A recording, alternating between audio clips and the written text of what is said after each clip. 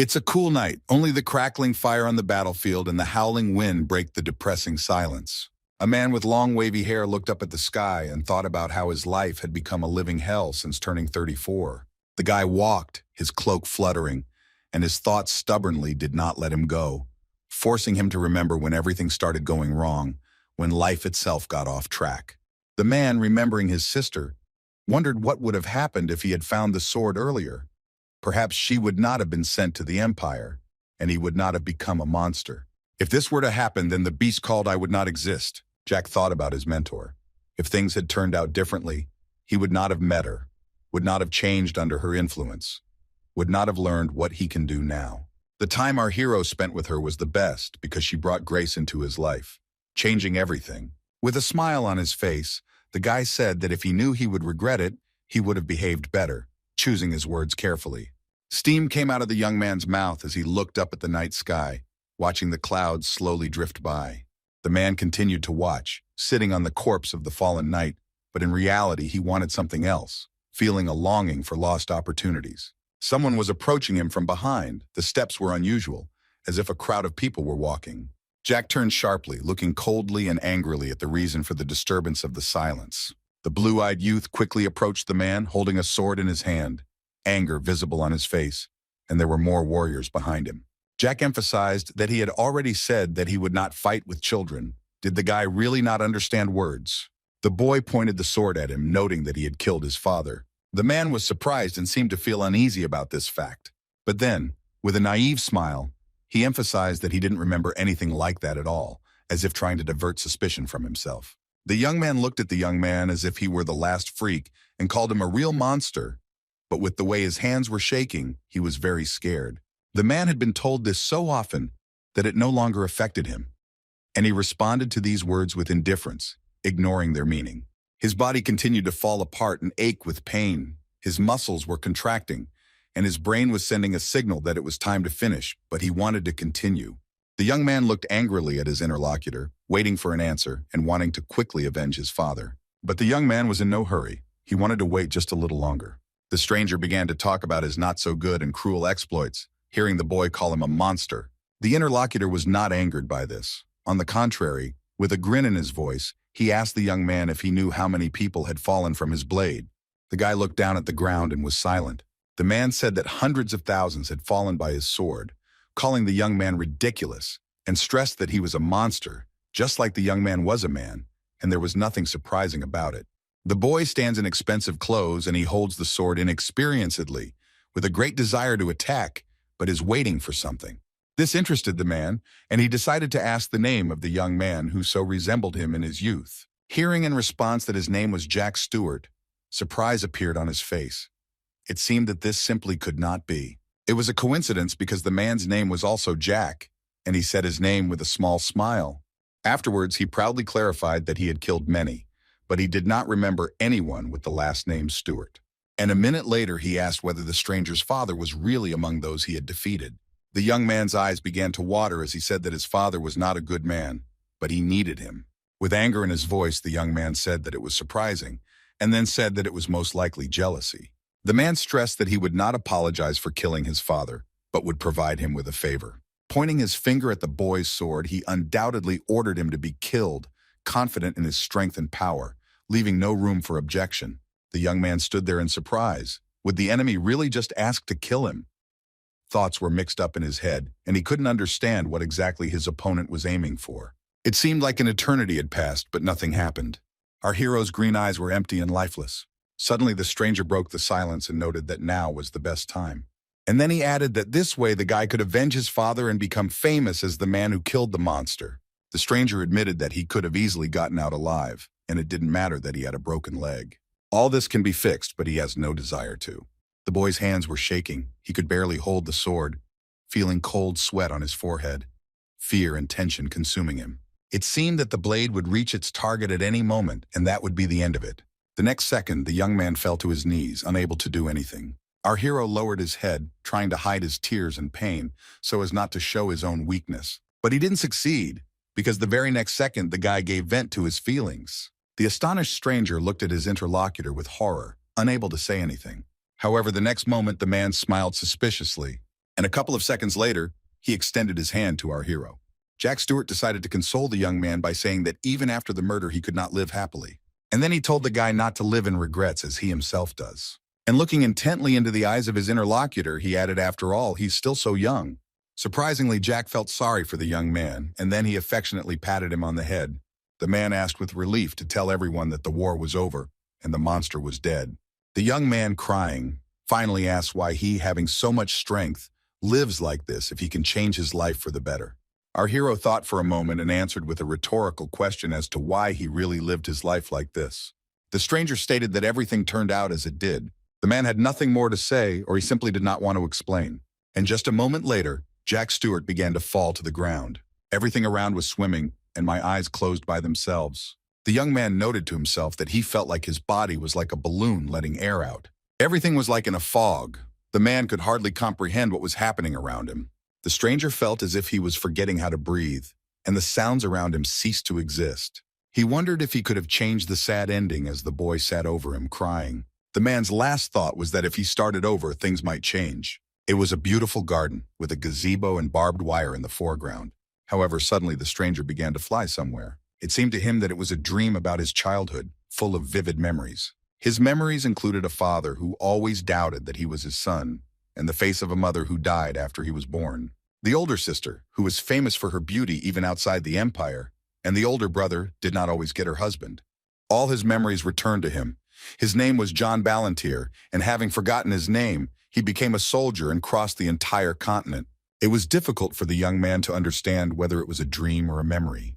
Jack didn't understand what was happening to them, and so he decided that it wouldn't take long for him to go crazy.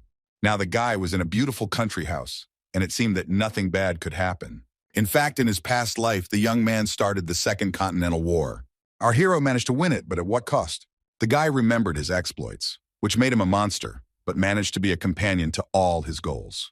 Driven by the desire for revenge, the boy destroyed everyone who belonged to the Tulkun family, which dominated the Western continent. Our hero started wars and ended them with victory. Success accompanied all his goals. It was easy for Jack to accept his death because he had no incentive to live. And then his heart began to stop, when suddenly something happened. Looking at the mirror in the room, he tried to understand how he returned to the past. The young man knew that his home was reality, although much was unclear. The boy panicked and wondered how this was even possible, if all this had really happened. His family, the Marquises of Ballantyre, was renowned throughout the Tesla Empire, and he was the third and youngest child in the family. If Jack had been content with the title of young Marquis of the Teslan Empire, he would have lived a good and happy life, but not for the Ballantyre family. It seems that it is all simple, but there was one thing that the guy thought about. By touching the roses, our hero wanted to forget himself and enjoy what was there. And so the boy came to the rose garden. There was an extension on which stood a table with chairs, and roses grew around. The guy knew that the location looked very good on the outside, but in reality it was a place of some kind of exile. Looking at the sky, our hero thought that this place was needed to protect the youngest child. Sitting on the floor of the annex, he continued to think that this place was meant to protect him from the support of his family and vassals. Suddenly, someone's footsteps were heard behind the young man. Jack knew who it was, although he was in no hurry to turn around. It was about the butler who, smiling and dressed in an elegant suit, brought the young master a drink. Butler Ron was always a little devious, but he was the only one who appreciated and supported the young man. The boy jokingly asked if Ron had put poison in his drink, after which the frightened butler began to justify himself that he had not. With horror on his face, the young man began to scream and make excuses. Jack calmed him down and said with a smile that he was joking and thanked him for everything.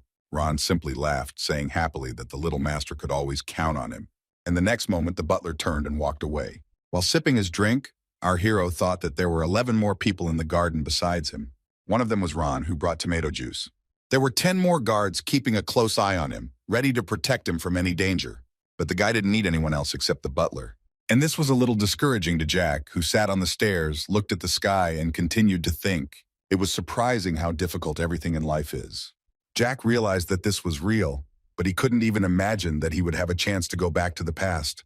Looking at his hand, where there were no wounds yet, and not even a hint of a heart of lies, he thought that he was only 14 years old. Unlike other children of noble families, he felt like a complete failure.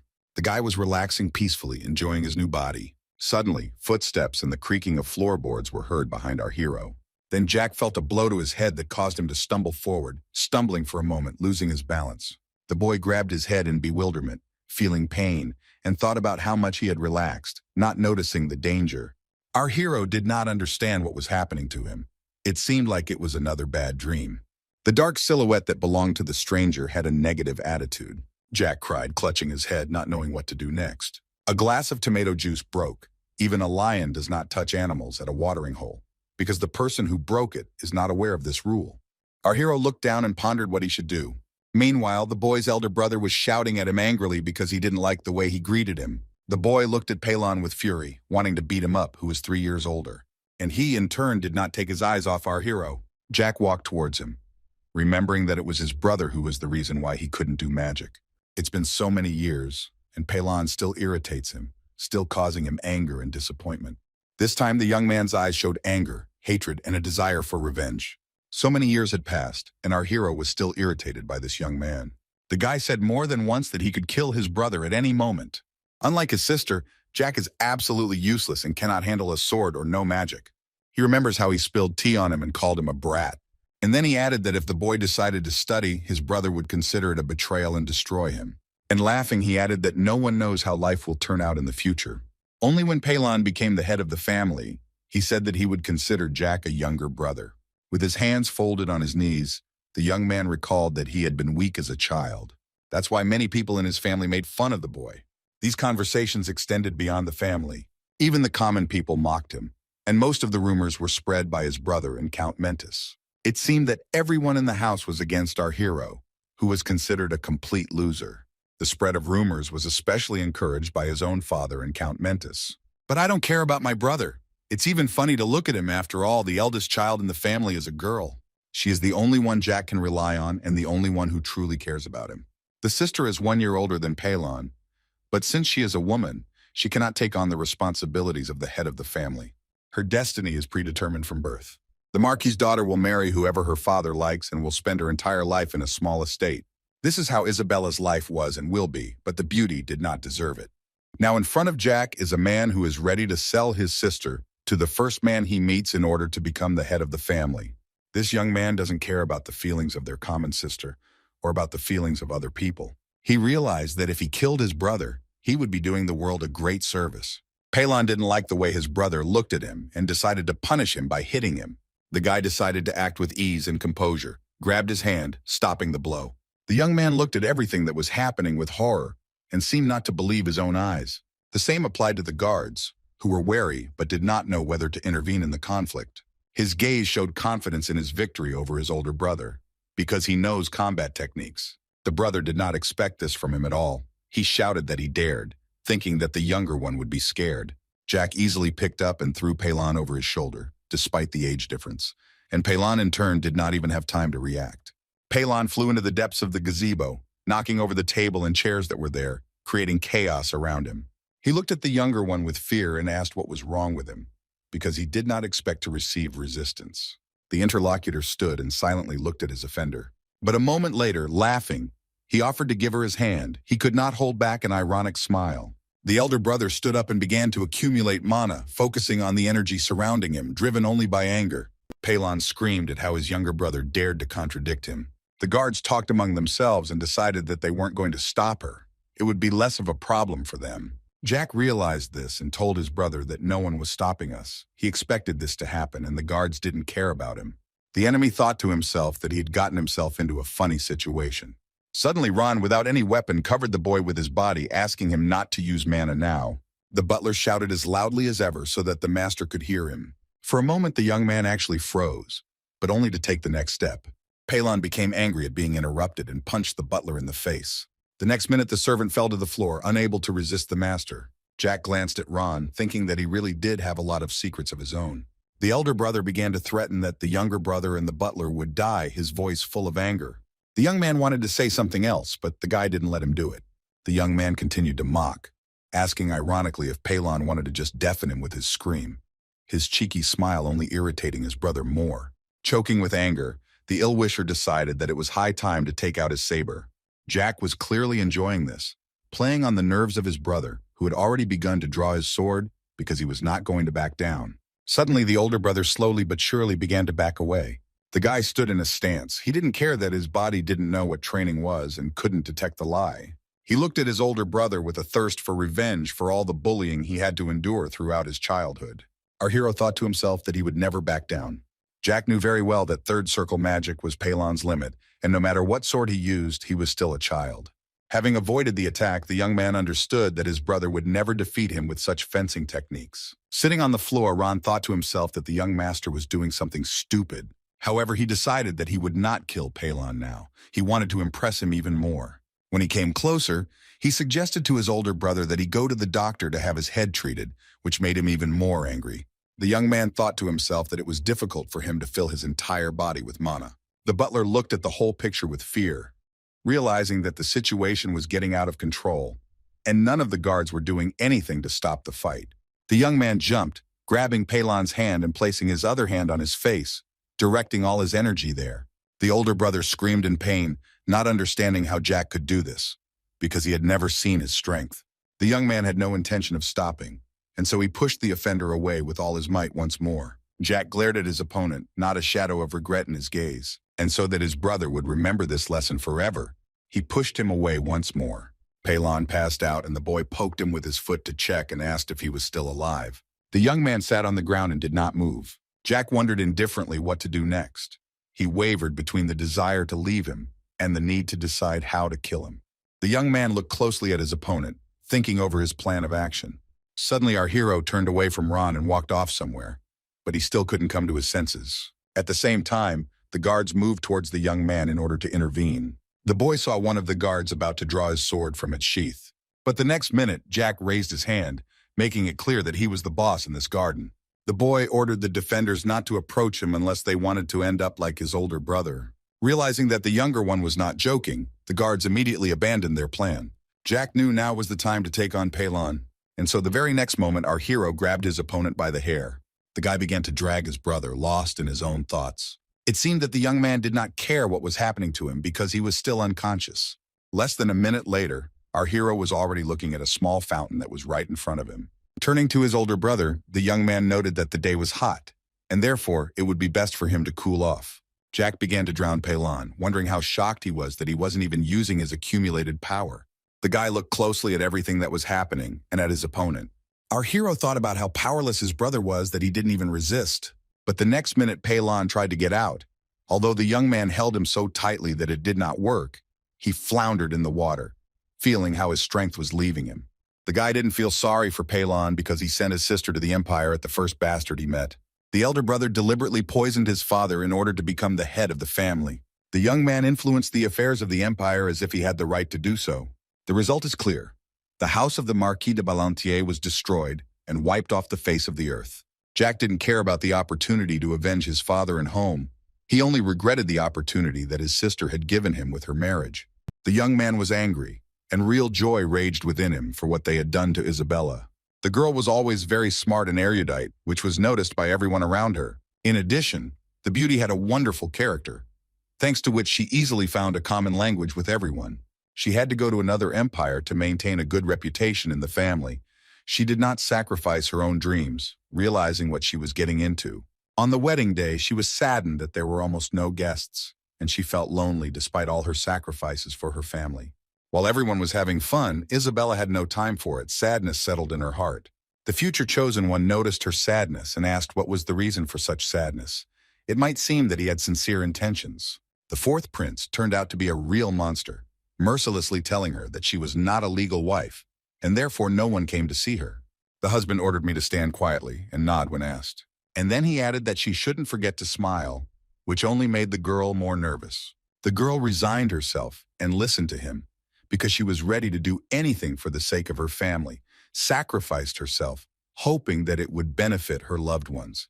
Jack doesn't want to think about it anymore because he starts to get even more angry and has an uncontrollable desire to kill his brother right now.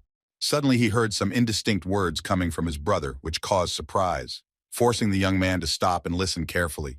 Jack pulled his brother's head out of the water, after which he, gasping for air, looked confused and frightened and began to beg for mercy. The young man was intrigued by Palon's grimace. After all, he had only seen such a face on people at war who were afraid of death. And such people were encountered all the time. Jack told his brother to think about what his brother was doing to him and offered to help him think more easily. And still holding him by the hair, he asked why he didn't think about it. It must be difficult to be in such a situation. A second later, Jack, with an evil smile, suggested that his brother walk in his shoes to better understand the meaning of family universities. Palon looked on with fear. The young man began to swing his fist, ready to hit with all his might. He felt the adrenaline boiling in his veins, and at that moment anger overwhelmed him. Ron shouted for him to stop across the entire area, his voice piercing the air like thunder, making Jack think twice about his actions. The butler then came closer and quietly asked the young master to stop, his calm tone contrasting with the tense atmosphere. The guy looked at Ron, saying nothing, although he tried to calm the situation. He could not change Jack's feelings. For a few more minutes, our hero held his opponent, deciding to take the next step. Suddenly, the young man let go of his brother, although he did not want to at all, but did it because he respected the butler, who treated him well. Jack spoke rudely to the guard, making him very worried after what he saw that he would get it too. And then he put his foot down on Palon with disdain. The young man ordered his brother, who was still in a deplorable state, to be removed somewhere. Our hero added that the gentleman was alive, and therefore there was no point in worrying. The guard approached Palon with concern and began asking how he was feeling, while Jack calmly dusted off his hands. The butler walked towards the victim, bumping into the young man with his shoulder. The servant did not know what to say to him, so for a while he simply watched the young master. He in turn watched as one of the guards lifted the unfortunate man from the ground. Ron had never seen Jack like this before. He wanted to help, but he didn't know how to properly approach the young man in such a state. Palon was taken to his mother's estate, who, when she saw him, was horrified and began to lose consciousness. The woman did not understand how Jack Ballantyre's half-brother and future heir, supported by the forces of the influential Mentis family, could be in such a state. The family was thrown into total disarray after the future holder of the title of Marquis of this family had a broken head and began to be afraid of water. The servants and doctors used all available first aid methods to help the patient. Jack sat in the room sipping hot tea, and Ron faithfully kept him company. The young man picked up a fork to try the strawberry cheesecake, which looked very appetizing. Jack was about to pop the piece of berry that covered the dessert into his mouth with pleasure. The butler looked attentively at his master, but did not dare to start the conversation first. After the incident with his brother, rumors began to spread among the staff of the house, and the atmosphere in the estate became tense. The sister passing by listened with curiosity to the conversations of others, trying to understand what the rumors were about. At first she quietly approached and a little shyly tried to ask what their conversation was about. But soon her curiosity got the better of her, and she asked decisively what they were whispering about. The rumors began to spread further, gaining new details, and finally reached the head of the family. And this was before Palon was supposed to turn 18, meaning he could have claimed the throne, but now everything is in question. Father ordered that Jack be called to sort out the rumors that had spread among the staff. The man was not going to leave things to chance. It was very important to him. After tasting the cheesecake, Jack thanked the butler for the wonderful dessert. The servant closed his eyes as a sign that his thanks were accepted, but remained silent. The next minute, a maid entered the room and turned to Ron. The girl came a little closer to whisper something in the houseworker's ear. The young master was interested in the butler's reaction, and he quietly watched their conversation. After the girl left, Ron told Jack that he needed to go to his father immediately. Our hero placed his hands on the edge of the chair and was about to get up. Seeing that the young master was going somewhere, the servant shouted that he would go with the boy since he had witnessed the whole situation. The guy assured that he was no longer a little boy and did not need to be protected. Ron didn't understand what had happened to the young master and why he had changed so much lately. The young man bowed politely, indicating that the boy should be as careful as possible with the master. Adjusting his cloak, our hero did not deign to answer, but proudly walked forward. The house was in chaos, as always. Someone was running somewhere, hurrying somewhere. Arriving at the estate where his family lived, the guy felt strange because of the number of people bustling around. It seemed to him that all eyes were focused only on him, as if he had become the center of attention in this crowd. He hadn't felt this way for a long time, and it made him feel unsure and uncomfortable. Our hero felt like he was being looked down upon and actively whispered about behind his back, believing that he was a worthless person. At the same time, the young man walked proudly through the hall, because duty demanded it. Jack tried to think that it didn't matter what anyone thought of him, hoping that the conversation with his father would end soon. The next moment, the young man was already standing at the door, which he was about to open. The young man reached out to open it, but the guards blocked the passage with weapons, not allowing him to go further. Our hero looked at his father's defenders, and they stood there impassively and did nothing more. Jack turned to the knight, but receiving no answer, he realized that he was pretending that he was not there. Our hero stood and watched as two men in front of him closed the opening with axes, making it clear that the young man must leave. The young man lightly nudged the guard's leg, but he only looked at him with an angry gaze, not moving from his spot. Jack began asking the defenders if they were mute or deaf. Looking into the eyes of the ill-wisher, our hero thought that before he would have immediately run away from such a look, but not now. And so with a smile, he threatened the knight to relax his face or he would cut it in two. Suddenly the guard made a voice and asked again what the young gentleman had just said. But he kicked him again, but harder to show his intentions. This time the guard crouched in pain. The force of the blow was felt even through his armor. Jack wasted no time, approached, looking at the knight with a challenge, and asked why they weren't dropping him. The guard replied that he couldn't say why they weren't letting him in, to which the guy, with suspicion in his voice, asked if he should just wait. For a moment our hero thought about what to do next, and then he turned around abruptly and began to walk towards himself, to which the knight, surprised, asked where he was going. Standing half-turned, the guy asked again what it was all about, but the interlocutor did not answer, pretending not to hear. After which Jack asked me to tell him that if his father wanted to talk, he should come to him himself. The guard simply watched him go, thinking that the young master had gone crazy because they had never seen such behavior. The head of the family was informed that the boy simply up and left. Hearing such a statement, the Marquis did not understand how his son could do such a thing. At the same time, the servant, justifying himself, noted that it was true the young man was not let in, and therefore he turned around and walked away. With a smirk on his face, the formidable father declared that he understood everything. And the very next moment, putting down the pen, he stood up from his seat. The man said in a serious tone that the younger one had changed a lot. Jack sat outside, sipping his drink, and wondering why his father hadn't come yet, even though he should have. Suddenly, the guy's attention was drawn to some extraneous noise. Although it was getting dark, and it seemed that no one would come to the garden at such a time, this was not so. And then steps were heard, and the young man realized that many people were approaching him, but he remained calm. As Jack continued to sip his drink, he thought that he had just remembered his father when he came to visit him. Along with the husband walked a lot of servants, and next to them walked his wife, the guy's stepmother, with a fastidious face. Having noticed his father, the young man noted to himself that it was clear from his face that he was an old and stubborn donkey. Surprisingly, our hero remembered this man exactly the same in his past life. The head of the family came closer and looked at the guy from above, evaluating him with a disdainful look, as if he were just a child's toy. Our hero reflected on the fact that he was trying to think as if this man did not exist at all, because in his past life, he almost killed his son when he ran away. This is a man who is capable of selling his child for the sake of his own reputation, too greedy for power and too incapable of achieving what he wants. Jack greeted the man angrily, and it looked very disrespectful on his part because he did not hide his hostility. The father simply looked straight at Jack, asking with displeasure what had happened to the young man who had once been unable to contradict him. Looking askance at his interlocutor, the guy said that he didn't understand what he was talking about. Suddenly, the Marquis intervened in the conversation, accusing the guy of communicating inappropriately with the head of the family. Jack crossed his legs and noted that the delegation had come a long way, so he suggested going inside the building. Although the very next moment, the lumbar suggested discussing everything on the spot. And then, for some unknown reason, he threw the plate into the air with all his might. Everyone gathered was surprised and outraged by such impudence, because no one expected such frankness and disdain from the young man. Not even a few seconds passed before the plate shattered into pieces in the air. Everything happened under the influence of the magical power of our hero's father. The head of the family began to accumulate mana in order to take revenge on the impudent man for everything he had done. Jack realized that his father wanted to know if he had developed a heart of lies, and this made the situation even more tense. Suddenly a man spoke up, seemingly reading his son's thoughts, and with a grin, declared that the young man was empty.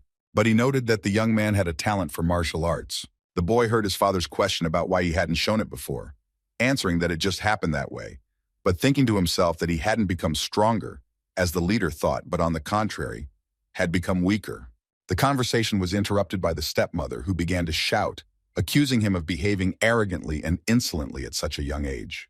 The head of the family interrupted his stepmother with a gesture and with cold abstinence, said that he had previously thought that the boy was useless, but it turned out that this was not so. Our hero looked closely at his parent, not knowing what to answer. And then he asked if he was useless. Did that mean he was not worthy of being his son? The man calmly asked if the child really wanted him to acknowledge him as his son. Jack replied coldly that he was not interested, the words spoken with a palpable indifference that only further strained the atmosphere between them. All those gathered watched what was happening in amazement and could not believe that they heard what they heard. And at that moment, the man turned around and was about to leave. In turn, our hero did not understand what all this meant and what the outcome would be. And the outcome was not long in coming, because the father said that he understood everything, and demonstrating indifference, headed home. Looking after his departing parent, the boy did not understand why this man had come at all. Finally, Jack turned to his stepmother, but was in no hurry to say what he wanted. But then he noticed with a smile that after everything that had happened, she had wrinkles, and that she needed to take care of her skin. The woman got angry, calling him a bastard, and was unable to influence our hero in any way. And the young man simply smiled, thinking that he was the most ordinary guy, although he was very pleased to look at the Marquise's angry face. The very next minute, the guy, watching his stepmother, began to say something. Jack wished him a good evening with a smile, and with a little irony, asked him to convey his apologies to his brother. Finally, the night has come, the time when you can relax and think about something of your own. The very next day, Ron informed the master that Jack had been sentenced to solitary confinement for 20 days for causing a disturbance in the house. The butler hysterically asked what had happened while he was gone, but the young man replied that it was not important and asked him not to shout. And then he added that while the second one was mocking him, the faithful servant did nothing, but now he was angry.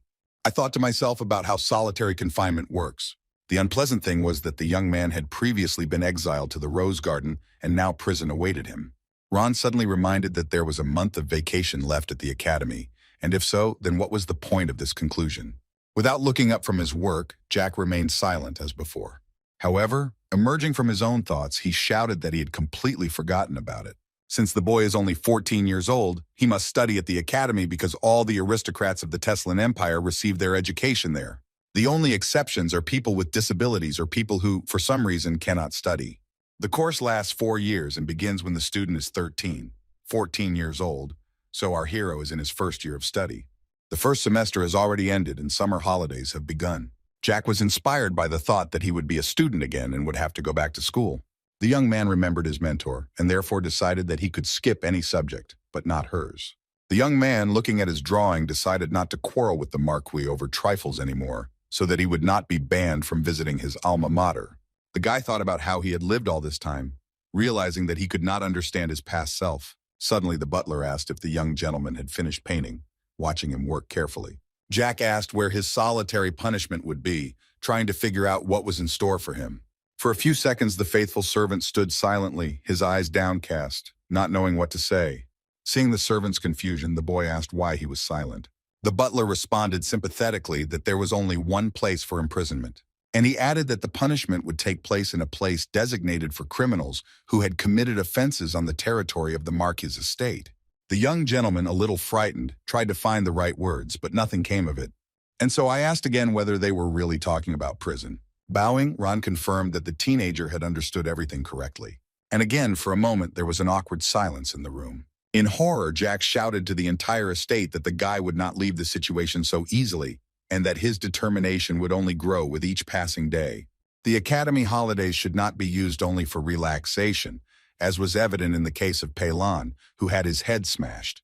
Almost every day since the beginning of the holidays, he attended various events where he met aristocratic families.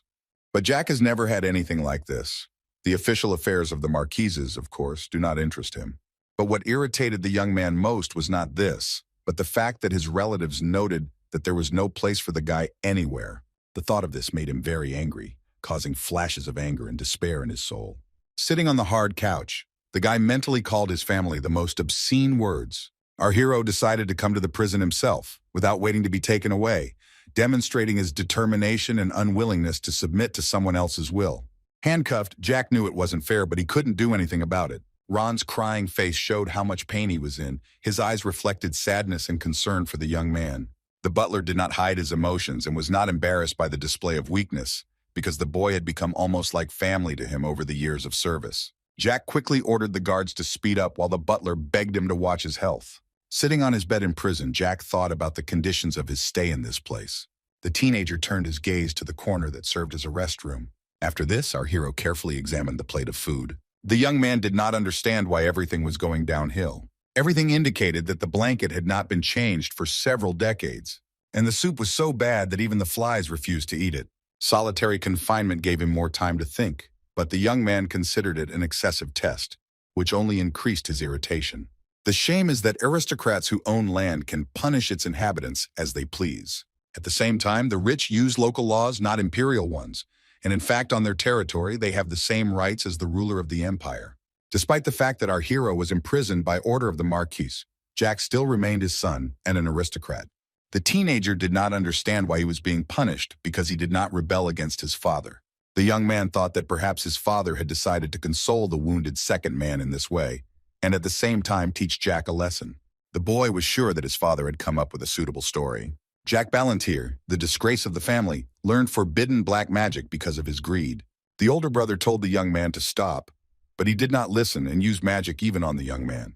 But despite the fact that the second heir in the family suffered, Palon forgave the stupid teenager. Probably in the minds of the Marquis and Marchioness, such an excuse was created specifically for the public in order to preserve their reputation. But the guy didn't want to continue this story because it disgusted him. Jack felt bored at the thought and lay down on the bed, hoping that his confinement would not last long. Turning over on his side, our hero realized that he could quickly run away from here, but he couldn't for 3 reasons. Closing his eyes, the teenager knew it was all about his sister, Ron, and also his mentor. Besides, Jack realized that he was still too weak to survive alone, 55 kilograms and 165 centimeters tall, and no muscles. The guy knew the rule of survival in the world. The strong devour the weak, the strongest survive, and the weak become food or die. Jack didn't want to start a massacre like in his past life, but he wanted to protect his sister, mentor, and Ron. The young man knew that to do this, he would need time and power, which could be obtained at the academy, since only there could he prepare for future challenges. If everything works out, the teenager will be able to take care of those he loves and values most.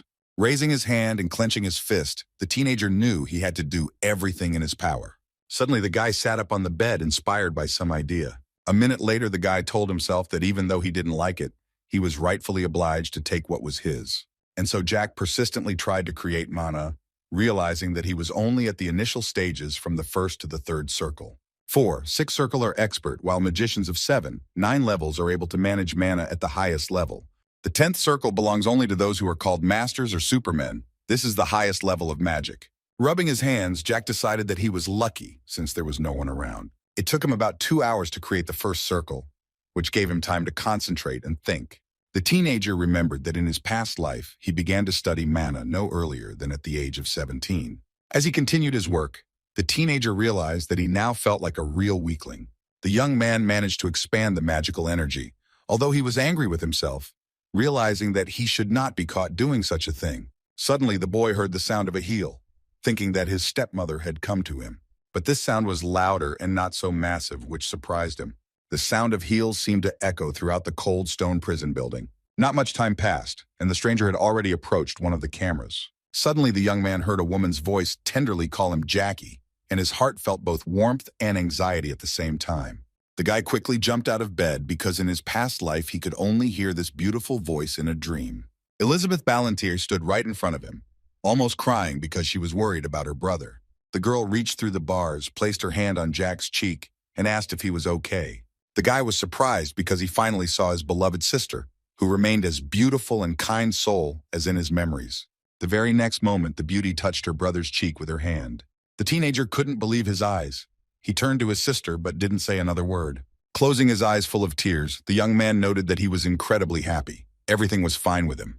Suddenly, Elizabeth asked why her brother used black magic when she could have taught him simple magic. The interlocutor noted that she was very sorry, and at the same time stated that the young man should have stayed at the academy. And then she started asking why the guy came back home. The girl continued asking questions, but the guy didn't react. He just smiled in surprise because he hadn't seen her for a long time. The sister again asked worriedly if he was listening to her because maybe he was not feeling well. Jack replied that he was just glad to see his family member. And then he lowered his head and began to wipe away his tears, although his sister did not understand what had happened. The young man looked at his sister and began to say that he was glad and that this was all real and not his nonsense.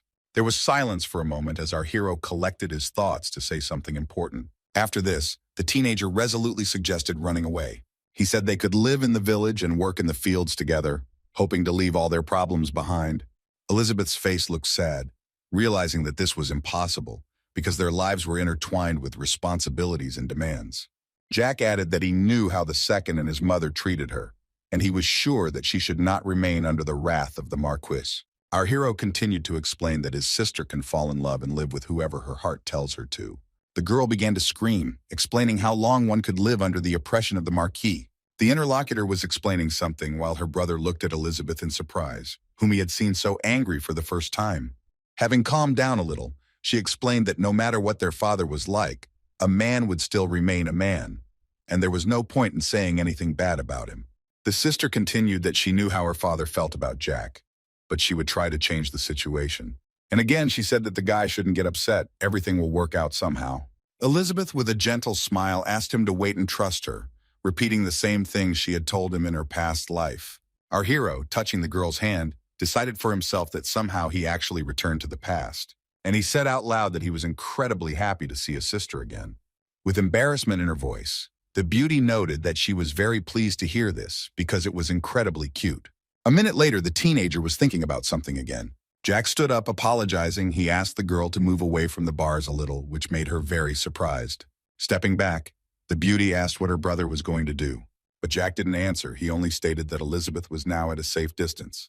And after the brunette moved away, the young man began to use magic, focusing on the energy emanating from his palm. The astonished guest looked at the teenager and could not utter a word. Jack moved his hand towards the grate and began to focus the energy, feeling the magical force envelop the metal. The sister looked at this in surprise, her hair fluttering from the light flow of magical energy released along with the lock. The relative anxiously asked how the guy was able to create a circle and how he managed to destroy the castle, not understanding where such abilities came from. And while Elizabeth stood rooted to the spot, our hero had already begun to stretch out his hands towards her. The guy silently hugged the girl because he had dreamed of doing this for so long, feeling the peace and warmth that he had so vainly hoped for. Jack asked his sister for forgiveness, hugging her tenderly. The sister was very surprised by such unexpected tenderness, and she froze for a moment, not knowing how to react to her brother's behavior. After that, the brunette anxiously asked what had happened to the guy. Perhaps he had eaten something wrong or something else strange had happened. Elizabeth continued asking if he was sure he was okay, trying to figure out the boy's emotions. Our hero was flattered by such concern, and so with embarrassment in his voice, the guy declared that everything was fine with him. Jack continued to hug Elizabeth, realizing how long it had been since he had done this.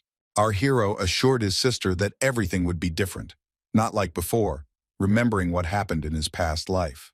The young man promised to give the girl the life she truly deserves, a life in which there is happiness. For a while, the brunette sat silently, not understanding how to react to such an attitude.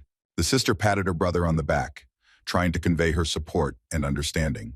And the boy remembered how he learned the whole truth about the fourth prince, to whom his sister was given, and his heart was filled with anger. In a past life, our hero took a man captive to avenge his sister because Elizabeth's life was complete hell. After the prince confessed, the young man realized that he was in a hopeless situation that left no chance for salvation.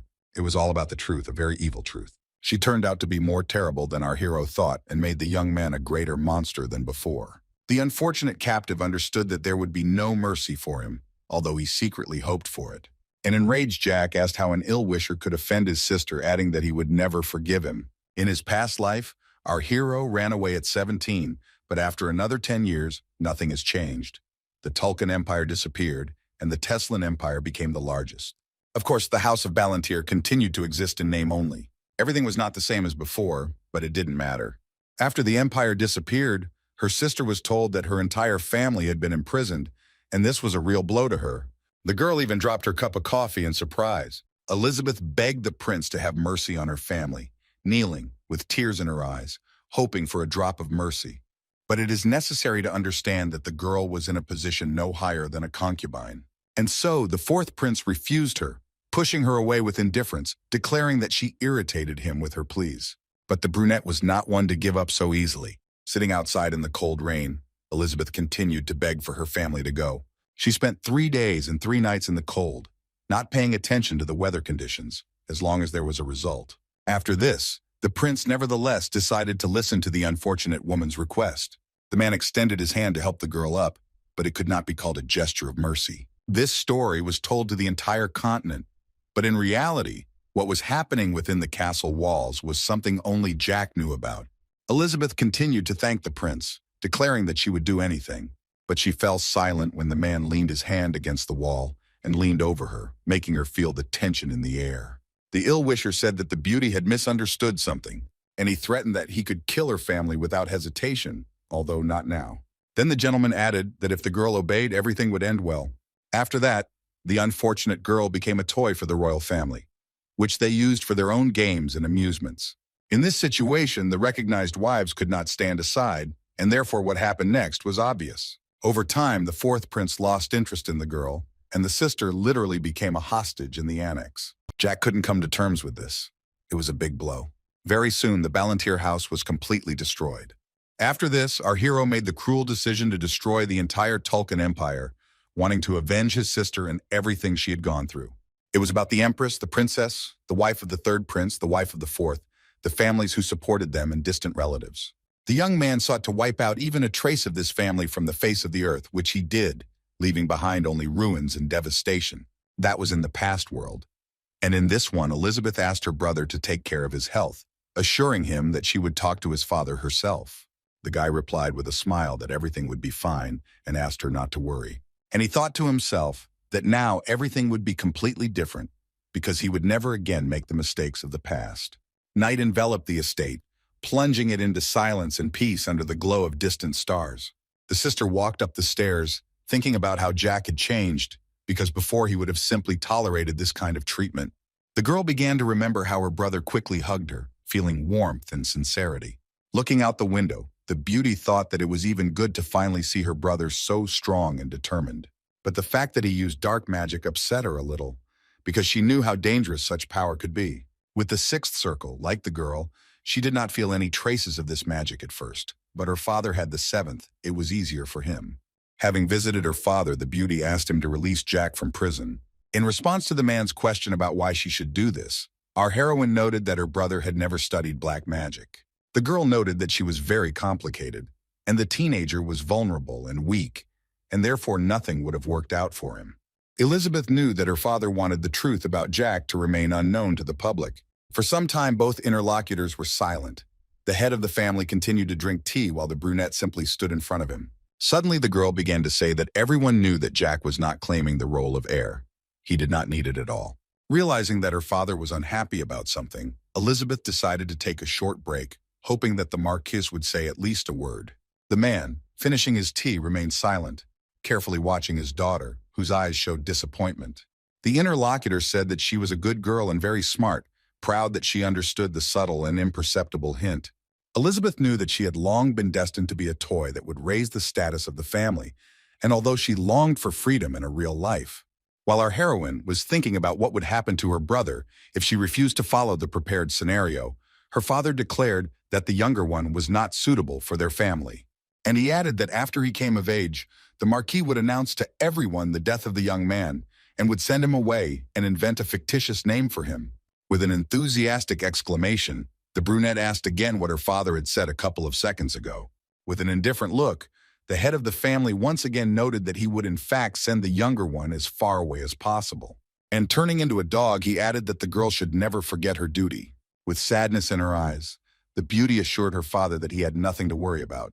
After this, the man, looking at his surprised daughter, said that it was surprising that Jack beat up Pelon, who had the third circle, while the younger one had none.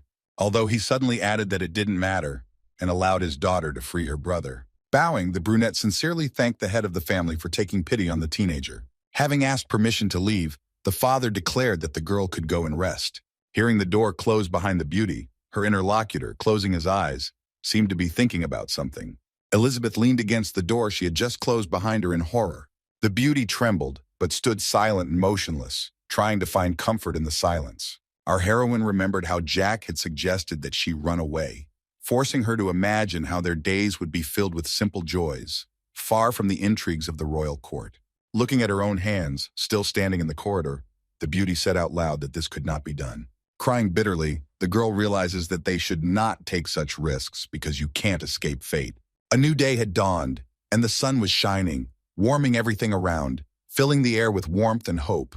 Jack woke up stretching and yawning, trying to get some exercise. Turning to himself, the young man complained that after yesterday, he had been dreaming of a past life filled with the most unpleasant moments. Putting his feet on the floor, the young man decided that perhaps it was all about the prison that was giving him nightmares. A minute later, some unknown person addressed our hero as the third gentleman. It was a guard who came into the cell and told the boy that they had decided to release him.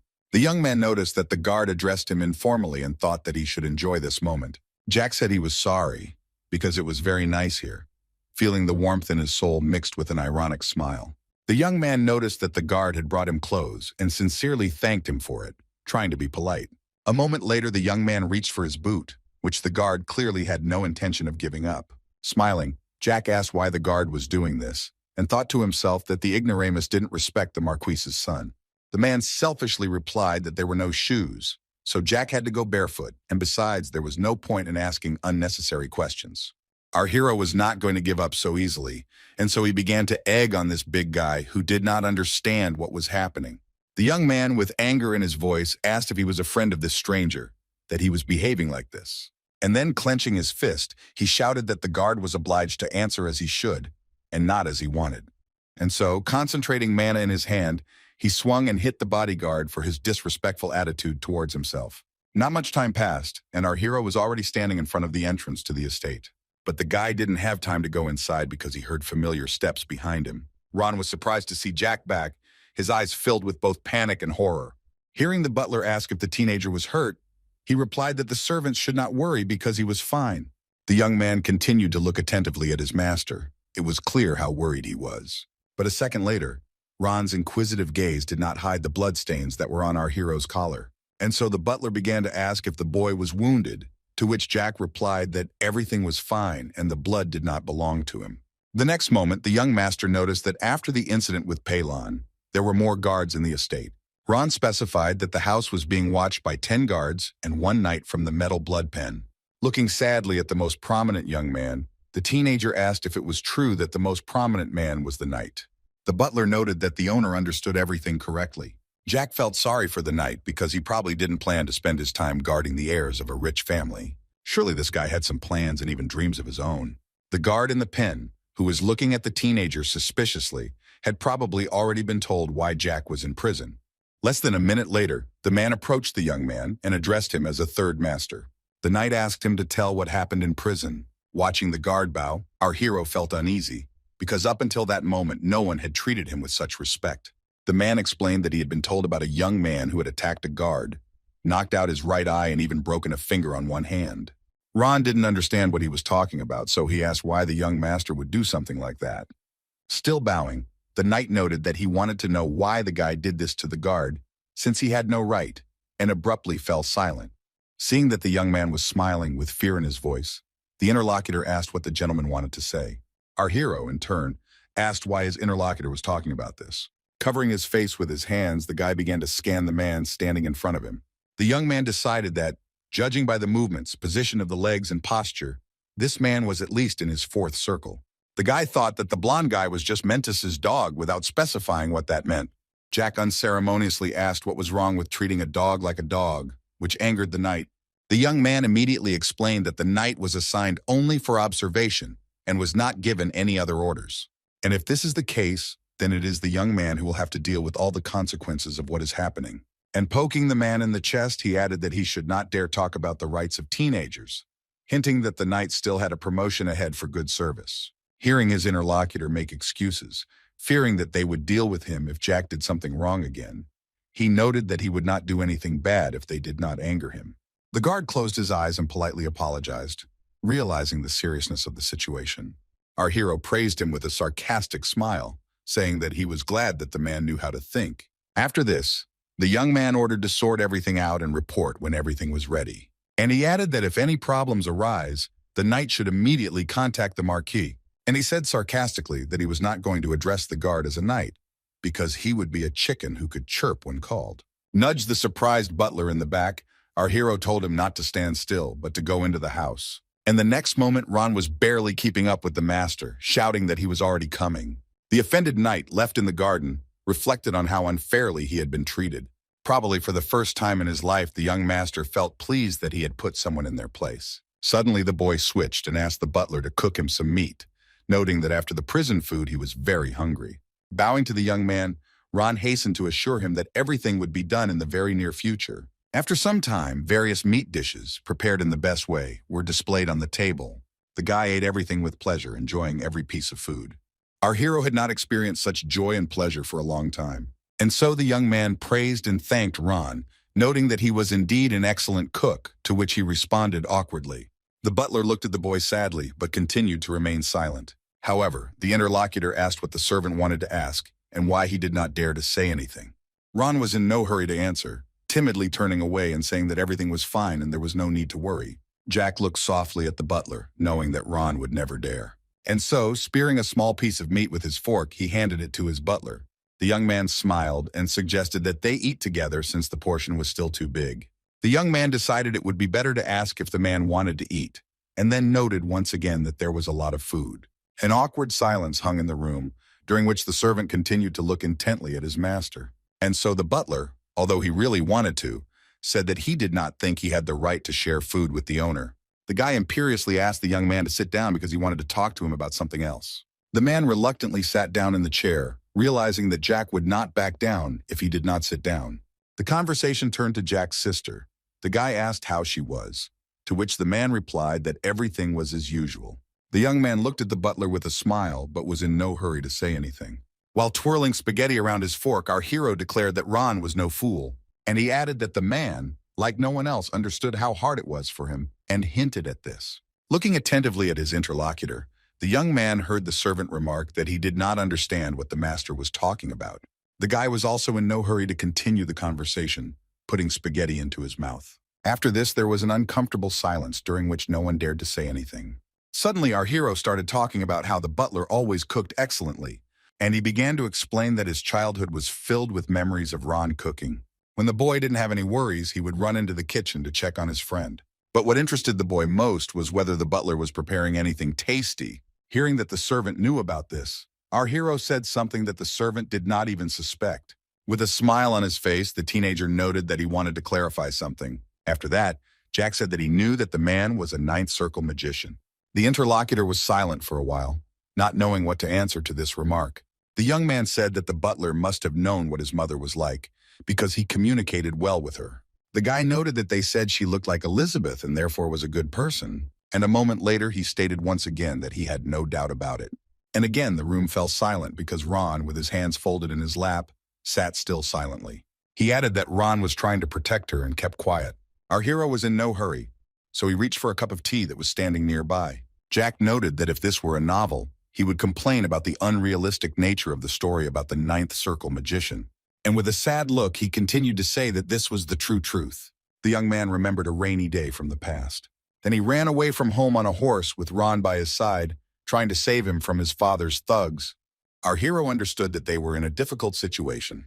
The pursuers were the Knights of the Metal Blood, trying their best to carry out the order. Their commander was a ninth circle swordsman with long black hair and dark skin.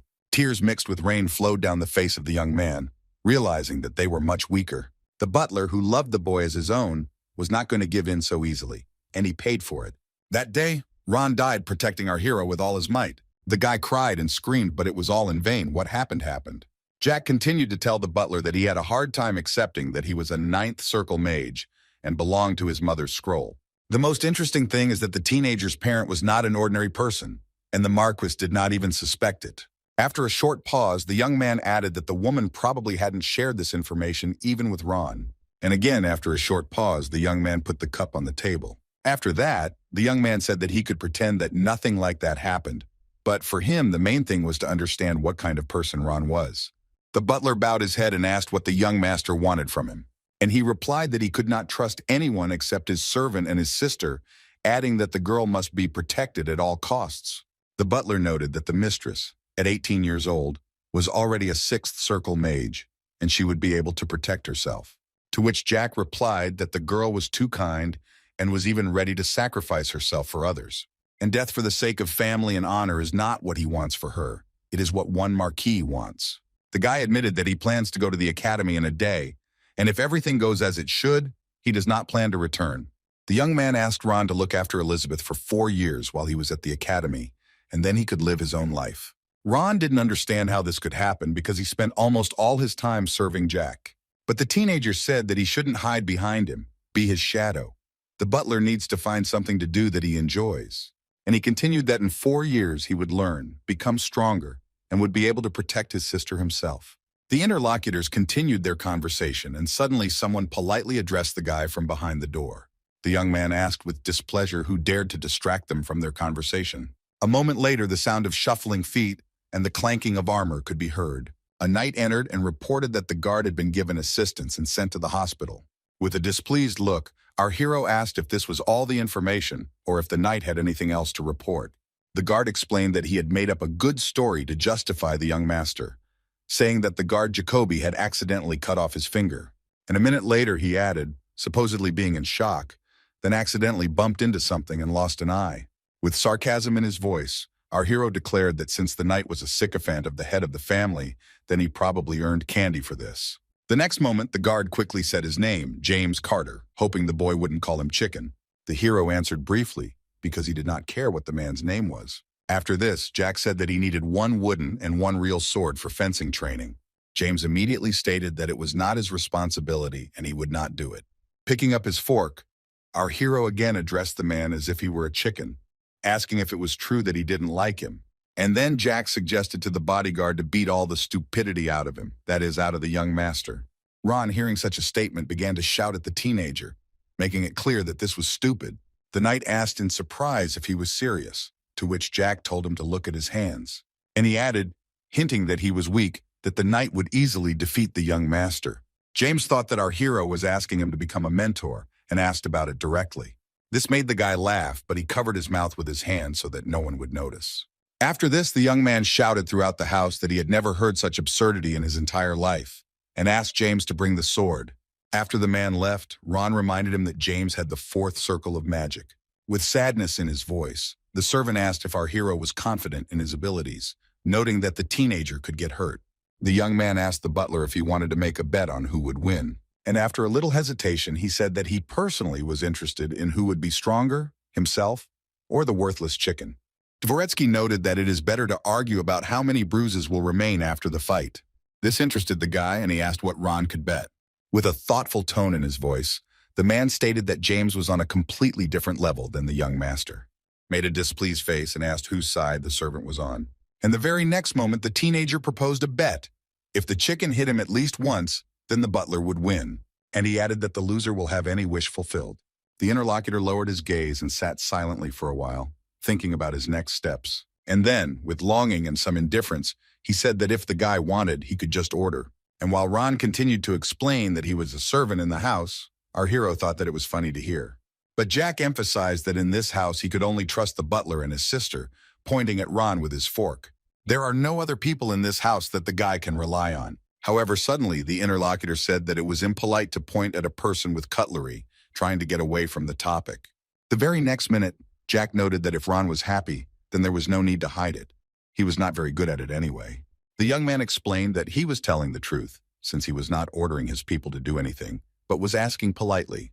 The butler looked at our hero attentively, unable to utter a word, and yet the man could not refuse, which made the guy very happy. Before the interlocutors could finish speaking, someone knocked very loudly on the door, and a minute later, some man in armor sat down on one knee. It was James, leaning over and apologizing because he said he had gone too far with his comments, replying that if the young man needed a coach, he was ready. Looking at the sad young gentleman, the knight apologized, stating that he had behaved impudently. Jack was thinking at this time that indirect insults and direct assault were completely different things, realizing that the person in front of him was afraid of the consequences. Suddenly, our hero suggested going to a deserted place. The young man poked his finger between the man's eyebrows and wanted to say something, but was in no hurry. And after a little hesitation, he asked whether it was true that the knight was afraid of losing to the young master. And the next moment, the teenager was already looking closely into the eyes of his future opponent. James, turning away abruptly, said that he was not really afraid of anything. The interlocutor, with surprise in his eyes, asked again whether this man was really so confident in his own abilities. And without waiting for an answer, he himself stated that he could see it on her face. And the very next minute, Jack asked Ron if he knew where there was a deserted place on the estate. The man did not answer right away. It seemed that such a question had taken him by surprise. Eventually, the butler took them to the basement, where there was plenty of space and weapons. Rejoicing at such freedom, the guy noted that he didn't even know that they had something like that in their basement. And then he asked if Ron himself really practices in this place. Ron explained that his mother built this place for her children. When asked why the guy didn't know about this place, the butler replied that it was because our hero had never done it before. After examining the room, Jack's attention was drawn to one detail. It was very clean inside, despite the fact that the basement had been unused and gathering dust for many years. There was silence for a moment, although despite this, the teenager smiled and was happy with what he saw. The boy thanked Ron for cleaning, as it meant a lot to our hero. The butler didn't know what to say to him, since he didn't seem to be doing anything special, and so he simply smiled sincerely. A minute later, the young man remembered his rival, and therefore addressed him as a chicken. Jack held out his hand, motioning for James to stop standing there and give him the wooden sword. The knight wanted to refuse, but Jack didn't even listen. And so, less than a minute later, the rival gave the young gentleman what he asked for. Jack took the weapon and was determined. It seemed like nothing could stop him. The knight noticed that the third owner knew how to hold a sword, which was already a bad sign for the man. The boy thought that if James knew how many people had fallen by his sword, he would not have smiled so frivolously. Still holding his blade, our hero timidly thanked his opponent for such a compliment. Jack said, "Let the fight begin fairly," and began to attack. The opponent looked closely at the young man and seemed not to understand what the teenager was planning. James parried the attack, thinking he had to be careful not to hit his master too hard. Of course, the knight did not want to look weak, but he realized that he was not fighting an equal. But a second later, the sword was under the guard's throat, which shocked Jack's opponent to the maximum. There was silence for a moment. Those gathered did not know what to say if the situation spoke for itself. Our hero looked closely at his opponent, trying to understand what he was thinking. A moment later, Ron shouted, turning to his master. However, the young man only noted that if it had been a real sword, the man would already be dead. He added that he asked for a fair fight, but unfortunately this did not happen. The guard was puzzled, not understanding how a young man who had not undergone training could know such techniques. Ron wondered how that was possible, since the knight could easily repel the attack, but Jack managed to get close to his neck. The butler didn't even suspect that at 14 years old, the younger one was capable of such a thing. The servant thought that James would knock the sword out of his master's hands in a moment, and the boy would be frightened and upset. As a result, the teenager will lie on the ground confused. However, Jack continued to attack and defend with exceptional skill, which amazed the butler even more. His stance, defense, and striking were perfect, and it didn't look like a 14-year-old fighting at all. Ron, watching all this in surprise, realized that if the sword was real, Jack could easily kill the guard. The young man coped with his task perfectly, and it seemed as if he was a natural-born warrior. At the same time, the knight realized that having such a rival was unpleasant. Ron at the same time did not understand what had happened to the boy he knew, because he had never seen Jack train with a sword. The butler suggested that it might be natural talent, but even a genius without training would not be able to fight so skillfully. Closing his eyes, the young man decided that he was wrong. The main reason was that even for a genius, this was something grandiose and unrealistic. Meanwhile, Jack asked James how old he was, guessing that he was over 20. With some caution in his voice, the interlocutor admitted that he was 23 years old. But the interrogation did not end there, as our hero asked when the opponent began training with Manga, and learned that at 18 years old.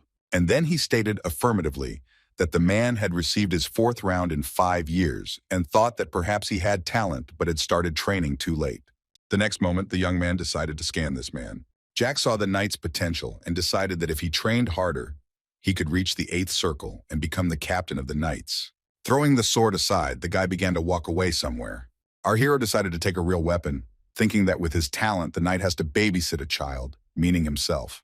Jack, holding a real sword in his hands and ready for the competition, added with a smile that he was starting to like James. After the guard pointed out that the young man could get hurt, he only smiled a little.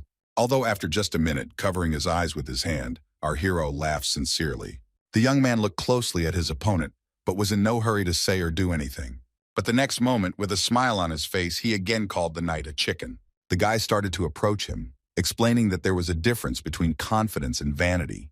Interrupting the young gentleman, the guard noted that everything that happened was just an accident. Looking at his opponent, the young man continued to insult this man. The guard didn't like it, but the guy continued telling the chicken to attack. James was furious, so he took it as a challenge. The man began to swing his arm to strike. He was determined to give the guy a beating. Jack noticed that the man immediately rushed into battle, This trait is precisely what prevents him from developing.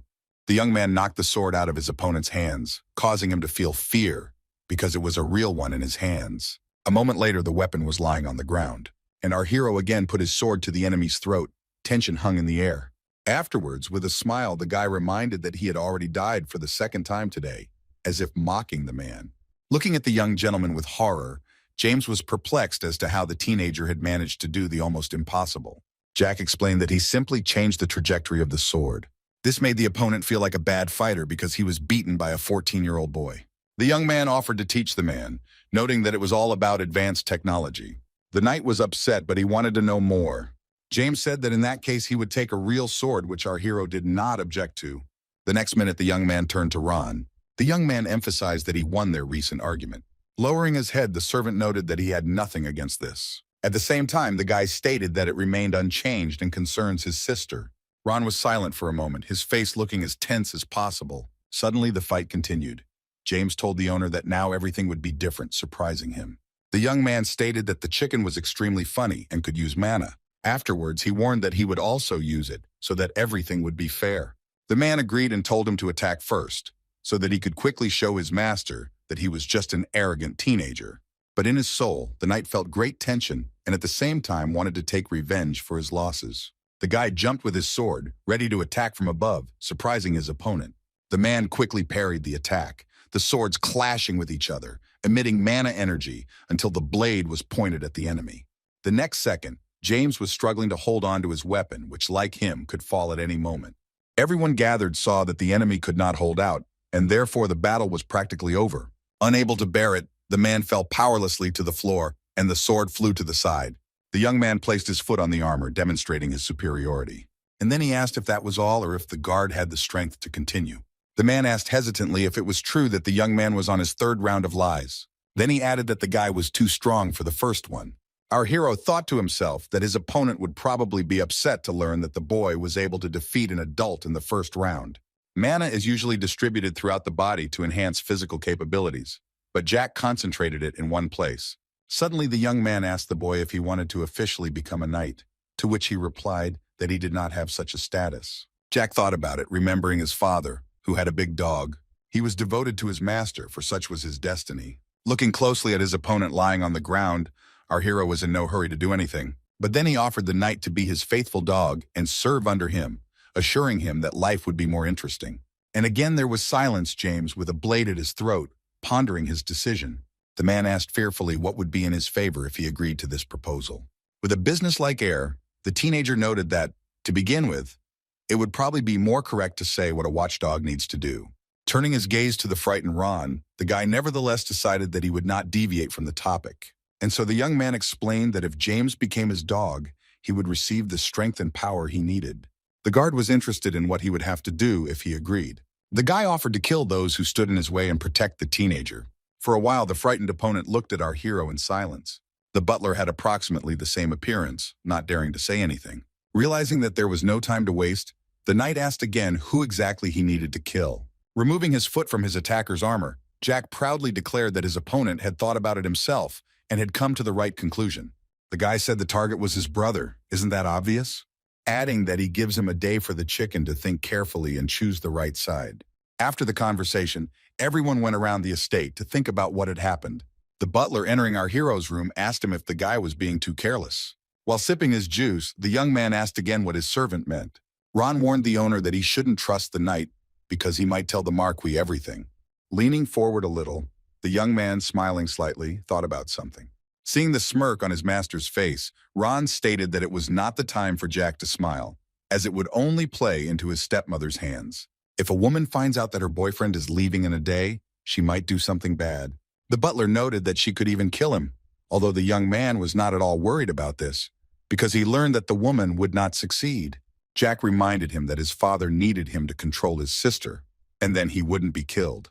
Although this did not make Ron feel any better, the man stubbornly stated that the young master did not know the Marquise as well. But Jack continued to note, even if the Marquis allowed her, the guy was already leaving for the academy and didn't see the point in this situation. The young man confidently explains that ill-wishers can only hurt him, but killing him is something that will never happen. The guy remembered that in his past life many people wanted to kill him, but no one succeeded. Looking at his drink, our hero fell silent for a moment. At one time, Jack was tried to be killed by Lady Harpy, Lord of Orcs, Lord of Dragons, and no one succeeded. And again he suddenly laughed at the thought that after all this, some woman would be able to destroy him. Jack thanked him for the massage and noted that he needed to exercise more to get his muscles working and stronger. The butler noted with sadness in his voice that he understood everything. Suddenly our hero turned around a little and addressed Ron, who immediately responded. Jack confidently stated that if he himself did not want to die, then this would not happen, and everyone would be safe. Ron got angry and asked what the gentleman was even thinking about, because his irresponsibility was off the charts and frightening. With a smile, the young man replied that it was better not to know about it. The butler wanted to say something in response, but he couldn't find the words, and so he simply stood there silently. Jack suggested that the servant go after him if he was interested in what would happen on the way, and he noted that, as the interlocutor believed, they could not travel together, since this would disrupt the entire plan, and this could not be allowed. Jack stated that the man should follow the boy at a distance and ensure safety and peace in any situation. The interlocutor, closing his eyes, said that he would do as the young master ordered. Noticing that the boy was in no hurry to leave, the servant asked what else the teenager needed. Jack asked that no one be allowed in, because he was creating the second circle in complete silence. The butler was surprised when he looked at the boy, because he did not expect such a serious request from the child. Ron screamed hysterically that it wasn't as easy to do as it looked. For a moment the young man thought about it, but then he reassured his faithful butler, noting that for him, everything was as simple as pie. The man thought that the guy had gone a little crazy in his fantasies while he was hiding behind the door. James hurried through the estate, thinking about the young man and his extraordinary powers. The man understood that the teenager did not have a first circle skill. Most likely it was a second or maybe even a third circle one. The knight realized that the child had great talent, but asking him to become a tame dog was pure nonsense. Jack has no support from the counts and no personal knights. He is left completely alone. Suddenly it seemed as if it had dawned on James, and he realized that the situation that had happened could not be ignored. The knight remembered how Jack had offered him to become a dog and serve under him, and it had worried him. These were very strange words for a child, so the guard decided to report this to the Marquis and inform him of the threat. The man understood that no matter how talented Jack was, he would never defeat the powerful marquises. The man was so lost in his thoughts that he didn't even notice how the young maids were looking at him. The girls noted for themselves, looking at the knight's smile, that something very good had certainly happened to this man. And he, in turn, was glad that he would be able to curry favor with his masters and earn their trust. In the pink bedroom sat the Marchioness and Elizabeth, the woman talking about how a commoner mother could at least leave the girl a chance for a good life. The Marquis said that the talent and title of Archmage are not as important as it seems to the young lady, because this is not the main thing. The woman selfishly remarked that her appearance was the only thing she had, since no one was interested in anything else, which upset Elizabeth. The beauty looked down at something but continued to remain silent, not knowing what to answer. The Marchioness said not to be sad about this and offered a glass of red wine for the company to lift the spirits. But the girl refused, because she couldn't drink in front of the Marquis, which she wasn't embarrassed to say. While drinking wine in one gulp, the woman said that the Duke of Melon's eldest son was interested in Elizabeth, as was the Duke of Ensemble's middle son. For a moment the Marquise fell silent, but only to give her interlocutor a break and time to think things over. After this, she angrily noted that the middle son would not be a suitable match for the beauty because he had other plans. The woman was interested in finding a good candidate and ordered Elizabeth to take good care of herself in order to please the man. Answering her stepmother's question about whether she had caught her eye on anyone, the girl began to resist in amazement. The Marquise reminded that if the girl had fallen in love with some guy she chose to her liking, she would have had to get rid of him quietly. Suddenly, the woman said that the youngest had found something interesting to do. Elizabeth asked fearfully what, hoping that he hadn't gotten into any trouble. The stepmother said that he decided to lure the knight to his side, although this is funny, because he has long been on the side of his second son. Clenching her fists, Elizabeth didn't know how to react to this, so she remained silent. The woman laughed throughout the room, because she was surprised at how the boy wanted to kill everyone. Such stupidity was funny to her. The girl thought to herself that it was because of his stepmother and father that Jack had such thoughts in the first place. The young lady said out loud that she understood everything. Smiling, the interlocutor noted that her stomach hurt from laughing and added how good it was that the girl understood her. Standing up from her seat, the woman emphasized that she would look for a suitable partner for the girl so that everything would be right. But the Marchioness, before leaving, decided to remind the girl of one important lesson so that she would never forget it. The beauty felt her stepmother's breath behind her back, and this made her feel uneasy. And then the Marquise said that if she found out about her daughter's meetings with a man, she knew what would happen. The woman began to threaten Milady, who was already very frightened without these threats. Realizing the situation, the young lady replied that the Marquise should not worry, because she knew how it would all end. Finally, the girl was praised and invited to go downstairs, because it would soon be time for dinner, so there was no need to linger.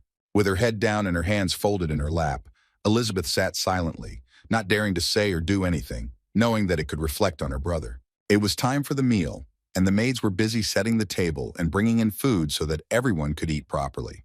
There were a variety of different and even unusual dishes on the table. The family sat and ate silently, as if there was no one in the room. But everyone was used to it, because that was usually how it happened. And then the door opened with a loud bang, which attracted the attention of everyone sitting at the table, and Peylon screamed in fear. Jack ran into the room saying that everything was fine in the country, so why was there such a depressing atmosphere at the table? The sister looked at her brother with horror and shouted his name with the same fear. At the same time, the head of the family did not utter a word, although he looked at his youngest son with an inquiring gaze. The young man added that he was his father's third son, and asked if there really wasn't room for him, since everyone had to dine together. A few minutes earlier, Jack had been thinking that there were two ways to control mana. The first was to distribute it throughout the body, which allowed for increased sensations, intelligence, and strength. The second way is to materialize mana by creating a formula, fireball, ice arrow, demonic fire, and more. The young man was also interested in why people who use magic are divided into knights and wizards like Ron and James. For a moment, our hero broke away from his thoughts in order to completely and entirely immerse himself in this moment. Jack showed Ron his second circle coming straight from his heart, wrapping around his body like a silk ribbon. The servant looked at his master carefully, but did not dare to say anything to him. After that, the guy lay down on the bed, asking why the butler was looking at him so strangely, to which he replied something about 2 months. Not understanding, the young man asked again what exactly he meant when he learned that Ron had created the second circle in just 2 months. He then praised the man, saying that this was a very quick result, since it takes at least 4 months. The butler remarked that it was strange to hear such a thing from a child who had created a second circle in just 5 hours. Smiling, our hero once again said that Ron had amazing results and thought to himself that if he had not reincarnated and would have studied so much himself. For some time, the men chatted casually as if they were old, good friends. But suddenly the guy asked again what time it was. With calmness in his voice, taking his watch out of his pocket, the interlocutor replied that it was already 5:48 p.m. Rising from his seat, Jack acknowledged the fact that it was already too late. Ron offered to cook the guy some steaks, as always, asking if he wanted anything else. Closing his eyes, the young man declared that he did not want anything, and the butler should not worry. The next moment, the guy said out loud that it was time for dinner, therefore everyone would eat. The guy got out of bed and quickly headed towards the door. Turning around, our hero noted with a thoughtful tone in his voice that he simply wanted to tell everyone gathered the news that he was leaving in a day. In the very center of the table stood a delicious baked chicken. The servant stood nearby and carefully watched everything that was happening in the hall at that moment. Our hero had no intention of delaying, and so without waiting long, he reached for the chicken. Jack began to eat greedily, noting that the food was not only delicious, but also luxurious. At the same time, the guy noted that Ron's cooking was much better and looked appetizing. The stepmother, sitting on the other side of the table, looked angrily at her stepson, but continued to remain silent. When the guy had eaten his fill, he happily told everyone about it, despite the fact that he was an uninvited guest and did not feel any shame. The boy's attention was drawn to his father, who addressed the teenager. The man asked if he had come to say something, knowing that Jack always did that. The guy smiled slyly, hinting at what the head of the family cared about him, and then he cheerfully replied that he wouldn't just come here to eat brazenly and disturb everyone. The Marquis replied, thinking that his son would give in and come here with an invitation, but he was mistaken in this opinion. Jack decided to ask why his father was speaking so badly about him and ruining the atmosphere for everyone at the table. The young man only smiled politely, which irritated the head of the family, but he did not show it, behaving with restraint. Suddenly, the sister intervened in the conversation. The frightened girl suggested that her brother go out and talk to her about everything. But the Marquis raised his hand, ordering his daughter to be silent, since he was interested in listening to the younger one. The man emphasized that his son should speak if there was something important, and if not, he could go to his room and not interfere. Our hero did not dare to say anything. He paused to collect his thoughts. All those gathered noticed the excellent mood of the youngest heir, who demonstrated it with his whole appearance. Looking at his stepmother, the young man said that he was going to the academy tomorrow because he could not be in this terrible environment. The Marquis, with calmness in his voice, said that if his son had decided so, then he could go. No one would stop him. Still smiling, the boy thought to himself that he didn't need anyone's permission at all. Jack thanked his parent, although this politeness was fictitious. But the guy was in no hurry to leave so quickly. Our hero noted that he had forgotten something. Jack's attention shifted to Pelan, and as he addressed his brother, he knew that he would certainly be frightened. The boy reminded Pelan that he could not drink water because he was afraid of it, and imagined how thirsty he was. Despite the fact that the young man had bullied him throughout his childhood, the young man, of course, insincerely said that he felt sorry for his brother. Clenching his hands into fists, the young man sat silently, unable to say a word. Jack opened a bottle of wine and, saying that it was not water, offered his brother a drink, demonstratively pouring out the drink. The effect was not long in coming, as the boy screamed as loudly as he could. Pelan fell off his chair in fright, and his mother came to his defense and began to scold her stepson. Jack simply turned around and added that he had nothing more to say because his stepmother had started scolding him.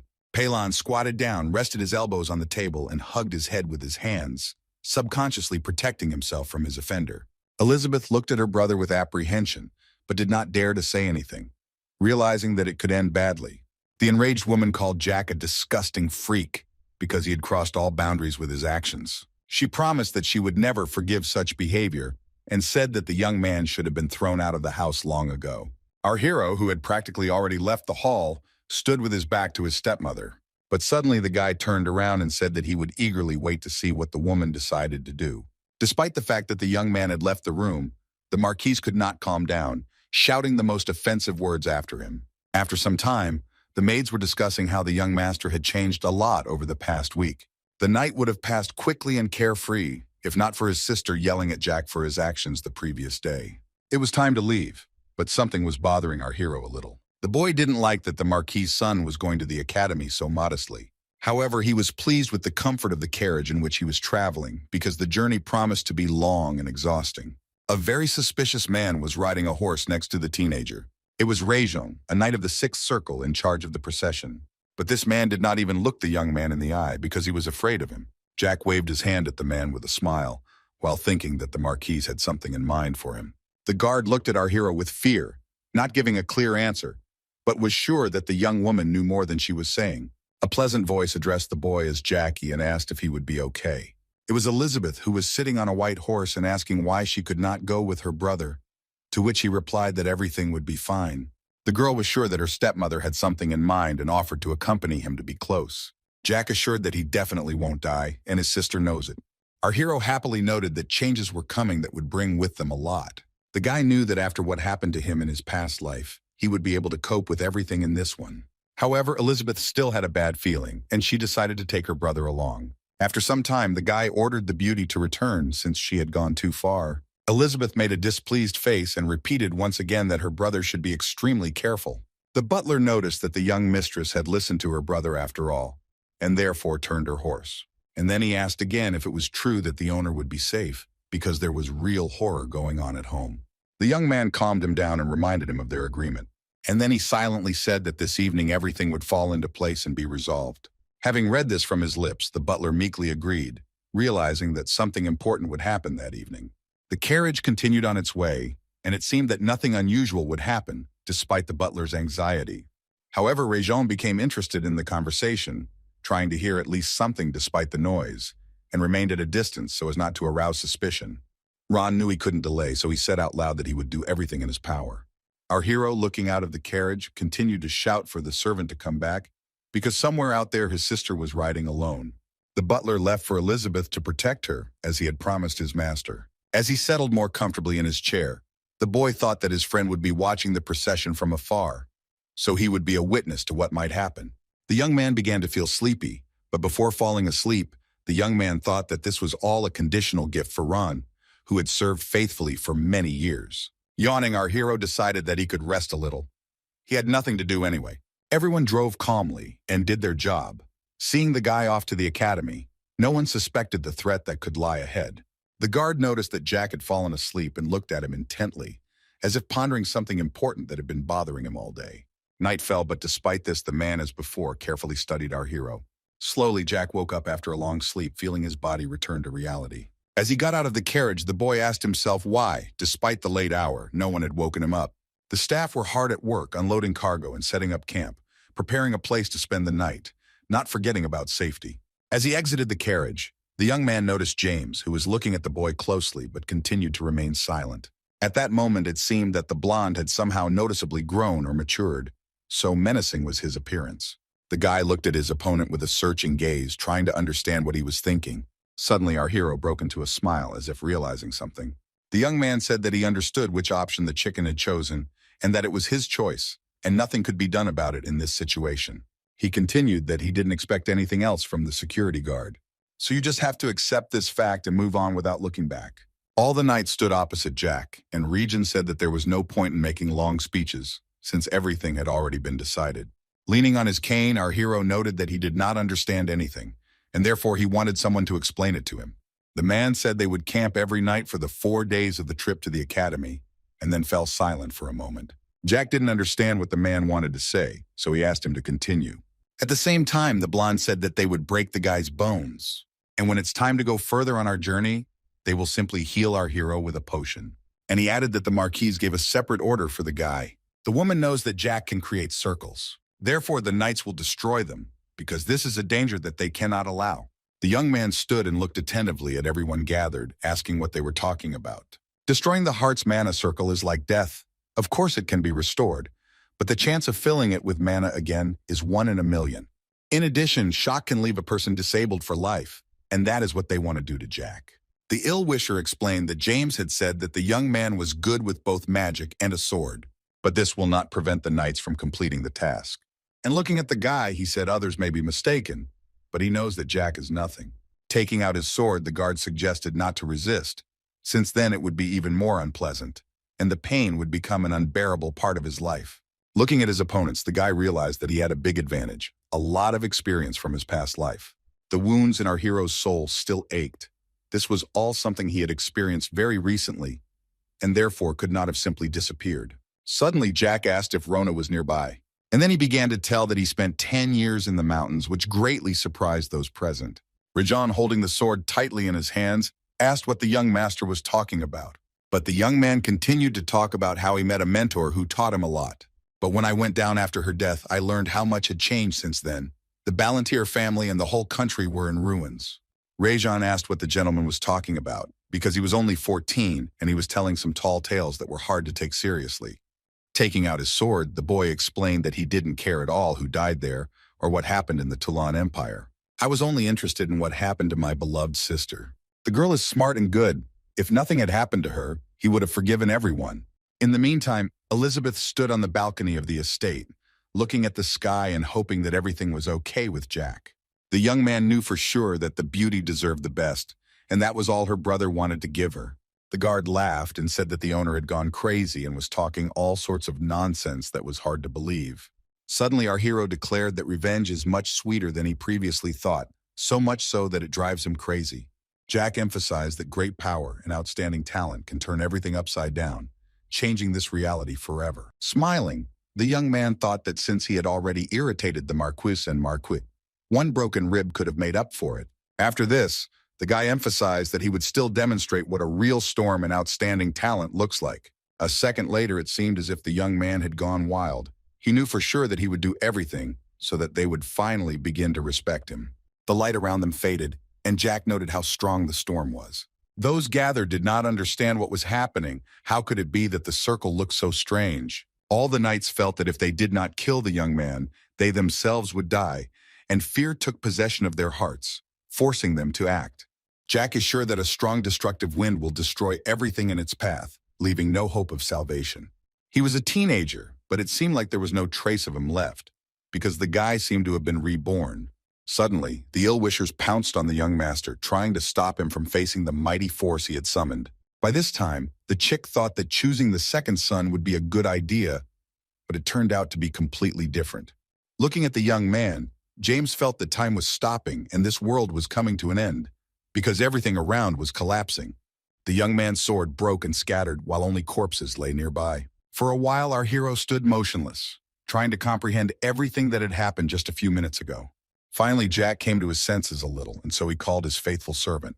The butler emerged from the bushes, not understanding what it was and trying to figure out what had happened, but was only interested in why the guy had destroyed the servants. The young gentleman himself seemed not to realize what had happened, and so he simply looked at his interlocutor. The boy tried to say something but realized that the butler would hardly understand him, and so he fell silent again. The interlocutor was not one of those who were used to asking for information, and therefore waited for the owner to speak himself. Suddenly, Jack announced that this was a fencing technique he had learned in a state of transcendence. The young man added that he could say more, but it was unlikely that Ron would understand what he meant. The servant said that this technique was more like a method of controlling magic than a technique.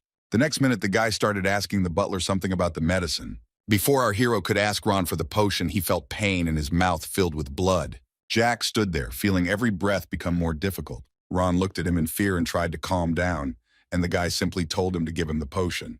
The very next moment, the servant was in a hurry to open the bottle as quickly as possible. The man gave him the medicine, knowing that everything would work and the owner would stay alive. Afterwards, Jack coughed, spitting out the rest of the potion. The interlocutor noted that if he had not had the potion, the guy would already be dead. Ron looked at the boy with fear as he explained that the servant always had a potion that he was ready to give to Jack. And after a short pause, he added that the butler was the most loyal person the boy had ever known. Suddenly, our hero was transported to the events of his past life when something similar happened. Then Ron did the same, deciding to share the potion to help his friend. Later, Jack noted that he was in a hurry and couldn't say something, but now he can say it. The young man thanked Ron for his help and support, realizing that he would not have coped with this situation without him. And he thought to himself that in the past he had been a real fool, believing that such simple words were so complex. The butler sadly stated that the young man knew the future and carefully concealed it to avoid unwanted consequences. The man clarified that returning in time was possible, to which Jack confidently confirmed that this was indeed the case. As the guy tries to get up, Ron asks again if everything is okay, carefully observing the condition. Suddenly, our hero clenched his fist, noting that he quickly came to his senses. The young man decided that the potion was expensive, but declared out loud that he was fine.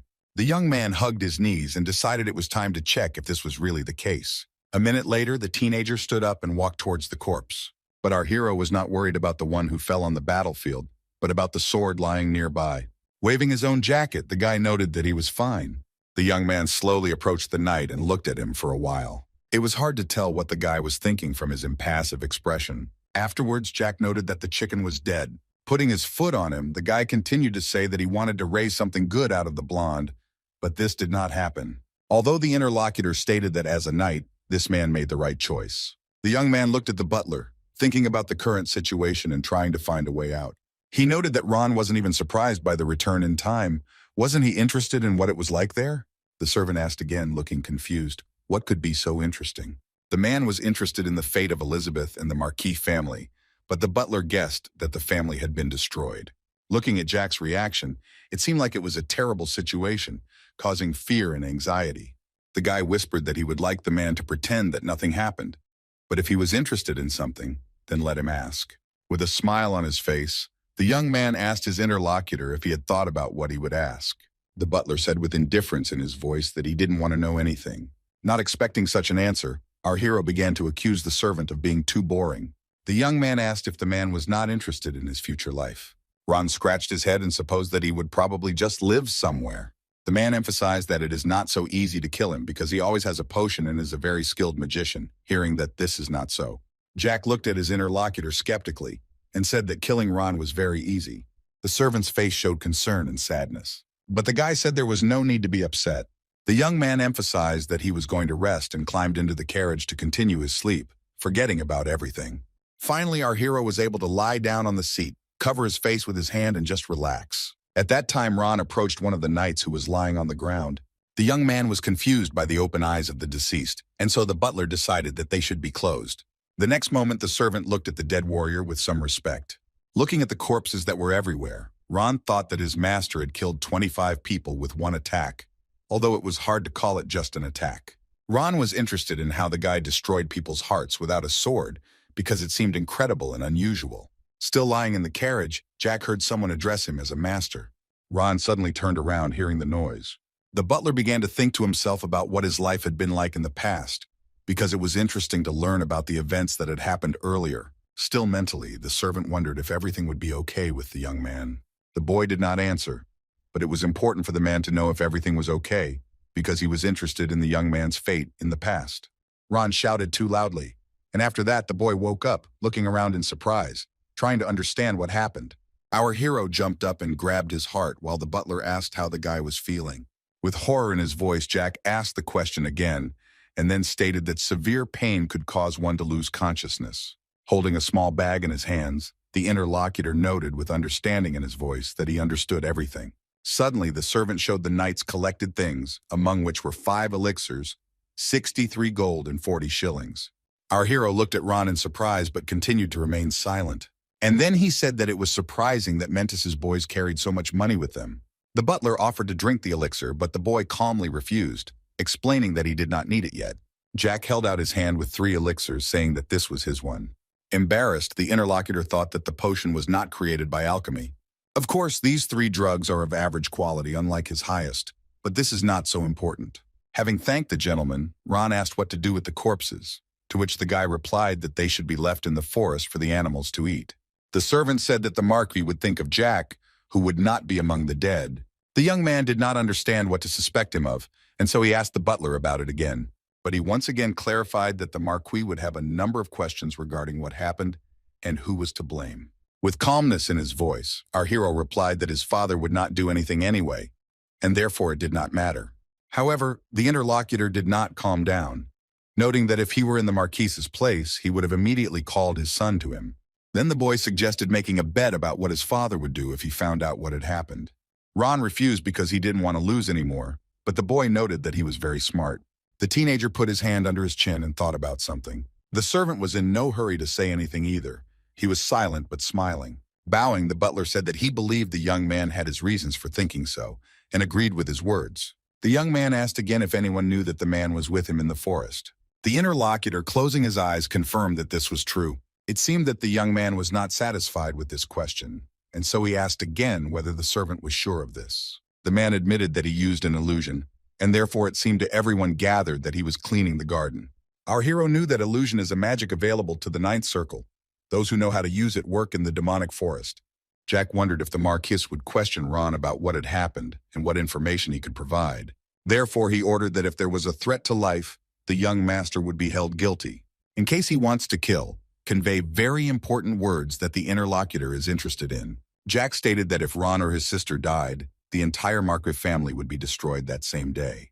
Suddenly, an awkward silence fell over the forest, each of the men thinking about something of their own. The young man assured that this was for emergencies, and there was no need to look at him like that, since he was not planning to do this yet.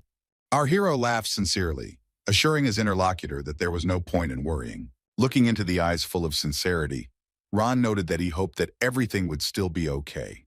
The guy said that he would give the Marquis one last chance to be a loving father to his daughter, to prove that he truly appreciates and loves her. Answering the servant's question about whether the boy really needed to go to the academy, the young man answered in the affirmative. Jack stated that the butler knew that the school had its own rules. The teenager said that from the beginning of the semester, unless it was the death of a relative, he couldn't leave. It was clear from the man's face that he wanted to leave with Jack, but he remained true to his duty to protect Elizabeth. Afterwards, the young man joked so that he wouldn't run into any monsters on the way. The butler was worried that they would now only see each other in 4 years, although the guy noted that this was not necessary. And the main condition, that Ron looked after his sister, was critically important for the guy and determined all further actions. Once Jack was left alone, he began to calculate how long it would take him to get to the academy. And it turned out that from the establishment to the Marquis's estate, you can set up camp on the mountain 3 times. But if you go by road, it will take 4 days, although along the mountain it will take about that. Moreover, the mountain path is no different from the usual road. Picking up his briefcase, the young man thought that he had to make a decision. Afterwards, the guy remembered that there was a village nearby and decided to go there. The young man understood that he couldn't do without a horse, and so he began to figure out the saddle. The very next moment, our hero tried to climb onto the horse, which was quite difficult to do because Jack was short. Having finally accomplished what he had planned, The young man thought that he was not particularly lucky with his external appearance. Lost in thought, the guy didn't pay attention to what was happening around him, although it wasn't necessary. The night was calm and did not foreshadow anything dangerous, not taking into account what had happened a few hours earlier. Jack decided that he would not go to the academy straight away. Suddenly, the boy remembered his mentor, Valentine Milos, deciding that he should focus on her. The girl brought our hero back to life, gave him the strength to carry out his revenge, and made the young man, whom everyone considered to be nothing, into a man. Although everyone has forgotten about it, Valentine Milos is one of the most powerful black magicians. Jack felt a shudder, something he hadn't felt in a long time, and it bothered him more than anything else. While traveling, the hero came to Abriola, a province of the vassal of Duke Osenbla, which was famous for its natural beauty and mystical legends. Standing in front of the hotel, the young man wondered whether he should stay there for the night or continue on his way. The happy children playing on the sidelines attracted attention. Looking at them, our hero realized that this was a good place to rest and regain his strength. After thinking for a while, the young man made a firm decision. A minute later, the young man entered the tavern, trying to find a warm place where he could eat and rest. Jack saw happy people laughing and sharing stories, which even lifted his spirits. The hungry guy's gaze fell on the delicious-smelling sausages, which smelled deliciously of fire.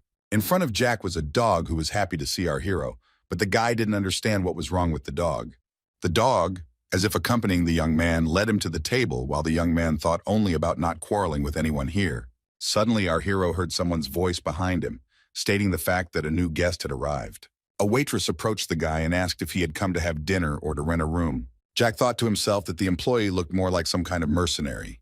The young man asked for water, food, and a room. While sorting through the coins, the teenager added that he had left the sword with the horse and asked to take it to his room. Smiling, the blonde said that 1 shilling would be enough for everything, noting that she would bring steak and apple pie. After that, she suggested drinking beer, to which the guy replied that milk would be enough. As she left, the beauty said that she would be back soon. Looking at the money, the guy thought that despite the fact that he was not a local, they were not trying to get as much money out of him as possible. Jack, petting the dog, noted that it was not bad here. One could live and stay, and the prices were not high, although this was understandable since it was pre-war time. The dog was friendly, feeling the stranger's trust. The young man turned to the dog, saying that the great little boy had no idea what kind of future awaited him, full of surprises and adventures. But the very next minute, our hero's attention was attracted by something else.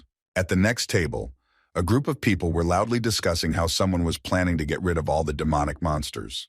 People were saying that even Tulkin wasn't doing anything, and there were only 20,000 mana users. And then they added that it seemed like the authorities were laughing at them. Knights were selected from the guards of each noble family and sent out to hunt for metallic blood. This forest stretched across a high, beautiful ridge called the Grand Canyon, which may seem simple. But in reality, there live ogres, orcs, tapestries, elves, harpies, and even dragons. They were killed to make useful things such as potions, armor, bowstrings, and harpy feathers were used for girls' jewelry. Only elves were used as pets because of their appearance. It was all extremely unpleasant. As our hero scratched the dog, he knew that the creatures in that forest were not a threat, so it was all just human greed. The young man knew what others did not suspect, namely that the people would lose this war. Jack remembered that this time the Metal Blood Knights had lost 1/3 of their men, many knights from aristocratic families. After this, the emperor lost the support of the people from noble families. Jack suggested that this was where the problems in the imperial family began, and a year later, the Civil War. The man at the next table slammed down his beer and emphasized that the problem was the emperor. His friends, not letting him finish, covered his mouth with their hands and asked in panic if he wanted to lose his head.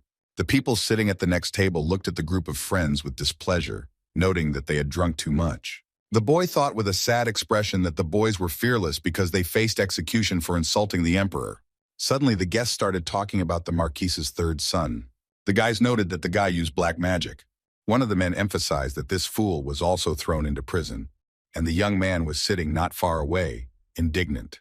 The blonde asked his friends where the third son could have learned black magic, since all the dark magicians had died out. The girl suggested with a smile that perhaps there was one aristocrat left, and the young man learned from him. The waitress came up with a tray and asked what made the guy laugh so much. Looking closely at the food, the young man thought about what the employee had told him. Scratching his cheek, it seemed that our hero could not understand the meaning of these words. Suddenly, Jack realized that he hadn't even noticed how he started laughing, and because of this, he was very surprised. The waitress sat down opposite him and asked if the young man would like to share what he was laughing about, since everyone here was very bored. The girl listened attentively as Jack explained that the Marquis's third son was a great fool, according to rumors. The young man said that the kids in the neighborhood told him a lot of funny things. After this, the blonde said that all people gossip about things that they themselves could not hear or see. Our hero asked how the employee judges people. Laughing, the beauty replied that she had to see everything in person to decide something for herself. And rumors were just rumors. Jack emphasized that rumors are sometimes true, conveying his opinion politely and calmly. The lady smiling asked again if this was true, to which the guy answered in the affirmative. The young gentleman picked up a piece of pie that looked very appetizing, with jam flowing out of the soft dough. But the guy thought the dessert wasn't as tasty as Ron's, continuing to enjoy the warm dish. The waitress, with her arms folded, tried to collect her thoughts and start talking about what she thought. The guy looked attentively at his interlocutor but remained silent. The girl winked coquettishly and continued to say that she believed that if the Marquis's third son turned out to be a good person in life, then the rumors were wrong. Our hero, continuing to chew the pie, looked attentively at the employee. The young man was surprised. Something was wrong. Scars on the stranger's face, a pumped-up body, and mercenaries around. The waitress cut the steak to make it more comfortable to eat. But the young man suddenly asked if the blonde was the leader of the Adventurers Guild. For a moment, surprise froze on the stranger's face, but a moment later, the beauty began to smile. As Jack took another bite of pie, he knew he wasn't just saying that. There are many mercenaries in the village who are looking for a way to make money. These people can be detectives or become monster hunters, and such tasks are given by the Adventurers Guild. This is why such guilds usually offer housing. The guy said that the girl had too much free time, considering that she had to serve the tavern. The blonde explained that there was little work in the guild, so she spent more time at the inn because she needed something to live on. The young man immediately realized that this place served as some kind of cover for the Adventurers Guild. Our hero said out loud that the beauty was doing this in vain, but he thought to himself that he was a disgrace to the family of marquises. But the guy was interested in how the stranger recognized him, and whether the guildmasters were really that skilled. Looking into the waitress's eyes and noticing her sly smile, the young man guessed how it happened. Some time ago, a view of a fortress opened up before the guy, behind which there was a village. The boy shared his joy with the horse he had been riding for a long time because there was no one else there. Having come closer, the knight stopped him, asking why the little boy had come and why he was alone. The next minute, Jack simply showed the coat of arms of the Marquis family. With horror in his eyes and voice, the man screamed that this was the Ballantyre coat of arms. And so the knight bowed and apologized for not recognizing the young master. The guards quickly let the teenager through, wishing him a good trip. Then the guy reminded that it is dangerous to believe unverified information.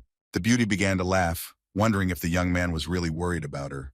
The teenager noticed that for now he really treats him well, and so far the beauty hasn't done anything bad. The young man noticed that her attitude, despite the rumors, was better than that of her own brother and the accompanying knights. The waitress thanked the guy for his sincerity and kindness because she really appreciates it. Afterwards, the blonde extended her hand because she had forgotten to introduce herself earlier. The beauty said that her name was Jane Arbeloa, master of the Arabies Guild in Arbeloa. The next moment, the new acquaintances shook hands. Looking at his interlocutor, Jack thought that the blonde had a similar last name. The boy asked what kind of child she was in the family, learning that she was the third and that her brother was the local lord. He was surprised that an aristocrat was doing something that someone else should actually be doing. And so he asked whether the girl should have been married off, since she was from a noble family. Jane explained that she would not mind getting married, but her parents would never sell her to anyone like some kind of thing.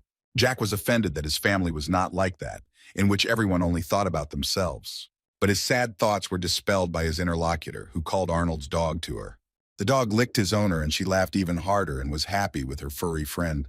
Suddenly, Jane asked what the Marquis's son was doing in their village and where his guards were. The young man emphasized that the family's shame does not need security guards. Holding the dog in her arms, the beauty looked at her new acquaintance in amazement. The girl said in surprise that the young man was not at all like many people say about him. Afterwards, Jack said that he was looking for an escort because he wouldn't be able to reach his destination on his own. Jane looked thoughtfully at our hero, saying something out loud about an escort. The protagonist emphasized that 5 people with experience in cooking and setting up the camp were needed. As payment, the guy promised 2 gold pieces in advance and 3 upon arrival, which made Jane very happy. Usually they pay 30 shillings a head, but here it was much more. But the guy didn't care much. The waitress asked if the young man would pay separately for food and lodging, adding that everything would be ready by morning. Our hero understood the blonde's hint, and so he sat down and took out his bag of money. The guy handed over 3 gold coins and said that if there was a carriage with a horse, then that would be great. Jane was glad to have such a generous guest because usually things are not like this at all. The beauty handed the teenager the key and told him not to worry because all the people here were very experienced.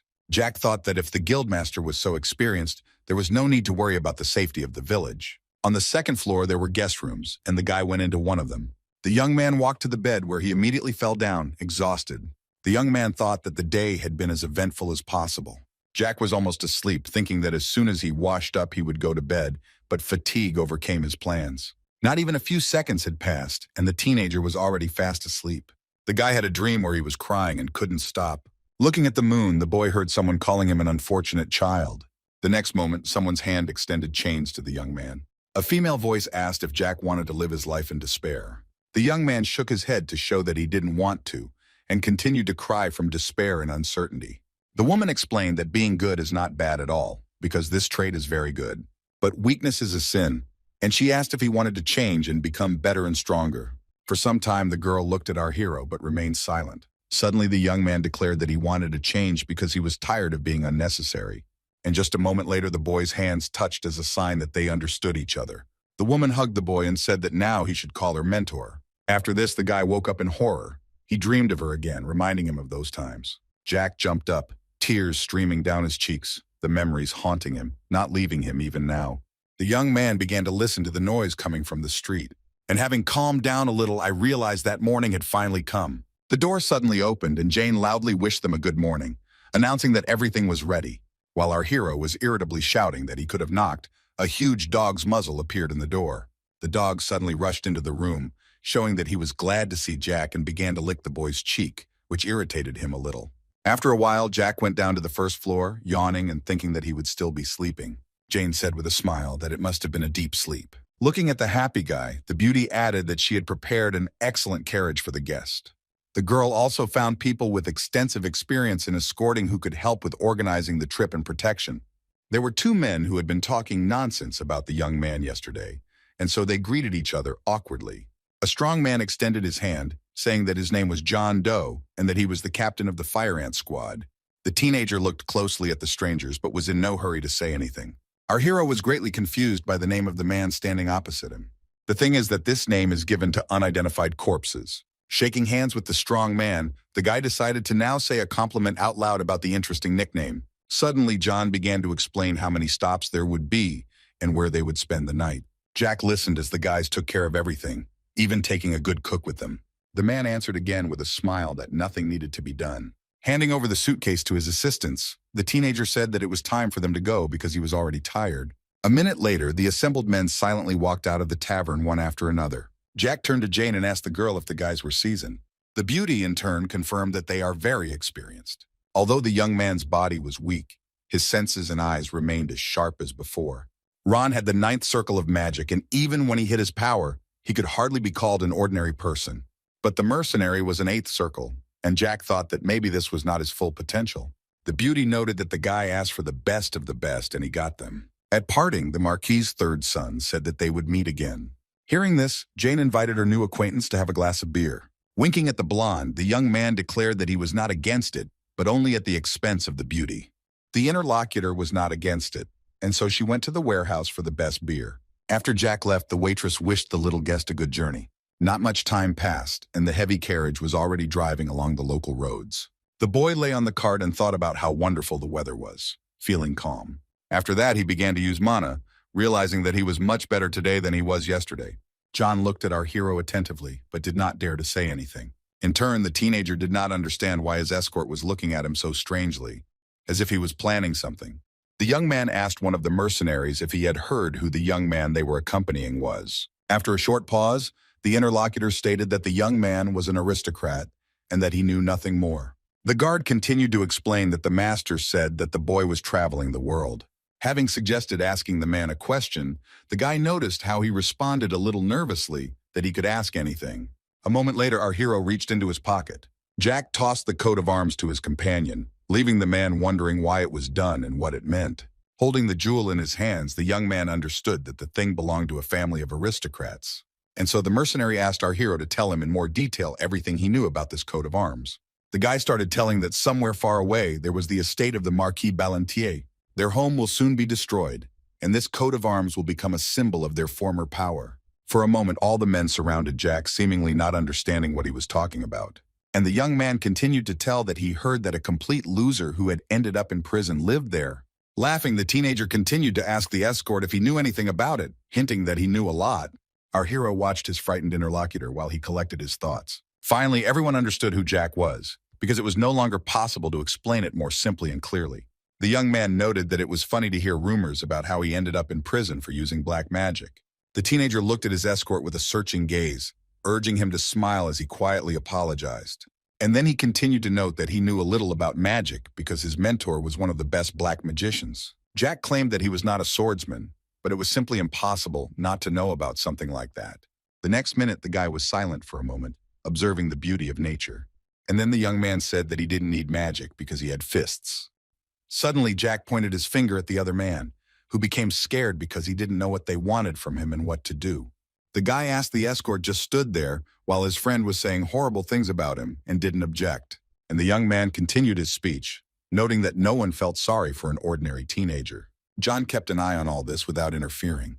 The young man believed that the guildmaster had only told the captain about him, but kept it a secret from the others. The next moment, our hero lightly hit his interlocutor on the shoulder. Jack reassured the man by saying that it was all in the past, and now they needed to remember that they still had a few days to be together. Trembling with horror, the guide noted that he understood everything perfectly. Finally, everyone stopped at the camp and made a fire on which food was cooked. The blonde said that rumors are just rumors, and in reality, the young man is completely different. Jack was surprised that he was not considered a typical aristocrat. The young man did not hesitate and even washed his own dishes, as expected. Holding the mug in his hands, the young man wanted to answer something, but he could not find the words because he was shocked by what was said. The boy, enjoying the taste of Yorkshire pudding, pie, and sausages, wanted to invite the chefs to his kitchen so that he could enjoy this every day. The guy understood that this was not just delicious, it was something amazing and delightful. Suddenly, our hero remembered Ron's food and mentally apologized, because it was even more appetizing than what he cooks. Jack said kindly that a good dinner had to be paid for because he was usually not easy to please. After the question about the guard, the teenager was offered a draw, but the boy said irritably that he needed to sleep to grow. Jack asked if the mercenary would take responsibility for his growth, to which he replied that it was not necessary.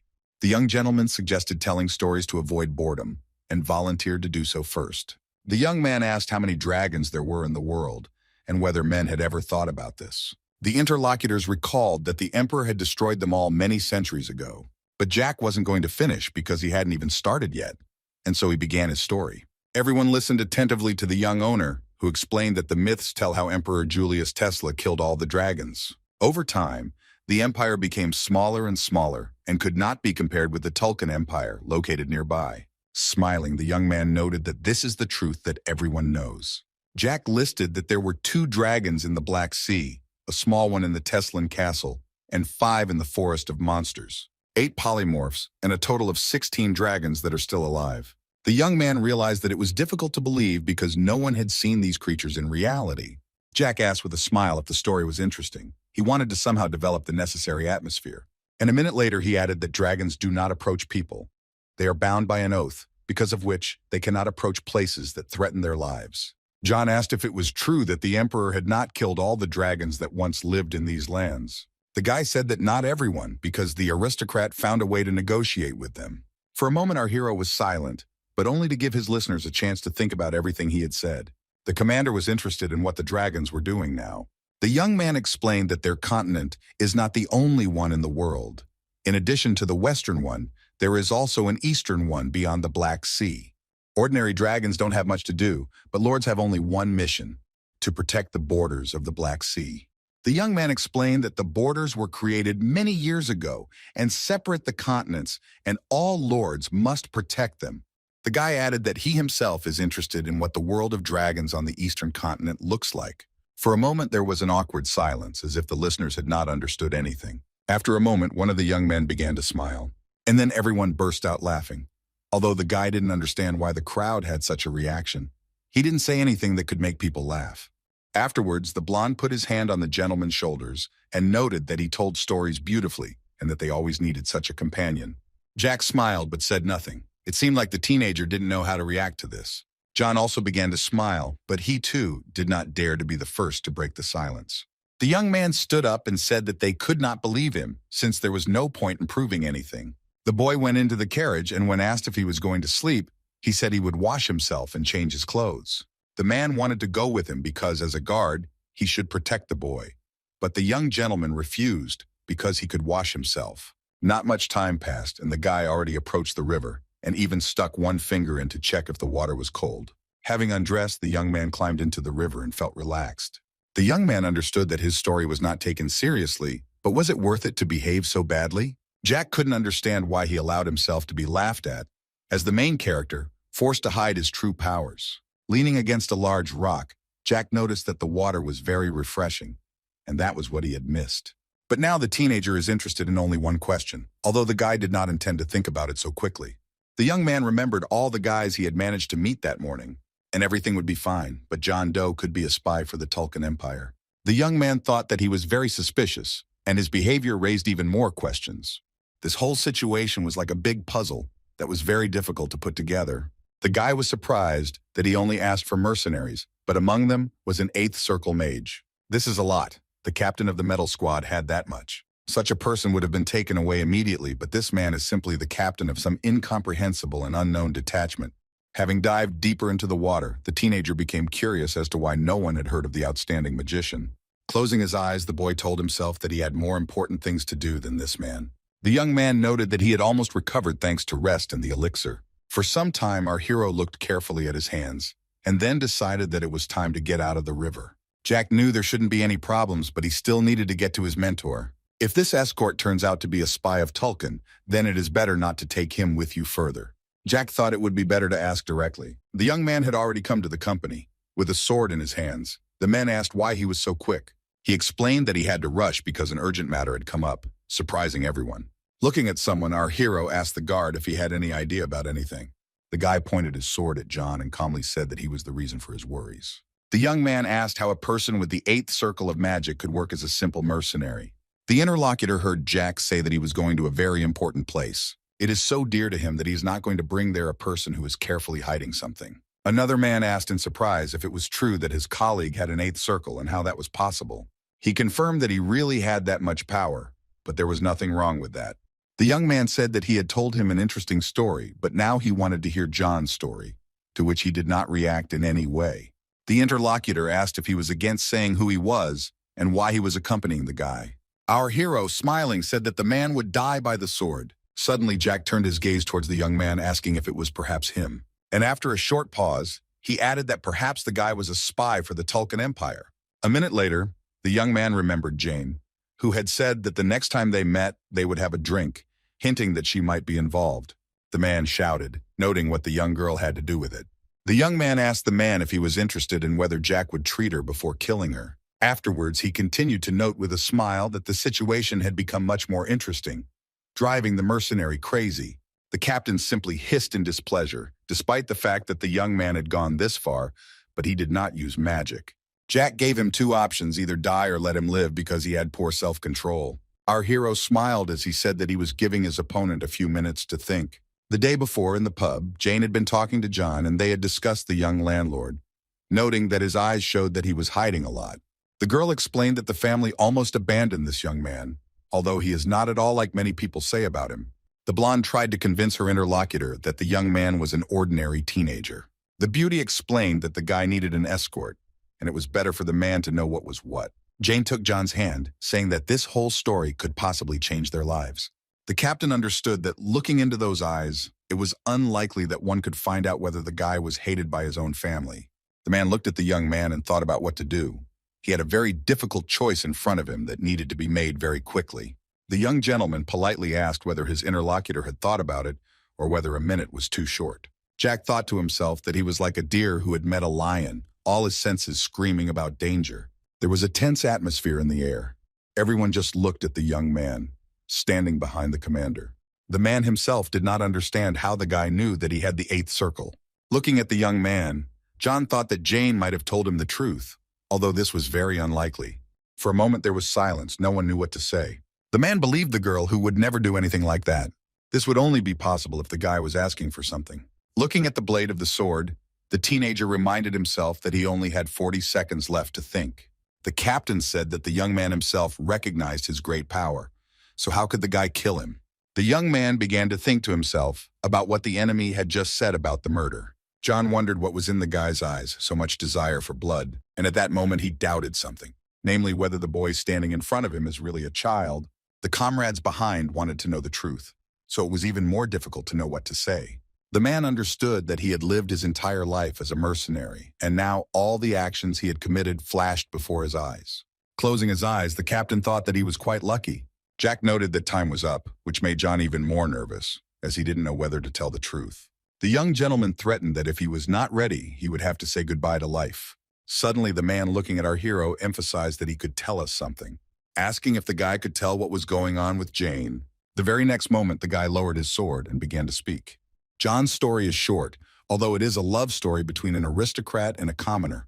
When he was 17 years old, he had the 7th circle of magic. Then he met her. The guys fell in love with each other at first sight. Since then, they have never been apart for a day. Now Jack understood why Jane didn't get married. It's still strange that the man continues to work as a mercenary, because with his skills, he could become Tesla's support. The man felt awkward because his friends started asking about his relationship with the lady. Although, given the blonde's character, it is safe to say that her family is not interested in increasing power through marriage. The young man asked again if Jane was really just a master of the Adventurers Guild in a small province, and John was a mercenary. Closing his eyes, the interlocutor noted that this was indeed the case. Jack found it hard to believe because such a story is not difficult to make up. The young man asked if those gathered remembered the story about the dragons, and also what the Tulkan Empire would do with the dragon. To this, the man simply quickly replied that how could he know about mythical creatures? The boy smiled, looking straight into the eyes of his interlocutor, but continued to remain silent. Suddenly, the young man began to tell what those who carry 10 circles of magic in their hearts are called. But even the masters do not know that there is something more in this world. Continuing that monsters that use not lies but the soul as power are called transcendence. John's comrades were very surprised by what they heard. Our hero, raising his hand, decided to remain silent for a moment to allow everyone gathered to think about what had been said. And the guy continued to say that in 2 years, the captain of the Knights of the Tulkan Empire, Heinkus Beggarman, will become a master and will be called the strongest knight of the continent. He will help forgotten stories about transcendence become reality. But the funny thing is that he himself cannot become one. John politely asked to continue telling the story because he was very interested in it. Heinkus will replace half of his blood and bones with dragons, and obsessed with this, will become half human, half dragon. Looking at the faces of his companions, Jack emphasized that it was immediately clear that the story was not so funny. The listeners stood rooted to the spot, looking at our hero with horror in their eyes. John was only interested in how it all connected to what was happening here and now. The guy explained that there was only one dragon in the Empire so far, and you couldn't conduct many experiments with it. And then the Empire sends people to other countries to collect information and dragons. The man laughed because this story all sounded like a story for a novel. And so the interlocutor suggested telling this tale to others in order to amuse them too. Our hero thought to himself that this man was unlikely to be a spy, but the rumor stated that all doubts were dispelled. Jack began to move away and wished happiness with the guildmaster, adding that an invitation to their wedding awaited him. Suddenly, panic began to appear in the teenager's eyes. The young man quickly took out his sword and pointed it at the man who was about to leave. The man stood completely calmly with his back turned, unable to do anything. For a while, our hero stood silently because he did not know what he could say or do. Time seemed to drag on forever for both the boy and his opponent. Suddenly, Jack aggressively announced that, since he was the first to suspect the man, he would spare his life. Taking the man by the collar of his coat, he added that this was the last warning. And he added that if he goes against him, our hero will turn everyone present into dust. The listeners turned to the owner and the captain and asked them to lower their weapons and talk calmly. It seemed to Jack that because they had become closer, he had pushed the boys away from himself with this action. Everyone dispersed. The young gentleman went to the carriage and was already going to bed, trying to make himself as comfortable as possible. Around the campfire, a conversation began about why John should be a mercenary if he has the 8th circle of magic. One of the guys said that a couple of years ago a colleague had the 4th circle, which he personally confirmed. And again there was an awkward silence. The interlocutor began to think about something. One of his colleagues thought to himself that the captain was good, and even saved his life, so he was not going to be offended by him. Afterwards, the blonde declared that their leader was the best mercenary captain on the entire continent and offered to become the king of mercenaries. John thought it was a very stupid title, and he knew there were 4 masters among the mercenaries. As he sat down, the man stated that this was not the best idea. The blue-eyed, golden-haired youth decided to ask again whether the young master's words were true. The leader, tired of making excuses, answered honestly that the young master had not deceived anyone. The young man said it was shocking news, but he would get over it.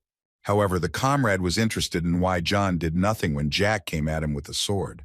The man did not answer immediately. It seemed that he was collecting his thoughts. Even now, the captain's hands were shaking, although enough time had passed since the incident to calm down. It seemed to him that he was on the verge of death, despite his strength a little more, and he could die of fear. Looking at the calm surface of the water, the commander thought that this little fellow was interesting, although dangerous. There is a fight for the throne now, and if spies and dragons appear, it will only get worse. Therefore, the leader wants to learn more from the young man. A couple of days later, the guys were driving to their destination again, and Jack suggested telling a story again. The men asked with displeasure what it was this time, thinking that they would have to hear something absurd again. But the young man began to talk about an orc lord living in a magical forest. Those gathered thought that this ruler was in the 9th circle, but it turned out that he was already in the 10th. The guy said that someday they would know for sure and would not guess, but now he wanted to tell a story about the past. The man asked again about what past, because it could be 100 years ago or 5. The young man explained that if we take imperial time, then it was 23 years ago. Jack explained that the man loved weapons and asked if they knew about his relationship with Lady Harpy. The men responded indifferently that they didn't know, and the young man explained that it is generally accepted that their relationship is not very good. Although he was upset to himself, realizing that the mercenaries who constantly hang around in the forest for money do not know even the smallest thing. These 2 races are considered the strongest in the forest and are even called its protectors, as they protect it with their powers. It was strange to hear that the Orc Lord and the Harpies had such a relationship, since at first they were only neighbors. And to make the story sound more interesting, our hero looked at nature and fell silent for a while. At that time, Blackman became a lord and began to increase his power to become an authority for everyone else. But the problems began 5 years ago, and listeners did not understand what could be the cause of these difficulties.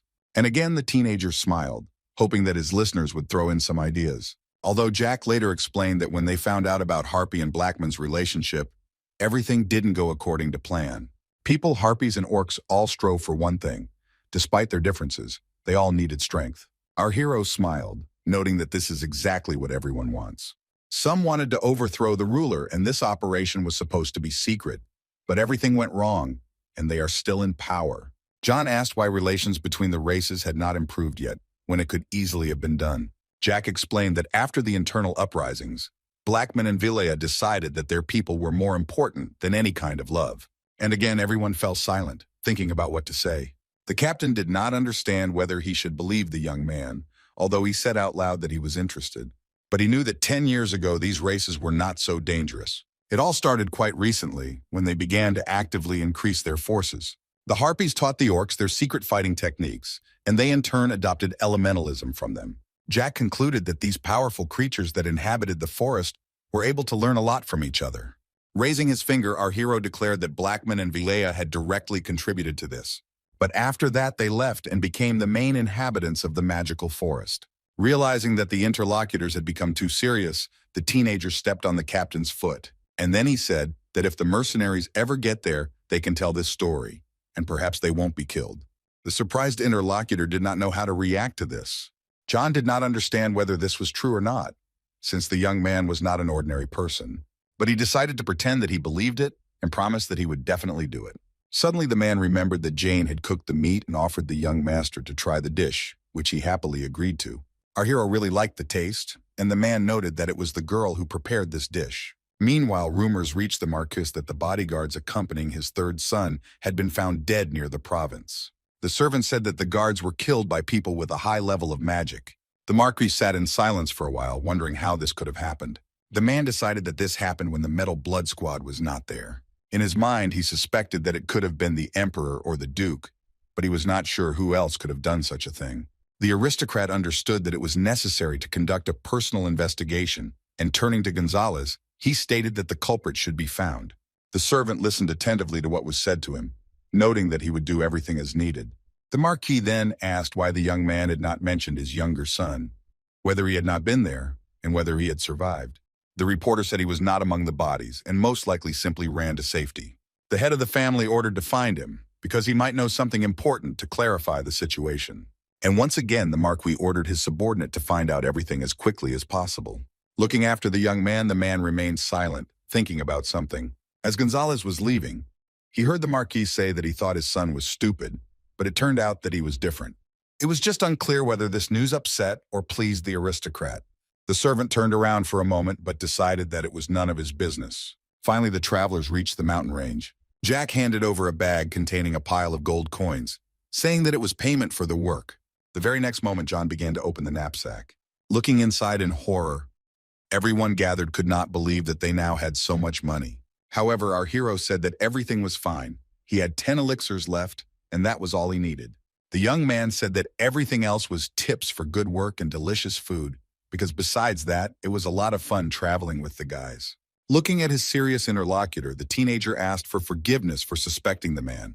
The guy said goodbye and emphasized that the guys should be careful on the way home. But instead of leaving, the interlocutor did not move from his place, which caused a number of questions from the young man. Suddenly, John spoke up, saying that he might be crossing the line, but he wanted to say something.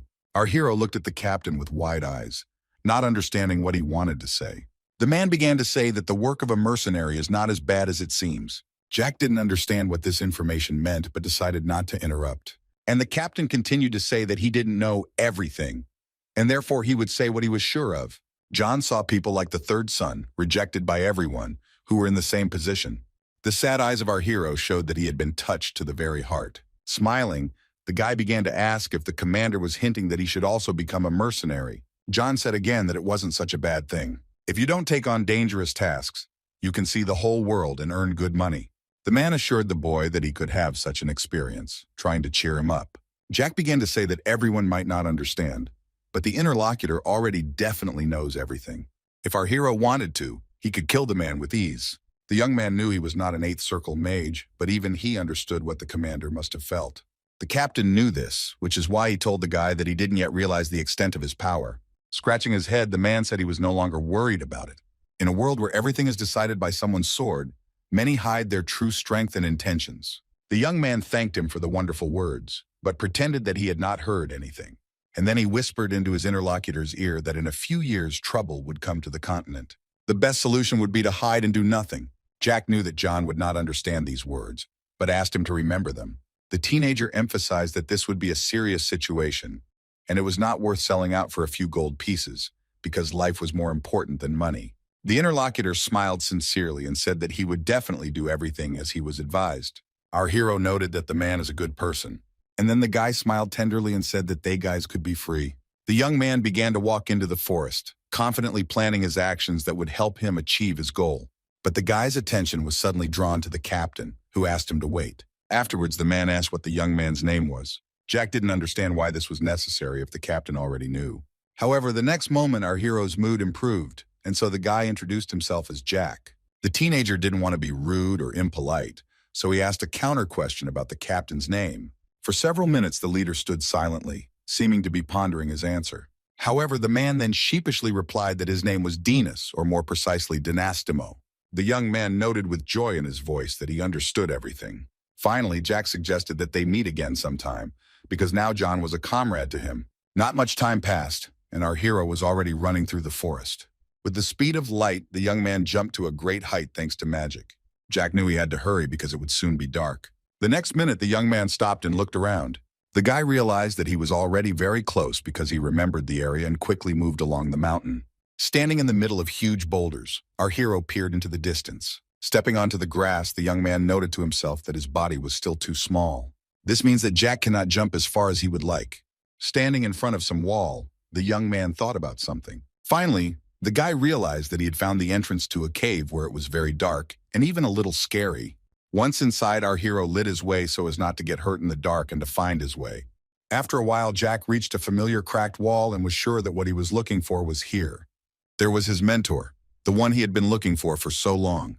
The teenager leaned his head against the wall and remembered what had tormented him so much in the past. It was impossible to do without magic in this place, and so the young man opened one of his potions. The young man began to spray the elixir on the wall, realizing that something important was about to happen. Taking out his sword, the guy thought that he had one very important thing left.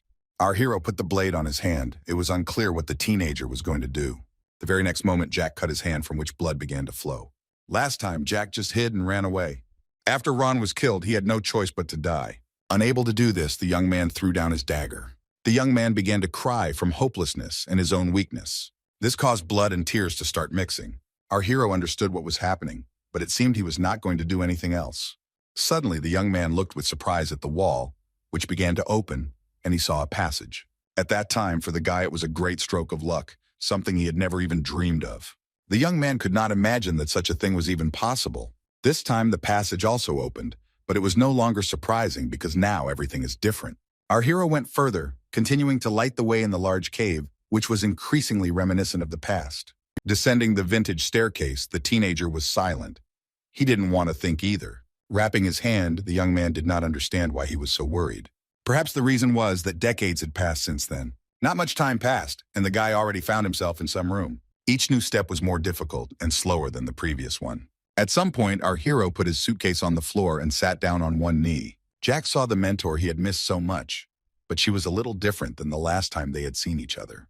The girl looked at the guy in amazement because she didn't understand at all who it was. The teenager suddenly thought that everyone in this world wants to live as long as possible, including orcs, dragons, emperors. This is natural, although perhaps not entirely wrong. The same applies to the one who saved him in his past life. The teacher lived for more than 400 years. This was made possible by the separation of soul and body, and magic maintained the connection between them. The problem is that this process will soon come to an end. In her past life, after meeting Jack, she lived only 10 years. But this time, everything will be different. In this life, you will be given 13 whole years. The young man looked at the girl without taking his eyes off her, thinking about how long he had wanted to hear her voice. And the teacher asked who this young man was, whom she was seeing for the first time. The young man asked her a counter question, asking if she wanted to guess it herself. The girl didn't like this attitude, and so the beauty asked why the teenager was making fun of her. And without waiting for an answer, she declared that she would not ask twice, and therefore our hero must give a clear answer. The guy addressed his interlocutor with affection, saying that his dear mentor used to be so picky. And a moment later, he continued to note that he missed her very much. Afterwards, the girl noted that she didn't even know who he was, and asked if the guy knew who she was. Jack, leaning on one knee, replied that of course he knew, since he had often mentioned her both in the past and in this life. Our hero thought to himself how he could not know about the witch. He remembered all the moments they spent together because it was not an illusion at all, but only for him. Clenching his fist, the teenager thought sadly about how bad it was that his interlocutor didn't know this. Jack said that the girl is the heroine of this world who brought the end of honor and laid the foundation for humanity. The young man claimed that she was Valentine Milos. The young man did not know what kind of reaction to expect, and so he hesitated a little, and only then continued to say that he was her student from the future. The witch looked at her interlocutor with distrust, not understanding what he was talking about. The teacher angrily pointed out that the boy didn't know that she didn't like predictions. After this, the young man emphasized that he knew and quoted her words from the past. The girl wondered why Jack was talking like that then. The witch said if she really was in this future, what would her answer be? The guy said with confidence that she would have ordered him to disappear immediately. And she in turn ironically noted that our hero should open a fortune-telling tent. Hearing the girl say that she was nobody to the boy, he thought that it had been like that before too. Our hero thought to himself that the witch had not changed at all from her previous life, but he said out loud that nothing could be done. Drawing his sword, Jack apologized for having to go so far, realizing he had no choice. The teenager's eyes showed anger and some surprise, but he was in no hurry to do anything. The boy held the sword tightly and seemed to know exactly what he was going to do. With sadness in her voice, the witch began to say something to our hero. The mentor stated that the teenager was using aura, which she did not like because the consequences could be dangerous. The young man confirmed that he knew how badly he was behaving and was ready for any punishment she chose. Gripping the sword tighter in his hand, the young man continued to remark that it was best to leave this for later. The witch looked closely at her student, beginning to understand what awaited them. Beauty knew that if Jack broke the chains, the whole place would disappear and collapse, but it could not be avoided. With fury in his voice, the teenager noted that this was his main goal, to break and destroy everything. The guy stated that there was no other choice anyway. Despite this, Jack was confident that he could free the girl, so he decided to act without delay. The teacher looked at the young man with horror, but could not and did not want to do anything, remembering the unpleasant story of her life. Julius Teslin locked the girl here, promising that he would return for her. However, his promise remained unfulfilled. The traitor never came. At first, the witch's soul still held a glimmer of hope that everything would be fine. Years later, the girl realized that she had been abandoned forever, and the mentor could only come to terms with it. Jack swung his sword with a cry, gathering all his strength into the blow, his tenacity helping him overcome any difficulties. Our hero understood that he would fight until he achieved his goal and freed the girl. At some point, the situation began to change, which gave the guy even more strength. Finally, the shackles cracked. Valentine was surprised because they were made of dragon bones, and therefore it seemed impossible. For some time, the witch could not believe her luck. And then suddenly the girl began to fall, not understanding what would await her next. The teenager knew that he was his mentor's only hope, and therefore there was not a minute to lose. A moment later, Jack easily picked up the girl. Looking sincerely at the witch, the boy said that he was not like Julius Teslin, and then he added that he would prove it with all his actions. Valentine looked at him with disbelief, not believing that after everything, someone was actually saving her. Despite all the sentimentality, our hero had no time for this because the young man heard the noise of stones. The walls started to crumble. Jack firmly told them to hold on tighter to avoid any possible dangers. The young man was scared, but he tried not to show it because he knew that there was no turning back. Our hero saw the boulder fly down and horror briefly froze in the guy's eyes. Suddenly, the youth cast a spell, raised his sword and gathered all his power into it, preparing to use the basic technique. A powerful energy began to thicken around the girl and the young man. It was one of the 4 defensive techniques. The teacher knew that it was called the Mountain of the 4 Elements, and she had to repel the blow. Having plunged the sword into the stone floor, the boys saw how they were enveloped in a cloud of mana, which gradually began to expand around them. For a moment, it seemed to our hero that this energy pierced even the hair on his head. The guy held on with all his might, clutching his mentor as tightly as he could. A moment later, there was an explosion. The light spread over hundreds of meters, scattering stones around. Jack and Valentine remained unharmed. The girl asked who the young man was, possessing such great power. For a while, our hero was silent. It seemed that he had no time for questions after what he had just experienced. And then he replied that he said he was an ordinary student from the future. Having put the mentor on the ground, the guy heard a question about where he got such powers from, and the guy answered that this is not the limit. With a smile, the guy said that they would spend the next 30 years together, exploring the world and training. The very next moment, the mentor began to stretch out her small hands towards our hero. The girl took him by the cheeks and looked into his eyes, checking whether the guy was telling the truth or lying. The young man wasn't sure if this technique worked, but it didn't matter. The teacher asked again if it was true that the guy was from the future, which surprised Jack. The guy clarified that he most likely returned to the past. Finally, our hero began to laugh, noting that he was glad that the witch listened to him and believed what he told him. The young man suddenly fell down, exhausted, having spent all his strength on the spell that helped them both stay whole. The girl said it was strange to start their relationship when the guy had such power. But our hero explained that otherwise the mentor would not have believed him. With surprise, the witch noted that, despite the pain, the teenager could still argue. Still smiling, the guy said that it couldn't be otherwise, because he took all his habits from Valentine. Turning his head slightly, the young man decided it was time to introduce himself, and so he gave his name. And after a little hesitation, he said that he hoped that in this life, he and his mentor would also do a lot of good. 5 days later, the boys found themselves in the province of Osenblo. Closing his eyes, the teenager began to ask his companion something. Looking at her student with an impassive gaze, the girl remained completely silent, and Jack continued to ask his mentor about their long silence. The young man couldn't understand how it was possible to say nothing for 5 days. So I decided to joke and asked if perhaps the girl had started paying for the words she said at some point. Valentine replied that she didn't think the guy belonged to the Tesla Empire. But most of all, the witch was surprised by his ability to control the magic of souls. And then the beauty said something else about gaining power and strength. After these words, the witch fell silent, hoping that Jack would continue her thought.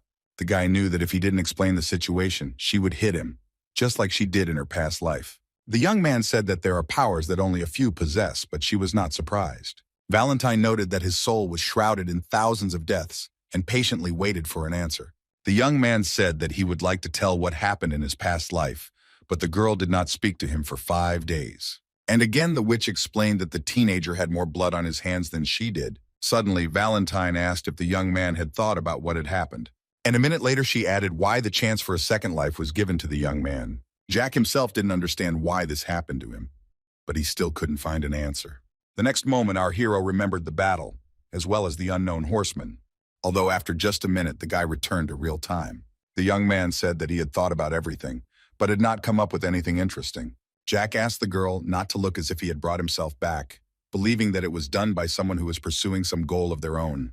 The young man shared his food with the dog and said that if this was true, the unknown person would appear, but if not, he would continue to live his life.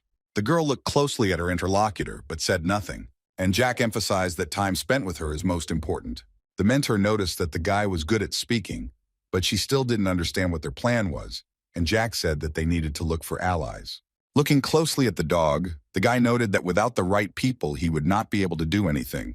The very next moment, our hero began to remember the events of the past days. In those days, the young man took the mentor with him, and at that point, he interrupted his thought. And then he remembered again that at that time, the young man almost died. I had to drink 2 high-grade elixirs to ease the pain, but the effects were still felt. Suddenly, our hero suggested to his companion that they go shopping and see the town. Jack stated that he needed a new sword, but was interrupted by an unexpected event. The guy froze as if he saw something quite strange. Suddenly, a girl with a basket of flowers flew out from around the corner, shouting for everyone gathered to move aside. The blonde collided with Jack and fell, scattering her flowers around. Our hero began to explain, saying that he himself had not looked around, but after a moment he faltered and fell silent. While the beauty was complaining about how she had overslept everything, the young man was thinking about how he could start with a stranger. Realizing that he needed to be polite, the guy asked the blonde how she was feeling. And just a moment later, the young man approached the blonde with a proposal to work together, which surprised the girl, who at first did not know what to answer him. Looking at the bag of coins and also hearing the guy say that this was payment for the work, the beauty began to scream. Looking inside, the stranger was taken aback for a moment and then began to say something unintelligible again. The beauty refused the bag of money, believing that it was too much for a simple peasant woman, but Jack insisted on his help. The boy asked how much she needed, and the girl replied that 1 shilling would be quite enough for her needs. Less than a minute later, our hero handed over the required amount to his new acquaintance. Picking up the basket of flowers, the blonde declared that from now on it all belonged to the teenager.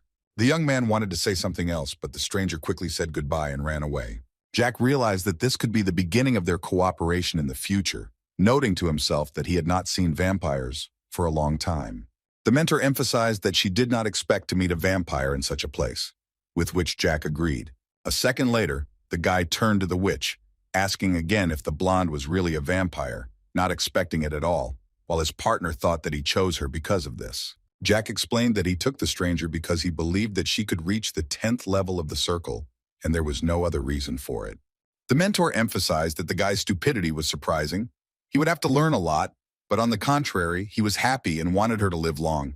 The young man noted with joy that the witch had not changed at all, and the girl thought about the familiar face of the vampire, feeling as if she had seen her before, but she couldn't remember where exactly. Suddenly, the teacher remembered that she had once walked in a beautiful grove. There were young people there having fun together, and it confused her. The teacher remembered that she was a blonde beauty. Only the witch did not think that the inhabitants of the demonic forest could appear here, because they usually do not leave their possessions. And then, changing the subject, she noted that she knew where to buy a sword. Vampires, like dragons, are a very special race. Their relations with other peoples have always been complex and confusing. While the young man was choosing a sword, he was simultaneously thinking about the war that had taken place several years ago between these creatures. The reason was power over the demonic forest.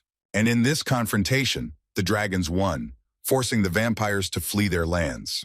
Surely that girl also escaped from there, or she is the child of those who managed to do so. For a moment, the guy returned to reality, looking carefully at the table on which the cats were sleeping. The young man thought that this was much more pleasant than the wars that he would like to forget forever. The seller described the sword so that the guy would finally buy one, but it pissed him off and he wanted to get out of there as soon as possible. Our hero has finally chosen the right weapon for himself. Jack turned to his mentor and said that he had already decided who would be his first comrade. Once outside, Valentine asked her student again if he was sure of his choice. The young man understood her doubts, but he thought that this could be useful not only to him. After all, a young lady can reveal her potential and become very strong. It seemed that the mentor either did not fully understand or did not believe the young man. And so I asked again whether the guy was doing all this not just for his own plan. Our hero should know that the mentor asked for a reason. The fact is that 400 years ago, she herself made a contract with people who had the blood of dragons. Many races moved into the forest where they could not be found. The emperors who made this treaty are long dead. No matter how strong they were, time still proved stronger. Even after this, other races could not leave the forest. The reason was that the dragons forbade them to do so, and the law remained in force for a long time. These creatures watched everyone closely, understanding that the rules could not be broken. The teacher's law remained unchanged, so all the dragons had to be killed. But now our hero thought that he could save them in this life. The next minute, Valentine saw a vampire being stroked on the head by some strong man.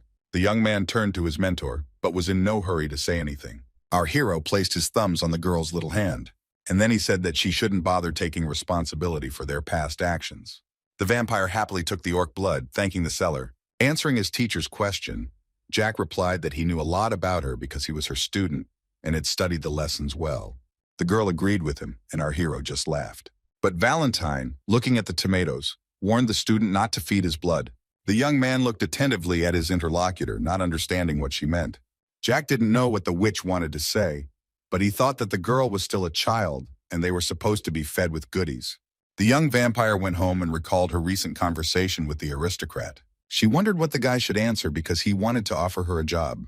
Although the blonde was flattered that someone asked her to be an assistant, holding the blood in her hands, the girl thought about generous people, meaning our hero, and decided that after this drink her parent would feel better. Her mother always told her not to drink human blood or any other blood, even in extreme cases.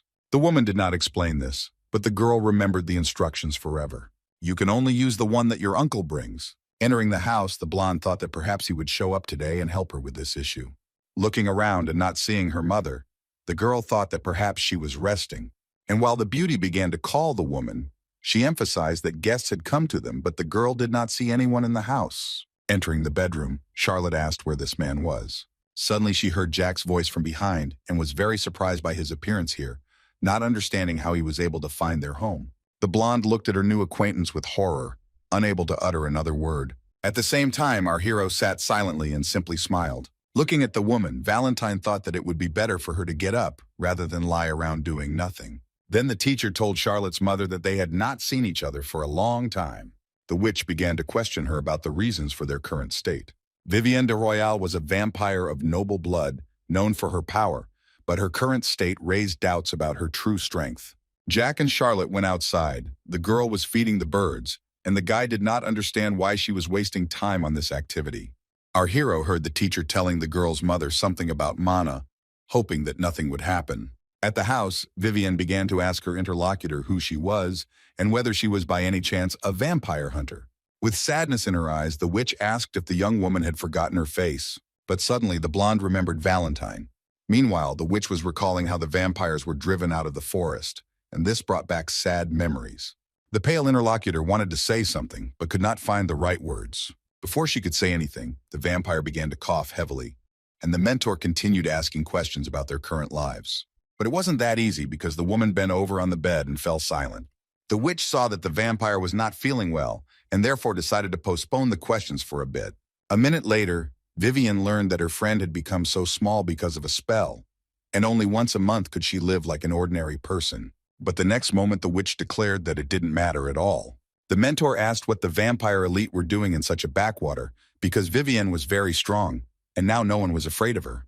Looking from under her brows, the witch continued to say that she saw clearly. And a minute later she continued that the young woman had not drunk blood for a long time, not understanding why she had to go so far. The woman continued to cough, holding her fist to her heart and trying to say something. And then she asked if her mentor felt sorry for her.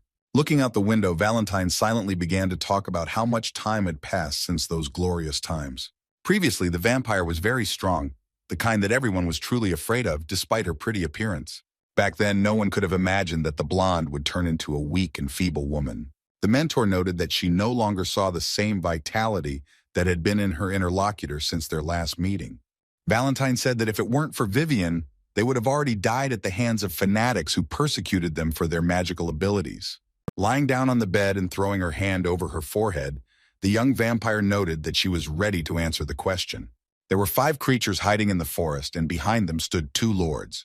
They were the ones who controlled everything. and therefore it was the most dangerous time. For this reason in the past, vampires had to leave the forest. This was the only way to escape oppression. At that time, Vivian's daughter was very small and did not understand anything. She could not even walk. As the dragon dealt with everyone, the young woman sat on the ground and begged for mercy. The monster looked at its victim and thought about what decision to make. And then the dragon emphasized that he felt sorry for Vivian, so he took pity on them. The interlocutor did not understand how this was possible, but the vampire said that it was true. Now they live among cows and pigs, but somehow they cope with it. The main thing for Vivian is to raise her daughter. The woman was glad that her baby had everything she needed. She was happy. The witch listened to this whole story with astonished eyes and did not understand how this was possible. The mentor considered this unworthy because Vivian was an aristocrat in whose veins the blood of rulers flowed. Instead, the girl drags out a miserable existence in some small town and waits for her death. Suddenly, Charlotte asked Jack when they were leaving. The girl explained that her uncle did not like guests very much and might be angry at their appearance. Our hero was very surprised by this, and therefore he wanted to know something. The young man asked if the beauty could tell more about her uncle. Charlotte was horrified by what she heard. The blonde did not understand why a stranger needed such information. However, she said that her uncle would hardly like the teenager, and Jack was outraged that she thought exactly that. The young man explained that he was bored waiting and therefore just wanted to listen to an interesting story. The girl agreed because it was not difficult for her. The beauty thought for a moment because she did not understand where to start. Charlotte explained that she didn't know much. All that was known was that he bought this house for them and that he brought them food every 3 days. The young man thought to himself that, most likely, they were talking about the blood of pigs and cows. Jack began to tell the girl to listen carefully, wanting to convey important information. Suddenly, our hero was interrupted by a man who asked in surprise why they were talking about him. After that, he asked the girl about her new friend, who was standing nearby. The stranger noted that he was seeing the young man for the first time. The girl was glad to see her uncle because she did not expect such a meeting in this place. The next minute, the boys looked attentively at their interlocutor. Jack said that he was probably the uncle the young girl had talked about earlier, when she remembered her relatives in the city. The man noticed that the young man was an aristocrat, and after that he asked what brought the guy to this house where guests are not often received. The stranger fell silent, but he looked intently at our hero. Jack suspected that the man might be a dragon, although he tried not to show it until he had something to say. At this very time, Charlotte's mother was telling her friend that a lot of guests had come to visit them. Vivienne asked Valentine to take her daughter off the street so that she could tell her something important while the men were staring at each other. Uncle noticed once again that there were too many guests for this place. The mentor mentally asked Jack to bring the girl and the man so as not to leave anyone out of the important conversation. The young man was quietly whispering something under his breath, and the stranger selfishly asked what he was muttering. Taking hold of the door handle, our hero explained that the mentor had asked him to come. Suddenly, our hero stopped and asked if the man hadn't come for an important conversation. And after a short pause, he added that he was talking about a conversation with his toy. The very next minute, a group of people was climbing the stairs. The woman lying in bed began calling for her daughter. Vivian, rising slightly, began to point at someone in horror. The man, smiling, began to ask what had surprised the mistress of the house so much. Had she really seen a ghost? And then he continued to say that he just came so they could just talk. And with sarcasm in his voice, he noted that he promised not to make a scandal before the death of the young woman. Charlotte started asking what was wrong with her mother. Had she gotten worse? She looked as if she had not expected such a turn of events. The girl picked up a bowl of orc blood and forced her mother to drink it to make her feel better, although her parent did not want to accept this help. The woman emphasized that she had prepared a gift for the girl's birthday and apologized that she could not give it even now. Charlotte looked at her mother in horror, not understanding what was happening to her. Our hero listened attentively to the conversation of his relatives, but did not interfere in it. In fact, Jack and the mentor weren't supposed to see all this in the first place. They accidentally bumped into the girl and followed her out of pure interest, especially since there was no reason to keep an eye on the blonde. Realizing that there was no time to waste, the young man turned to the sick woman. Jack asked if Lady Vivian would trust him with her daughter. The woman did not understand what was being discussed and looked at the guy with horror. And our hero added with calmness in his voice that they had little time, and therefore the guy was going to get to the point. Jack continued asking what the woman wanted for Charlotte. The guy asked if the mother wanted her daughter to become a full-fledged vampire, with the whole world at her feet. And again our hero asked if Vivian wanted to avenge all the vampires and kill the dragon, which greatly interested his uncle. The man was surprised by the words of the young man, who was commenting on something under his breath. Realizing that hardly anyone was looking at him, the reborn dragon smiled sarcastically, clearly expecting the long-awaited denouement. Vivian raised her hand with difficulty and extended it towards Jack. Charlotte's mother stressed that she would like a better fate for her daughter. The woman noted with calmness in her voice that she had nothing to wish for, except one thing. And then she noted that she wanted the girl to always smile, and that would be enough. The woman finally asked if she could find out the young man's name after hearing how he introduced himself. Then Vivian asked if the young man could protect her daughter in the future. Our hero was silent for a moment, and then declared that he would definitely do everything. And he said that the woman, who possessed noble vampire blood, would rest in peace for eternity. Vivian began to fall apart, but at the last moment she managed to hold her daughter's cheek and said that she loved her very much. The girl looked at her parent in fear, tears streaming from her eyes. Charlotte didn't want this. She hysterically asked her mother not to close her eyes because she couldn't believe what was happening. Jack decided it was time to take his mentor in his arms. A minute later, everyone gathered was looking at the empty bed. Jack held his mentor in his arms while Charlotte cried in despair, not knowing what to do next. The guy wanted to say something, but he couldn't find the words that would comfort the girl. The man sitting to the side began to laugh loudly, attracting the attention of everyone in the room with him. The dragon spoke about some truth, but did not explain. But the very next moment, he began to laugh as he never had before. Everyone gathered watched the man closely, not knowing what to say to him. And he said that he was going to die laughing because Jack had taken custody of a vampire who was going to die soon. A second later, Jack was already flying over his opponent, focusing his mana in his fist, preparing to deliver a powerful and unexpected blow. The blow was so strong that the man flew through the wall of the second floor, not having time to protect himself from it. Smiling, the ill-wisher did not understand why they were treating him so rudely. The man called our hero an ill-mannered young man because he dared to attack a defenseless guest. The enemy was silent, a cold smile on his face. The man noted that Jack would not be a good friend to his Charlotte, and therefore it is necessary to teach the young man and give him a good lesson. Suddenly the man stopped, saying that he felt some kind of weak magic. After that, the teacher made the dragon introduce itself, but the man thought it was some kind of toy talking.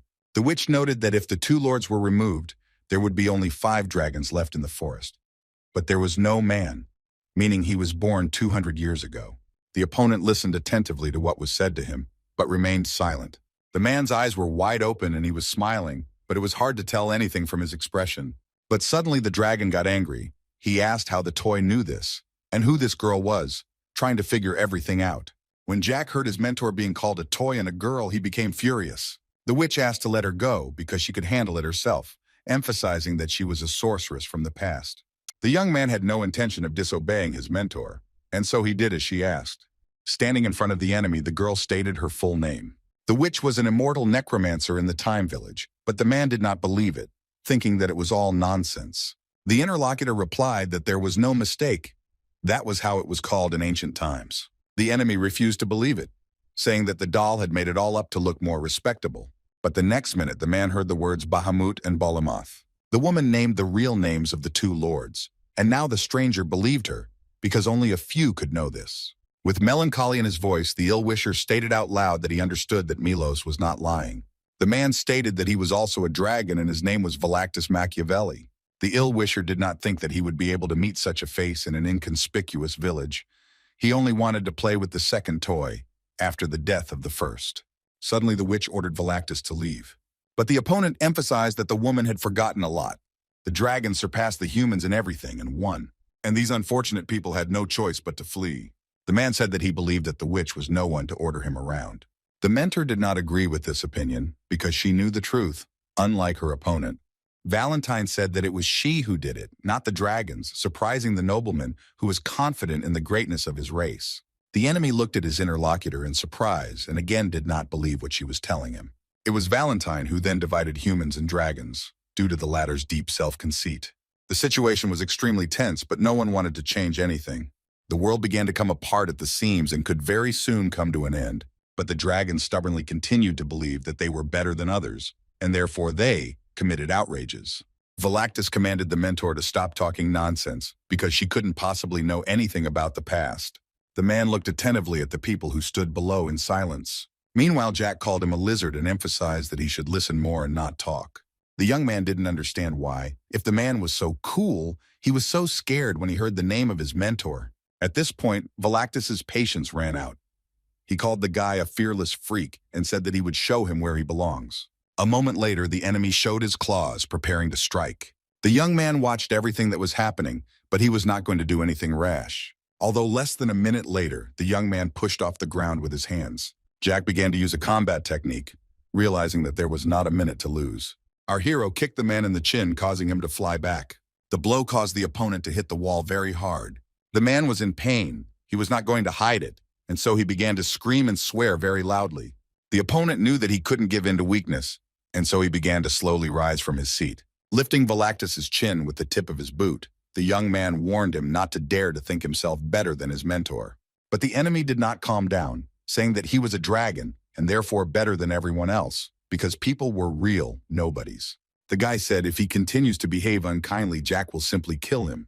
Suddenly, the man grabbed the boy by the leg and threw him back, because he didn't like that he was covering himself with Valentine Milos's back and considered himself better than him. The mentor watched what was happening carefully, but had no intention of interfering. Charlotte was the most surprised of all. She was in tears, trying to understand what was going on. The boy, as if nothing had happened, stood up and said that if Ron had seen how dirty the gentleman was, he would have fainted. Turning towards his new acquaintance, our hero was about to say something. The young man looked at Charlotte and declared that her uncle was the last non-entity on this earth. The girl started crying again. She couldn't say a word, but there was no need. The guy thought about what he could do in such a situation. And then he silently took the blonde by the hand and led her to look at Velactus, explaining that it was a real scumbag. Jack said that this man killed their kind, destroyed her father, and played with her mother until her death. And again, the unfortunate girl wanted to say something but could not. And after that, the young man said that Vivian had given an answer, but he needed the young lady's permission. The guy pointed to the sword that was in the case. Let's see what he meant. And then he said again that the final word still remains with Charlotte, who must decide for herself what to do. The young man emphasized with a smile that he would show how responsible he could be and how much strength he had. Our hero jumped up again and was ready to strike, proving his words. For a moment, the young man hung in the air, choosing the best moment to attack. Jack moved closer and almost touched his face with his sword, trying to cause harm. Velactus easily jumped back, dodging the attack, looking at his opponent with confidence. For some time, the ill-wisher studied his opponent, wanting to find his weaknesses. The same goes for the guy who looked at Velactus with a stern gaze. Not even a few minutes had passed, and our hero had already jumped up from his seat. The rivals rushed at each other to decide who was stronger. This did not happen because the men came together in the fight and then separated. The enemy hoped that the guy's skills would be better, but his technique turned out to be ordinary and easy. Suddenly, Velactus was surprised. He did not realize when his hair was cut above his shoulders that it fell to the floor. After Jack's remark that the guy didn't want to ruin his face, Velactus became angry and emphasized that he wouldn't hold back. There was real rage in the enemy's eyes. He understood that he would do everything to destroy the young man. The ill-wisher cast a spell, using mana at full power to punish the impudent youth. The guy was surprised to see a powerful force rushing towards him. There were only a few seconds left. However, the young man blocked the blow with his sword and pretended that nothing had happened, without even blinking. Velactus couldn't understand how our hero was able to repel the dragon's attack. The mentor watched her protege with an impassive look. As before, she had no intention of interfering. Our hero understood that he had to act, and so he prepared to attack again. The young man looked closely into the frightened eyes of his opponent. Without giving the ill-wisher a chance to come to his senses, Jack had already flown up to him, put his hand on his face, and knocked him down. The enemy lay on the ground, unable to do anything. The young man himself remained standing, but the man screamed in pain with his last breath. Jack realized that he couldn't figure out if Velactus Machiavelli was the son of Luca from the Forest of Monsters. He, in turn, asked fearfully how the guy knew his father, since he had hardly seen him in person. The young man explained with a smile that Luca Machiavelli was one of the 5 dragons that controlled the monster forest. In his past life, it was our hero who cut off his head. But he didn't see his son, thinking that someone had killed him or that he was hiding somewhere. Velactus was stunned, his body shaking with fear and confusion, but he wanted to know who the teenager was. Jack replied that he was the first and last disciple of Valentine Milos, whom Velactus mocked. With despair in his eyes, the enemy thought about how an ordinary guy could stop his magic. And our hero thought about the fact that in front of him was a dragon, the most powerful creature in this world. Suddenly, the youth pointed the tip of the sword at the eye and gave 5 seconds to allow the man to apologize for everything he said about the mentor. The guy was ready to kill his opponent because he had offended the witch. Velactus asked what would happen if he refused and did nothing. The man received the answer that he would be ground into powder that no one would find. Jack was going to do to him what the man did to others, because you have to be responsible for your actions. Our hero began to count down the seconds, and Velactus understood that his life was at stake, which both angered and frightened him. The ill-wisher looked into the witch's eyes, hearing the boy say that there were only 4 seconds left. Our hero did not take his eyes off the villain, waiting for him to make the right decision. Finally, the man flew up into the air, spreading his wings, before the young man could kill him. The enemy was thinking that the situation had become much worse. Velactus knew he had to run and tell the other dragons. Jack looked up, watching the man run away, but he thought it was impossible. Taking a fighting stance, the guy began to accumulate mana, although he did not want to go that far, but he had no choice. The young man cast a spell of one of the 4 techniques called Heaven. The enemy watched what was happening in horror. He did not believe that the young man was capable of something like this. A magical vortex appeared in the sky in front of Velactus, making him nervous because he didn't understand what it was. Our hero was not going to give up, and so he recited the spell again and again, aimed at stopping the villain. With horror in his eyes, the enemy tried to understand what was happening and how far it would go. He wondered who he was dealing with because he had never seen such strength, especially from a minor. The man found himself in some space and began to run in the hope of returning to the real world. However, he did not understand why he could not get out, because the space seemed to repeat itself wherever he went. A large likeness of Jack loomed over Velactus, frightening him and causing him to make rash decisions. The only solution was to run again, but not to stop for a moment. Each new step was difficult. It seemed that there was no way out and never had been. Eventually, the offender fell, trying to escape the huge shadow of the young man. Suddenly, the teenager's huge hand reached out to the offender to pin him down and punish him for all his thefts and impudent behavior. Jack suddenly woke up, looking around the room in surprise. The guy didn't understand how he ended up in a room on a large bed because the last time he was outside. The young man stood up a little and tried to remember what had happened to him. Ron entered the room and asked what had happened to the owner, as he had just woken up. There was silence for a moment. The butler looked closely at the young master, but decided not to say anything. Our hero, with amazement in both his eyes and voice, asked if it was really his servant standing before him. The young man did not expect to see the butler approaching and asking if the boy recognized him. Covering himself with his hand, the teenager noted that firstly, he was not a child, and secondly, why was the butler in this house? The interlocutor thought, deciding what the young man should know. Jack wondered if the butler had seen the girl and the toy that were with him, fearing that he had lost them. Ron explained that the girl had been washed and put to bed in the next room. The butler did not know what had happened to her, but she was in despair because she was crying a lot. The servant realized that something terrible had happened, although he did not understand what exactly. Jack asked again about the toy, to which the man pointed to the mentor, who was sitting on the sofa. The witch was in some confusion and embarrassment, but remained silent. To lighten the mood a little, our hero smiled at the girl. The boy wished her good morning, and the teacher sternly replied that it was already evening, surprising Ron, who did not expect her to talk. Valentine was unhappy because the young man suffered a lot, which she did not like at all. The young man laughed, noting that nothing serious had happened, and therefore the witch should not worry. The butler asked again whether the hostess was really talking to him, since she had not moved for 3 days. He was confused, but the young man said that he would explain everything later and that he should not worry. The guy warned that this was his mentor, and Ron should be more careful when communicating with her. For a while, the servant was silent and looked attentively at the teenager. He, in turn, was sure that the owner had a reason to say so, and therefore he would be careful. Jack asked to tell what happened then, in the hope of at least somehow understanding the situation. It all started with our hero dealing with a group of guards who were going to destroy him. After the knights accompanying the third son were found dead, the Marquis learned of this. Jack's father hired knights to sort out the situation and track down the young man. It wasn't that difficult to do this because the young man introduced himself more than once. Besides this, many people saw the guy in the province of Arbiola. Subsequently, rumors appeared that the young man had appeared in the province of Osenbli, where the knights had arrived. They saw a large funnel in the sky created by mana, which helped them find the young man. After this, Jack was found on the ground where he lay unconscious for a long time. No one knew what condition the teenager was in, but the wounds were very serious, so the boy was moved here and began to be treated. They had to use 3 premium strawberry-flavored elixirs. The young man liked that everyone remembered that he liked strawberries. Our hero liked everything, but he didn't understand why the servant was here and not protecting his sister, as he promised. Scratching his ear, the young man timidly began to make excuses. He explained that the girl also wanted to go looking for him, but the Marquis stopped her, not letting her go, and sent Ron instead. The guy looked at his interlocutor in amazement and asked him if the gentleman had really given such an order personally. Jack called his father a fool for sending Ron here without understanding the consequences. The guy was glad to see the butler, whom he had already missed. But then he noticed a red-haired man who was standing and watching everything that was happening, wondering who this person was. The man emphasized that finally the third lord woke up, looking at him with surprise and incomprehension.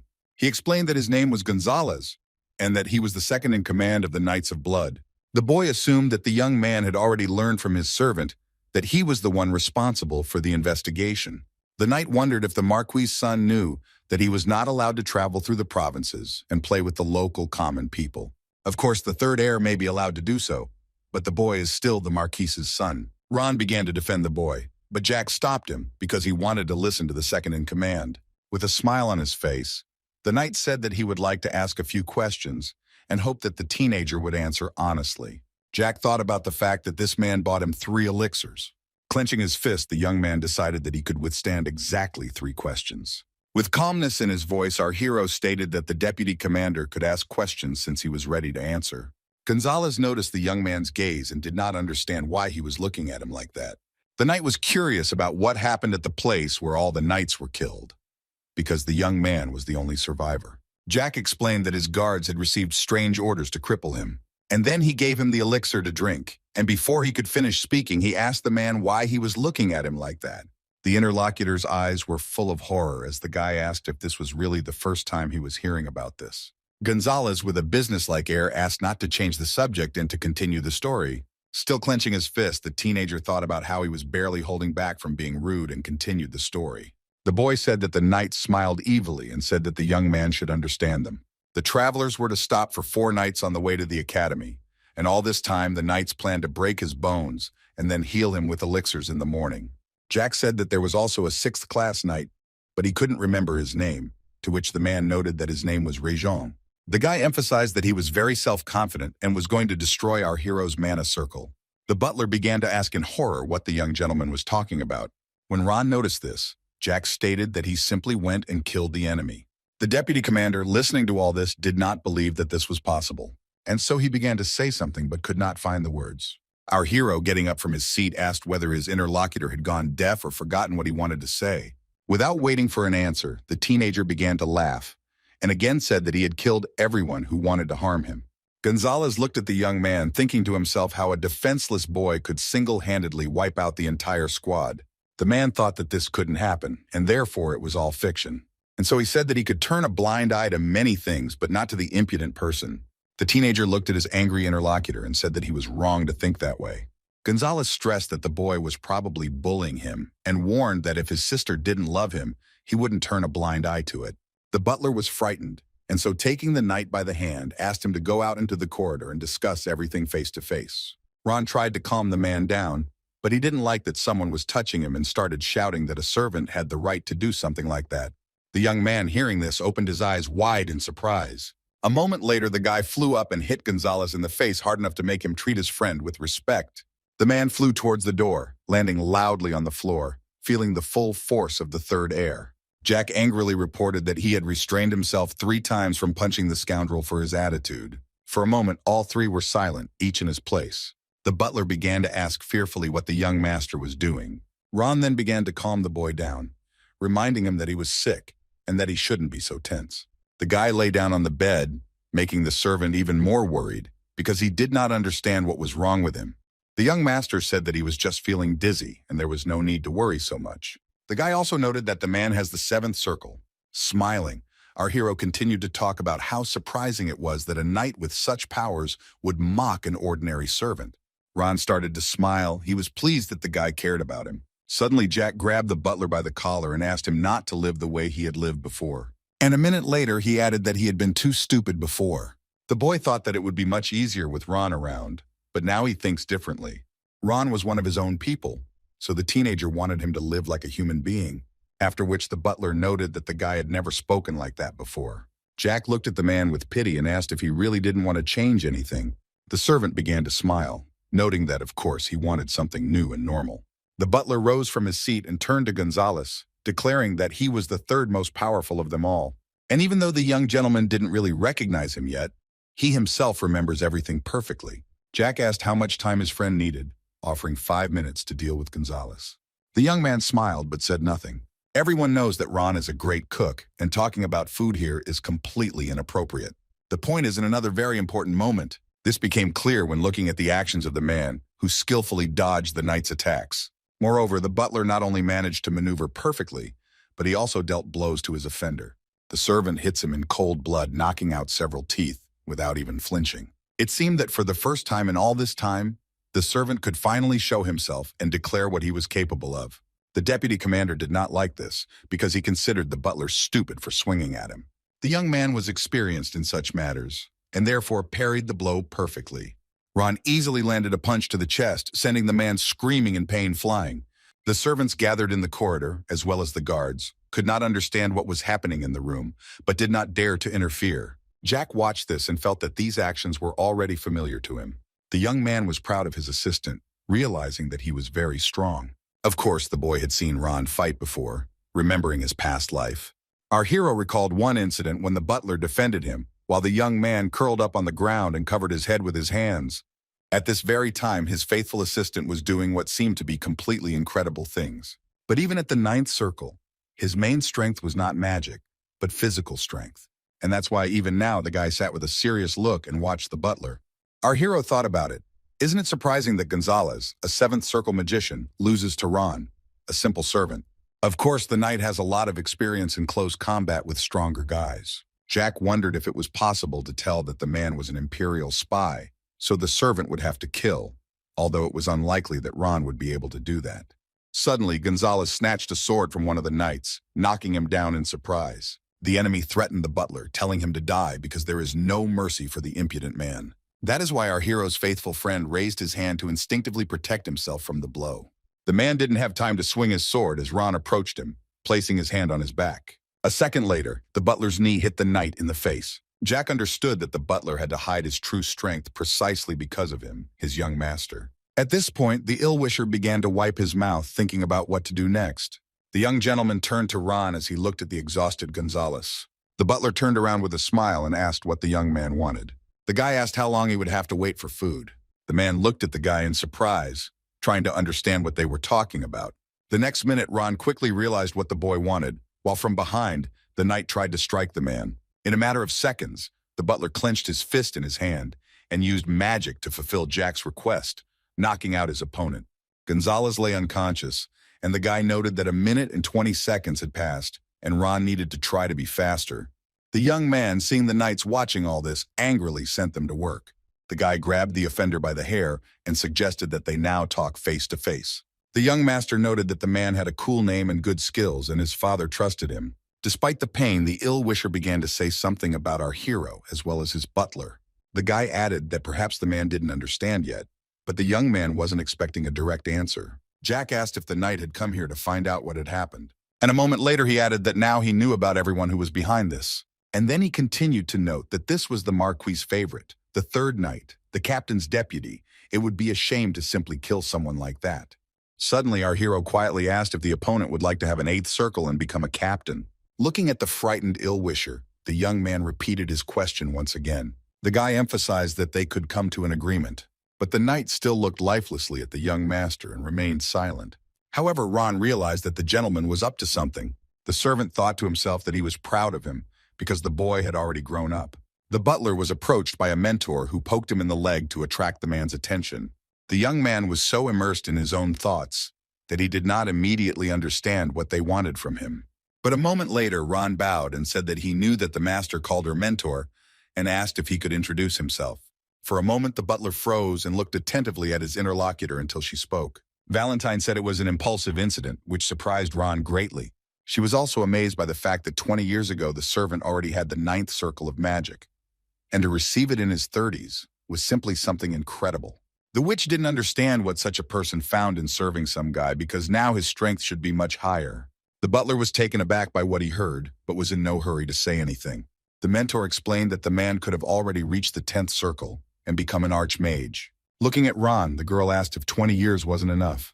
Realizing that the servant did not understand anything, she explained that 20 years of not using magic was not enough.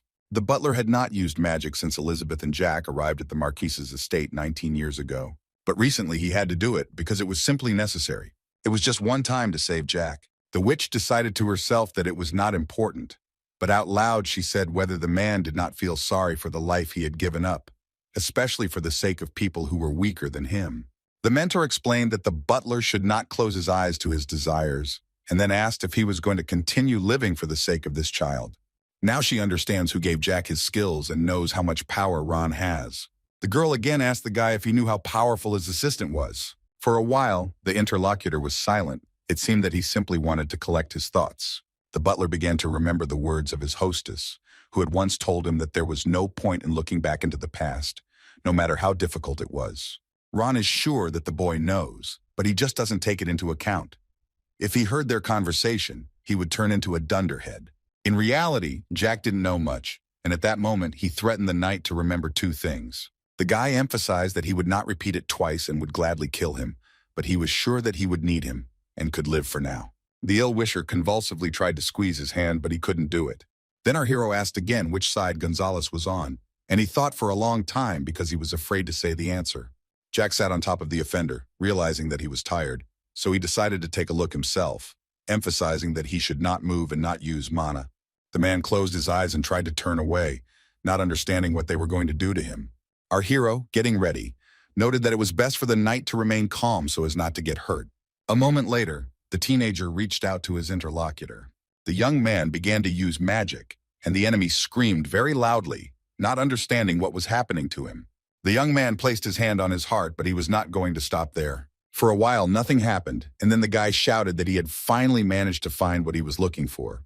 It was about the 7 crystals that make the heartbeat.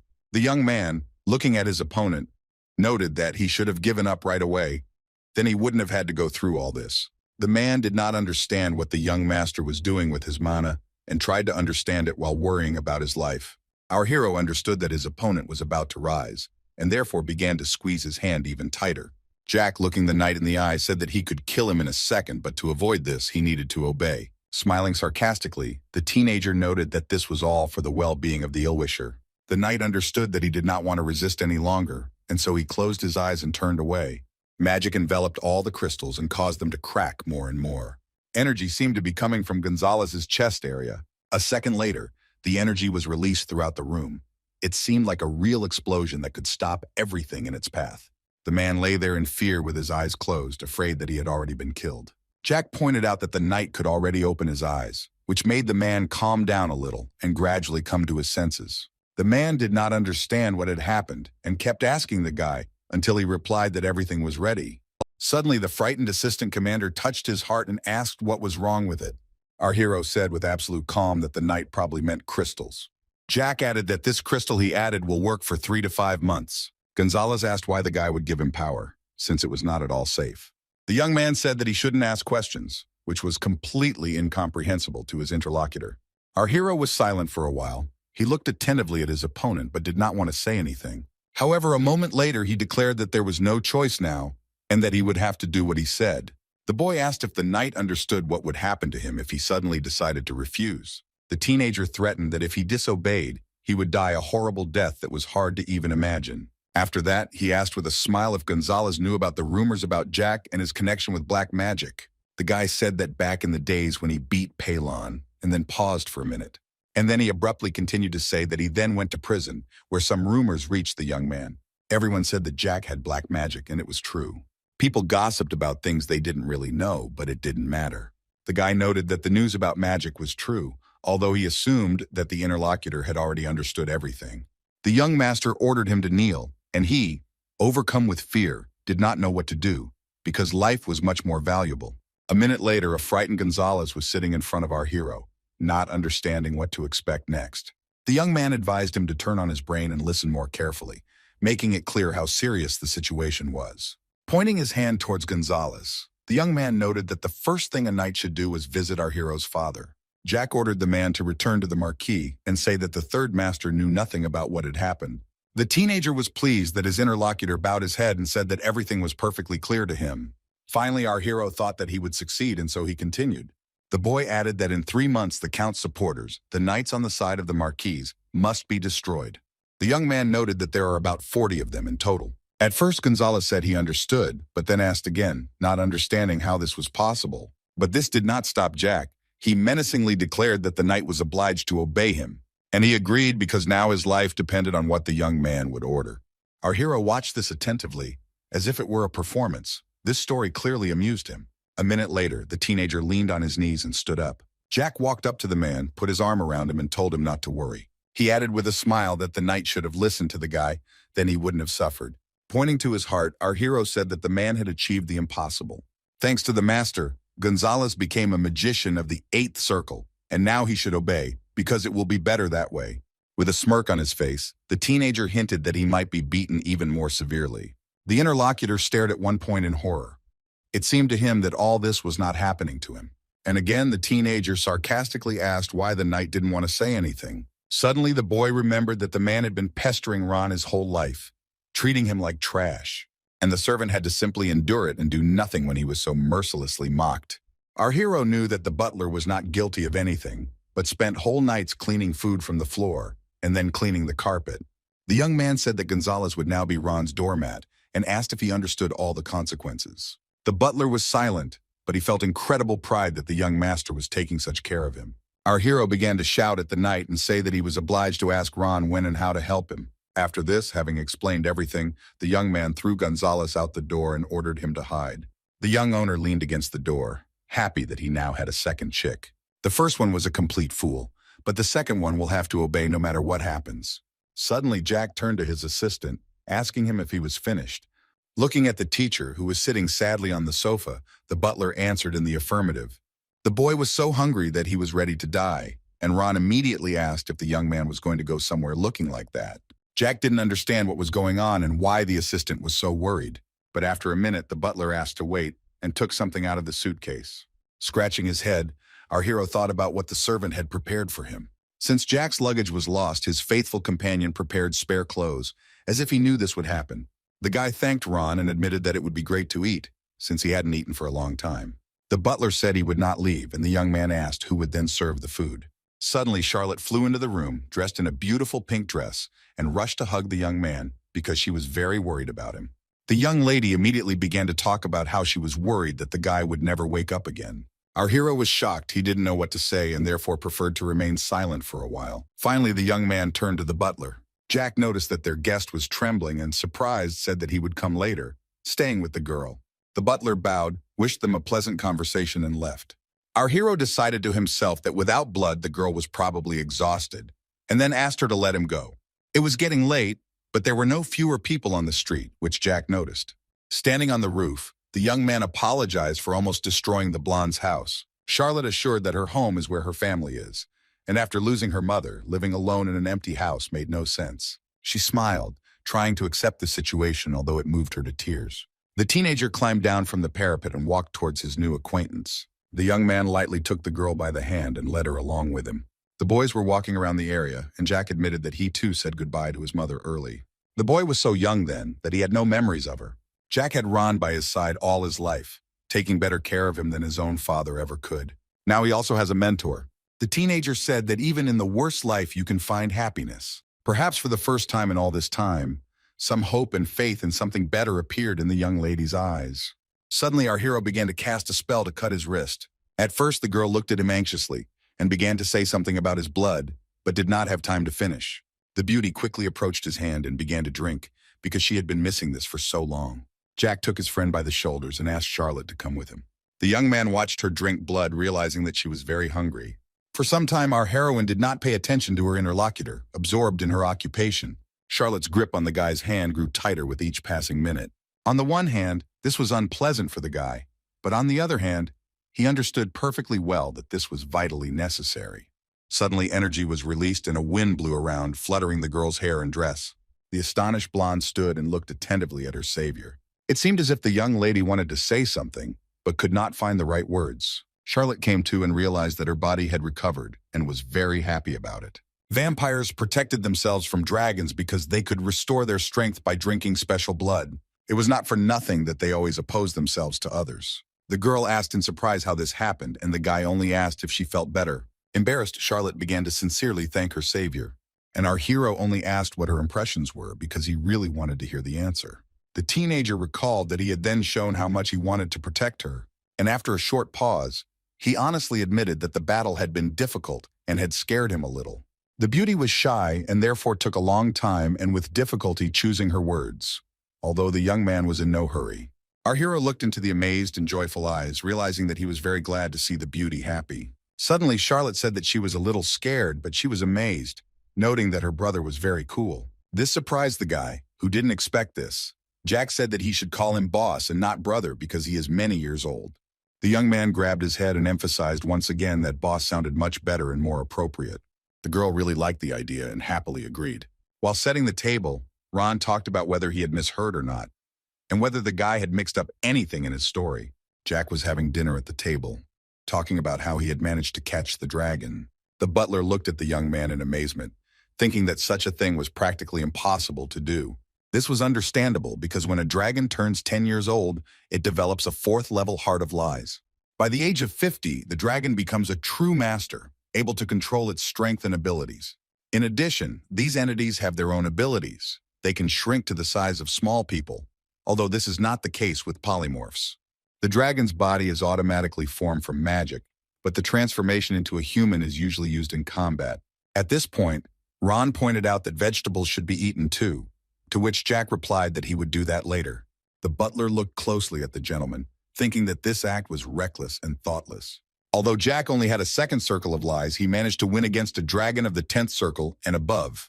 Ron listened attentively to the young master and timidly said that defeating such entities was real luck. The guy noted that the dragon was inexperienced and did not know how to use its abilities correctly, and fear clouded its mind. For a moment, the guy fell silent and looked at his interlocutor in surprise. The young man noticed that the butler was reacting strangely to their conversation because he was not behaving as usual. Our hero noted that if anyone found out that he had killed a dragon, they would simply laugh at it, as the mercenaries had done before. The guy remembered how unpleasant it was, but Ron seemed to accept that Jack could defeat a wizard of that level, although our hero's assistant still couldn't believe that everything ended so well. The butler asked sheepishly if Jack knew about his past, hinting that there might be something unknown. The boy asked him what he meant and whether the butler was hiding anything from him. And to make his words sound more convincing, he jumped up from his seat and began shouting at his faithful servant. Ron warned that the conversation would be long, and there were things that Jack definitely didn't know, asking if he wanted to know about them. Our hero, sipping juice, noted that he was ready to listen. Looking into the glass, the young man thought to himself that, despite everything, the butler was very dear to the guy. In his past life, even when they ran away from home together, the assistant did not talk about his past. Jack decided that it was better for the secret to remain a secret, but he still wanted to know one thing and asked about it. The butler tensed up a little and looked closely at the young master. Bowing, the man said that he would tell the teenager everything he wanted to know. Our hero asked if Ron was connected to the Tulkan Empire, for example, as a spy. The guy carefully chose his words so as not to offend the servant, whom he treated like a family member. Ron explained that he didn't at all and had nothing to do with it. The young man looked closely at the butler, trying to understand if he was telling the truth. Having calmed down, the teenager decided that he wanted to know this just in case, hoping that he was not putting too much pressure on the man. Taking the fork in his hand, the young man thought that his assistant was not very offended by him. Jack understood that if Ron smiled, then everything was fine, and he could be trusted, even remembering his past life. For a moment, the guy looking at the table was lost in his own thoughts. The young man began to think that he had to develop his circle of lies in order to become much stronger. When the young man used the energy, he almost died. He knew he needed to improve his physical fitness and his circle of lies, but first he needed to study at the academy. Our hero understood that he couldn't just give up everything. It would be a wrong decision. The teacher sitting in front of Jack said that he was truly her student because he was able to use black magic. The witch added that the young man used the black crystal with ease. In this world, only Jack and the mentor know about the black crystal. No one else has this knowledge. This remained a secret because the stone was created by the teacher herself, telling only her student about it. The black crystal made the witch famous during the war when she began to use its power. Then the woman did almost impossible things.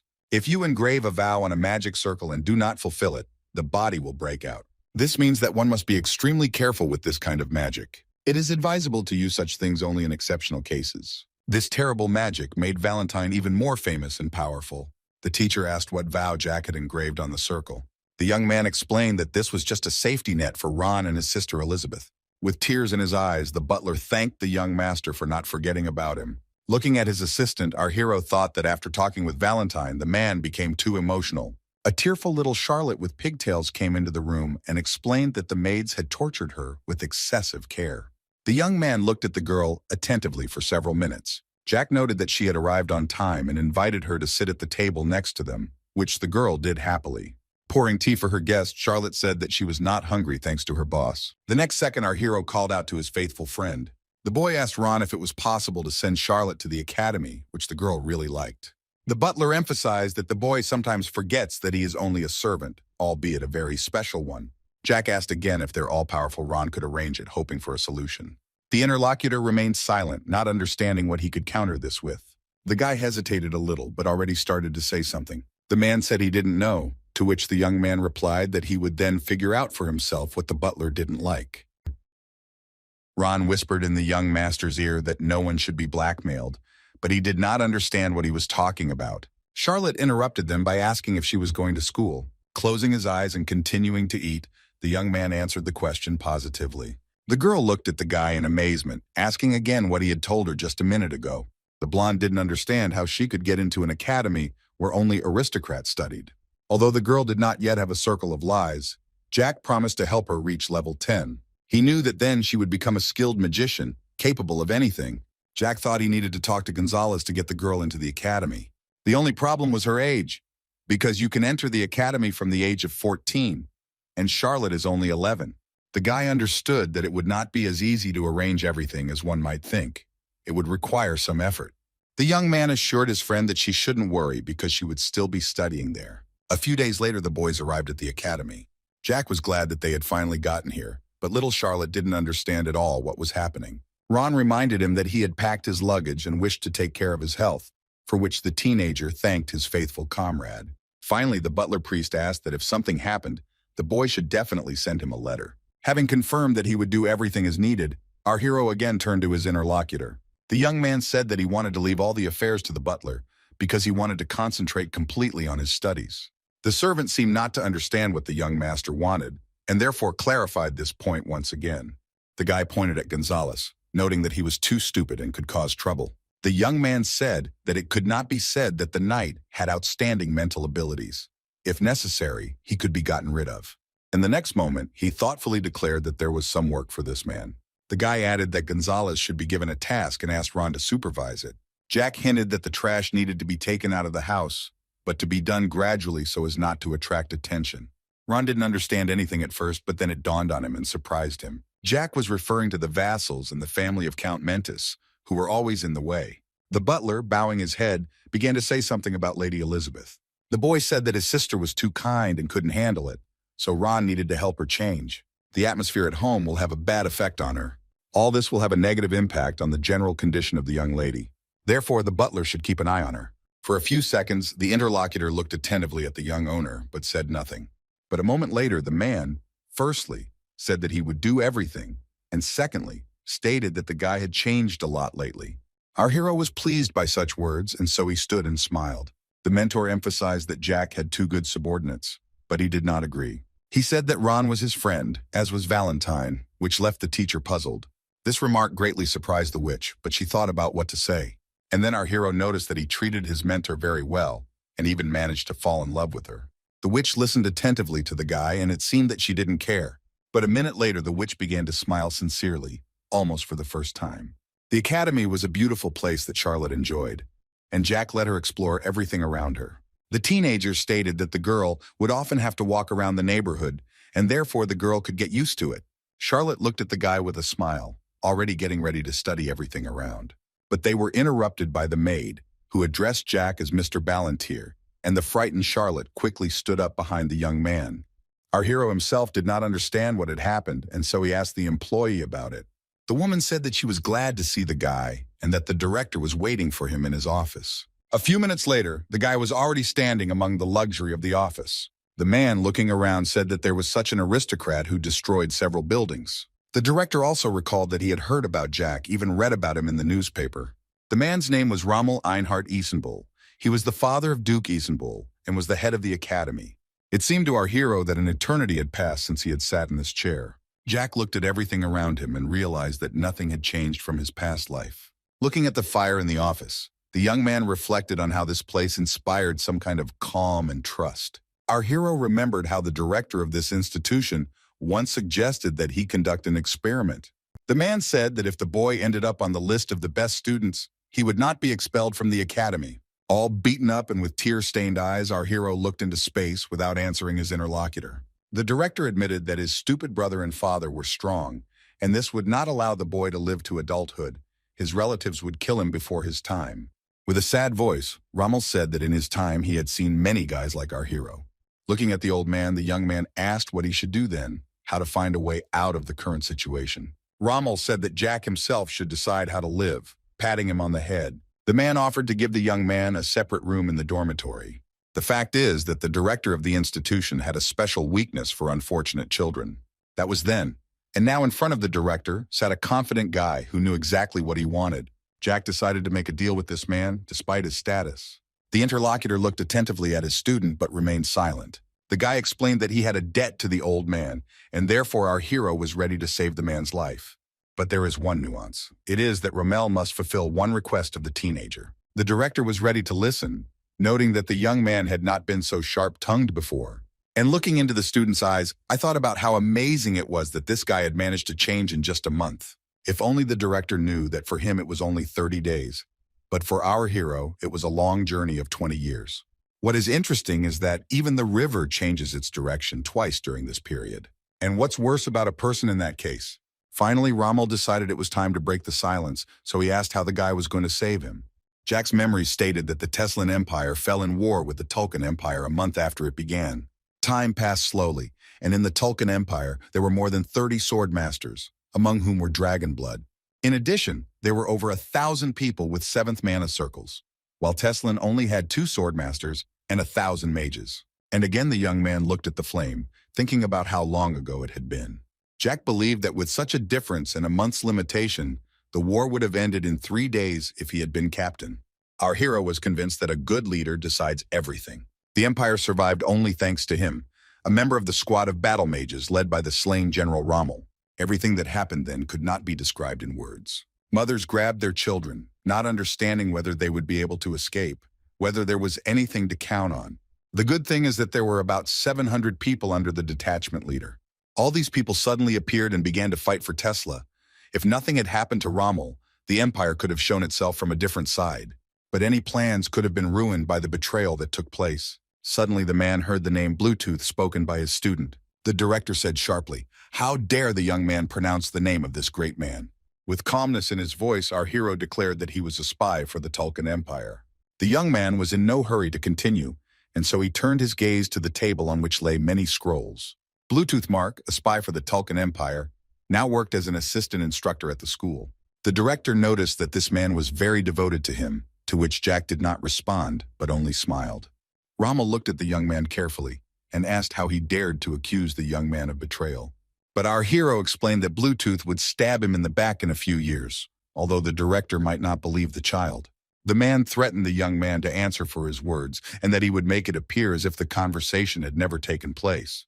Turning away from his interlocutor, Rommel told the guy to go away and mind his own business. Having put the watch on the table, our hero again turned to the manager and declared that he was not some kind of empty talker.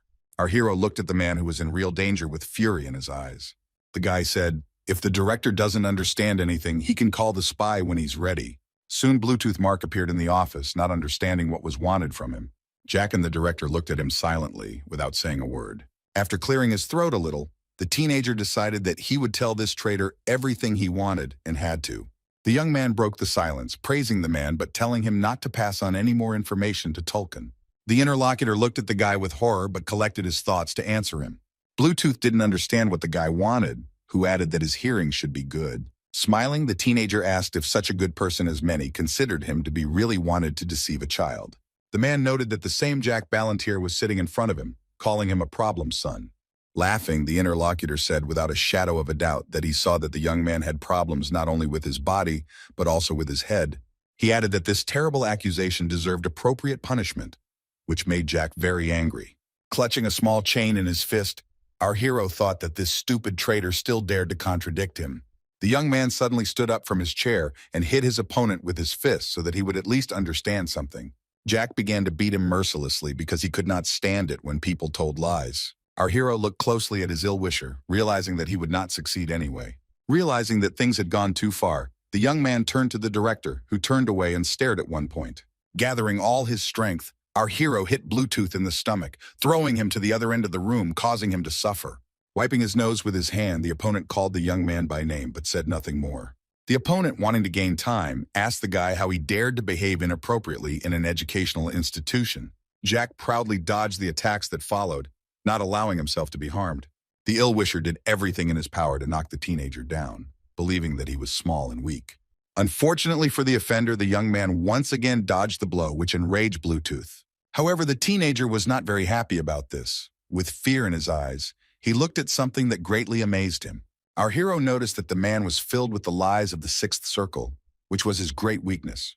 But there was no time to think, and so the guy, having caught his breath a little, hit his opponent with renewed force. And again something happened that Bluetooth didn't expect, because he flew to the other end of the room. The director watched everything that was happening with horror, but decided not to interfere.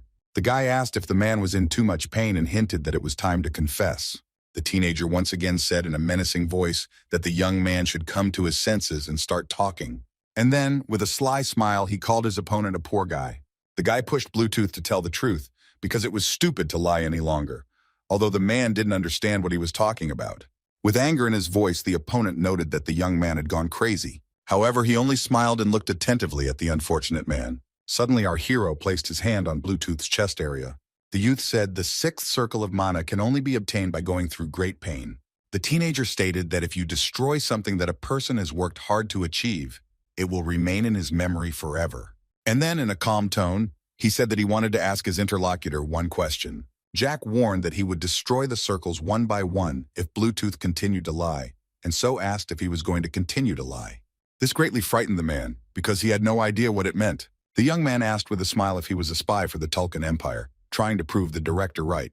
The ill-wisher looked at Jack with horror, not understanding how he knew about this. The young man clutched the carpet convulsively, as if this decorative item was his only hope. And then he started shouting that it wasn't true, and that he had nothing to do with espionage, and that he didn't understand why the guy brought up the topic. It was the wrong answer, and Jack began to destroy one of his circles of lies. The young man then noted that the man only had 5 laps left while he was shaking in pain. The guy repeated the question again, standing his ground and not even blinking. Bluetooth was silent, looking at the guy cautiously, tears of pain flowing from his eyes. When Jack received no answer, he said that losing the circle meant he would have to die to get it back. But our hero was not so merciful and placed his mana into the heart of his opponent. The guy said he did it so that every attempt at recovery would bring unbearable pain. Jack smiled and fell silent for a while to give his ill-wisher time to think, or better yet, to confess. The guy explained that it was better to die because restoring the circle was a very serious process. And again, after falling silent for a while, the teenager proudly declared that he would be happy to talk about it. To do this, you need to infuse dragon blood into Bluetooth and then replace the bones with dragon ones. After thinking for a bit, the guy slowly said that after this procedure, perhaps the circle would be restored. And a moment later, he asked if the ill-wisher knew about this method. Looking at this unfortunate man, the young man added that it was a test. Bluetooth asked in horror how a teenager his age could know about such things. Without waiting for an answer and moving closer to the man, our hero suggested that he try something. Jack decided to finally test the true nature of his opponent by continuing to cast spells. Finally, the man began to shout frantically, asking who Jack was and how he knew about the research. But the guy asked a counter question about whether the young man with the sixth circle knew much. But our hero did not stop asking how Bluetooth knew about the secret research in Tulkun. The young man looked at the young man in surprise, hoping that he would finally speak. The guy smiled, realizing that he would still do what he was going to do. Jack raised his hand over his opponent's chest and began to spin streams of energy. And with renewed vigor, the teenager asked Bluetooth how he knew so much that only a select few knew about. A few minutes later, our hero stood over the unconscious man. Smiling, Jack declared that he had stripped his opponent of all his circles of lies so that he could no longer use them. The next second, the teenager was already looking at Rommel, getting ready to ask him a question. The young man asked the director if he agreed to fulfill his request, but did not have time to hear an answer. The same applies to the director, who looked at both the guy and the traitor. The losing opponent began to scream loudly in pain, unable to withstand the pressure. Bluetooth threatened that the Empire would not leave our hero alone, and every day would be full of pain. With a calm face, Jack decided to kick him into silence so that he wouldn't interfere with their business. The men looked at their ill-wisher, who was again lying unconscious on the floor. After apologizing to the director, Jack noted that he would spend time cleaning up the body. Rommel looked at the teenager again carefully, about to tell him something important. The man did not understand how this was possible, because the young man had changed and did not look like the one he had seen before. The young man admitted that in a month you can change very quickly, isn't that enough? Closing his eyes, the gray-haired man stated that he did not want and would not ask about our hero's affairs, although he asked to tell him more about the betrayal.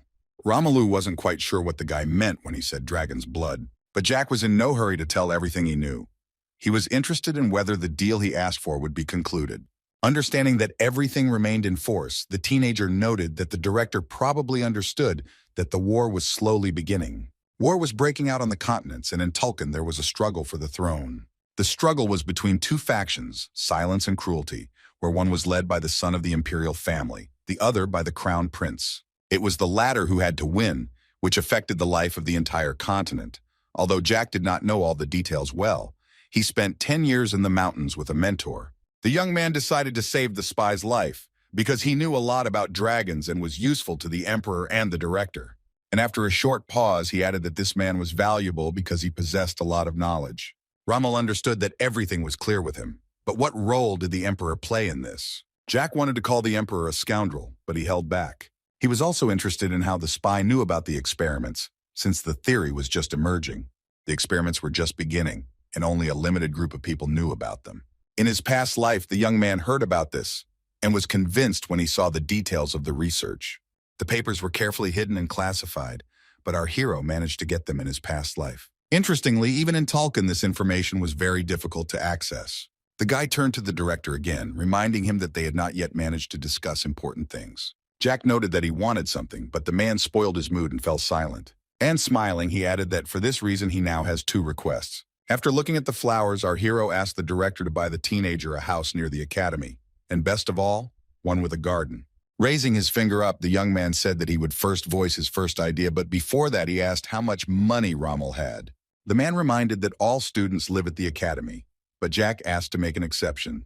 Romelu wanted to know about the second request, so he asked about it directly. The second request concerned the acceptance of a new student. The young man asked for this in an attempt to arrange for Charlotte.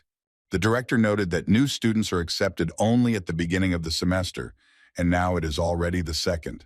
The manager asked again if it was true that they were talking about the girl at the door. Jack replied that it was this child he was worried about. But the man did not calm down at this, and therefore began to inquire about the relationship between the teenager and Charlotte. After thinking for a moment, our hero admitted that he was, in a sense, a guardian for this unfortunate child.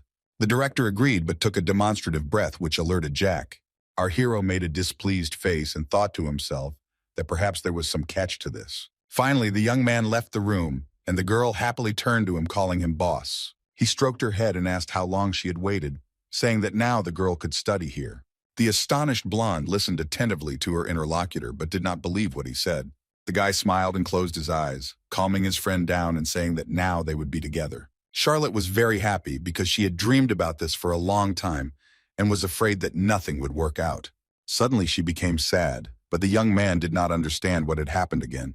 Jack asked what was wrong, assuring him that they would have fun. The girl was worried because the academy was for aristocratic families, and she wasn't even human. The girl noted that this was an old and elite establishment where only the best of the best had access. Holding her mentor in her arms, Charlotte continued to remark on how different she was from the other students. Surprised by what was said, the teenager asked what difference it made who was who. The girl looked attentively at her interlocutor, but did not know what to tell him or how to react to it.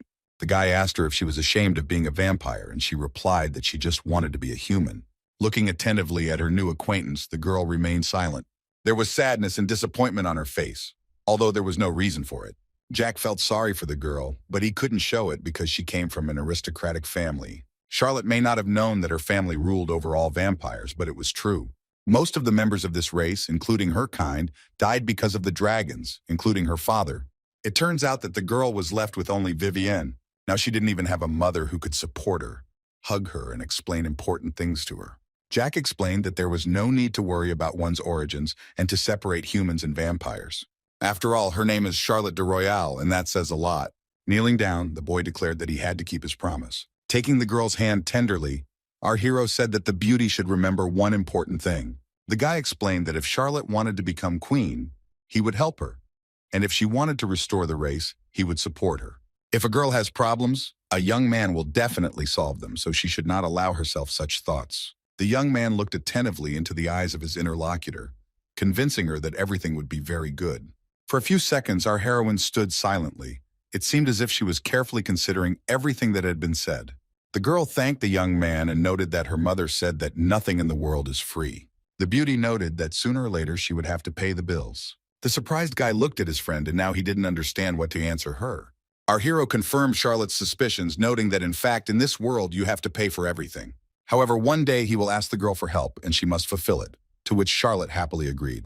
The blonde, squeezing her mentor even tighter in her arms, noted that she would never abandon her savior. The very next moment, the teenager offered to carry the suitcases so they could go for a walk, pointing to the beautiful view. A few minutes before this, a very interesting conversation took place in Rommel's office. The director promised to get the girl into the academy, and he will do it today or tomorrow. Looking at the young man, the man continued to note that there is a house outside the academy. But there is one thing. It will be difficult for one person to manage in a large mansion, and therefore the manager sends several experienced people to help. Jack said he would be glad of that, as company never hurt, and thanked him for his concern. Standing on the street, the witch, who was already sitting in our hero's arms, wanted to tell him something. The mentor emphasized that Jack said the right words in relation to the girl. In the young man's views on racial differences, respect for the individual comes first. This is very important. Valentine continued that she thought the teenager was the first fool, but now she doesn't think so. The boy decided that this was a compliment, after which the teacher asked if they had arrived. Suddenly, everyone gathered turned their attention to the powerful blade. The guy stood there and didn't know how to react to what was happening. Our heroes saw a man standing with a sword and training to wield this weapon. Jack noted that the man was very persistent, although he was completely indifferent to what was happening on the site. The teacher asked him to stop and watch, which the young man agreed to since he had no choice. And so the boy sat down on a bench to watch what would happen next. The teenager didn't understand why the witch wanted to look at the stranger. It was clear that the man was about 17 years old and tall. Afterwards, the guy began to look at how much mana the stranger had, although he didn't expect a large amount. And at this very time, the young man, who did not pay attention to the audience, continued to study hard. Suddenly, our hero's eyes widened at what opened up before him. For a moment, it seemed to the teenager that he had simply made a mistake in his visions. Looking around, our hero decided that this was simply impossible. Jack was very surprised that the young man had the fourth circle, but the strength was the same as the second. The man looked so cool, but in reality there was nothing there that would interest the mentor. The witch asked the boy if he was worried that she would take on a new student after hearing a negative answer. A moment later, the young man again asked his interlocutor why she had paid attention to this stranger. The mentor emphasized that her student sees only external characteristics and nothing more. The guy asked if the young man had anything else besides his physical fitness, of course. Valentine looked closely at her charge but did not know what to say to him, and therefore remained silent. For a moment, the boys turned their gaze to the sword standing against the wall. For some time, our heroes sat in complete silence. They were immersed in the process they were observing. And it was truly amazing how the stranger handled the sword. Suddenly, Charlotte announced that the man had been training for a very long time and might faint. The girl noted that from the sweat that appeared, one could tell that the person was holding on with all his might. And the very next minute, the blonde drew the guy's attention to the abrasions on the stranger. In a serious voice, the young man stated that he himself had noticed this. The teacher asked Jack if he still understood what she was hinting at. Our hero began to carefully study the young man again, trying to understand what the catch was. It turned out that this man had one circle of mana destroyed. The interesting thing is that it is difficult or even impossible to restore it. The most amazing thing is that it doesn't seem like anyone was involved. It looks like the man hurt himself. Valentine said that's why she likes him, but added that there was no point in saying anything else. Jack smiled, realizing that the witch knew much more than she was saying. Although a moment later, the witch declared in an indifferent tone that she had nothing more to say. Our hero guessed that the woman was interested not only in physical strength. Valentine also drew attention to the basis for the black magician, death, and endless revenge. The man's persistence to restore the destroyed circle, his willpower to raise his sword every now and then, despite his wounds, were also amazing. However, there was also a hatred hidden inside that was keenly felt. Suddenly, the stranger heard someone speaking to him. Jack decided to talk to the man before he realized what they wanted from him and why they were bothering him. The young man explained that the young man was straining his arms too much, which surprised him greatly. Our hero continued to explain that his right hand was too tense and he needed to swing more accurately if he didn't want to die. The young master pointed out that he was too focused on the destroyed circle. It was better to protect his heart first. Jack advised the stranger to change his attitude towards what was happening, but in his own head. The man asked who the teenager was, but in response received a question whether he was ashamed of being a weakling with such a form. He was embarrassed and tried to answer something to defend himself, but he couldn't say anything. Jack sighed heavily and just looked at him with sadness, but with understanding. The young man then handed his interlocutor an elixir with the highest level of grape flavor, but the man did not understand why he was giving it to him. Holding the bottle in his palm, the stranger wondered what it was made of. A little embarrassed, the blonde asked the teenager why he gave him this potion. Smiling, our hero happily said that there was no catch in this. He just wanted to do a good person a favor. The boy knew that he could give the elixir because Gonzalez was very rich and did not mind if the young man had even more of it. And so a moment later, he added that the stranger should not worry about anything. Our hero understood that he had to know to whom he had given the elixir, and so he asked the young man's name. After the young master asked about his name, he said that his name was Thanos.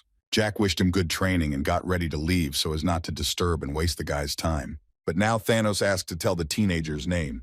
And a minute later, he received an answer. The young man stated that the young owner's name was Jack Ballantyre. The young man emphasized that he was already leaving and thought that they would see each other again soon. Valentine, still sitting on his shoulder, said that only a guy could talk so badly. The girl happily declared that there was no one better than the young man. The boys understood that time was running out, and so they had to go too. Charlotte, who thought Jack was cool, looked back to see where the man was. And he just stood there, holding in his hand the potion he had received just recently. The young man did not understand why someone would give him a potion just like that. Although the very next moment the man loudly pronounced the name of our hero. Thanos recalled the rumors about the third son of Ballantyre, who was considered an idiot who only knew how to eat and breathe. Standing in the middle of the arena, the blonde thought that he remembered everything correctly. It was this teenager that everyone was discussing.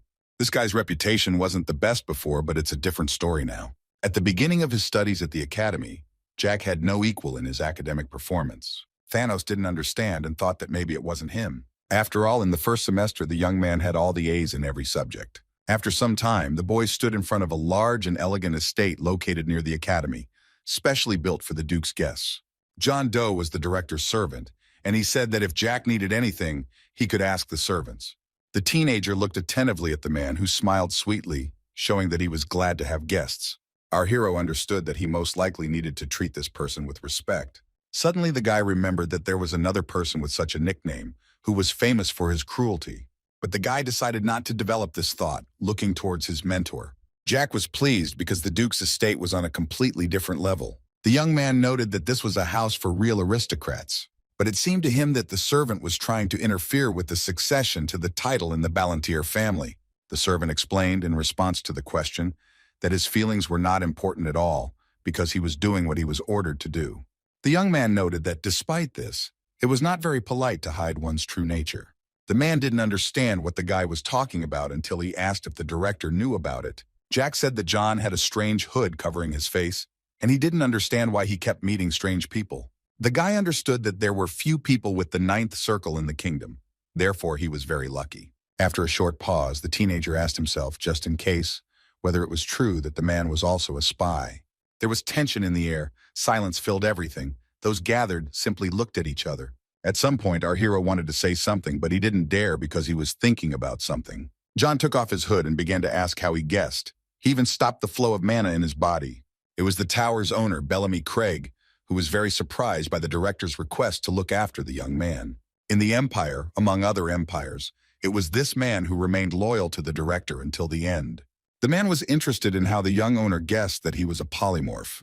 With a smile on his face, the teenager said that he would never have guessed before and fell silent for a moment. And then he received the answer that the young man had recently had to kill one such polymorph. Craig explained that he was the master of the tower and the rector of the Faculty of Magic, and Jack was just a student, so he should be more polite.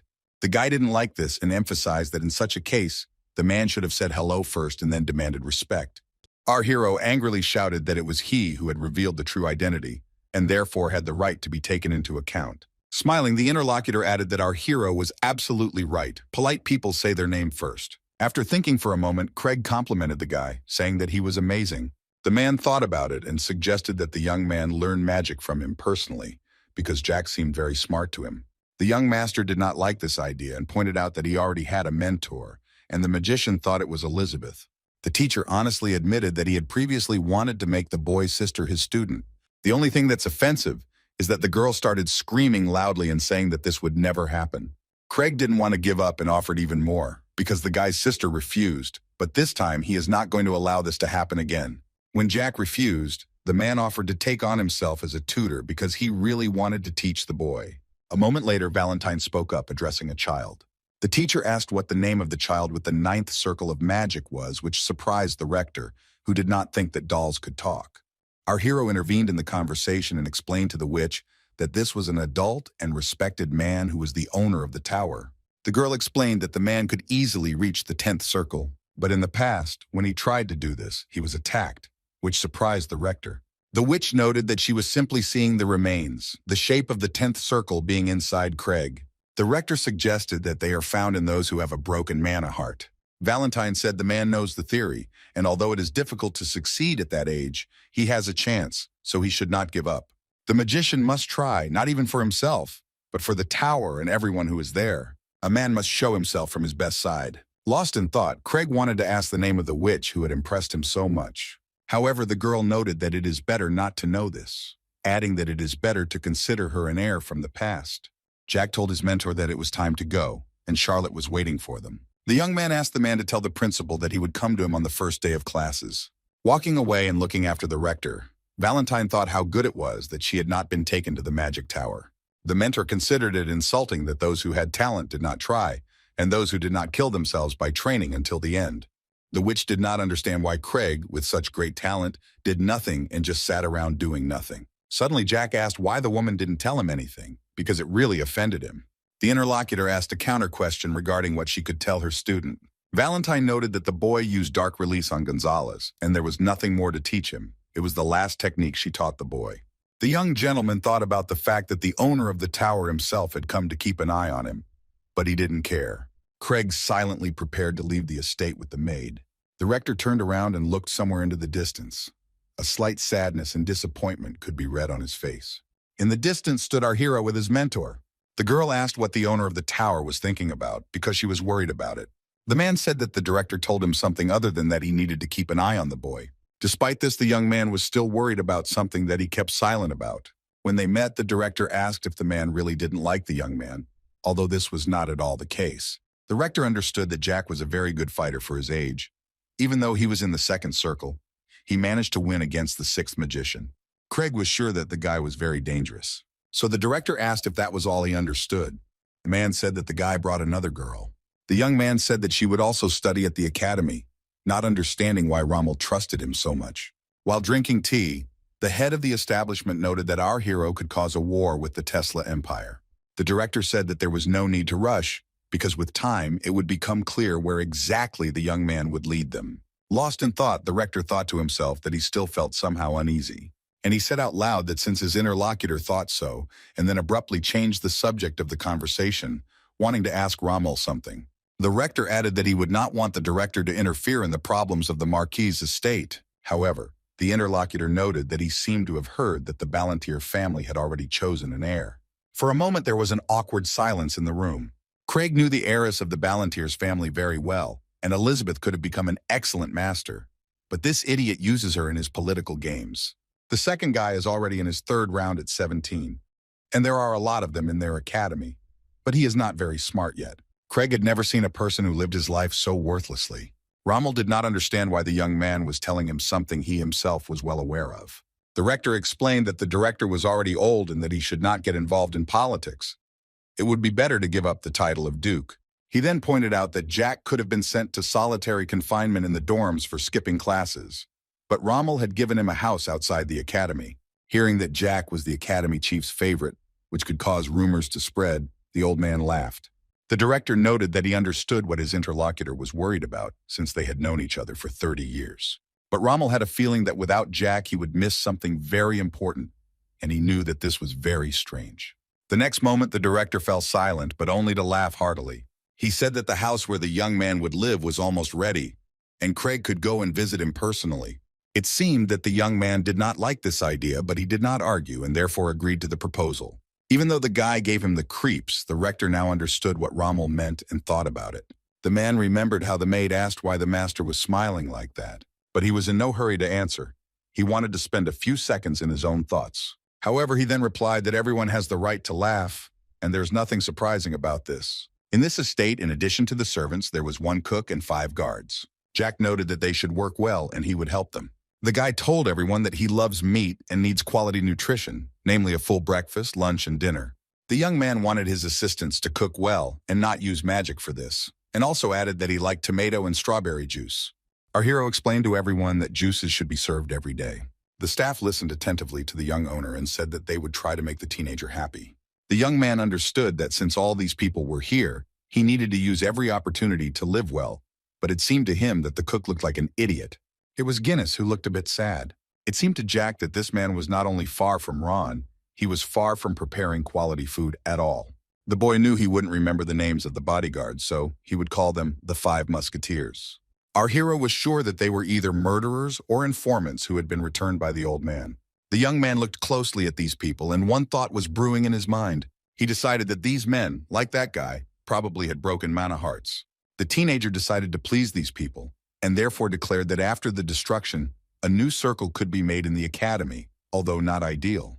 Hearing that the boys were asking for this to be done for them, Jack said that he would try to resolve the issue if they did a good job.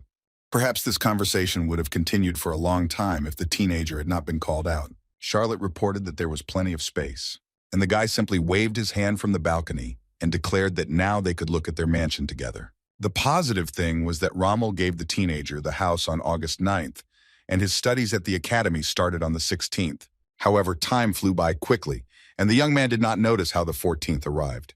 Jack had been having a great time at the estate for 5 days now, realizing that you should only take the best from life. They bought new clothes with Charlotte, and there were a lot of funny moments during this action. The boys had a great time exploring the city and even eating local food, which the girl didn't refuse either. Our heroes attended events that they had heard about before, but did not think were available to them. In addition, they attended a wonderful performance, which the little vampire really liked, having never seen anything like it. Remembering this with a smile, the guy thought that it was fun to relax, except for the fact that it was time for the young man to train.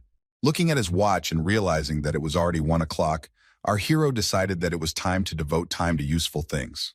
The weather was fine, which meant nothing could stop the young man. While out for a walk, Jack decided that perhaps it was all because of his warlike attitude. The boy realized that not only was he poor at using mana, but he was also physically weak, so he took up running.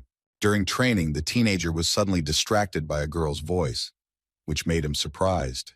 The young man saw his new acquaintance, who was also starting life from scratch, and therefore did what she didn't want to do, but had to.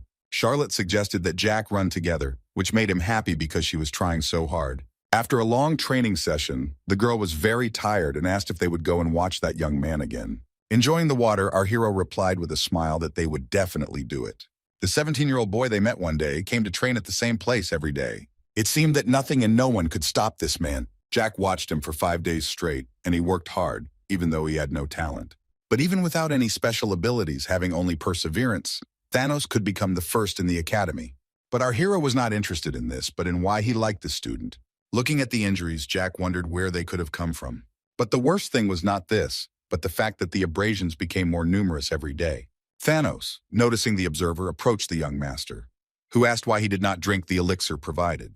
The young man looked down, ashamed that Jack had given him such a valuable potion. The interlocutor remained silent because he did not know how best to answer this question. But Jack was not happy with this turn of events, and so he once again asked what happened to the potion. After a moment, the interlocutor spoke, noting that this elixir probably cost 40 gold. Thanos promised to return the money, but the Marquis' son was not interested, since the elixir was not purchased with his money. The teenager was interested in why this student did not drink such a high-quality potion that could help him. Jack noted that Thanos' injuries were severe, possibly even with broken bones. Thanos wanted to continue training, even though his legs were so injured that he wouldn't be able to move them for much longer. Our hero noticed that the young man was training, despite severe pain, day after day, which is impossible for an ordinary person.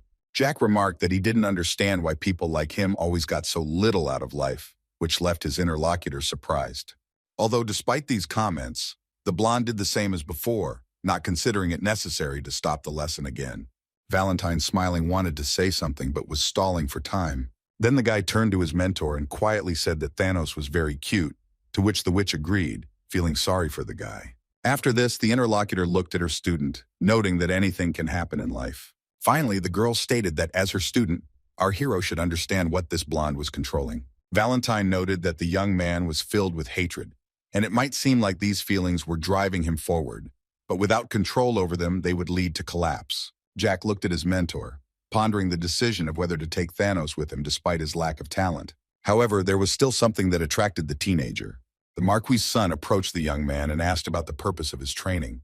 For a few seconds, the interlocutor looked at Jack attentively, trying to find some suitable answer.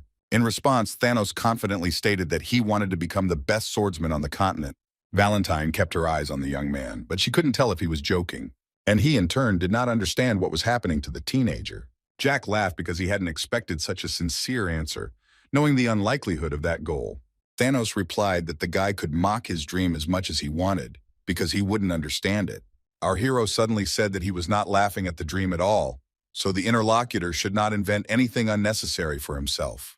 Previously, the extent of the aspirations and great greed in the heart was unclear, but now everything has become obvious. The teenager looked into the sincere eyes of the blonde and was already starting to say something. Looking at the training ground, our hero thought about what else this man needed, but said something completely different out loud. Jack offered Thanos to become his ward, which surprised him because he had never received such an offer before. At that very moment, someone was tightly clutching a white teapot in their hands. It was little Charlotte who had water in her container. The girl thought that the children would be happy. She saw Jack holding Thanos by the shoulders during the conversation, which interested the beauty. And at that very moment, our hero once again asked the blonde if he was ready to become his chicken. The interlocutor shouted, not understanding what they wanted from him. Thanos asked again about the offer to become a chicken, because it's not every day that you get that opportunity. The young man smiled and said that he couldn't understand whether the blonde agreed or wanted to refuse it. And Thanos admitted that he does not understand Jack's intentions, although it seems to him that it is something good. The young owner offered an alternative. If he didn't want to be a ward or a chicken, he could become a dependent. The guy stood and looked closely at the teenager, thinking about what he had just said. Thanos did not understand the meaning of the word, so they explained to him that it was something like a vassal of the Marquis's son. The young man said that there was nothing unusual about this. The young man noted that he was a simple man without a fortune and would have nothing to offer Jack. The young owner asked with a smile about the importance of this, since money and status did not interest him. The interlocutor was embarrassed, saying that practically no one hangs out with him. However, Jack was not going to give up, and so he wondered what was so unusual about this. Thanos admitted that he had heard of the Ballantier family, but the young man did not at all correspond to the rumors about them. And again, our hero thought to himself that everyone at the academy knew about him too. Clenching his fist, Thanos explained his position that without money and talent, no one needed him, and Jack should find someone better. The young man was touched by such concern because Thanos was worried about his future, not his own. And a minute later, he reminded that the young man wanted to become the best swordsman on the continent, so how could such a warrior not be useful? But Thoth again noted the lack of talent for mana, trying to convey this to Jack. But the young master understood that Thanos had something more valuable than this talent, because many achieved success without it. Placing his hands on his interlocutor's hands, the teenager noted that there were many owners of mana without him. Even peasants have a talent for mana, but they don't realize it, and therefore don't know how to develop it. These people die without ever realizing their potential, without even realizing the wealth they had inside.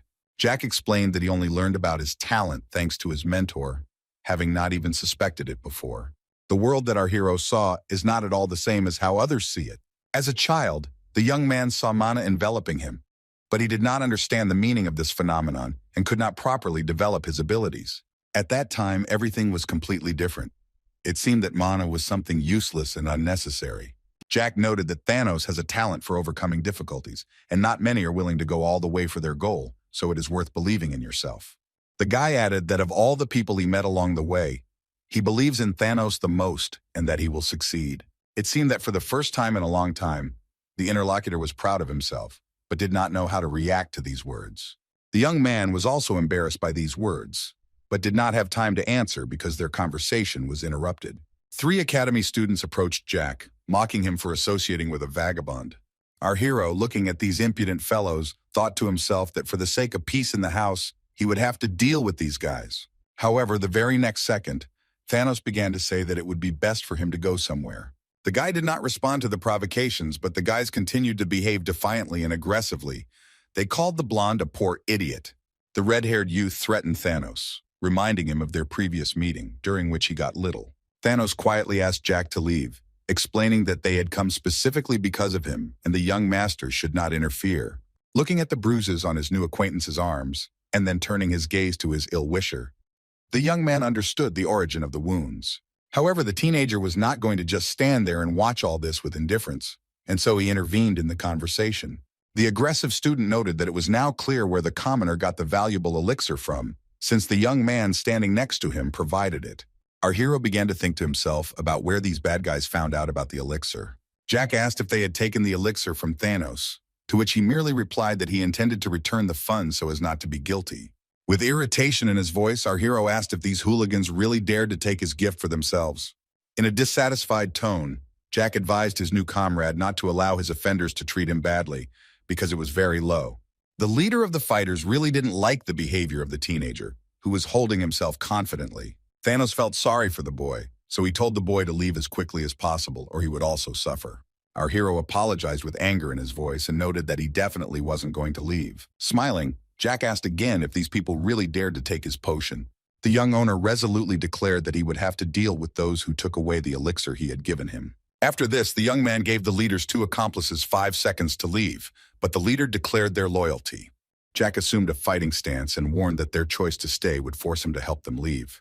There are 5 marquises in the Tesla Empire, and they are true aristocrats, not those who received the title through magic circles. One of the 5 marquises, Herman, lives in the East and has a problem child in his family. This is the future owner, Dietrich Herman, who will soon graduate from the academy. It all started with the murder of a maid at the age of 13. At 14, he became addicted to various substances, and from 15 to women of dubious origin. They say that the guy not only uses various substances, but also sells them, so the future of the German family was determined. 1653. This is not allowed at the academy, because the children of the emperor and dukes study here, and many people are watching their actions. Then Dietrich had to find toys for himself, or rather a commoner who appeared at the academy for an unknown reason. It was Thanos, whom they had been torturing for a long time, and no one had stopped them. The guys saw how this young man was doing, and it made them angry. One of the not-so-wonderful days, the sword that the blonde never let go of was suddenly knocked out of his hands. Several people pushed the young man to the floor and began to put their feet on him. The ill-wishers rejoiced and grimaced, enjoying the fact that the young man was in great pain. One day when the boys were bullying Thanos, something cracked in the boy's pocket and attracted the attention of the fighters. Dietrich didn't understand what it could be, and therefore was determined to find out. It was an elixir that was slowly pouring out of a broken bottle. The opponents began to ask where such a beggar could get such a valuable thing. Taking a big stick, Dietrich decided to teach the guy a lesson for his insolence, although in fact Thanos did nothing. The young man understood that they were going to beat him, but he seemed to have no desire to resist it. Now standing in front of ill-wishers and seeing Jack nearby, the guy behaved completely differently. At this point, our hero hit the first guy who had a problem with excess weight and incapacitated him. Dietrich decided to attack from behind, taking the same stick, which looked like a bat, saying that the young man was being too presumptuous. The teenager turned around slightly to see who had the nerve to swing at him. After this, Jack easily kicked the fighter's stick out of the way, leaving the guy without a weapon. At this point, Charlotte told her mentor that the boss was acting like that again, to which she replied that she was not at all surprised. The opponent noticed that the opponent had a very strange aura that he had never seen before. It was dark and filled with malice. Jack began to stretch and say that he finally warmed up a little and asked if the guys were tired already, since the fight had only just begun. The young man covered part of his face from the sun, which was shining directly into his eyes, hearing Dietrich accuse the boy of what happened. But our hero didn't care about this at all. He had suffered humiliation and abuse for so long that now he only wanted to avenge himself and his friends. And a second later, he noted that the idiot servants were not going to interfere, even when the master was lying on the ground. The Marquis' son was very angry about all this. expressing his opinion and hearing that his rival continued to call him badly. An exhausted Dietrich threatened his rival, saying that he would immediately contact his father. But the young man did not have time to do anything because he looked ahead in horror, and all because Jack raised his leg in order to hit his ill-wisher. A minute later, the teenager's foot was already confidently resting on his opponent's head. The guy said with a smile that if a person finds it difficult to understand something the first time, he can explain it again. The servants, who had been doing nothing, decided to stand up for their master because he was in a hopeless situation. Our hero happily declared that he had been waiting for this moment for a long time because he was tired of looking at the guy lying on the ground. The young man heard threats that it was in vain that he had started a fight, but the guy just continued to smile. When Thanos said the red-haired guy's name, our hero's spirit perked up a little. However, this did not please the aristocrat lying on the ground, and he began to shout that the commoner should not dare to talk about him. Jack got fed up with this and ordered Dietrich to shut up and kicked him again. The Marquis' son gave the guards 3 seconds to explain why they allowed that idiot Thanos to be beaten. One of the mercenaries looked angrily towards our hero and shouted something at him. A moment later, the ill-wisher rose from his seat and was about to attack. The man attacked Jack, but he easily dodged and was sure that he had just come across some stupid guard. Suddenly, our hero saw the guard's mana mixing with the scarlet blood and pitch-black darkness, creating the initial explosion. This was the best magic for the 6th circle. The guard used a large-range explosive magic called Explosion. Jack wondered if this crazy guy really wanted to destroy Thanos, Charlotte, the Mentor, and this whole area, and he started to accumulate mana as well. The guy began to concentrate, thinking to himself that he would have to fight idiots again. The young man managed to concentrate all his mana in his hand and deliver a stronger blow. Jack easily repelled the attack, which further wounded the same guard. Our hero happily noted that he had dreamed of something like this. He wanted to show his top class. The guard was not going to calm down. He shouted at the teenager and called him the most obscene names. The man wanted to take revenge, so he began to attack again, but Jack noticed that he was attacking with his right hand again. The guy hit the guard in the chest, saying that all his blows were similar and easy to guess. The man winced in pain, not expecting the blow to be so strong. When he tried to get his sword, Jack easily knocked it out, as well as Dietrich's bat, but a little earlier. Next came the knife, but nothing came of it either, since the guy, having hit the opponent's hand, deprived him of this opportunity as well. The man howled in pain, rubbing his own wrist. The guy thought that the man had a headache, which is why he was thinking so poorly. And so he came up from behind and began to strangle the man, reminding him of how unfairly they had treated Thanos. The enemy tried his best to resist, although he was not very successful. Having knocked the ill-wisher to the ground, the teenager asked in surprise that he could probably relax a little now. The guard lay there and asked who this young man was, not understanding where the child got such strength from. The Marquis's son pushed back another bodyguard, blocking the mana in his body, which he would hardly be able to restore. The young man looked thoughtfully into the distance, worried that these fools could burn everything around them.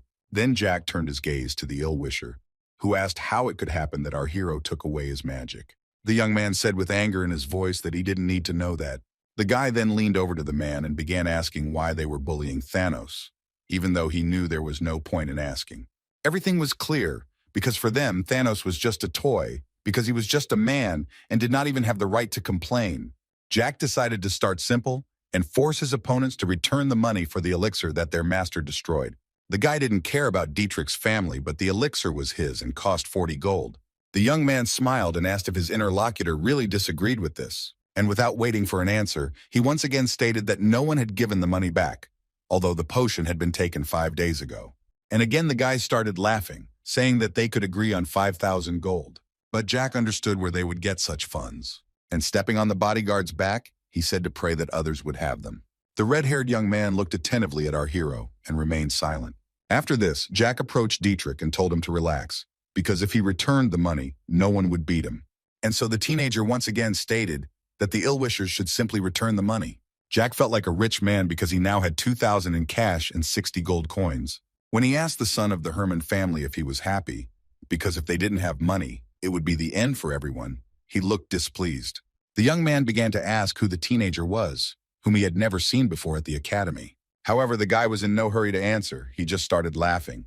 The young man, stroking Dietrich on the head, emphasized that it was already late, but it was worth introducing himself and gave his name. And the next moment, he added his last name so that the enemy would have no doubt who the teenager was. The ill-wisher screamed in fear that Jack Ballantier himself was next to him, knowing the rumors about him. He didn't understand how it was possible that Palon's own younger brother was now standing above him. The Marquis's third son understood what kind of friends his brother had, and it became even more enjoyable to mock them. Our hero declared that nothing terrible would happen if these scoundrels got what they deserved. Jack noted that he usually doesn't touch ordinary guys, but there are exceptions, meaning bad guys like them. And so that Dietrich would forever remember that you can't hurt others. The teenager stuck his shoe in his mouth. The young man said that the bully only had his family name, and without it, he was simply nobody. The teenager added that the enemy used the mana of higher-level magic users to transfer it to himself. Although in reality, Dietrich can do nothing but mock those who do not belong to the aristocratic community. Jack threatened that the young man was lucky, but when the ill-wishers turned 20, he would definitely throw their corpses into the lake behind the academy. The Marquis's third son emphasized that he lived on an estate near the academy, and if the boy dared to take revenge, he would wait. As he was about to leave, our hero added that next time he would not stop and would continue what he had started. Stepping back a little, the teenager was surprised to see his offender's wet pants. The young master decided to leave, telling Charlotte and Thanos this and reminding them that his offer still stood. And to make it sound as convincing as possible, the guy specifically approached the blonde and told him about it personally. Our hero left, noting that he wished the blonde a good and productive day. And to interest the blonde, the young man noted that they had an excellent cook in their house, and therefore Thanos would eat meat every day. However, the interlocutor stood silently, not understanding what he could and should say. When the boy came home, he said that there would be a fireworks festival tonight, and since the young master had nothing to do, he decided to go and see it. In the province of Ossenbli, a few days before the start of the semester, the academy always organizes such an event. This is a great opportunity to see and welcome new and transfer students. Many important persons graduated from this educational institution, such as the emperor and his wife, 2 dukes and princesses. While cutting the meat, our hero reflected on the fact that usually graduation from the academy guarantees successful employment. Having stabbed the meat with his fork, the young man thought that if he creates problems, then expulsion will not be long in coming. The teenager was troubled by one thought, which he drove away, but it still caught up with him. Jack wondered how many years it took and how long it took for the Tesla empire to be wiped off the face of the earth. The guy hoped that all the bad aristocrats would die soon. And then the teacher said one phrase, and it frightened the young man, who thought that he had spoken his thoughts out loud. The witch began to say that she was worried about what had happened. Valentine once again reassured the teenager, saying that she was worried about what happened at the academy today. Valentine didn't understand why security was needed if it allowed this kind of behavior and fights that were unacceptable. The teacher, who was one of the founders of the academy, expected this, but there was a rule that all students were equal. According to the first paragraph of the first article of the Special Law on Behavior on the territory of the academy, everyone must behave decently. And Article 1, Paragraph 2 states that everyone is obliged to maintain neutrality regarding political views. But ideologies become distorted over time, and the norm is set by those who manage to fit in. Hearing this, the teacher began to cough. It was unclear whether she did not like to hear this, or there was another reason. Watching her charge with one eye, the girl said she wanted to say something. Valentine confidently revealed that she had hidden the dragon's blood and bones and remembered the Tulkan Empire. Putting his fork aside, our hero declared that he understood everything. Suddenly, the guy suggested that he would tell about it, but it would take a long time because he knew a lot. This time, the witch didn't roll her eyes or make a scene, but simply looked at the young man. The girl took a deep breath, hoping that the student would understand her hints. However, unexpectedly, she said that it was not necessary and extended her fist, which made Jack think. Smiling, the teenager was a little embarrassed, but said that he would do as he was told. At that very moment, a beautiful fireworks display appeared in the sky, which everyone watched with delight. The dancers demonstrated their performance, doing their best to please the audience. The city was very lively on this day. Families were walking together. Children were joyfully celebrating without any worries. Jack hadn't felt this way for a long time, remembering his past life, which was full of disappointments. Charlotte asked the boss how Paul learned to fight so well. Our hero thought for a moment and then replied that he had a lot of experience. And again, there was an awkward silence that no one was able to break. Charlotte looked closely at her interlocutor, wanting to ask him something. The girl asked how many people the guy had killed. The young man had no intention of lying and answered honestly that there was a lot, even too much. The blonde also decided to clarify whether it was true that the guy came from the future. But Jack clarified that he had gone back 20 years, remembering that he had already spoken about this with Ron. Our hero understood that he could only share such information with his faithful comrade. The servant, placing his hand on the table, listened attentively to the young master. He then said that he died by accident, while simultaneously asking his interlocutor if she wanted to know the truth. The young man explained that he saw Charlotte for the first time in this life. Although I had been to that city often in the past, I had never met the girl. Jack added that he had only met vampires in the monster forest, realizing that Charlotte would definitely understand what he was talking about. When Vivian died, Velactus told the boy that he had come to kill the girl. From this, it could be understood that she died when she was only 10 years old, although the teenager still did not understand why his friend was talking about this. The blonde wanted to say something but couldn't find the right words. Charlotte noted that she wants to fight as well as the boss because she wants to be stronger. Jack knew this feeling well, but he tried not to think about it. A painful past and a heart that wants to change things for the better. Our hero said that then they would start training from tomorrow, which the girl did not expect at all. Taking her by the cheek, the young man asked why she had such a reaction, since she wanted to learn it herself. After thinking for a moment, the young man said that it would be best not to postpone his studies. Charlotte, learning that they would be creating a mana heart tomorrow, thanked the boss for his help. The girl smiled for a few seconds, realizing that for the first time in her life she was doing something differently. The girl was so happy with the changes that she thanked the guy again. Jack simply smiled, realizing how much benefit and happiness he could give to the little vampire. However, he thought to himself that he could imagine how hard it would be for the girl in the future. A quiet night enveloped the entire academy and dormitory. Only in one room it was very loud. The male voice looked at the maids sitting on the floor and shouted at them to shut up and not get on his nerves. Dietrich picked up a chair, lifted it above himself and began to scream, remembering how Jack dared to beat him. He threw a chair, which fell with a crash. The room was in complete chaos. Everything was scattered around. The young man considered the Marquis's third son a real idiot. The young man remembered our hero, and this made him feel uneasy. Dietrich thought about the fact that, even if only for a second, the look in this teenager's eyes was as terrifying as possible. The only thing is, the guy didn't understand how this was possible, because before this, he had never been afraid of anyone. The young man, clenching his fist, became even more angry, because it was because of the guy that he wet himself in front of everyone. Dietrich took the sword and began to shout that he would do to that fool the same thing that Jack had done to him, because he had encroached on his popularity. Our hero's enemy was thirsty for revenge, explaining that now the impudent teenager would surely come to an end. Jack and Charlotte walked home, the young man talking out loud about the fact that the second day of the term had passed, and silently noting that he already wanted to see Ron to try delicious food. Suddenly, the young man felt dizzy and did not understand why his body was shaking. Our hero raised his hand to his forehead, realizing that nothing like this had ever happened to him before. Although the reason was obvious, Charlotte ate a burger with his blood on the sauce so that the girl could gain strength. Trying not to show it, the guy asked her if she liked it. She replied that she really liked it, and Jack was happy about that. The guy was pleased to hear this, and so he began to smile so that the girl would not guess anything. But the next moment, everyone gathered noticed something that caught their attention. Near the gates of the estate sat Thanos, completely exhausted, his head resting on his knees. Jack looked at him, asking what happened, what he was doing here. But Thanos remained silent and said nothing. Our hero didn't want to say anything, and so he looked at his interlocutor with wide eyes. But it was no use. It seemed like the blonde simply had nothing to say. Thanos lowered his head to hide his shame or to close himself off from the world.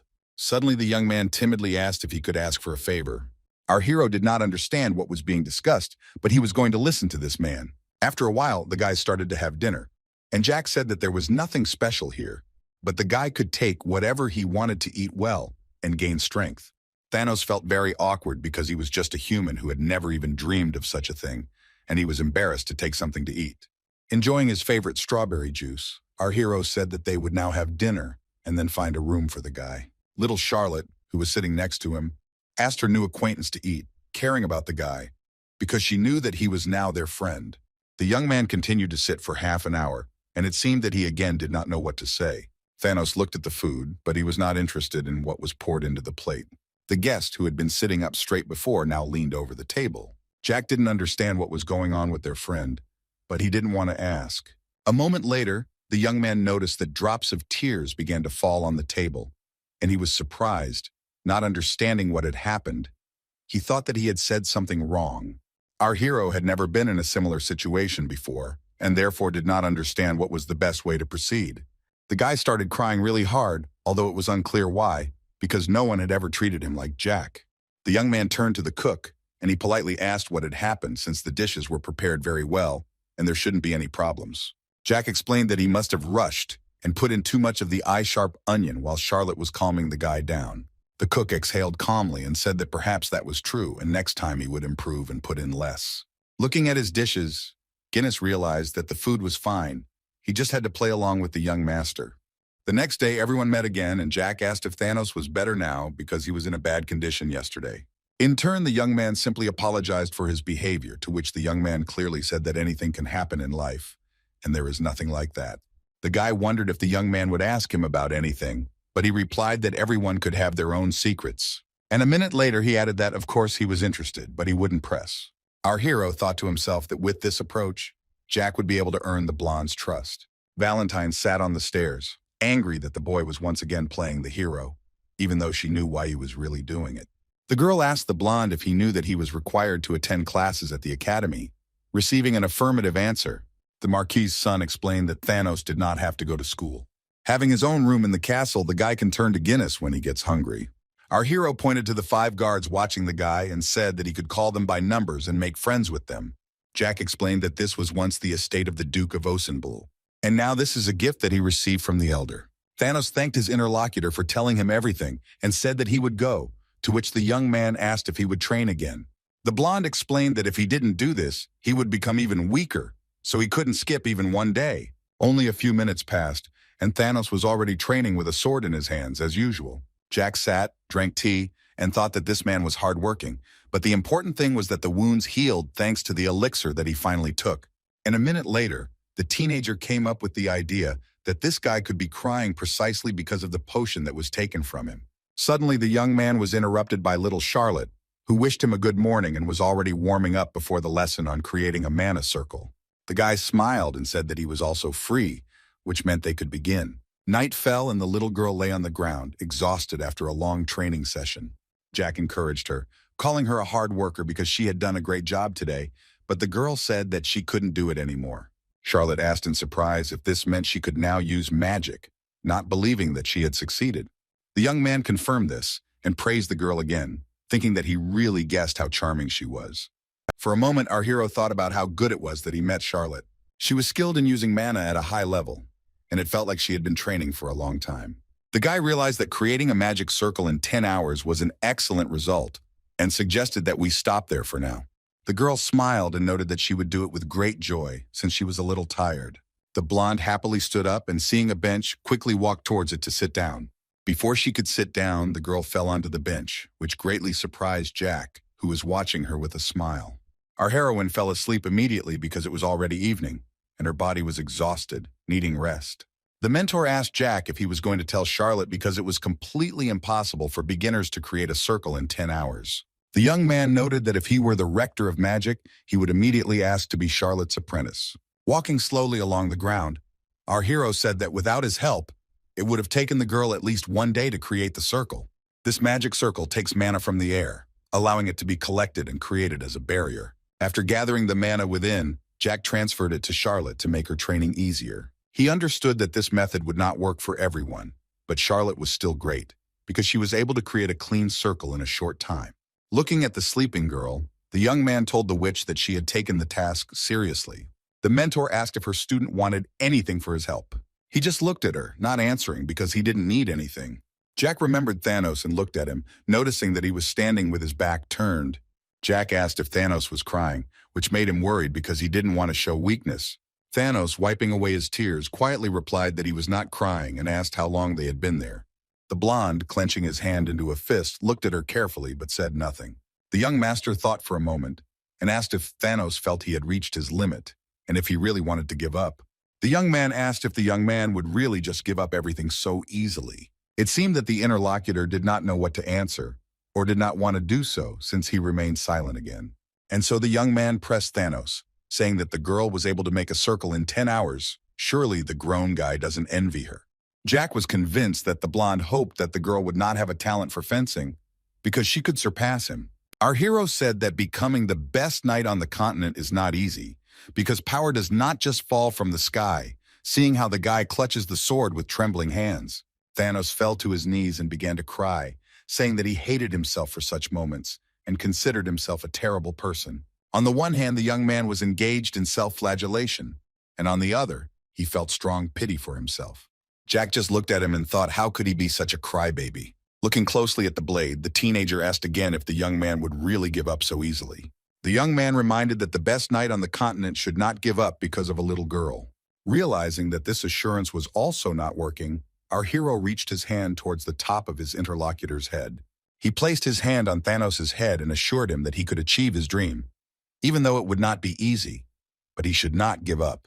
Smiling, the guy added that if you try, everything will definitely turn out the way you planned. Thanos asked again if Jack really believed him, since this was the first time anyone took his dream seriously. Before, everyone laughed at the blonde, saying that it was stupid and that nothing would work out for him because he was a loser. Those around him convinced the boy that he had encroached on something unattainable, believing in various nonsense.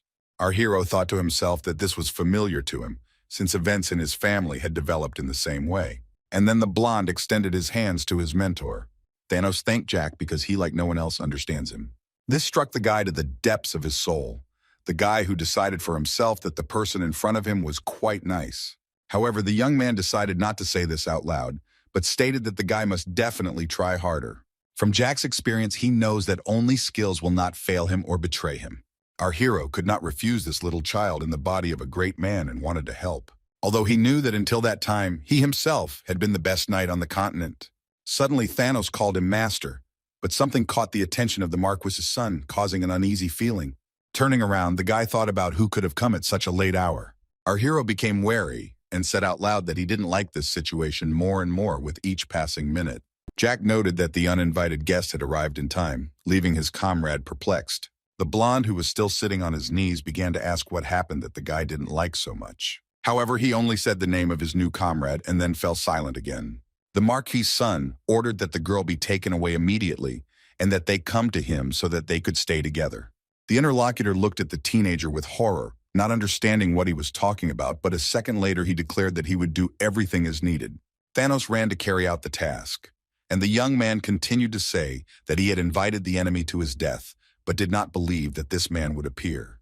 The next moment, the guy, using his special vision, tried to find the villain, realizing that he was probably hiding.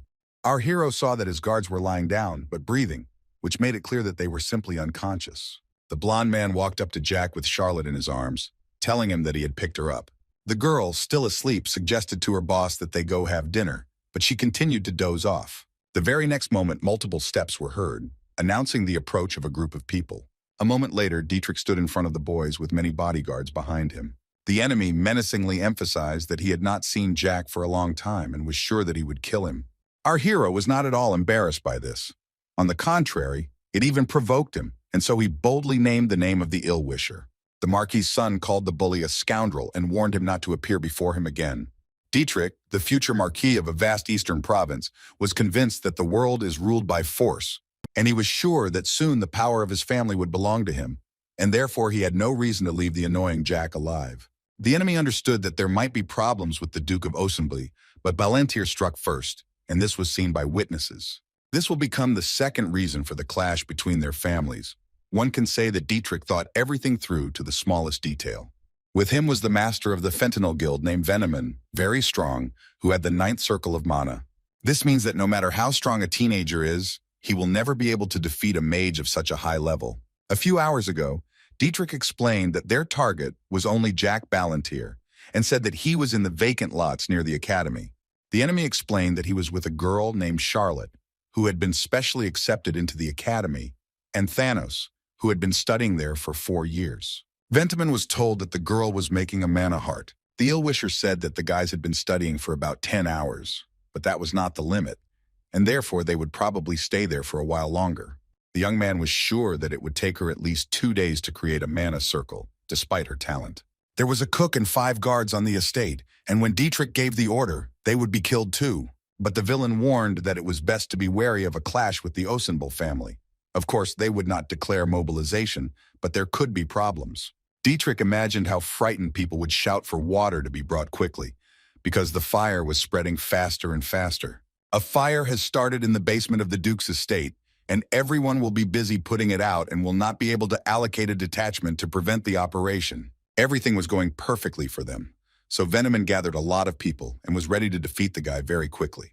The master announced that it was time to attack, and their main target was Jack Ballantyre. And in order to make everything look as grand as possible, the man shouted once again that it was time to move out.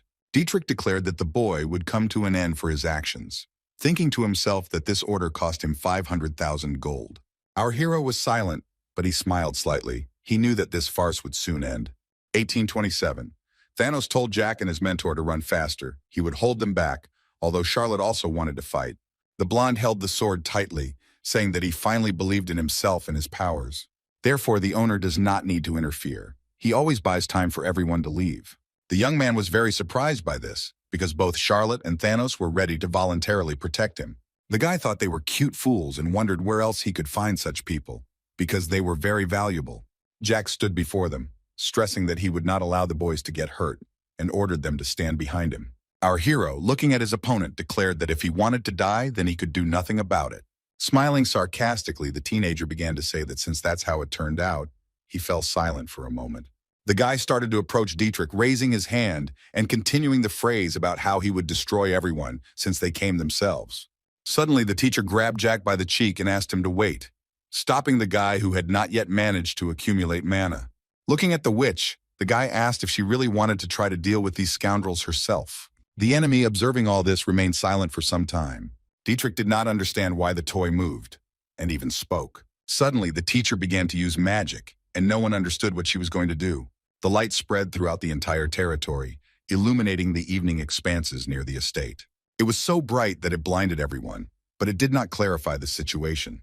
To everyone's surprise, women's legs appeared in this light fog, and in just a moment, one could see the face of a woman with beautiful eyes that stood out from everything else. A beautiful witch appeared before everyone, from whom one could expect anything. Charlotte, who was standing behind Thanos, looked at everything in surprise and admiration, because she had never seen anything like this before. Dietrich's mouth dropped open in surprise, and everyone standing behind him looked as if they had seen a ghost. The great heroine who once raised humanity has returned after a 400-year hiatus. Jack happily confirmed the fact of his mentor's return. Our hero leaned over to greet the witch, but did not manage to finish his sentence. The woman hit the guy in the face with all her might, causing him to fall. The guy asked why the girl hit him because it was quite painful, and it could have been resolved a little differently. Valentine said the teenager now remembered how he ignored her opinion when he forcibly took her from the cave after waking up. Then he was indifferent to her words and thoughts, and this was punishment for bad behavior. But our hero was not upset by such behavior. He thought to himself that the mentor was as beautiful as before. The young man missed such a Valentine. However, the girl with a menacing look noted that even a young man would think before doing something. Jack pointed at Dietrich, who was watching everything that was happening with fear and did not understand what they wanted from him. Our hero told him to give him his coat, but he didn't understand why and didn't want to give it. An argument developed between them because the ill-wisher did not understand why they were pestering him in particular. Wanting to convey the truth to the enemy, our hero once again loudly ordered him to take off his outer clothing. It seemed like it would go on forever, because Dietrich reluctantly approached the young man, not knowing what he could do to counter him. The opponent had to agree, because he was afraid that Jack would hit him again, despite the master of the ninth circle behind him.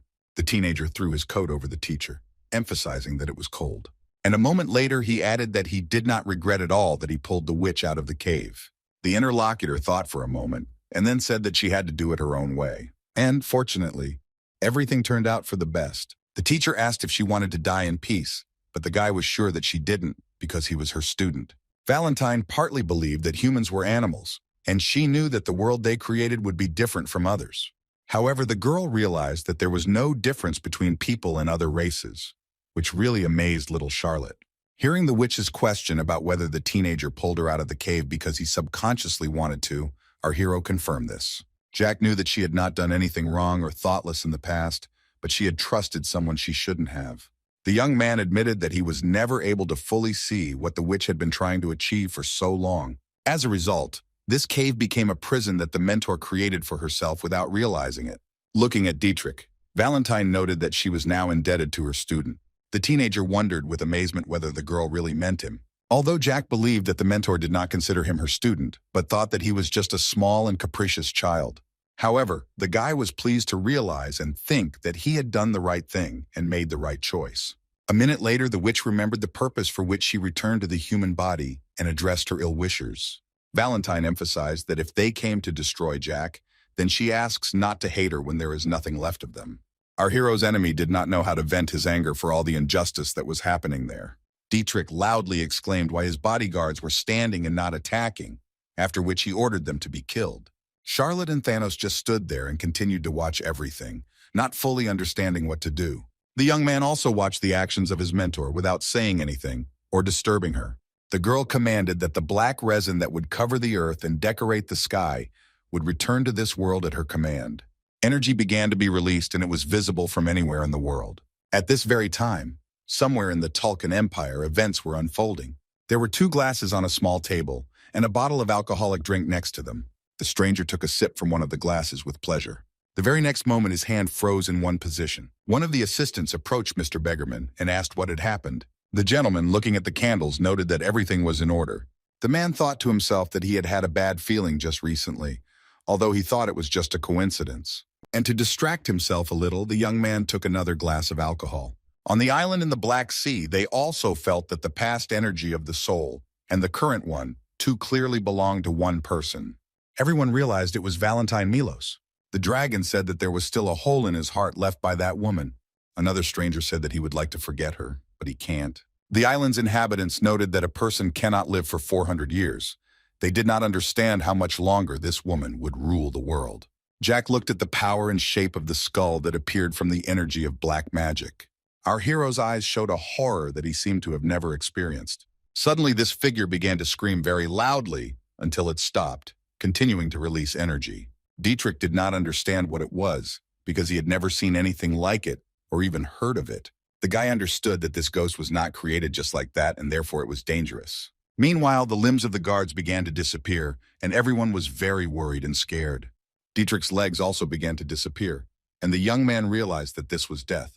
Our hero's enemy looked at his hand, which was disappearing before his eyes. He thought that he would die, crumbling. Dietrich began to cry. At that moment, he was no longer as shy as before, realizing that there was no trace left of the palm. In the eyes full of horror, there was real despair. Suddenly, the hand of the large skeleton reached out to the boy, ready to carry him away. The young man looked at the limb and tried to offer the skeleton a lot of money so that he would not touch it and leave it alive. Dietrich turned his gaze to Valentine and began to name a sum of 50 or 100 gold. The next moment, the skeleton's hand grasped the head of the ill-wisher, who continued to believe in something. The young man screamed with all his might that they should not touch him. A second later, all the enemies simply disappeared, as did the large projection of the skeleton, leaving only the remnants of mana nearby. Everyone gathered watched as a purple vortex swirled everything inward. Valentine turned and looked at Charlotte and Thanos, who looked very surprised and scared.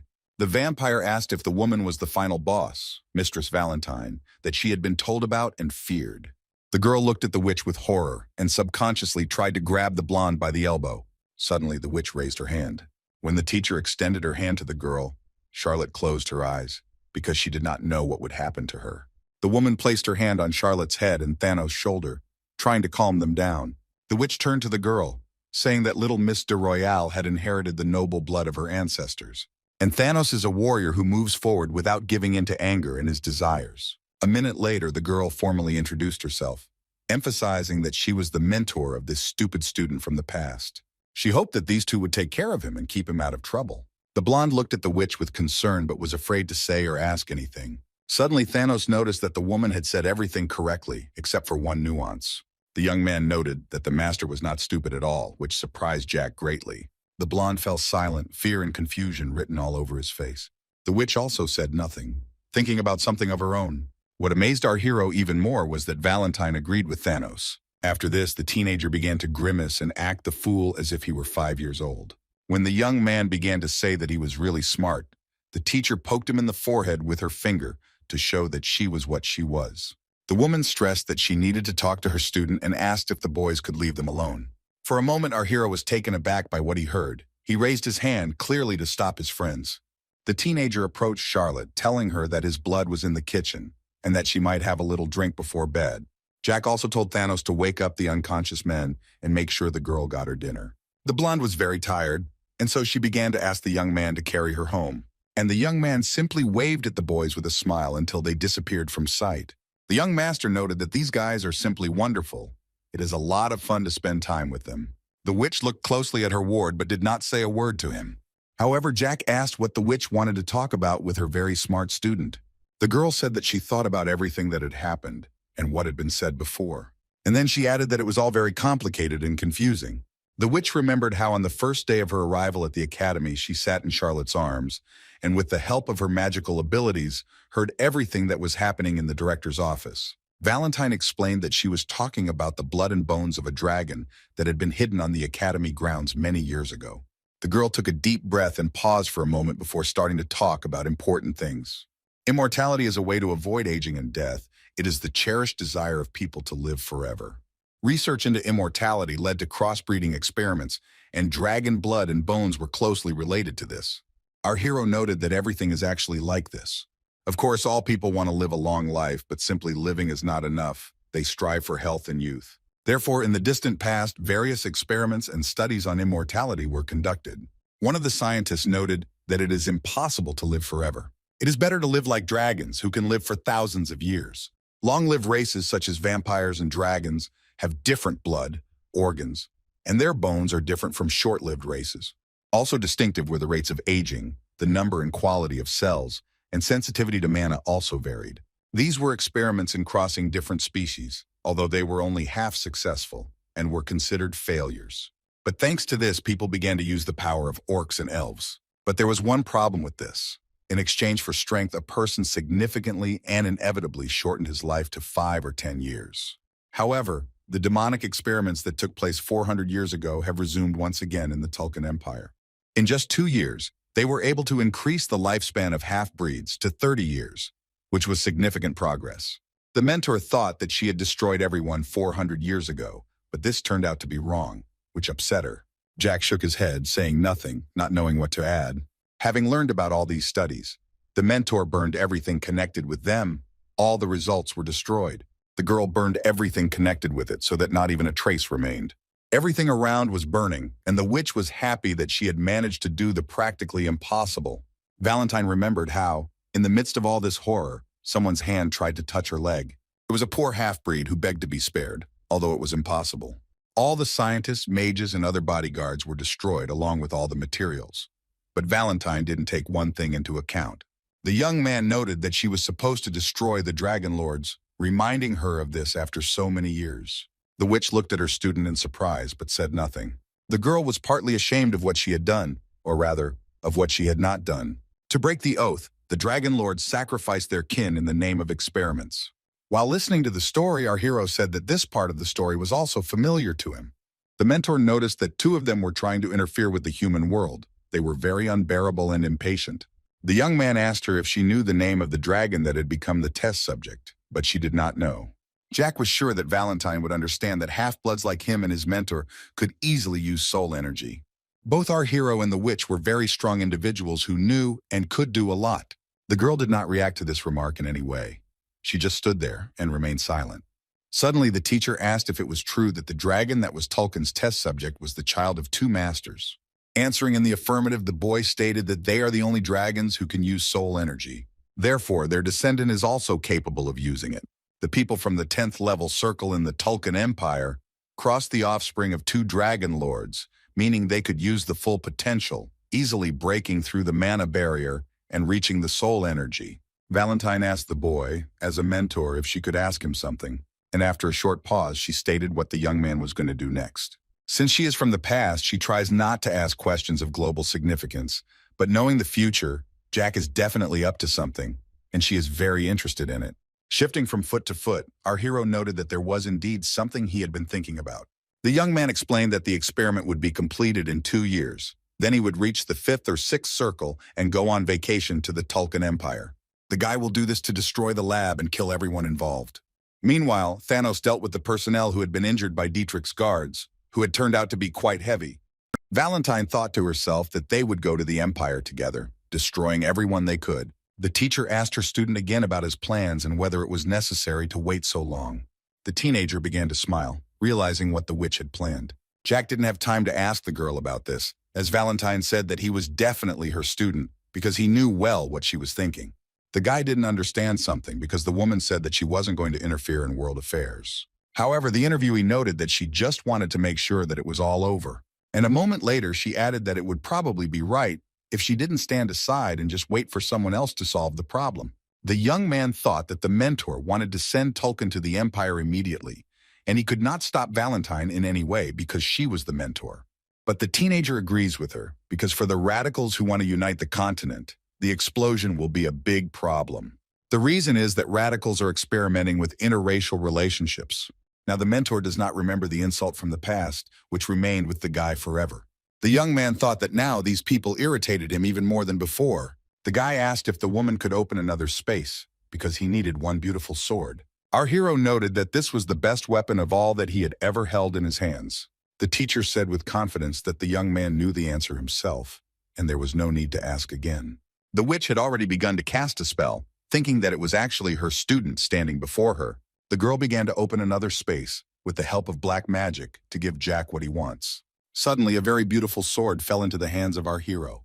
It was a famous sword that had been crafted by mermaids in the past, and personally forged by the king of the dwarves. The boy took the sword, called it Solarian, and held it in his hands, saying that they had not seen each other for a long time.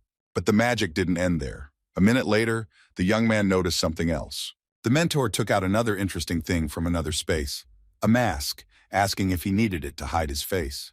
Taking this object in his hands, the guy thought about something for a few minutes. A strange flow of mana emanated from this mask, opening and closing the face. The young man asked what it was. Valentine replied that she didn't remember what kind of mask it was, except that she bought it at the market. The young man decided not to pester her with any more questions, and so began to put on the gift. Although a moment later, our hero declared that the girl had items that even he didn't know about. When the young man asked if the witch wore this mask to spy on men in the bathhouse, she became very angry. The teenager knew that the girl had a difficult character, and when he saw how she clenched her fist, he decided that it was better not to bully her. The mentor hit the guy on the head and said that she needed coordinates for teleportation. When the girl heard the code, she was surprised, because this was the capital of the Gunnar Empire. 400 years ago, people were at the very bottom of the racial pyramid, but even they had their own country. For a moment, the witch even remembered what this place looked like. The Gunnar Empire was the mentor's homeland, and the laboratory was located under the landmark. Suddenly, the woman started to open a portal, and the guy just looked at it as if nothing had happened. The witch asked the guy again if he was ready to teleport, to which he replied that he was always ready. The guy happily declared that with a girl, every trip is something new and interesting. At Beggarman's estate, two men were talking, and the owner praised the doctor for his idea of a union between man and dragon. But the interlocutor was interested in why the emperor did this. And then he explained why the aristocrat stopped his glass so abruptly. Maybe he did something wrong. Still holding his drink in his hands, the man explained that these were all small things. Heinkes continued to think that he had the feeling that something had arisen in the world that did not belong at all. But this was impossible. Therefore, it was not even worth talking about, real trifles that were worth forgetting. The emperor asked to return to the creature, asking since when it began to experiment on people. The doctor explained that he had had such ideas for a long time, and experiments on cattle had shown good results. But he is still worried about the reduction in the life expectancy of the subjects, although if he continues with the activation of cells, he fell silent. The man, with anger in his voice, began to ask when the doctor would be able to start. Bowing his head, the interlocutor said that he saw that the emperor was as interested in the experiment as the crown prince. And after a short pause, he added that it was now difficult for him to find materials for research. If he had them, everything would have turned out differently. Answering the aristocrat's question about test subjects, the doctor admitted that there were not enough of them, and it would be desirable if they also had magical abilities. Rising from his seat, the man noted that there was no problem with that. The next minute, Beggarman called the maid to him. The aristocrat, turning to the doctor, said that he had only one question left. The man asked him what he would call the creature created from the union of a dragon and a man. The doctor honestly said that we were talking about half-breeds. Throwing his coat over his shoulders, the man said he liked the name because it sounded interesting and appropriate. Beggarman turned his back to his interlocutor, but was in no hurry to leave. Suddenly, the owner of the estate turned his head slightly and asked the doctor if he had made an appointment with someone in their castle. The scientist, who did not understand anything, honestly said that he had not planned anything like that. The man asked with irritation in his voice, then whose sweat mana was felt in the room. The emperor immediately felt that this was the energy of some master, while they began to attack him unnoticed. 1957. The emperor easily created a shield to protect everyone present. The young man watched in horror as the furniture began to be carried away somewhere to the side. It was difficult for Beggarman to hold the defense, because the enemy's strength was extremely great. He had not had such strong opponents for a long time. The Emperor understood that he would not be able to hold out for long, although he did not understand what to do. Mana penetrated the barrier and threw the doctor against the wall, who continued to scream and beg for mercy. Looking around with difficulty, the man tried to understand what was happening. Answer. Instead, he watched the fire grow. An assistant standing next to the Emperor asked if this was the end of the attack, but he replied that it was not yet, that the next blows would come now. Beggarman understood that everything would not end so easily, and a moment later he shouted that they were being attacked again. The fire beam pressed harder and harder on the barrier, and everyone tried to hold it in order to stay alive. Almost everyone was thrown in different directions. Although the barrier itself remained intact, the owner of the estate also held on with all his might. Beggarman understood that his strength was running out, unlike his enemy, who had no intention of stopping. Only a few minutes passed and the barrier was completely broken and the man flew off somewhere to the side. The Emperor hit himself so hard that blood began to flow from his lip, and he did not understand what had happened. The man tried to pull himself together with all his might, but he was having a hard time doing it. At some point, the young man began to look attentively somewhere, as if trying to find a familiar face. Suddenly, Beggarman looked to the side and saw that the doctor in charge of the study was dead or unconscious. Someone's voice in the corridor was wondering what was going on. In the basement where the experiments were conducted, everyone was dead. Jack said it was horrible looking around. The next moment, our hero was already looking at the dragon hanging there and was indignant, and the mentor was simply silent. The teenager tried to say something, but he couldn't find the right words. He was so amazed. Finally, the guy said that it was the desire to kill, a very deep emotion that drives even the mana around. The witch asked what Jack was going to do, and he asked her to leave him there. The girl agreed because she knew that she shouldn't interfere with her ward, and she trusted the young man completely. Valentine decided to use mana to free the dragon's path, and so she began to cast a spell. The witch began to call upon Hellfire, realizing that only it would help in such a situation. The boy noted that it looked just as good as in his past life, although the witch noted that she was just getting started. Adding that it looked like a fire, the guy continued to watch as the mentor removed the extra walls. Looking at everything that was happening with surprise, the young man wanted to say something, but could not.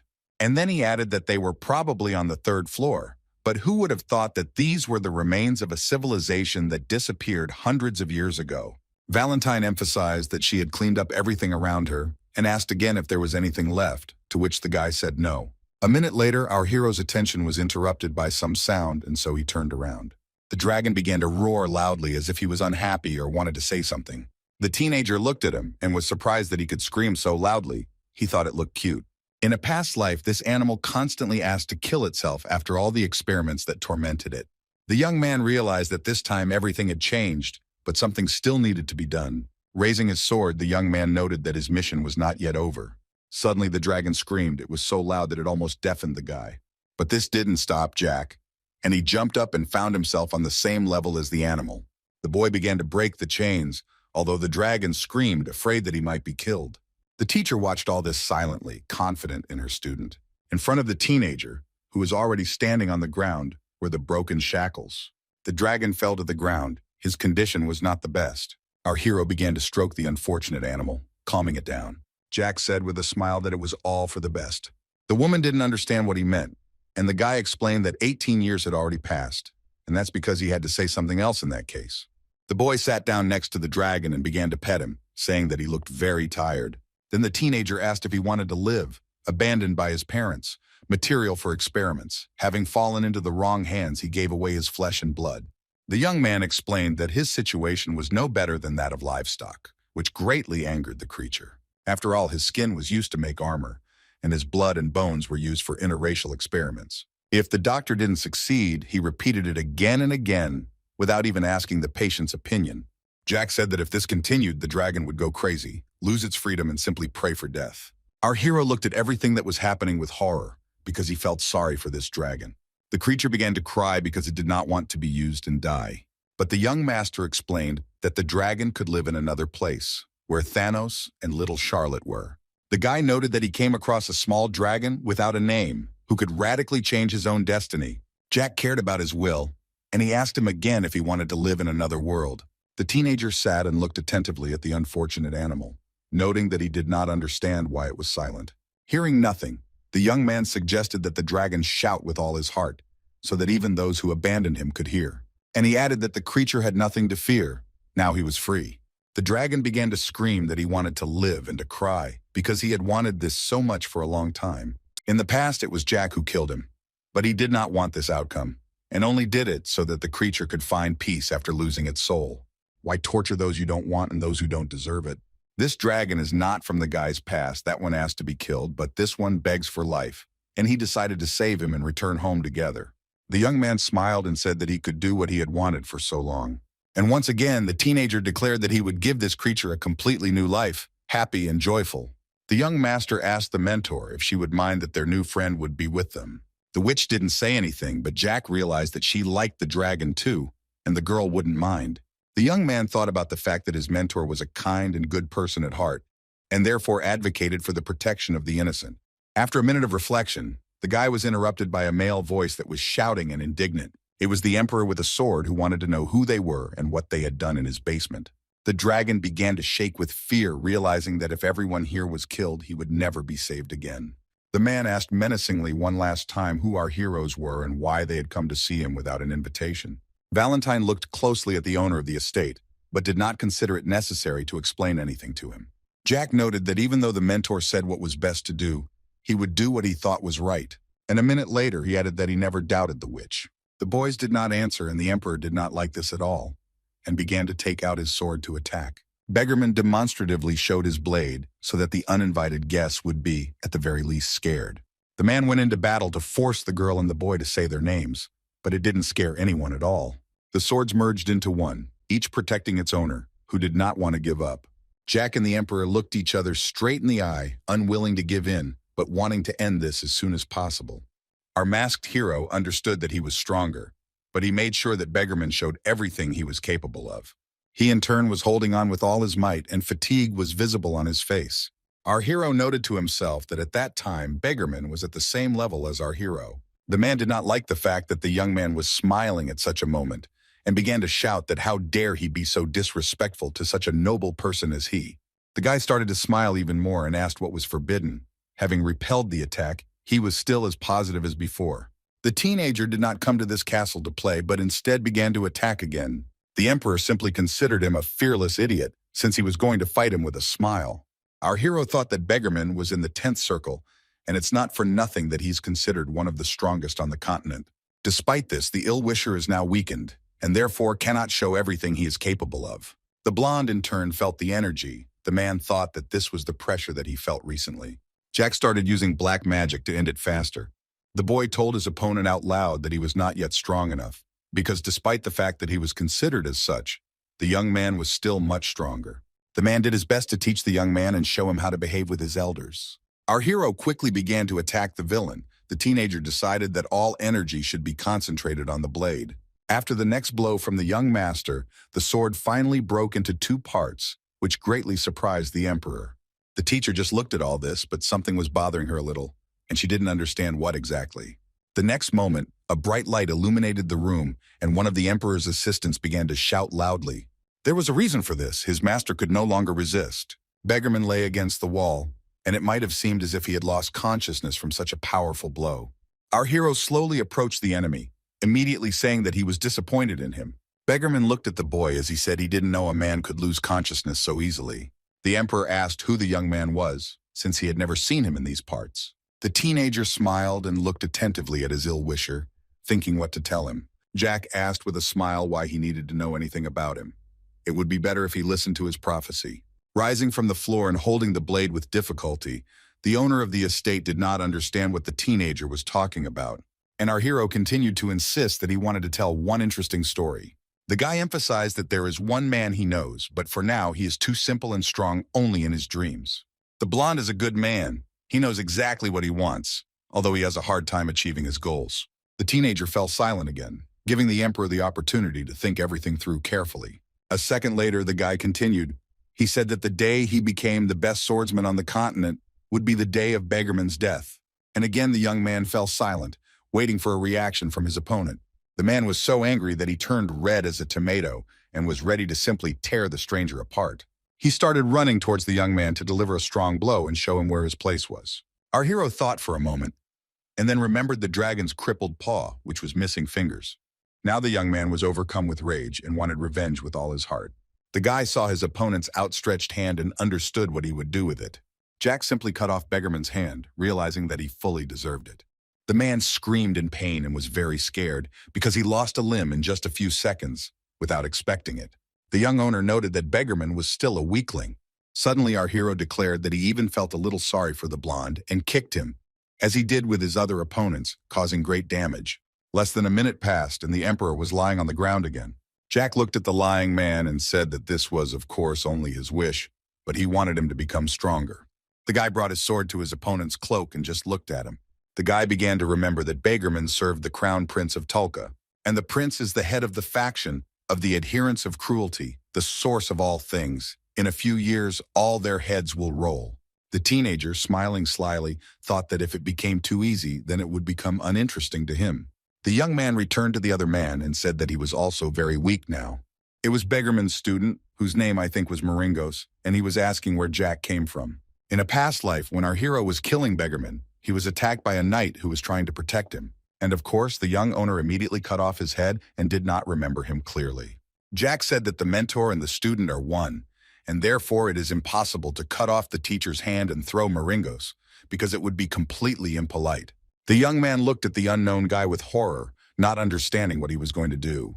Suddenly, red-hot shackles began to surround the man's hand. He did not understand what was happening and what to do with it, because it was the first time he had seen such magic. With each passing second, fear grew stronger and stronger in Beggarman's student.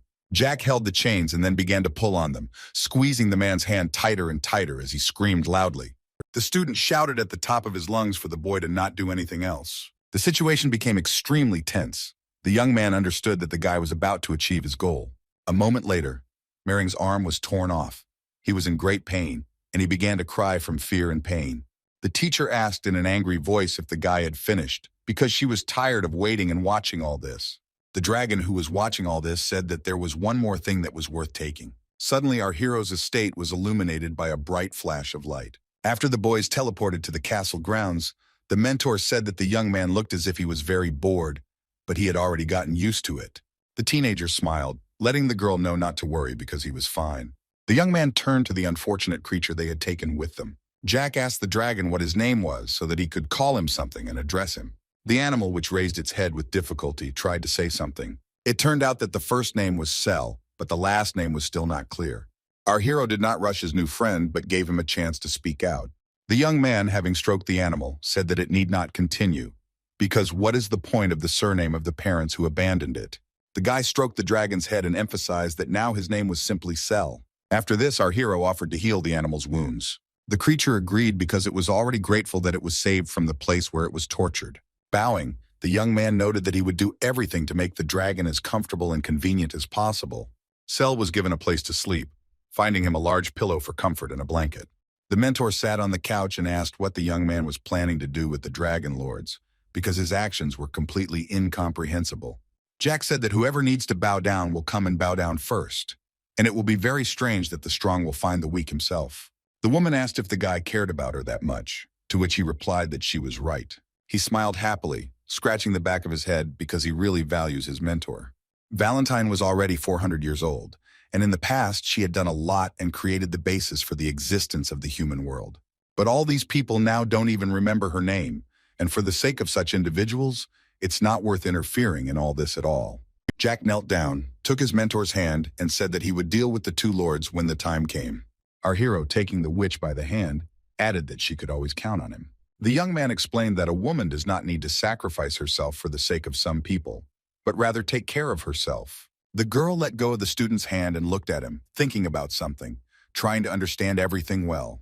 The teacher began to stand up and said that they would do so, although the guy did not understand where she was going and decided to ask about it. The woman explained that there was a lot of dust and smoke on them, and it was worth going to wash to get rid of it all. Smiling, the teenager noted that this was a great idea, and therefore wished Valentine a wonderful refreshment. The girl came to the bathroom and began to bathe in order to relax and have time to think about many things. When he bumped into Valentine in the hallway, the boy complimented her, and the witch remarked that her student could use a wash as well. The young man came and began to undress, He noticed that there were cuts on his chest that he had received in a fight, and they hurt a lot. Standing in front of the mirror, the young man looked at them tiredly, as if with disappointment. Our hero drank another elixir to heal them, leaving the jar on the sink by the mirror. He understood that if he drank so much of the potion, he would become addicted, and after that, he would not be able to do anything about it. The teacher became interested in the noise, the cause of which was Jack, who was going somewhere. The girl noted that he was not wearing sleepwear and asked where he was going, dragging a chair in his hands. The guy sat down on a chair near his mentor's bed and said that he was not going anywhere. For a moment, the witch looked attentively at her student, but remained completely silent. Valentine reached out to the boy's cheek and asked if it hurt much, worrying about it. The guy explained that he thought he would die from the pain, and even now it hurts, to which he heard words of sympathy. Afterwards, the young man calmed the girl down, saying that everything was fine now, while drops of water were dripping from his hair, because it still hadn't dried. The teacher asked her what she thought. The guy won't sleep today. He said that he heard about it for 3 days while he was lying down, and she was keeping an eye on him. Ron told the teenager about this then, and all these days, the mentor watched to make sure that everything was okay with Jack. The girl understood that she couldn't leave the young man for even a second, which is what she did. But the butler thought it was just a well-made doll, and he was probably very uncomfortable about it. The guy said that he wanted to protect his mentor's sleep and look after her because she always loved to sleep.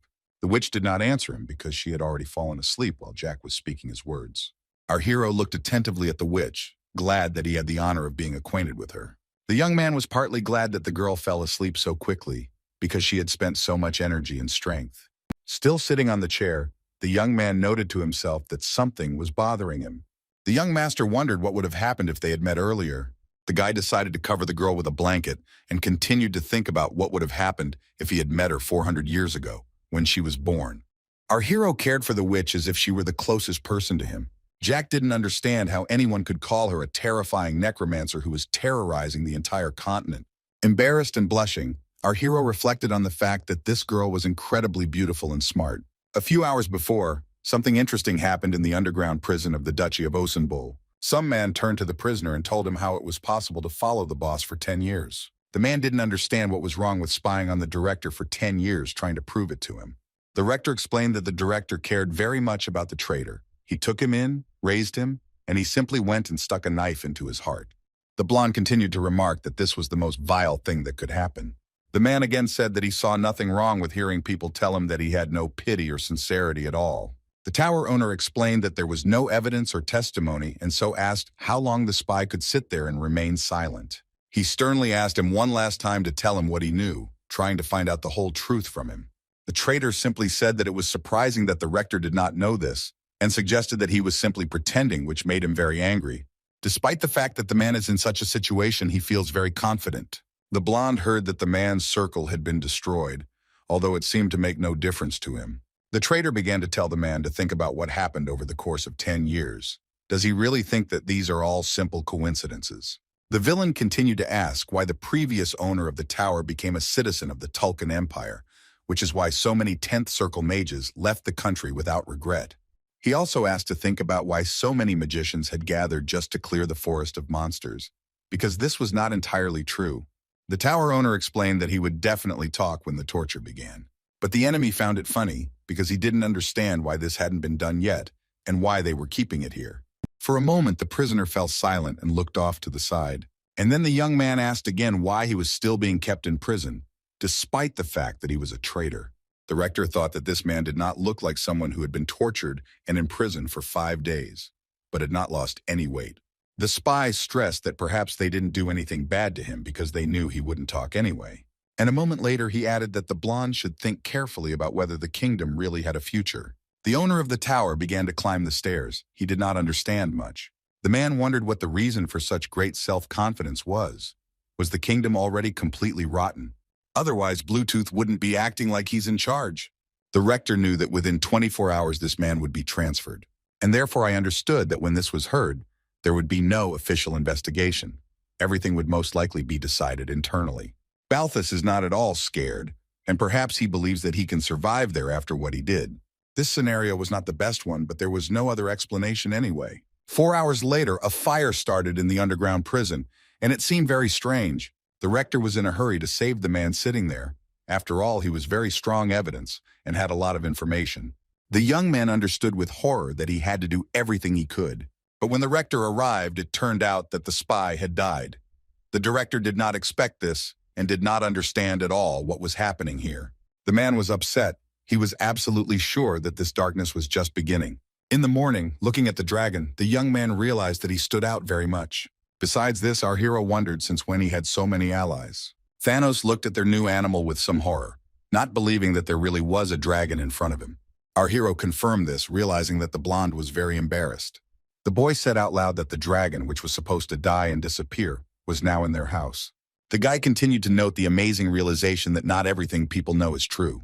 Our hero folded his arms across his chest and thought about something but remained silent. Suddenly, Jack said that Charlotte treated their new friend very badly. He stroked the girl's head and explained that she shouldn't behave like that because he wasn't the Galactus she remembered. Our hero said that this man should be erased from his own memory forever. The little vampire apologized, and the dragon watched all this, a little afraid of the situation. The next second, the young man looked at the animal and spoke to it. The guy started talking about how this was the best dragon he had ever met. The teenager emphasized that Sal should not worry because no one would eat him here, trying to calm him down and teach him that now he would be treated well. A simple sword cannot harm a dragon. It is not for nothing that they are called blessed beings. And it was Beggarman who used Sale, rather for the sake of an experiment for which he ultimately paid. Jack was proud of this because last time he had made it clear to him that this was not right, and their new friend had been watching all of this. The young man smiled and thought to himself that there was nothing strange in the fact that the dragon was now afraid of him. Taking his new friend by the cheeks, the guy asked if it was true that after sleep, he looked a little different. The teenager began to smile again, noting that today he was a real handsome man, not like the day before. The dragon lowered his head as if bowing to the guy. One could say that he was expressing his submission in this way. The young man thought again that in his past life, Cell had almost lost himself. But now our hero was convinced that he was better off than 10 years ago. However, this is not entirely true. There are some nuances. After all, as far as the guy knows, the dragon is now only 8 years old. If you think about it, the young master only takes in unfortunate creatures, but they are all very good people. Looking at the mutilated paws, the boy thought that this was all very unfair. At that very moment, the mentor decided to make the dragon's life easier by using a series of spells. He growled at her, not understanding what she was doing, thinking that he might torture her. The next moment, unusual things began to happen to the animal's paws. Cell looked at his limbs in surprise, not understanding how they could be completely restored in just a couple of seconds. This surprised our hero, who was glad that the animal was helped so quickly. At this moment, everyone gathered noticed Valentine's house slippers, and upon entering the room, the girl said that the dragon had stood out a lot before. But the magic wasn't over yet. The main thing was yet to come. The dragon understood that something was wrong, and this surprised him even more. But this something was something incredibly interesting and positive. A small human leg suddenly appeared from somewhere in the bright light. The girl with her hands on her chin could not understand what was happening to her. All those gathered noted for themselves that a polymorph was standing in front of them. Valentine explained that now the girl would not stand out so much, although this greatly frightened Charlotte and Thanos. The witch stood and carefully watched all her charges. Jack looked at his mentor and noticed that she looked like a simple person. She was shining with happiness. The most amazing thing is that this light encouraged me to do something new and incredible. Suddenly the girl turned to her student. She asked him if he had forgotten about the beginning of the semester ceremony, which would take place in a couple of hours. Crossed his arms and said that he absolutely had to be there. After this, the witch noted that Charlotte and Thanos must also definitely be there. The young man explained to little Sayla that they would return soon and that she could rest. Jack asked what dragons eat, to which the girl did not know what to answer. The guy continued, saying that dragons must have some tastes, perhaps meat or fish. Our hero was almost certain that these species of living creatures were unlikely to be vegetarians. Jack decided to offer her a steak, but Cell only asked what it was, because she had never heard of anything like it. The young man thought it would be interesting to ask what she was fed in the dungeon, but decided not to do so. After that, putting his hand on the girl's shoulder, the guy said that he would ask the cook to cook something for her to try. And our hero also had a task. The girl had to go up to the roof, because there is a very beautiful view from there, and think about what she would do. The academy grounds were completely empty, as all the students and teachers were in one building. The school principal explained that many years ago an empire called Tesla appeared. The academy was also founded at that time, and it managed to graduate many talented people. Ramel explained that nothing in the world lasts forever, and everything eventually decays and disappears. Jack realized that he hadn't heard that in his past life. The old man hadn't said that then, which surprised him greatly. The man noted that students are the hope of the kingdom. The guys must be self-confident and also must focus on their studies. The director continued that it was not visible from the outside, but the kingdom cast a very dark shadow. The students did not understand what he was talking about, because everything was said in some kind of hints. Despite the fact that the mentor destroyed the laboratory the day before, 2/3 of the owners of the 10th Circle in Tulkan are still adherents of the cruel party. And of course it was clear that they would win the battle for the throne with such strength. And after that, in a few years a terrible war will begin, which Jack has already survived once. This is something I would not like to return to again. The young man was sure that the director knew a lot and could have heard this from Baltus, who had been exposed as a spy. The director said that their kingdom was built thanks to the blood and sweat of noble ancestors who gave their lives for it. As they went out into the street, the students remembered the last phrase about how their ancestors were resilient, and they all are like that too, so they should remain like that on their path. Finally, the academy grounds became very lively. Everyone was bustling about, some were settling in, and some were just walking around. Jack stretched, knowing that there were no classes or events on opening day, so that would be the end of it. The young man thought about going to visit the old man and thanking him because he liked the house. The next minute, the teenager's thoughts disappeared in an instant, and there was a reason for that. Suddenly, the boy's attention was drawn to 3 students talking to each other, one of whom was Pelan. The young man decided not to waste a minute, and therefore began to shout out a familiar name in the hope that the young man had understood the hint. The teenager addressed his brother affectionately, asking when he had arrived, but Pelan had not expected this at all, so he stuttered and said that it had happened yesterday. Our hero looked attentively at his tormentor of the past, but he was waiting for something, and therefore remained silent. As for the interlocutor, he was beside himself with fear. Jack smiled and noted that his brother looked handsome. Could he finally drink water without fear? The young man then asked Pelan that they at least say hello. Taking his brother by the hand, the teenager reminded him that they shared the same blood. Not hearing an answer, the guy threatened the young man in the ear so that he would say something or his limb would be broken. Pelan answered, and Jack added that if he had not said anything, he would have finished him off here. Again politely, the guy said that he had probably kept his brother very long and apologized for it. After this, our hero pushed him towards his friends and emphasized that Pelan should already move because they were already waiting for him. The teenager smiled as his brother walked towards the spot where he had been standing. Looking after the young man who was running away, the guy decided to play a joke on him and therefore asked where he was running off to. The next moment, a blonde appeared behind the teenager and wanted to say something. Charlotte asked worriedly if the guy was her boss's family because she had never heard of his relatives. Jack said that never in his life, which surprised the girl because she had heard that they were blood brothers. Our hero confirmed this, but then hesitated and fell silent again. After that, Jack explained that not everyone who is related to you by blood can be your family. The young man noticed that the girl was deep in thought and asked what was bothering her in order to somehow calm her down. She briefly asked who the guy thought she was, and our hero thought for a long time and did not know how to answer correctly so as not to upset his friend. Charlotte looked at Jack, holding back tears as he carefully considered his answer. Our hero stroked the girl's head and thought, what nonsense, has she really already started puberty? Jack smiled and replied that of course the girl was his family, which made her happy because that was what she wanted to hear. Looking at his favorite roses, the guy thought that these were not empty words because when he considers someone his own, then for him they are like family. Just when the young man was thinking about family, he turned around and saw Valentine and Thanos standing nearby. The boys looked great. The teenager noted that they were more beautiful than ever. Our hero decided for himself that he should be with the wrong fool and fell silent for a minute. And then he added to himself that he was obliged to be with people who had a mentor next to them. As for everyone else, they can go their own way. Palin's friend asked what happened to the boy and noted that his younger brother was very strange, not believing that they were actually related. The classmate replied that the teenager looked mentally retarded, and then added that it was somehow strange. The guy added that if you look at them together, it would be the older brother who would be mistaken for the feeble-minded one, not the younger one. The comrade understood that his interlocutor was not reacting and added that such a remark would have infuriated him before. Palin didn't like the thought of his brother at all, and he didn't understand why he was afraid of him at all because it had been different before. The young man remembered their recent meeting, as well as how confidently the teenager behaved. But Jack had been a toy for his older brother all his childhood, but for some reason now everything had changed dramatically. Palin quickly walked towards his younger brother, without saying anything to his comrades, who did not understand where he was going. The guys were surprised by their friend's behavior. They simply did not recognize him and thought that maybe he had bipolar disorder. Jack was talking nicely with his friends when he suddenly heard his brother's voice calling him offensive names. For the first few seconds, the teenager stood as before, wondering what the best thing for him to do was. Finally, the young man began to slowly turn around, realizing that his relative had again misunderstood something. Jack turned and began to look his older brother straight in the eyes with anger, making it clear that he was finished.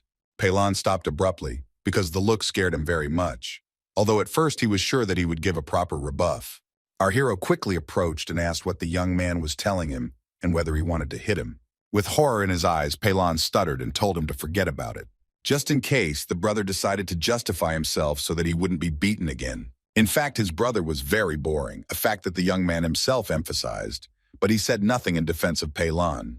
A moment later, the teenager returned to the company of his friends, continuing the conversation as if nothing had happened. Pelon didn't understand what was wrong with him, because he had overcome his fear, but his heart was beating very fast, not knowing what it was. In the principal's office, Jack learned that Bluetooth had died, and at that moment, while trying the cookie, he didn't understand what was so special about it.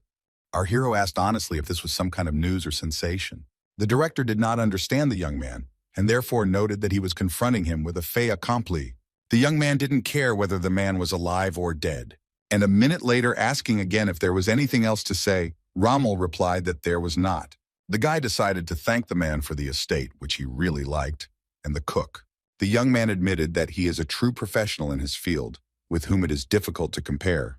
Rommel, after thinking, noted that he understood everything on this account, although he considered it strange that the student did not react in any way to the death of Bluetooth. Jack was about to leave, but the manager stopped him. The guy, taking the cookie in his hands, froze, not understanding what else they could talk about, since they had already figured everything out. The director stated that, as far as he knew, our hero had entered the first year of the fencing department. Jack continued to chew his cookies and remained silent. Suddenly, the director asked if the boy wanted to transfer to the magic faculty. The young man said that he was interested in all this, and he was sure that the director had been asked about this by the owner of the tower, who had already wanted to give him a place to live.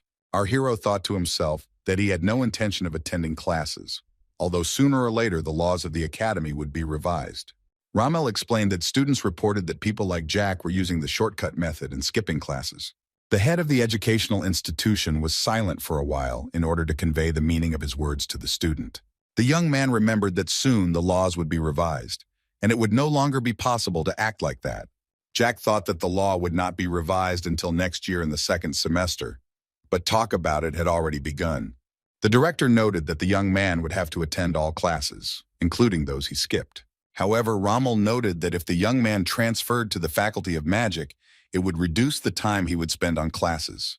Our hero thought to himself that the old man was quite smart and cunning. Jack knew he needed a diploma from the academy, but he didn't want to go to classes. The teenager thought to himself, would it help the other students in any way that he would study with them, since he would have to put up with the boy's difficult character?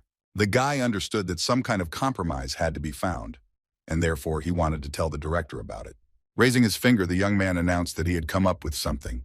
Our hero suggested attending classes once a week, reminding the manager that he himself had agreed to reduce the training time. Rommel asked if that was too little.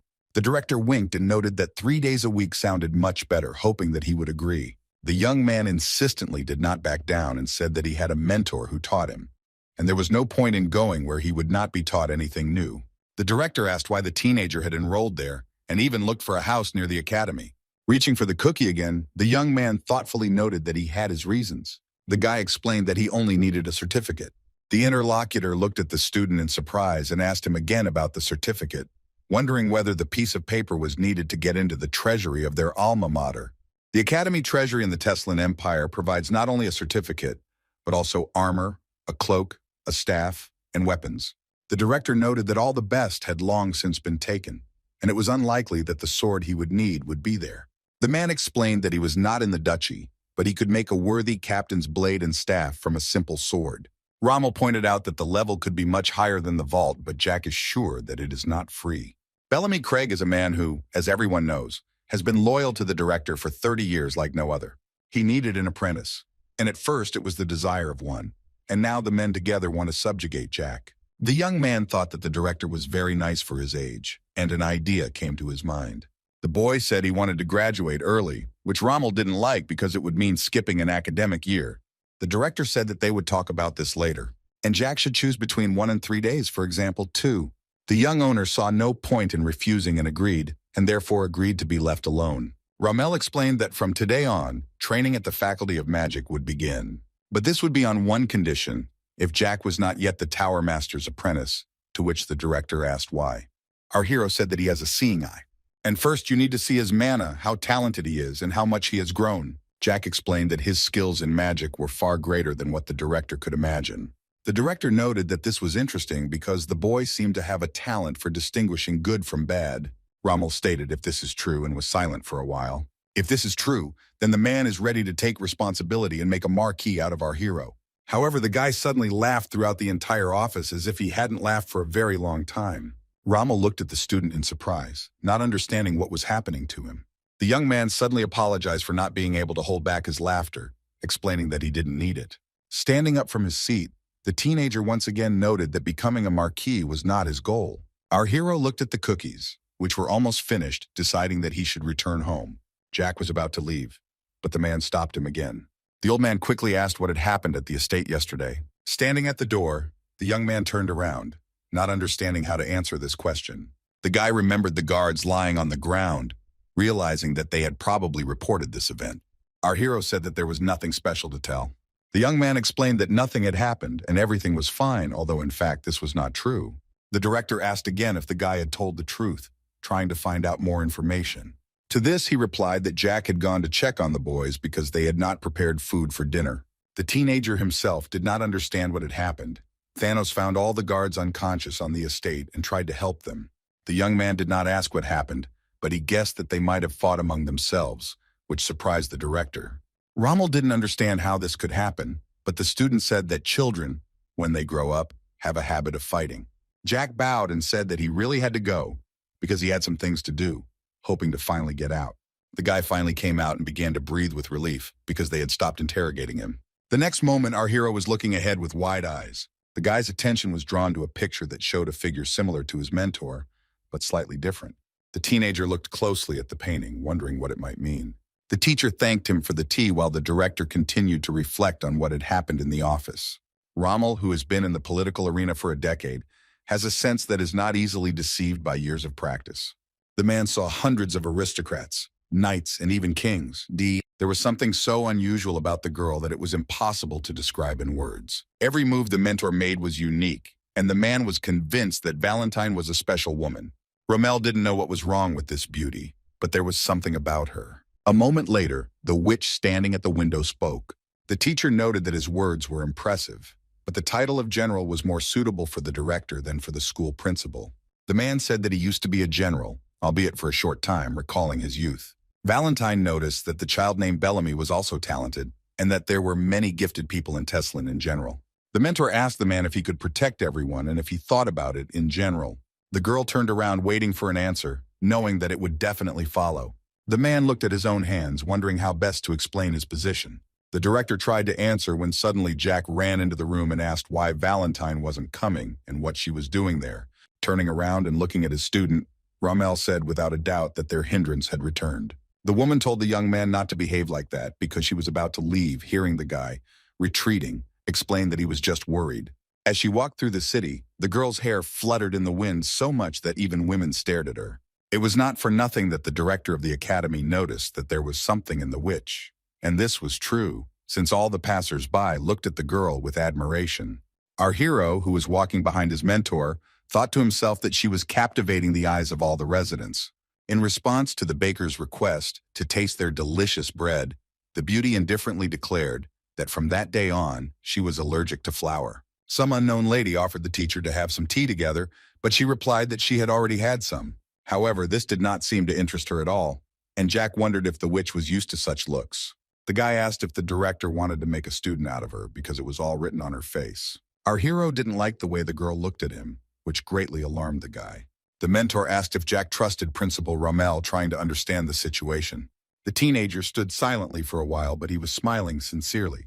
Looking at the cats, Jack replied that he didn't trust anyone but his people. and he has a special relationship with the elder. They need each other, and there is no need to worry. The witch looked at the young man and confidently said that he would not allow himself to be used. Not much time passed, and our hero proudly announced that they had already arrived. The boys reached the Arabi's guild building, but the mentor did not understand why they needed to go there. The teenager happily said he had come to collect his funds, but did not provide any further details. It turned out that in this guild you can hire hunters, mercenaries, and anyone at all. If you have enough money, then there will definitely be no problems with this. Only a minute passed, and the teenager already approached the door and decisively pushed it. The young man understood that if they needed a ninth circle mage, they would need much more resources than it might seem. Most likely the magician is the one whom Dietrich hired to kill Jack, and he was interested in what would happen if both the customer and the performer died. The young lady sitting in the reception area politely asked how she could help the guests. There was an awkward silence in the room for a moment. The guy said they needed to see the manager, coming up with a plan to get someone else's money. The young man asked to tell the chief that last night there was the ninth circle and a murder, without explaining anything, but conveying the meaning. The girl was a little embarrassed and closed her eyes. She did not understand what all that set of words she heard meant. The blonde coughed loudly, clearly giving someone a special sign. The secretary was afraid and wanted to say the name of the young owner, but the guard covered her mouth.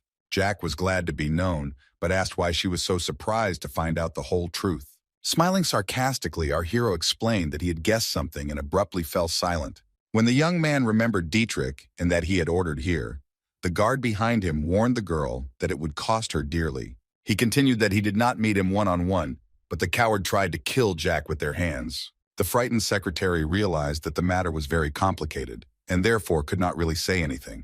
The young gentleman reached into his pocket and emphasized that he was giving him 5 minutes to bring the manager here. All those gathered looked attentively at the clock that stood in front of them. A moment later, the young man added that, despite the fact that this was the Arabi's guild, he would still wipe everyone off the face of the continent. The falling sand made it clear to everyone gathered that the young man was hardly joking. The mentor later asked if Jack really intended to destroy the guild. The boy didn't think Valentine would have to explain that most groups calling themselves guilds were middlemen. There are organizations that call themselves adventurers, and they always work for someone. Jack added that such people could be considered informants, making the mentor think that the world had changed a lot. In fact, the young gentleman came to find out who exactly Dietrich had paid, and so he said that they should speed up. The teenager added that the witch herself had recently seen the employee's reaction, realizing that the girl understood who Jack was, but did not realize why he was still alive. If an aristocrat applies to assassinate another aristocrat through an agency, then that aristocrat announces it to the whole world. For this reason, Jack initially thought that Dietrich and the killer had met in person. But who could have thought that he was such a fool who would use intermediaries for the matter? The teacher noticed that everyone was looking at her student as if they had seen a dead man come back to life. Our hero took a deep breath and smiled, but did not immediately say anything. Jack explained that to him, everyone who tried to kill him and brought Dietrich here was the same. Now the mentor stood silently, concern visible in her eyes. Looking at the clock, the sand in which was getting smaller and smaller, the girl thought that now she understood what kind of life the guy had. The secretary knocked on the manager's door, fear written all over her face. The young man slowly picked a grape, not thinking that they wanted to tell him something important. The boss asked indifferently what had happened there and whether it really needed to be said right now. The girl began to stutter, not understanding how to explain to her what had happened. Suddenly, the secretary finally plucked up her courage and announced that Jack Ballantyre was waiting for him in the corridor. The man couldn't believe his ears because the guy should be dead. Answering the manager's question about whether the employee might have mixed something up, she said that the young man introduced himself personally. A moment later, the secretary announced that she had a strange message to convey, and then said the words that Jack had spoken of. The girl emphasized that the teenager said that if the man did not appear in 5 minutes, the guild would disappear from the face of the earth. The guild leader has heard a lot in his 34 years on the way to this position, but this is the first time. The Fentanyl Guild is a group of assassins that never makes mistakes, and its leader is a ninth circle mage. The manager rested his hand nervously on his lap and wondered how things had gotten this far. However, the man had no time to think, because every second counted, and he asked where the young master was. The leader began to descend, attracting the attention of Jack and the mentor. Our heroes, who were standing below, heard apologies for the long wait. The man politely said that he was glad to meet you. He paused briefly, saying that his name was Aberu and that he was the head of this guild. The manager offered the guests some tea, but the guy decided to get straight to the point, thinking that he wanted to stall for time. Smiling, the boss asked if it was true that the teenager had come to leave a request. With a businesslike air, our hero noted that he would do just that to begin with. Jack could see in the man's eyes that he could already sense the money that would soon be in his pocket, but in vain. The young man explained that they had wanted to kill him the previous night and fell silent. After a pause, the guy stated that the order for his death was placed by their guild.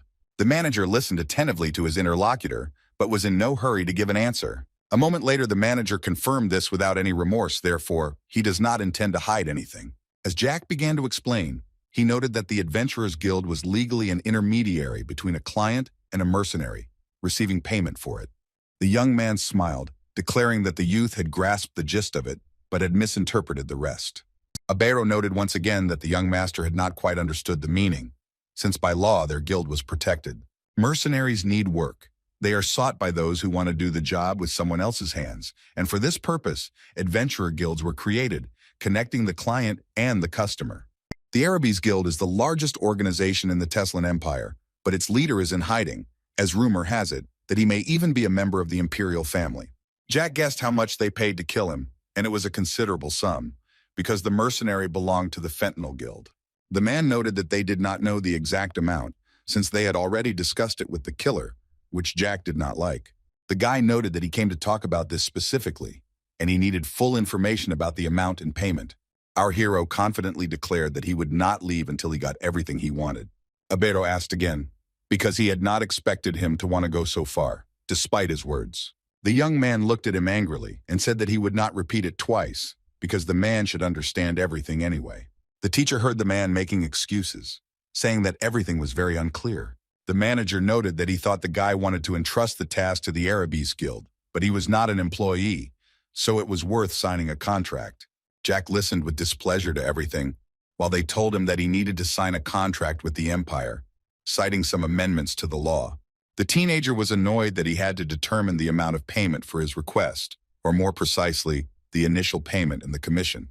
Hearing the boy's indignation, the director did not understand what he wanted. Jack noted that the man did not understand him at all because he did not intend to leave any request. Our hero said that the person who wanted to kill him and the one who helped with it were the same. Having kicked, the young man shouted, "What kind of commission can we even talk about?" hinting that the boss had mixed something up. Our hero thought that the organization did not reject Dietrich's request, although it could have because there was a choice. After that, the guy mockingly said that if they did not carry out his order, he would kill all the guild workers, despite the fact that they were under the protection of the emperor. Our hero poked his interlocutor in the chin, making it clear that he was saying something wrong. The guy noted that it would be best for the boss to think everything through carefully. The young man didn't like that the man didn't understand who he was talking to, and he needed to figure it out before he destroyed his impudent face. He threatened that his money should appear by the end of the week. If this does not happen, the guild will disappear from the face of the earth that same day. The interlocutor, leaning back on the sofa, said nothing, but it was clear that he understood everything. As he was leaving the room, our hero called his mentor and said that they could leave. Close to the door, the teenager decided that he had to remind him of what had been said once again. The young man said that he would conduct his own investigation and reminded that if the amount differed from what Dietrich had paid, even by 1 gold coin, then that would be the end. The guy said that it was better not to play with him because it was dangerous, and he added that the young man should not think that there is a reward for his efforts. Looking at the frightened man, our hero asked if he understood everything. Covering his face with his hand, a bear remained silent, not understanding how he should react to this. Looking out the window, the interlocutor declared that everything was clear to him. Only a few minutes passed, and our hero and the witch silently descended the stairs. The secretary, looking at the frightened boss, asked if he was okay. Abero said with fear in his voice that he had big problems, and that he shouldn't have taken this order at all. He reflected that it was foolish for an aristocrat to kill an aristocrat, and Dietrich was probably out of his mind when he approached them with such a matter. When the man first read that guy's request, he immediately realized that he didn't want to take on this case. Abir realized that only a psychopath could ask for this. But when he reported this to the top, the young man paused in his thoughts for a second to feel sorry for himself, and then continued to think about what they said there, that you can't refuse the young master and promised cover. The boss shouted, not understanding how he could resort to such tricks. The man knew that he had provided Dietrich with a guild of fentanyl assassins, and everything was going to end very simply. Concerned, another man asked the manager if it was true that they were now being blackmailed by the youngest gentleman, who was not even in line to inherit the title. The young man bowed his head and turned to his comrade in despair. Abero asked Toliso if the Marquises were his friends, or if he couldn't even understand what could be said and what couldn't just because he was a newbie. The young man scratched his head and thought for a while. The chief remembered that they had taken Toliso several months ago. He did have good information gathering skills, but now it was unclear why he had been elected yet.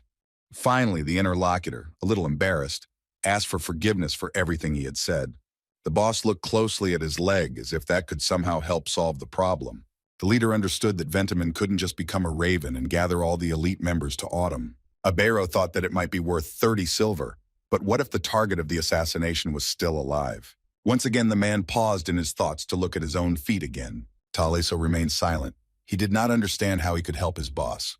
But he continued to think that Jack Ballantier did not know the amount of the contract, and there was no evidence that the killer had left the province. Even if Dietrich had been caught, the young man would probably have known the amount the mercenary received for his murder.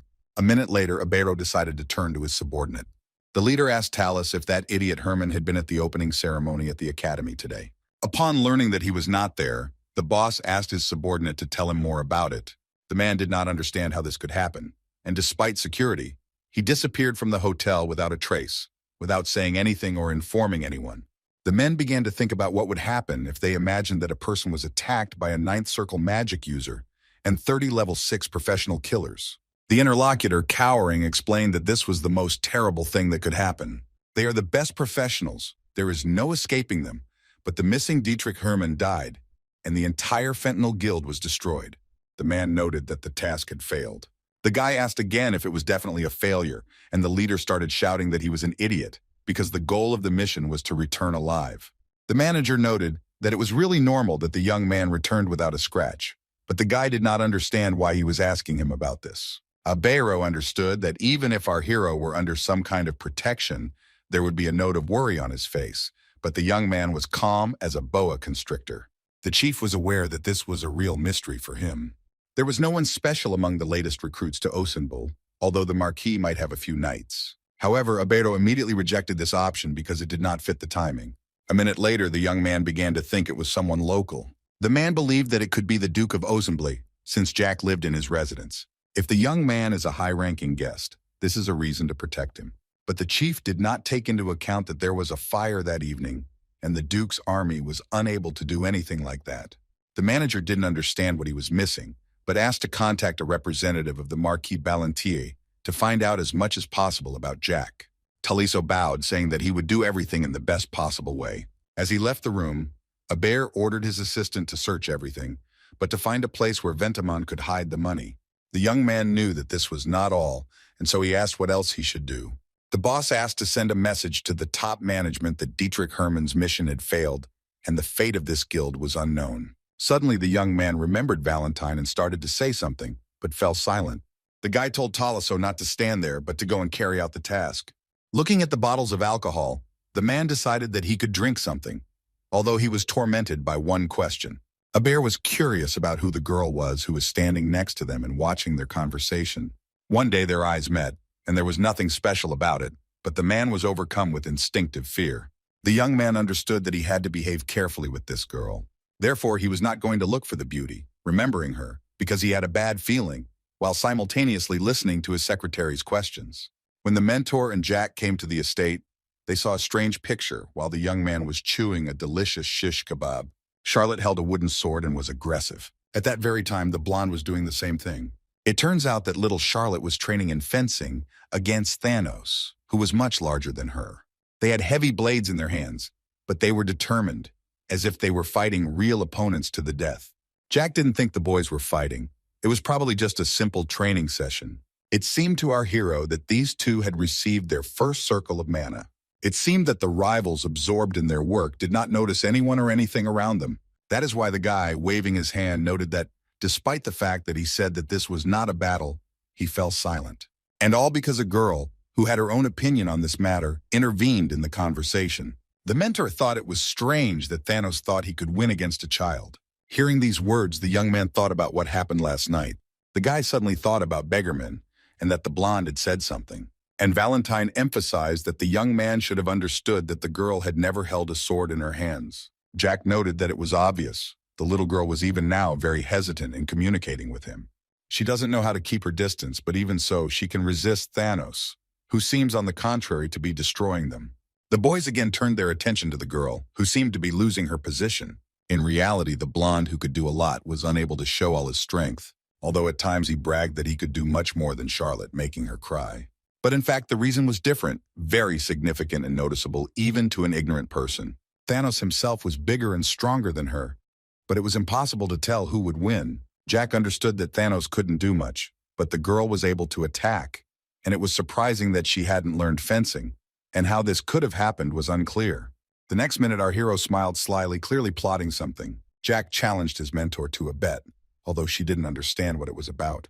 The gist of the bet was that in 9 years he would make it so that Thanos could defeat Beggarman. Valentine asked why in 9 years, since the enemy would become stronger, but agreed because she was interested.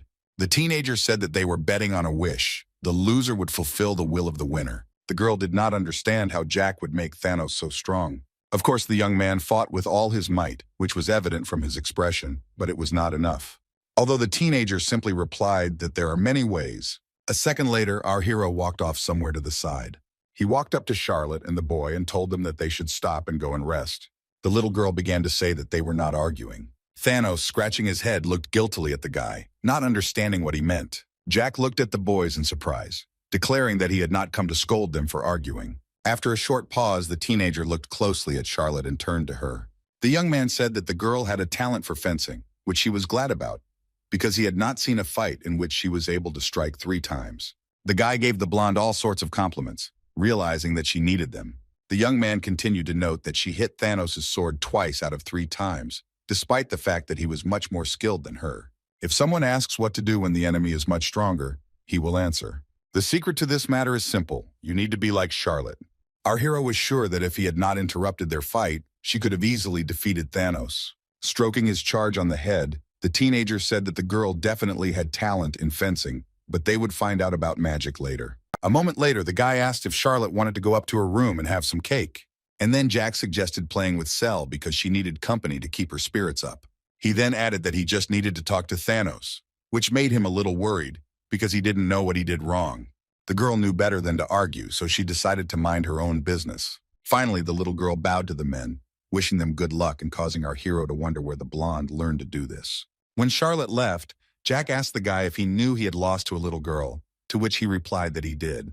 The young man noted that it was a pity that she was so good at it, and that she had a talent for close combat, unlike the man. The young man hung his head and stood silently, realizing that words were unnecessary in this case. Jack explained that it was easy for him to figure out how to turn around a situation when you were giving up your position, because Charlotte had done it even twice. Thanos was simply confused, so he did not understand how to repel the girl's attack. And then he was completely unable to pull himself together. Jack pointed out that if he hadn't intervened, the man would have simply been lying on the ground with a bump on his forehead. The young man asked whether it was stubbornness or selfishness, without explaining the essence of his question. It seemed that Thanos didn't understand this either. The young man wanted to ask something, but didn't dare. Charlotte was physically small. If you didn't look, you'd think she couldn't do anything at all. Continuing, he said that such a little girl was able to recognize his strength and come up with tactics to repel the blow. The young man asked Thanos what he should do at that moment, which made the guy very worried and unable to give an answer. Without waiting for an answer, the young man explained that he had to change his sword technique or strength so as not to lose control. Our hero emphasized that instead the blonde would simply continue to swing the sword, and that would not do. Jack smiled and suggested that the guy try to kill him once, not seeing anything wrong with it. The interlocutor, not expecting this at all, asked in fear what he had done that was worth dying for. Jack explained that the boy wanted to become the best knight on this continent, but to do that he needed to train and try. The blonde began to make a displeased face, explaining that he was most likely causing everyone nothing but inconvenience. Patting his friend on the shoulder, the teenager once again noted that he should try very hard. The young man said that the guy should be ready for everything, even death, because death is inevitable for a true warrior. Jack asked again if the blonde was ready to try so hard that he even risked dying. The interlocutor squeezed his sword even tighter, but he was in no hurry to give an answer. Finally, having plucked up his courage, Thanos declared that he was ready for anything. The boy turned to his mentor and asked her not to leave, but to help them, although Todd did not understand how exactly. The boy stated that he wanted to use the illusion within the magic circle to create a training partner for the blonde. Hearing the girl confirm her student's guess, he smiled, noting to himself how this was possible.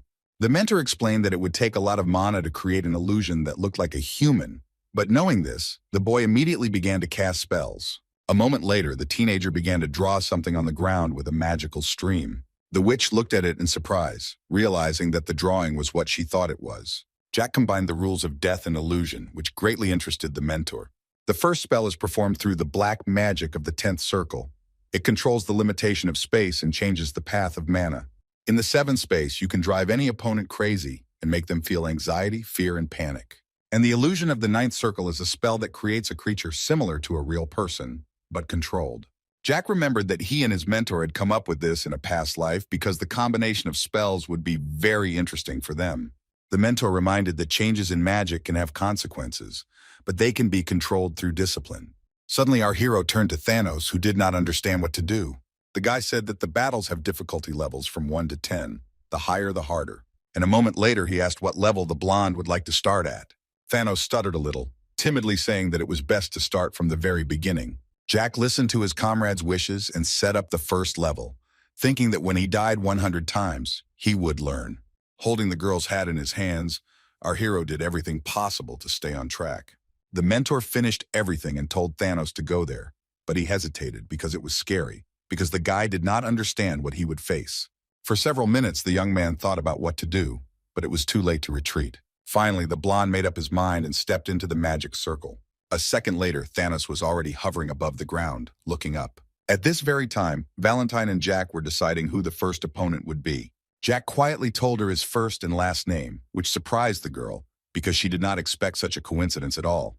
For a while, the guys looked at each other like old friends who understand each other perfectly. Jack reminded the witch of the words 9 years and noted that they could do it much faster. The girl said that the young man was a very bad person, but he did not hide it because everyone says so, and it did not bother him. At the same time, the blonde's feet were standing on the same inscriptions as before, but this was no longer asphalt or a street.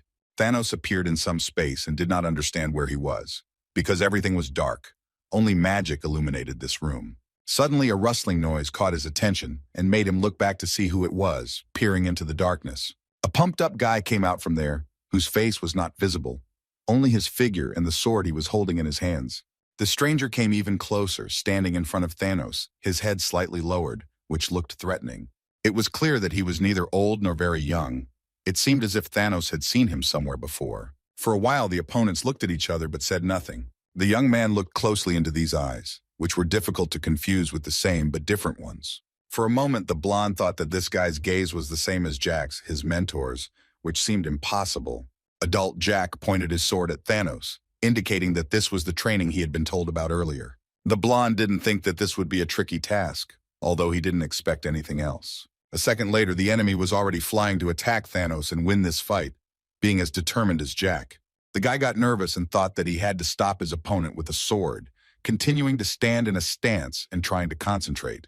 The blonde felt anxiety taking hold of him with renewed vigor, and gathering his will into a fist, he decided to fight to the last. The young man understood that the well-wisher would not hesitate and would do everything possible that depended on him. At one point, everything slowed down, and then Thanos realized that the imitation of Jack would cut off his head if he did not react in time. After some time, the young man opened his eyes in horror, taking a deep breath and looking at the blue sky. The young man stood up and screamed in fear, trying to understand what was wrong with him and where he was. The guy wanted to feel his own neck and head to make sure that everything that happened a couple of minutes ago was just an illusion. Watching this, our guy came up and asked what the blonde guy was doing sitting on the floor, and he just looked at him in fear. Having come to his senses a little, the interlocutor screamed when Jack came even closer to him. His reaction was as if he had seen a ghost. Our hero shook the blonde's hand, wondering what had happened to him. Thanos took his master's hand to rise and asked who had just been in the circle, for the man looked very much like him. Starting the conversation, the teenager assured his interlocutor that it was just the magic of illusion. The young man added that the young man had little experience and had probably never been in a situation where he had to risk his life, which the young man confirmed. Jack then explained that Thanos saw him in this circle when he was 18 years old.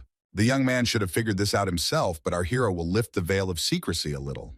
The young man added that Thanos would have to fight him from his past life, and the longer he could hold out, the stronger he would become. Jack was confident that lack of talent could be compensated for by experience. After all, magic is not used there at all, only fencing, so the difficulty was at the level of the first circle. Thanos said that he understood, but he was interested in what kind of past life, because in principle this could not exist. The guy promised to tell his friend about this later, remembering that this man could not know the story of his past life. Hearing the question of whether Thanos was confident, the young man covered his eyes with his hand, thinking about what to say. The guy said that he understood the owner, and now he will try his best to win and hold out as long as possible. Even though it was all an illusion, death felt very real there, and it was possible to go crazy. But Jack understood that Thanos was not like that. And it wasn't just a matter of sympathy. The teenager truly believed in this man. After all, despite his broken bones, he trained with a sword every day, and this took up all his free time. At the very beginning of our acquaintance, the guy admitted that he only takes breaks for food and sleep, and spends the rest of the time studying. His only problem was that the blonde constantly directed all his great mental power in the wrong direction. In that case, all he could do was die and learn from his mistakes. But Jack is absolutely sure that he can surpass Beggarman. There will come a time when this young man will be able to make a name for himself, and our hero will be happy to help him with this. The young man asked how long his interlocutor would call him Marquis. The teenager understood that initially he was just going to play with this chicken instead of the last one, but then his plans changed dramatically. Our hero thought that he would make a real man out of this chicken, and asked his interlocutor out loud to call him boss. The young man, scratching his head, felt a little embarrassed, realizing that this did not suit him very well. Then Thanos suggested that they just call him Young Master instead, to which he agreed. The teenager patted his friend on the shoulder, getting ready to go and do his own thing. The interlocutor looked at the owner in amazement, but decided not to say anything. Suddenly, the guy was overcome with a pleasant feeling, and in some sense even shame. He liked that they treated him well. Afterwards, he noted that he relies on the young owner, because he knows that he will really help him, and his dream will become a reality. Valentine, who was walking ahead and had heard the entire conversation, playfully addressed her student as a master and told him to hurry up to dinner. Little Charlotte, climbing the stairs, thought that she had done something wrong. After all, at first she was waiting for the boss, who was at the ceremony, but he never came. Afterwards, she saw her great brother Thanos and thought that he could teach her fencing, so she asked for it.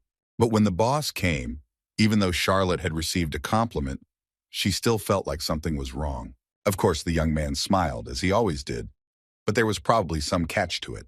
The girl climbed to the very top and was bored, because it seemed to her that the boss was a little angry with her, which was very upsetting. Charlotte thought it was because they had dueled without permission, and she would probably have to apologize to her boss. Cell appeared in her path, and for a while the girls stood opposite each other and looked, not understanding what was happening.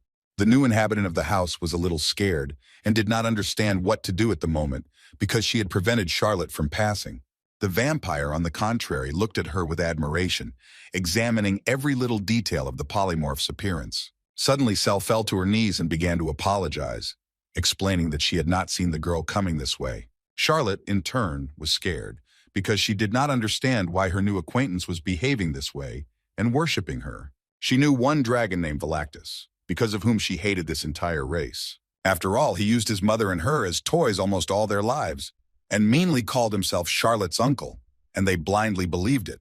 But the boss told the girl one important thing that she remembered. She is not at all like Galactus, and the vampire believes what the young master says. But that was then, and now the girl witnessed a strange scene.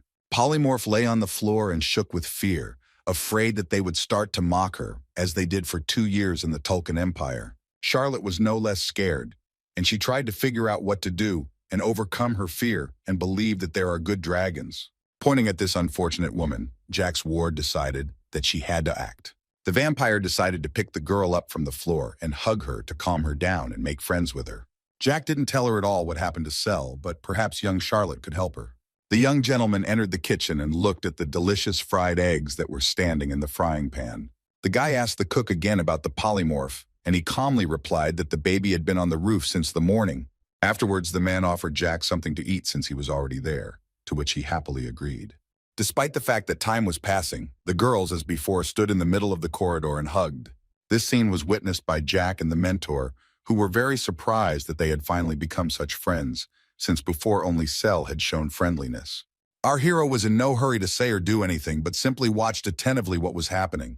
The guy thought that if he looked closely, he could see that Charlotte was crying, and Cell was shaking with fear for some reason, and at that moment, they were hugging.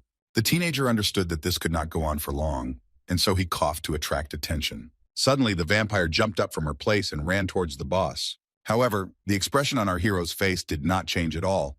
He stood and looked at the same point. Charlotte apologized to Jack, and the polymorph began to bow again, which attracted the girl's attention. The vampire ran up and started to lift Cell, emphasizing that she should get up from the floor. But she really didn't want to do this and asked to let her go. The mentor noted that the dragon was completely different last night. Despite everyone's surprise, the teenager explained that the little girl had to go through a lot in that laboratory, and that she probably had psychological trauma. Jack lifted both girls up with ease, drawing their attention to himself and asking them to explain. It turns out that Charlotte was apologizing for them starting a duel without his permission, thinking it made him angry. The vampire began to scream loudly and cry that she would not do it again if only Jack would not be angry with her anymore. The young man explained that she was allowed to have them whenever she wanted, because if she hit Thanos on the head with a wooden sword, he definitely wouldn't be angry. And then he asked why Charlotte even thought the guy was unhappy. And a minute later, laughing, he added that the most important thing was that the novice fencer didn't kill the blonde. The girl asked again if he was sure he wasn't angry, to which he replied that he simply felt sorry for Thanos, who had fought so poorly. Our hero thought for a moment before continuing his thought. The gentleman said that they were convinced of her fencing talents, and that at night they would test her mastery of magic, which Charlotte really liked. And again, for a moment, the young man went into his own thoughts. The guy remembered the unhappy and trembling Cell, who had recently been lying on the floor. And then the teenager's thoughts turned to the chef who was preparing such a delicious steak. The young man looked at his new charge and asked what was happening to her, why she had no strength. The previous evening, the dragon was full of energy, resisting like she was not herself, and now she can hardly stand on her feet. Suddenly, the girl began to utter some incomprehensible remarks, which both surprised and frightened the teenager. Polymorph began to speak of a demon who changed the earth and sky. Our hero sat the little girl down on the sofa and asked her if the reason for her worries was the destruction of the world, which she confirmed. The mentor explained that this was the prophecy of the third Dragon Lord, because she knew what the girl was talking about. 400 years ago, this dragon, who was stronger than all the others put together, rebelled against the will of his mentor. Of course, he died because the girl's victory was obvious, and this is considering that she put minimal effort into it. The third Lord was able to foresee the future using the power of souls, so he left a message even before his death. Jack asked if she was afraid that he was a demon who would destroy the world. The young man thought thoughtfully that unfortunately this was true. The young master decided to report that this prediction was complete nonsense. The end of the world does not exist at all.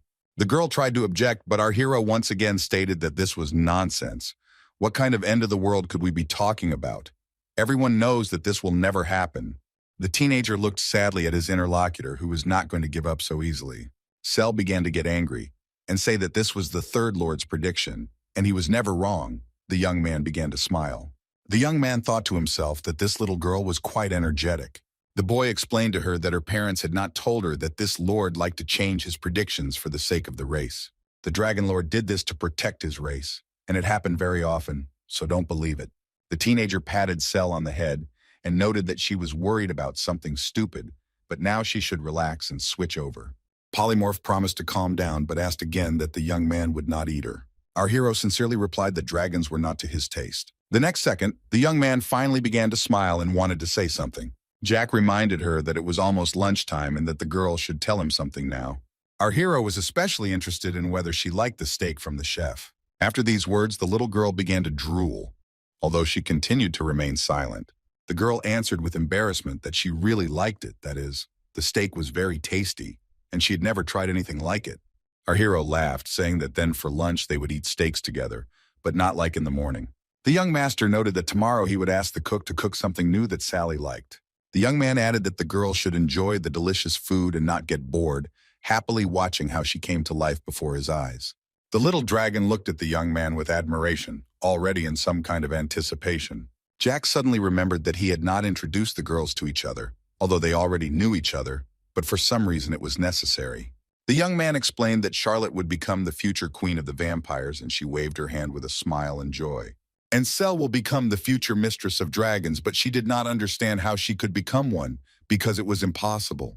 The teenager looked at the blonde, but decided to introduce the young man at dinner. The next minute, our hero turned to the vampire, who immediately stood at attention. Jack asked Charlotte to run to Guinness so that he could start preparing dinner for them, which the girl obediently did. Suddenly, the guy noticed that the two hands had come together. The vampires approached the little dragon and silently took her hand. The girl suggested going together and having a good talk and becoming friends. For some time, the polymorph looked attentively at her interlocutor, not understanding how to react. Cell didn't answer, although she agreed she had never seen her peers and didn't know how to communicate. A moment later, the girlfriends were standing in the hallway, chatting pleasantly about something, getting ready to go to the kitchen. After the girls left, the teacher emphasized that Jack was a good liar because the Third Lord was very special. He used soul energy as mana, but only for psychological skills. It is also necessary to understand that all his predictions were brief. They were like, "It will rain tomorrow, the battle will begin the day after tomorrow," and everything according to his prophecy was true, only one did not come true, about the demon who will destroy the whole world. Jack asked his interlocutor if she thought he would destroy the whole world, and she replied that he was the only one who talked about it. Our hero, closing his eyes, noted that he did not think these words could be trusted. The young man said that if this were true, he would have been able to destroy the entire world in his past life. And the mentor asked again why it didn't work out. The young master said that he destroyed one country and then died because he had no reason to live. Our hero remembered how it happened, and he felt a little uneasy. The teenagers said that there should always be a meaning, and when there isn't, he fell silent. And after a short pause, he added that when he is not there, he does not want to be there, and therefore our hero does not believe in predictions. Jack tried to calm the mentor, who looked so worried, by saying that the demon was someone else in the future. The young man continued to note that the future and fate were not determined, that tomorrow it would rain, and then somewhere else the battle would begin again. The young man continued to say that if you close the sky and stop any conflicts, you can prevent the prediction from coming true. Then everyone will live as they lived before. So the young man is sure that the future is not determined, the future in which his mentor has only 13 years left to live. The guy thought that if this really happened, he would be very angry.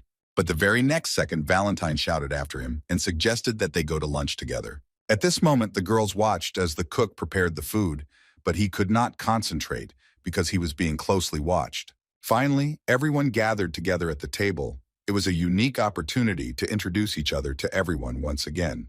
The guy started the story with Thanos, whom they met recently, but became friends. This guy is only 17 years old. Many people have probably heard of Charlotte because she loves blood and she is 11 years old. The new resident of the estate is the one who was released the day before. It was 10-year-old Cell. And finally, our hero introduced himself as a boss who looked 14 years old. And that's how the gang of kids turned out. Looking at the plates around him, the teenager noted that Guinness was a much better cook than he had originally thought. The chef even once said that he worked as an imperial chef for 4 years. After tasting the fish, he thought, who knew such talent was so close? Chewing the fish, the young man understood that this was a real masterpiece, something he could enjoy every day. Jack told Cell that today's steak was bloodless. Realizing that the little girl didn't like that at all, it scared her. Charlotte, as soon as she heard the word blood, approached Jack because she wanted to taste his blood, which she liked.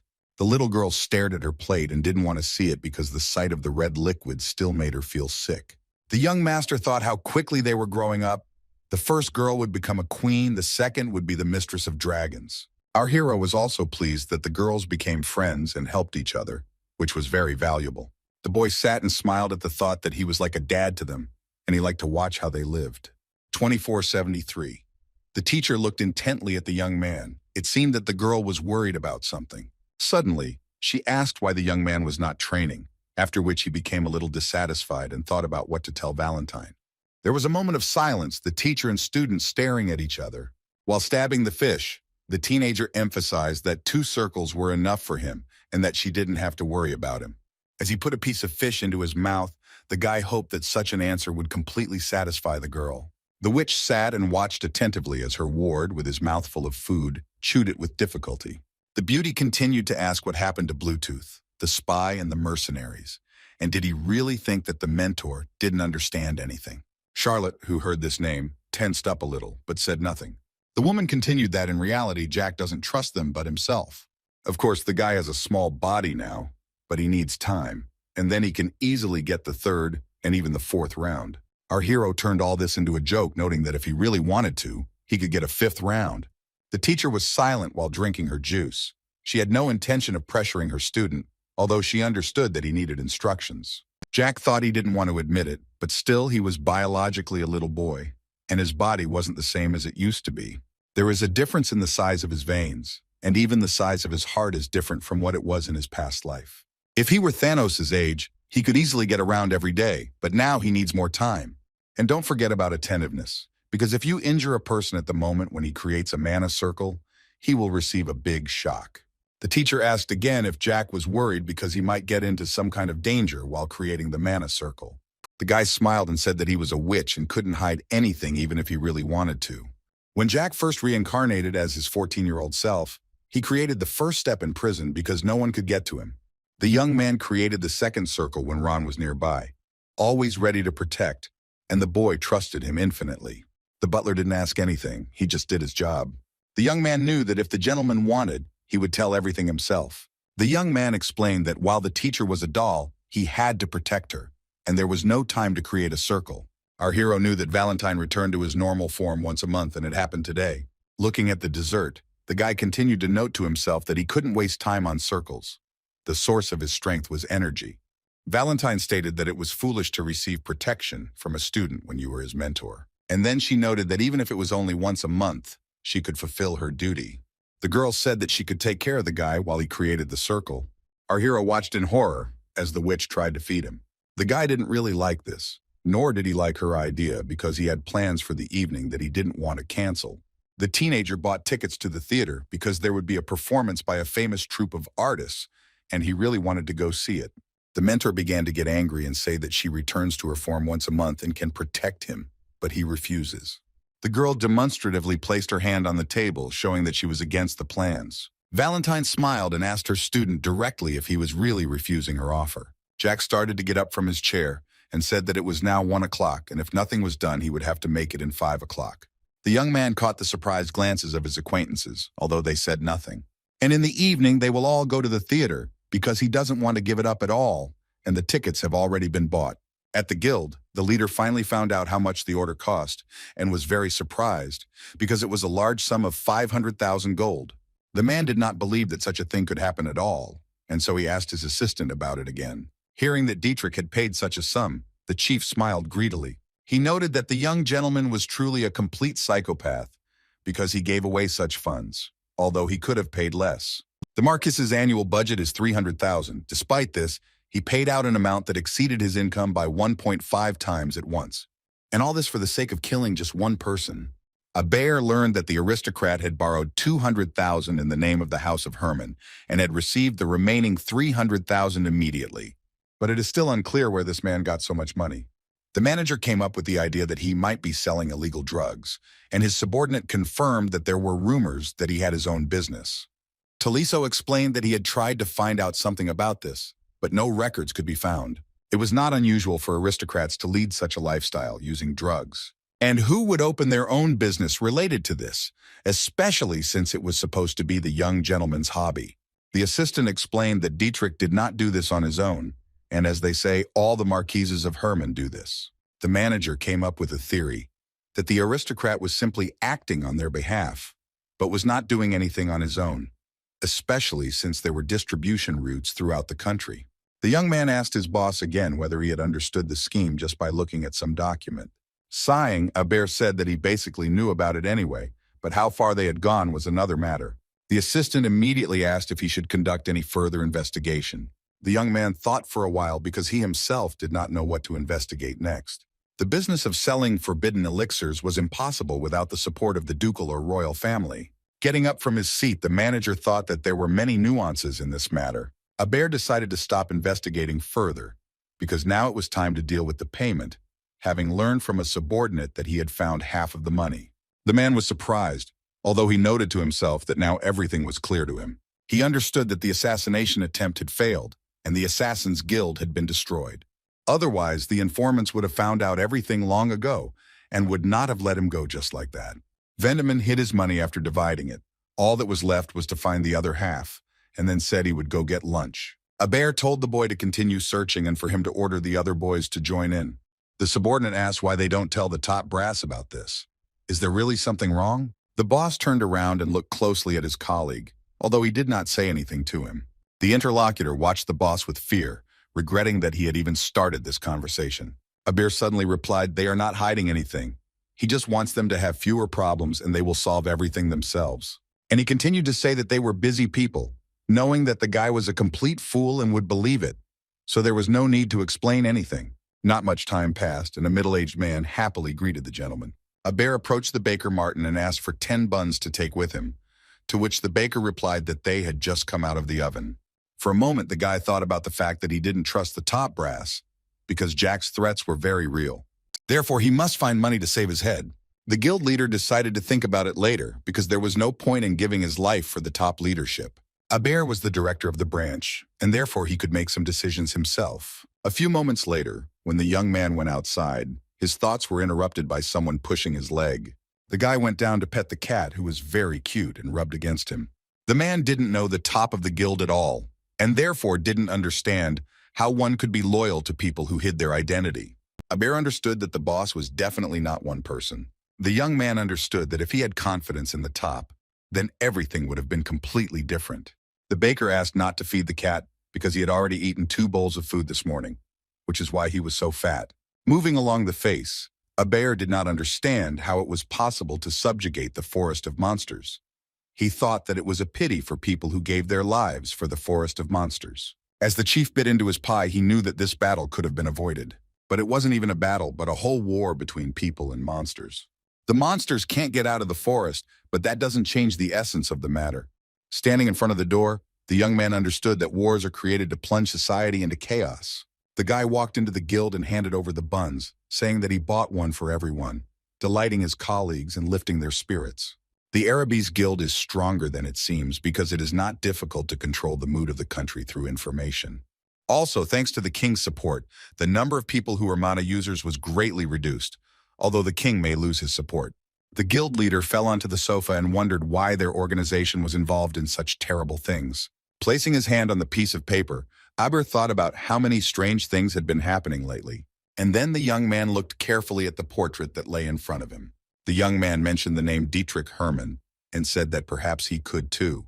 Aber understood that Dietrich's business, connected with the sale of forbidden elixirs, could not exist without the support of the empire.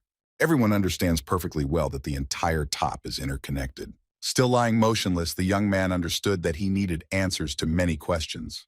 It is quite possible that those 300,000 were used to push this stupid man forward and make him responsible. The man knew that they could earn a lot of money this way by promoting their young son. But as a guild, they did not see the movement of this money. Aber wondered if a day of investigation would be enough to find out everything. The guy himself didn't understand that their superiors were deliberately hiding it. Could it really be their stolen money? The young man understood that this was why he had previously received a response asking him to accept Dietrich's offer. But it was still unclear why the top would go so far unless. And the man interrupted his thoughts. Maybe this is money stolen from the bosses, although no, it is not that amount. Perhaps the funds went towards military expenses, and then the top brass is preparing for some kind of war. But whose funds are these? Is it the money of the top brass or those who cover their backs? Aber decided that these were certainly not the funds that would be used to attack the monster forest. Count Mentis paid most of the money. The man did not understand why and what their motives were. The young man was still lying on the sofa, trying to understand where it all started and where it would lead in the future. Lately, the leader has been wondering if someone is deliberately undermining the power of the city, or rather the entire country, because the number of drug addicts and the crime rate are growing now, and that is why so many mercenaries are being hired for their protection. The man thought that this might be related to rumors that the Tulkan Empire had conducted experiments on dragons 2 years ago. Even though they said that all dragons died out long ago, these are just words and there must be reasons for these rumors to appear. Then Aber immediately wanted to check how true these rumors were. But a message came from above. The letter stated that the young man should not investigate anything related to the Tulkan Empire. The boss held the piece of paper in his hands. He didn't like all this, but how could he interfere? Aber decided that if these were just rumors, then he would not have been given such an order. Raising his hand, the young man thought that he had some kind of premonition. The boss tried to convince himself that he needed to stop thinking about it, but on the other hand, how could he? It was work. Closing his eyes, the man thought that he was unable to stop because some terrible feeling was taking over his body. The guess was that the Arabies Guild leadership was either connected to the Tulkan Empire or there was someone from those parts, and the Adventurers Guild was actively helping to gather information. The man wondered if this was true. Then where did they get the dragon from?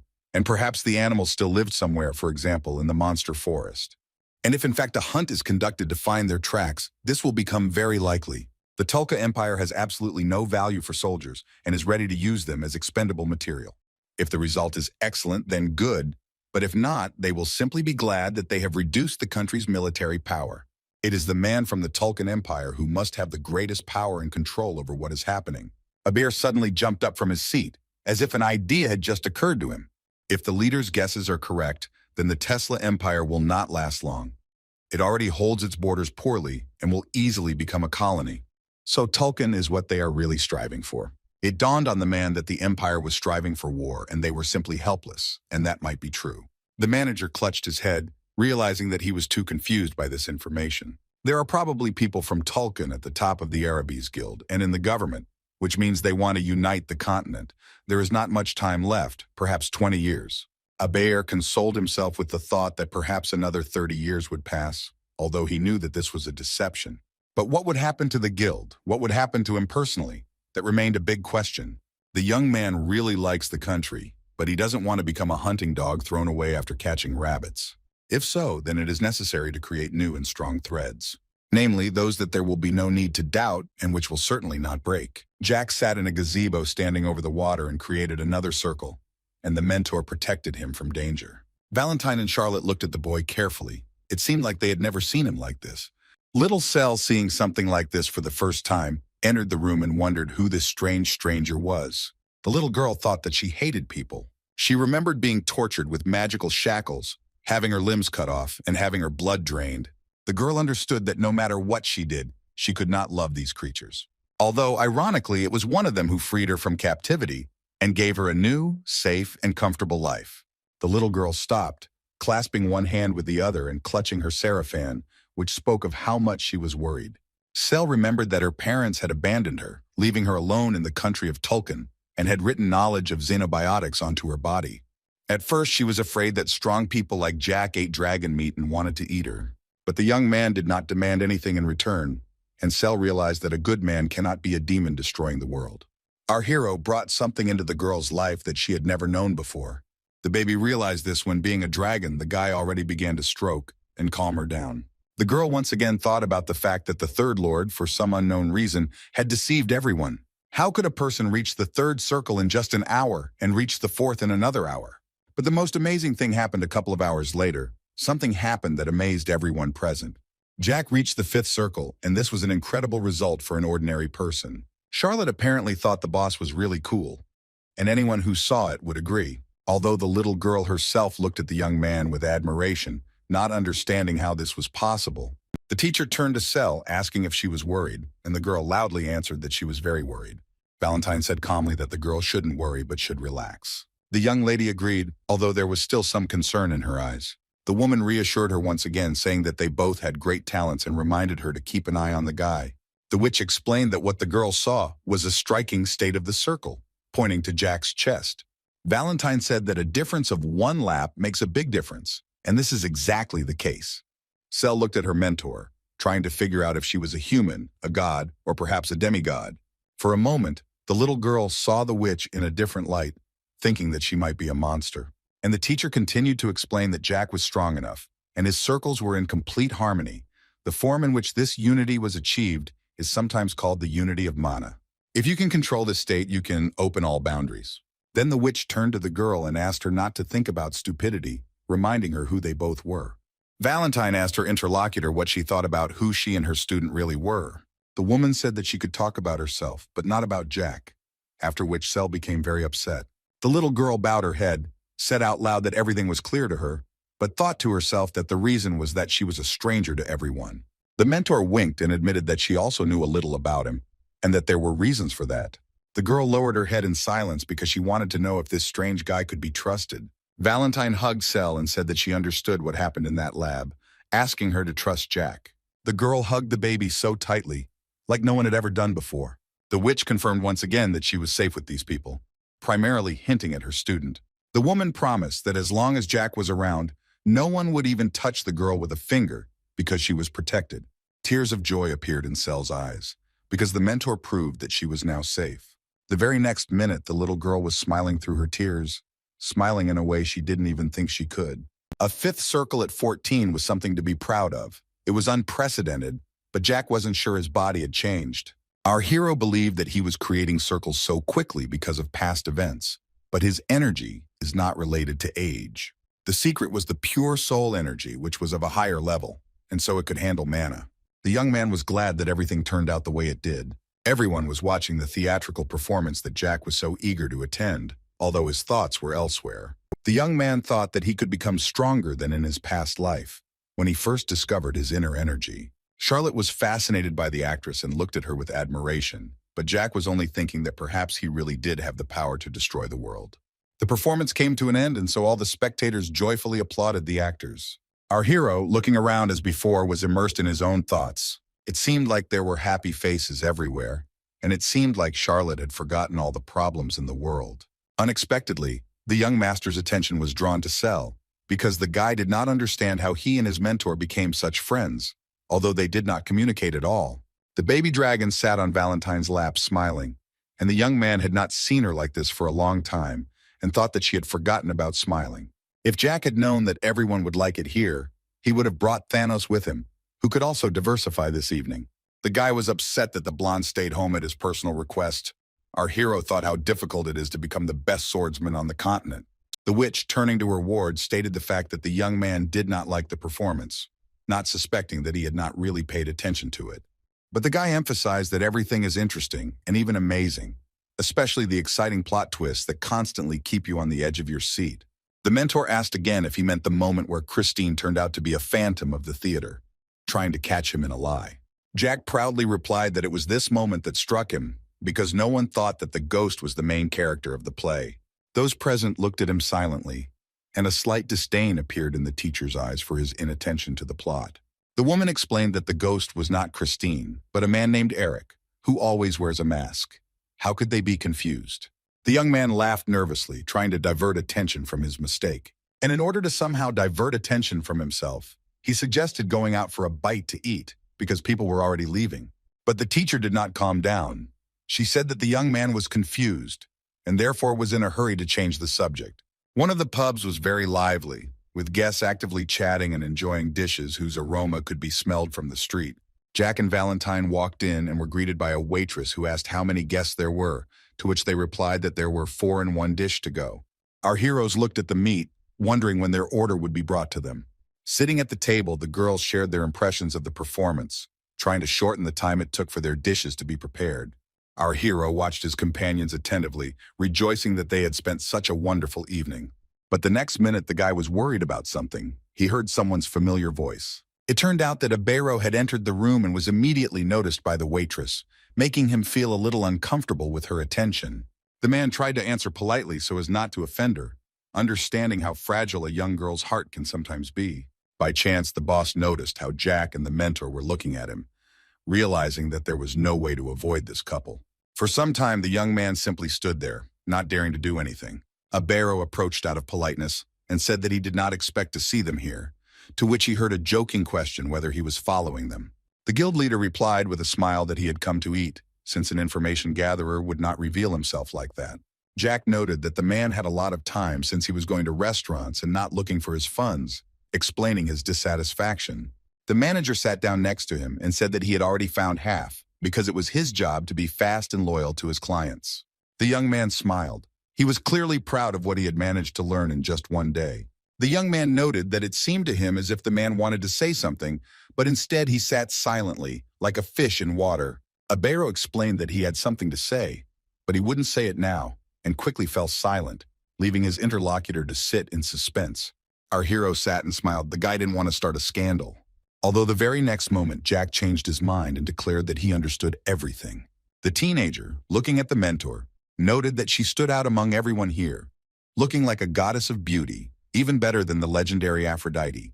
But before the young man could finish his thoughts, someone took Valentine by the hand.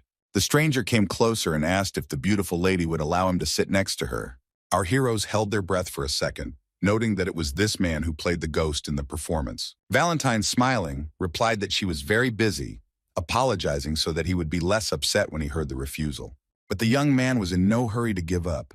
He understood that the girl had things to do and hoped for a quick meeting.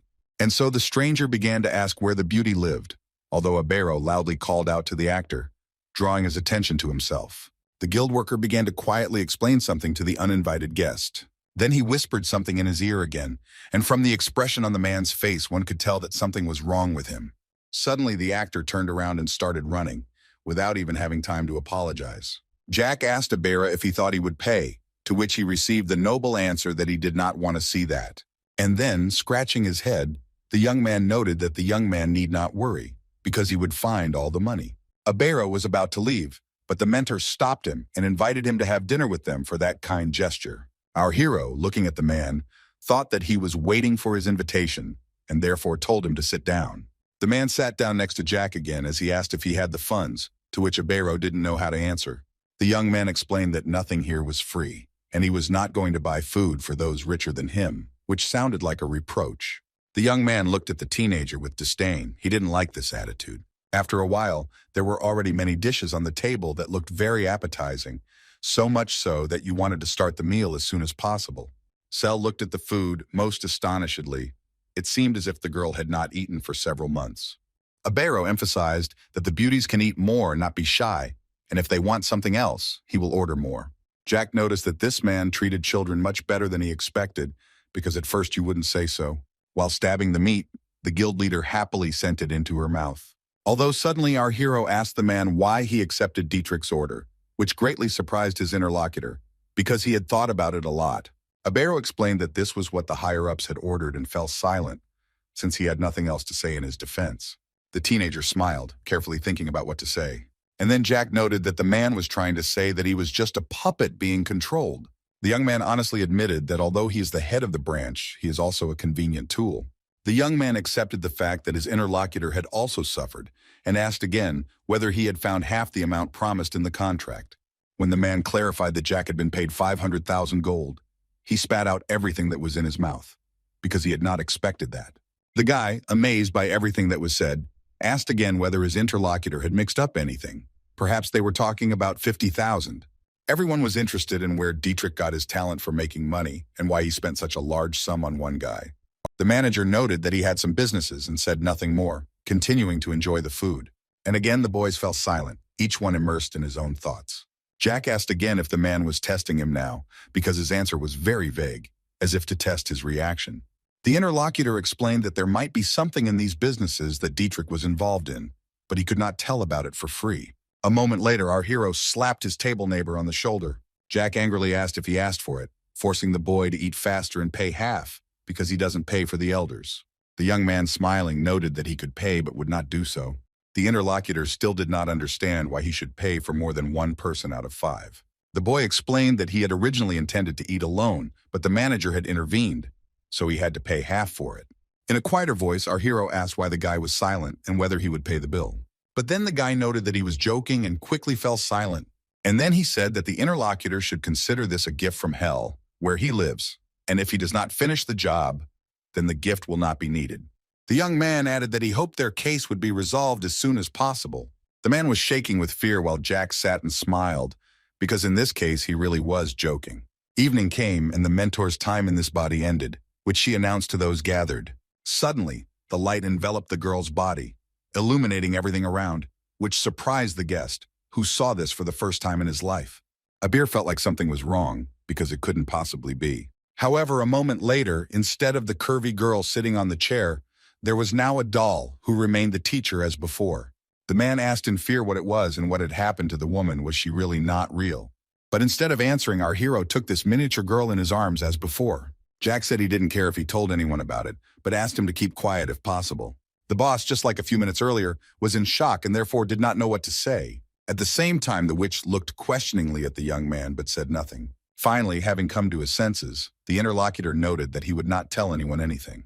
No one would take his and his mentor's secret at their word, although he didn't care if anyone found out about it.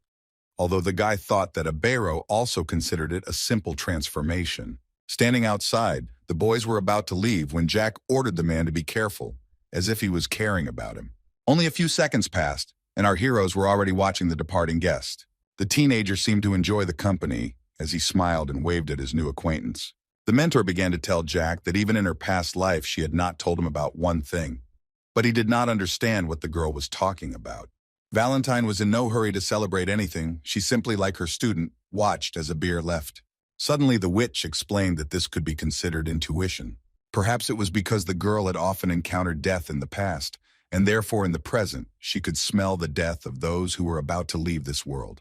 Jack asked Valentine if she thought the manager was going to die soon, and she confirmed that he did. With a thoughtful tone in her voice, the interlocutor stated that it was unlikely to be our hero, hinting at someone else. The teenager decided to himself that many talented people died in the Empire at that time, and perhaps this young man was no exception. The guy confirmed that it was not he who would deal with the manager, although a couple of seconds later he replied that he himself actually did not know who it would be. The young man did not understand what kind of person this man was, what kind of person a bear was, because the boy only knew his title and name. The man does not seem untalented to our hero, but at the same time he has nothing to give the teenager. At this very time, Charlotte was showing the cat to little Cell, who did not understand what was wanted from her. After that, she decided to offer the cat to the boss, and he thought, why not, hugging his comrades tightly.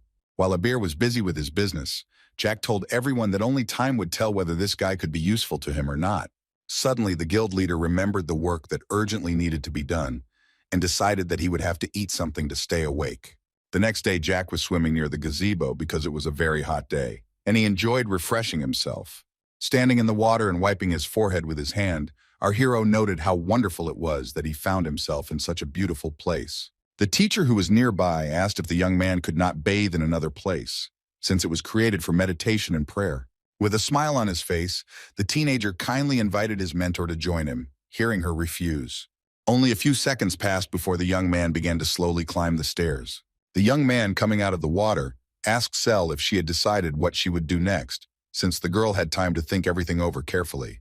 Turning around, the little girl was in no hurry to say anything. Some confusion could be seen on her face. Seeing this, Jack sat down next to her on the stairs and decided to ask her plans again, seeing how Cell could not bring herself to say anything. Suddenly the girl, who had looked confused before, turned into a real beast, screaming that she was planning to take revenge. She said she wanted to meet her parents who abandoned her and the beggarmans who abused her. Jack looked at her with a smile, thinking that Thanos had a rival because this little girl's strength was extraordinary, as was her desire for revenge. Cell, upset and embarrassed, asked if it would be difficult, realizing that the guy was unlikely to support her idea. However, the teenager thoughtfully stated that nothing would be particularly difficult, but that he needed to hurry.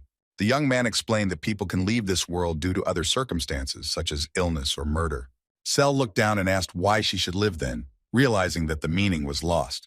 Our hero looked at his interlocutor in surprise, but remained silent. But a moment later, smiling, Jack declared that the little girl herself must understand who she is and what she wants to do in this world. Embarrassed, Cell honestly noted that the young man was absolutely right. Suddenly, Devochka asked where Charlotte and Thanos were now, because she hadn't seen them for a long time. Jack explained that they were at an academy where they studied and had fun while gaining new knowledge. The boy reminded the little girl that at 7 o'clock in the morning, when the kids were getting ready for classes, she was still fast asleep. The teenager continued by saying that the academy not only teaches combat, but other things as well, which is why students go there. Cell, calling him boss, asked what the girl and the boy were learning from Jack, who did not understand why the little girl had suddenly started calling him boss. The young man noted that he could not teach anything except fighting, as well as relationships with other people.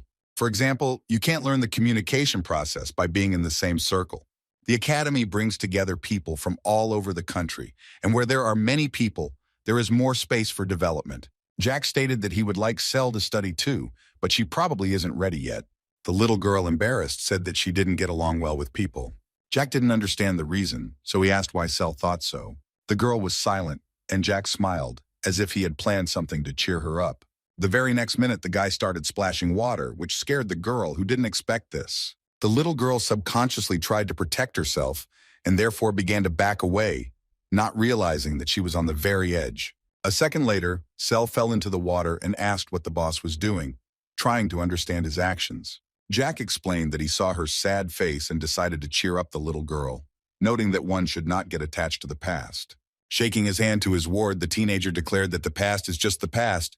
It is gone. It can no longer be brought back. A minute later, the girl asked what had happened in the past to the guy, who did not understand why the dragoness asked such a strange question. The young man explained that they were completely different and added that the girl was still a child, and since that was the case, she should live freely, without thinking about anything. The young man smiled and noted that if Cell suddenly wanted to go to the academy, she should say so. The next moment, Jeans entered the room and asked the teenager if he had gone anywhere. Hearing the cook say that they had a guest, the young man asked in surprise who it could be if he wasn't expecting anyone. It turned out that it was the head of the Arabies Guild, at least that's how he introduced himself. With a smile on his face, our hero stated that apparently this man was not dead yet, which provoked the anger of the mentor. Not much time passed, and a bear was already sitting on the floor in the rest and meditation room. The man, tired and sleepy, said he had found the second half of the money, surprising Jack, who did not understand how it could have been done in a day. And in order to confirm his words, the guild representative handed the guy an envelope. Jack looked at it all in surprise, and then began to quickly open it, not knowing what could be in it. The envelope contained anonymous checks from the Continental Exchange, which the young man could immediately exchange for gold. Our hero looked closely at the pieces of paper that were inside, getting ready to count them. After some time, the teenager looked in front of him attentively and seemed surprised by the amount of money that was inside. Jack realized that the amount was slightly different because there were 5 checks for 100,000 and 1 for 5,000. The young man asked where these additional funds came from, to which he received the answer that this was half that the young man could pay. After bowing, the manager said he had a few questions for the teenager. The man said that if Jack answered them, he would receive an extra 5,000. Our hero looked at his interlocutor. It seemed that the guy did not understand what he was talking about. The young man explained that he could not disclose confidential information that concerned him, but still invited the man to ask questions. The teenager was about to listen to his interlocutor, although before that he looked at Cell and the mentor, who were swimming in the pool. Turning his gaze to the young man, Jack asked him what he wanted to know. Abero asked about the Assassin's Guild, thinking that Jack was the one who destroyed them. Our hero smiled sarcastically, realizing that this question was aimed at finding out who was behind the young man and whether he had destroyed everyone himself. The manager looked at the teenager with some indifference, but was in no hurry to say anything else. The young master said that he had destroyed them all, ridding the world of them so that even the corpses could not be found, although, of course, in fact it was the mentor who did it. The interlocutor noted with calmness in his voice that everything was clear to him, although he wanted to know something else interesting. The man asked if Jack was connected to the struggle for the throne of the Tulkan Empire, which surprised our hero. The teenager did not understand what the Tulkan Empire had to do with all this. The guy also didn't know how he could be connected to all this, asking about it directly. And so Jack, in response, decided to ask his own questions, which confused the man. The young man stood up, and at that moment he was engulfed in a blue glow, evidence that he had begun to use mana. The interlocutor covered his eyes with his hand, while the guy was talking about how he was glad that the manager was collecting information for him. While our hero continued to thank Abera for keeping his word and returning the money, he saw how the girls were carried away from the room by a whirlwind of energy. The teenager paused for a moment and then said that for now everything was fine with him. Pressing on, the guy started saying something about the Tulakan Empire, hoping that his opponent would understand him without words. The young man explained that 10,000 gold was not a small sum, and for that money you could get whatever you wanted. Jack noted that he hadn't slept all night because of the urgency. But what did the Tulkan Empire have to do with it? The interlocutor looked at the teenager with horror, gradually trying to back away, not understanding what to expect from the young gentleman. On the one hand, fear could be seen in the interlocutor's eyes, but on the other there was some kind of confidence. The teenager smiled and asked if it was true that the guild leader was looking for new connections. The next minute, our hero put his foot on the guest's shoulder and began to push him. The young man asked his interlocutor if he thought that Jack's henchmen could become his informants. The guy continued to say that he knew that the young man was doing a good job, but at the same time he had come up with something extra. Jack decided to say directly that he had no patron, and therefore there was no point in looking for one. At the same time, the young man noted that there was someone who said that the guild leader would die soon, and after a short pause he noted that it would hardly be him. Our hero assured Abera that there was no need to kill him, because he had done everything properly, and knew only what was necessary. and he asked with disdain if the young man felt that Jack could be trusted. The teenager said that what Abero noticed was not something he needed to know. What the guild leader noticed, they will soon find out too. Jack added with a smile that he was surprised that the Tulkun Empire couldn't understand this. Patting his interlocutor on the cheek, the teenager said that he liked his skills. And the very next minute, he declared that perhaps it was worth saving the unfortunate man by giving him a chance. The teenager said he could become the man's new rope. The youth offered Abero protection, as well as transformation into a Death Knight if he needed revenge. The interlocutor began to ask questions, but our hero said in a calm tone that he would tell about this later. The question is whether this man will be useful to the young master, because the mentor said that Jack is not suitable for normal life. The guy himself agreed with her because this was what he needed. And Charlotte, Cell, and Thanos will become parts of his future, a new existence that the teenager is now working on. It must be something completely new, unlike anything that has happened before. And while the young man was wondering whether Abero would fit into this scheme, he asked his interlocutor who he really was. The guy blushed a little, but continued to smile, thinking about what he should say. Stretching, our hero noted that he was ashamed to talk about it, and therefore it would be better for his interlocutor to guess for himself. Abero didn't understand what he was talking about, so he asked again while the young man looked at him in amazement. Jack suddenly asked if the man liked fishing, noting that he did not mean ordinary fishing on the river. The girls, who had finally recovered from their shock and were now sitting by the pool, also could not understand what was being discussed. At that very moment, the man entered the guild, at which time the secretary declared how good it was that he had come. She said that the manager was waiting for him, so he should hurry. Talus was interested in this because the day before the manager was tired, having worked for almost a day. As he climbed the stairs, the assistant hoped that he would not be assigned some boring task, as had been the case lately. Abero was a man of talent. He achieved high positions at a young age with good thinking. The manager used his intuition well. He knew what to do and when. Standing in the corridor, the guy thought that for the first time in many years, the young man worked for almost a day without understanding what the reason was.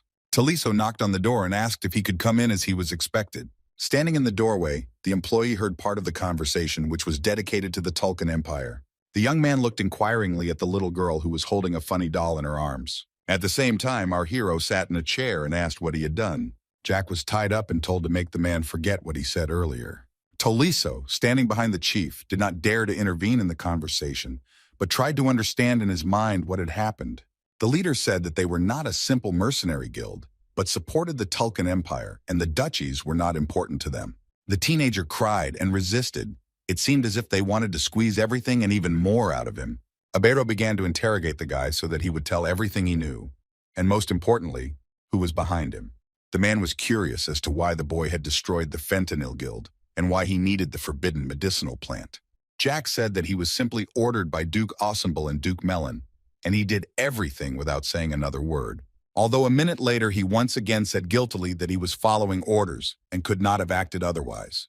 The leader turned to Talus, who looked at his interlocutor attentively and did not know what he wanted from him. Abero, who was sitting with his back to his subordinate, told him to send a message upstairs as soon as possible. The young man had heard that the Duke thought differently, although he did not understand how this man was connected to their guild, and so he asked about it. At that very moment, the angry boss slammed his fist on the table with all his might. Looking into the eyes of his interlocutor, Abero stated that now was not the time to be cautious, or that the subordinate did not know that their lives were in danger. Then he explained that they had to carry out Dietrich's order, and now the young man had to understand what that meant. And a minute later, he added that they had failed, and therefore this was fraught with the most unpleasant consequences. Taliso began to say that he was new and innocent, which the manager did not like at all. The subordinate looked at his boss with horror. It seemed that he had never seen him so worried. Abero stated that the top brass did not want to kill Dietrich, who was the face of the Tulkun Empire, and therefore he could be left and used. The leader explained that this did not happen because the Duke intervened, and the result was that Dietrich was dead.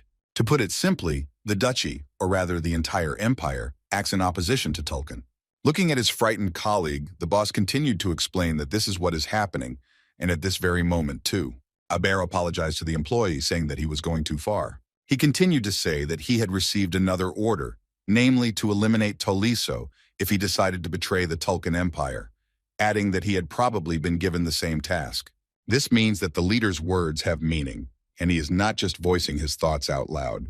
With longing in his voice, the young man tried to say something, but could not find the right words. But a moment later, smiling sarcastically, He declared that Adero was an excellent leader, and it was surprising how long he pretended that he knew nothing. Jack asked if he could leave, trying to free his hands, which surprised the staff. Taliso no longer intended to play any role, and so he abruptly walked towards the prisoner. The young man came up and kicked the guy in the shoulder to keep him quiet and still. The guild worker started saying that he could just dump Jack at the slave market, and therefore he should keep quiet. Our hero played his role faithfully, and therefore sobbed loudly and asked for mercy. The teacher, who witnessed everything that was happening, watched the performance in amazement. But Taliso continued to think that the manager was indifferent to the fate of the young master, and therefore asked what the purpose of this conversation was. Hearing his subordinate poking his boss, the latter began to wonder when everything had changed between them. The manager noted that Talis was new, calling him a newbie, and asking if he knew who he really was. The young man said that he was just the shadow of Duke Melon, 5. Usually mana users are divided into two categories, swordsmen and wizards, but there are others like Ventiman. These people use daggers and are called either killers or cleaners. In aristocratic families, in addition to swordsmen and wizards, there are separate squads of cleaners. The manager said that Taliso's partner was the Duke. He laughed, noting that the boss was speaking as if he already knew everything. Abero admitted that until the very end he thought that this was not the case, but the truth cannot be hidden. The interlocutor looked attentively at the manager, but did not consider it necessary to justify himself or say anything else. Meanwhile, the teenager was busy with the tourniquet, thinking that everything was becoming much more interesting than he initially thought. Jack untied his hands, since they were tied so that he could do this, and said that it was time to change strategy. The young man asked if he had done a good job of turning into a defenseless boy who could do nothing. An hour ago, Jack and Abero realized that this guild did not just belong to a guild, but was part of Arabi's. The young gentleman was sure that they would not send a common man after the leader and anticipated his death. Answering the question of who would come to kill him, our hero stated that he did not know for sure because he was guided by a premonition. But turning his gaze to the mentor, he declared that this was something that would definitely come true, and therefore it was better not to take risks. The teenager explained that the guild was merely a puppet of the Tulkan Empire, looking for new support, something that Abero himself had already guessed. And then he said that the leader at this stage is looking for something to grab onto, but no one notices or says anything. Jack asked if Abero had ever seen the guildmaster, to which he replied in the negative. The teenager asked out loud how this could be, but to himself he thought that this was precisely the reason why the boss had called himself a tool the day before. The youth noted that the Tulkan Empire recognized the man's skills, but had no intention of showing their true colors by using Abero. The leader wondered why they didn't persuade him to their side, although our hero already knew the exact answer. The guy looked at his sad interlocutor but was in no hurry to say what was already well known. Our hero said that the guild does not trust him, and the top management leaves only their own people in the guild. Perhaps there's already talk about replacing the boss. Jack said they wouldn't send just anyone, and it had to be their man, someone very capable and careful. The young man asked to think about newcomers to the guild, talented but with unknown intentions. Our hero suggested that perhaps there was already someone who was going to take the boss's place. There's no way the guild would send someone unverified. The teenager was sure that he was one of his own, but it was hard to say when he was sent. The guy assumed that this stranger was somewhat similar to Abero. Our hero asked his interlocutor to remember who had recently appeared in his circle. It had to be someone smart but nondescript. The young man thought for a moment, and it seemed that he could not remember or point to anyone. Suddenly, Abero's expression changed, and he said that he remembered one person. The manager said it was Taliso, a man with silver hair and scars all over his body who had been admitted several months ago. Now surprise and thoughtfulness could be seen on our hero's face. Jack noted that during the first meeting at the guild, something happened that he could not explain. Then on the stairs, the guy noticed a stranger who asked permission to pass.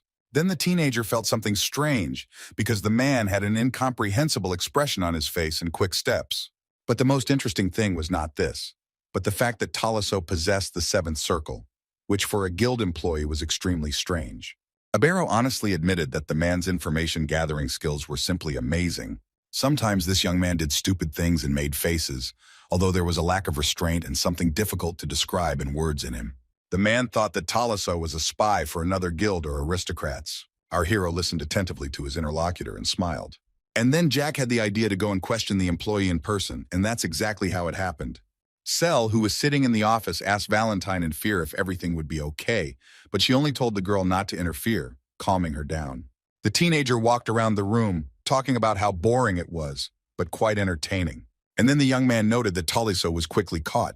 and he asked if it was true that one of those people was the Duke of Melon, adding that he would have to deal with many. The young man was angered that the boy was speaking about the Duke in such a tone.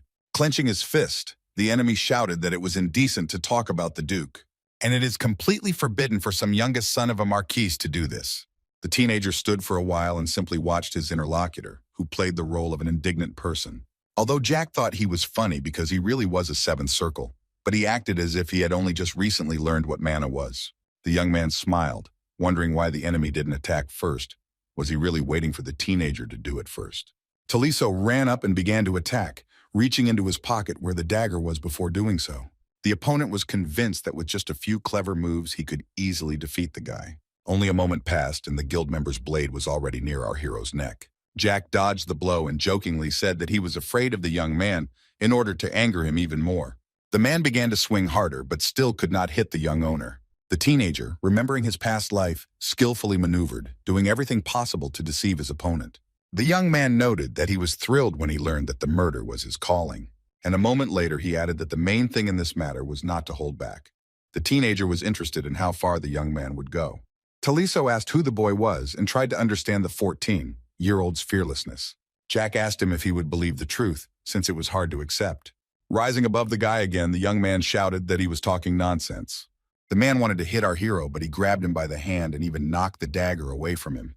The ill-wisher was clearly not happy with this turn of events, but did everything possible to restore his lost positions. Taliso found it quite difficult because the teenager was doing the almost impossible. The young man told him to look at himself because he was nervous at the thought of death. The young man bared his teeth because he did not want to agree with what the ordinary student was saying. The man suddenly hit and pushed Jack, who did not understand how this could happen. Our hero opened the shield with mana and told Taliso to give it his all because it was interesting. A moment later, the guy who had flown towards the wall pushed off and flew in the opposite direction, straight towards the ill-wisher. The man couldn't understand how Jack appeared next to him, because a second ago he was far away. Realizing that the young man's hand was very close, the guild member noted to himself that he was in danger. Taliso wanted to parry the blow, but he didn't have time. Jack hit him so hard that he started bleeding. The young man was clearly unhappy that the rules of the game had changed abruptly, but he could do nothing about it. The traitor, despite everything, was not going to retreat, and therefore slowly began to raise his hand. It was unclear what the enemy was going to do, but his hand reached towards the teenager's face. The young man, seeing this, smiled and said that the young man looked like a cockroach. Valentine knew what the outcome would be, so she stood up to close Little Cell's eyes. At that very moment, Abero, who had been forgotten and was sitting on the sofa, watched what was happening in horror. Jumping up from his seat, he asked why Jack killed Taliso when he could have gotten information, and now he was dead. The guy assured that he would receive information regardless of the person's death. Moving towards his mentor, the teenager noted that he wanted to know something. Is it true that a person does not have to be alive to extract the necessary information from him? And answering the mentor's question about whether our hero was going to turn this man into a death knight, he confirmed this. The girl looked at the young man lying on the floor and stated with understanding that in that case this act was justified. It wasn't long before the guy began turning his opponent into a dead knight to find out more. The young man looked closely at the defeated man, beginning his ritual. It was the magic of reviving corpses, a spell that was the hallmark of black magicians. When a person studies such magic, he masters this spell first of all. But it is not easy, because to revive a person with the seventh circle, you need to have at least the seventh circle. But this rule did not apply to the teenager because he already controlled souls. The young man lifted Taliso and looked at him with horror, saying that it was disgusting to hold a corpse like that. After this, Jack asked if the manager had anything to secure the neck. Abero said that he would find it because he didn't want to look at his dangling head all the time, and if he rummaged around a little, he could get a bandage. In the real world, death knights are not subject to death because they are already corpses that live forever. Of course, walking corpses decompose over time, so they need to be used to the maximum. Jack turned to Tallis and told him to tell him everything he knew. The young man began to say that the Melon Duchy had long ago entered into an alliance with the guild, and the top leadership of the guild is part of the so-called committee, and the Duke is one of its members. Taliso knew this for sure, and he learned about it when he was accompanying the man, and no one else knows about it. Jack thought that he hadn't asked for unnecessary information, but judging by the confidence in his words, the Duke was actually the fourth. The guy thought to himself that it was not easy to talk and try to create shackles for the soul, and asked out loud about the other participants. The dead man continued to say that he thought the Duke was the only one who knew about this. For this, the man promised him the position of branch manager, and Taliso himself as the deputy commander of the Dark Knights accepted its continuation. Jack was curious about what order he had given him in an attempt to find out what had happened. At that moment, Abero shouted joyfully and showed everyone present the bandage he had finally found. But our hero was not going to stop, and therefore demanded again and again that the enemy tell the whole truth. The unfortunate man was told that firstly, he had to find and eliminate those who could harm Duke Melon, as well as Tulkin. Continuing, he said that secondly, he should keep an eye on the current head of the Abero branch, and if he began to waver, kill him. Thirdly, Taliso was to disseminate information about the Empire and report any unfabricated data to Duke Melon. Our hero was pleased with the information he managed to obtain in this way. Jack finished his spell and said that now another dark horse was ready and would serve him. Taliso looked at the teenager carefully but said nothing more. At the same time, the young man was not satisfied with this, and therefore he asked why the narrator had become silent, since no one had given him such an order. The living dead man told about the Duke's woman having an affair with the Marquis of Darrett. The young gentleman is also very frivolous, because he likes to have fun with women. Valentine listened attentively to the story, but thought to herself how good it was that they had prepared in advance and sent their man there. Taliso continued to tell unnecessary information, and from the outside it might seem strange, but in fact it is a normal phenomenon. After all, in its essence, black magic allows you to take control over the mind and soul of a man, to break or work on it.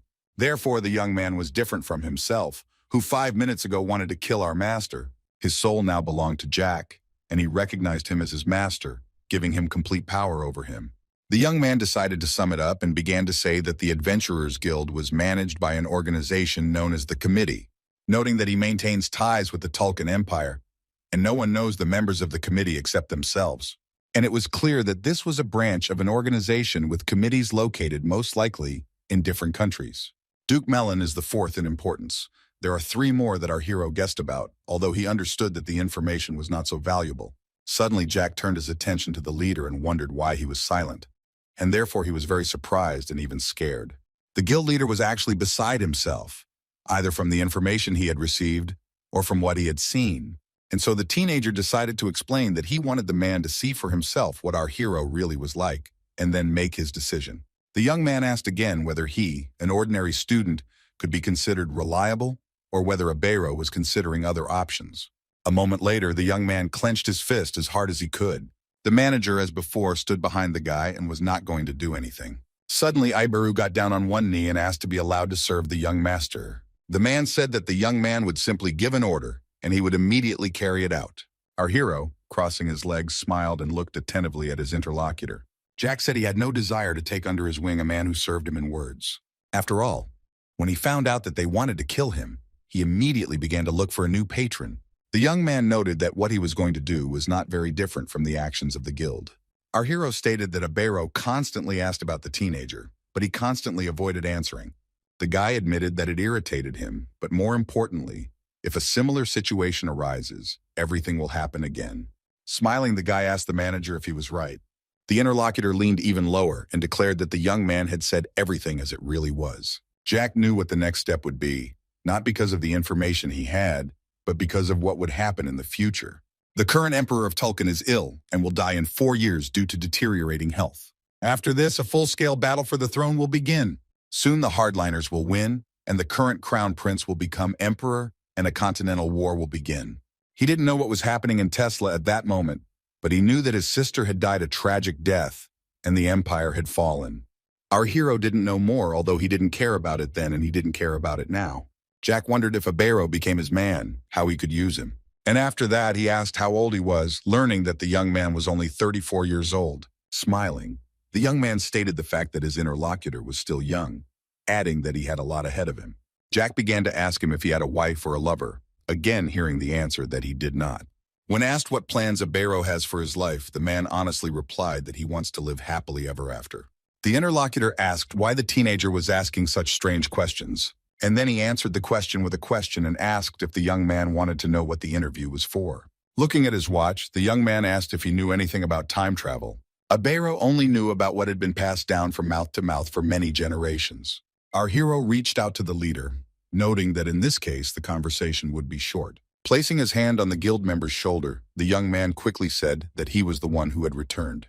Jack told Abir that he had returned from the future and would now make one exception and tell him what it would be like. Looking around the room, the guy thought about what would be the best place to start. The teenager began to tell that he killed everyone who hid behind the name of the Tulkun Empire. The same fate befell all the dragons that got on his nerves. But this is not the entire list, since there were also inhabitants of the demonic forest, with the exception of orcs and harpies. In reality, they all became free because the adult Jack destroyed the dragons. But after the young man gave freedom to all the magical creatures, they united with the Empire against him and pointed all their swords at him. It seemed that these creatures had forgotten the past and turned against their own savior. Of course, the man of that time wanted to somehow resolve the situation. Jack explained that he killed everyone, but spared the lives of the orcs and harpies who helped him. After this story, the guy got many different scary nicknames. Abero watched the storyteller in amazement. He was definitely scared, but it's hard to say whether he believed it. At the same time, the teenager smiled, thinking to himself that the reaction was just as he thought. The young man began to say that he was embarrassed to talk about it, shaking his head in different directions. And then he added that perhaps the population of the Western continent had been halved because of him, although he decided not to go into details.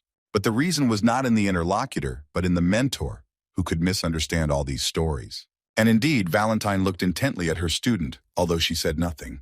The young master decided to say just in case that if the man wanted to leave this place, then let him leave. Our hero stated that he would not pursue Abera to kill him, hearing him ask what would happen if rumors spread. Since Jack had told the manager his secret, he knew that this was the first time he had ever been in such a situation.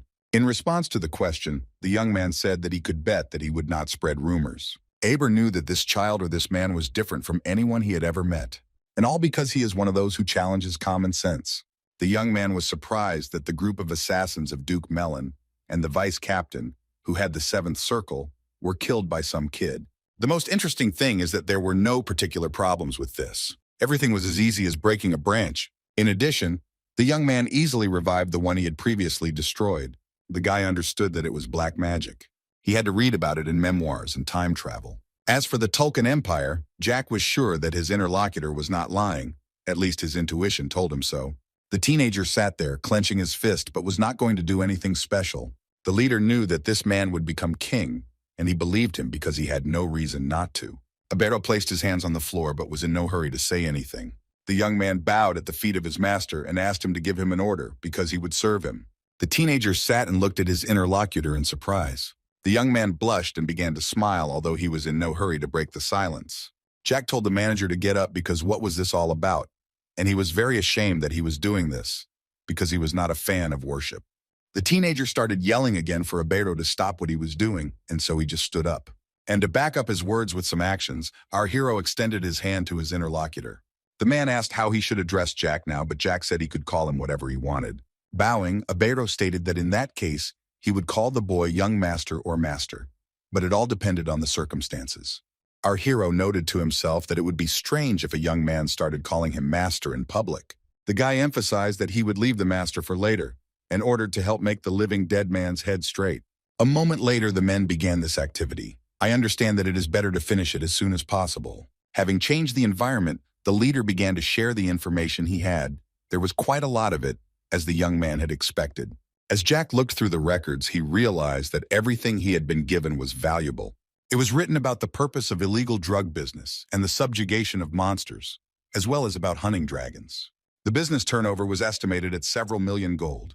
As he prospered, Dietrich took out loans of several thousand, which were obtained for the role of a puppet boss. Our hero said out loud that everything was as no one could have even imagined. After this, Abero began to recount rumors about how the Tulkun Empire had conducted experiments on dragons, to which the young man nodded understandingly, and thought to himself that it was he who had dealt with the offenders. Seeing that the guy was in a great mood, the young man decided to ask our hero about something else. The man asked if it was known how the future that Jack knew was formed, or if he saw it in the form of events that had already happened. Returning in time, he knows the future, but only the teenager spent 10 years in a cave with a mentor. And when I came out, there was complete devastation. The Tulkun Empire had already united the continent. Our hero understood that he could not answer the question directly, and therefore with a businesslike air he stated that this could be looked at from different angles. And he added that the only thing that is known is the details of the processes that took place after the fall of the empire. Abero decided to himself that he needed to examine the situation from all sides. And so the husband gave Jack a bunch of papers, although he did not understand why. The young man said that he would first state his assumptions. Pointing to the map, the man began to say that this was a new internal logistics route. Our hero just smiled and noted that for now everything was clear to him. Pointing to some objects, Abero asked his interlocutor if he knew whose territory these were. Jack replied that the territories there were those of the Marquis of Darrett, the Marquis of Herman, and the Duke of Mellon, and that they were all connected. The young man did not understand why this was so, but the youth noted that the lands began to be washed away at a rapid speed. He stressed that no one is fighting for territory, but their purchases have increased. And this proves that they know about the distribution of illegal drugs. There are currently two types of drugs in circulation, cannabis and munkar. The first is simply a type of tobacco, although it is prohibited, does not cause hallucinogenic properties, and is non-toxic. In the villages, even ordinary workers know about it. The problem was in the munkar. It is very easy to make and gives the recipients tremendous pleasure, but it has a serious drawback in the form of melting the skin.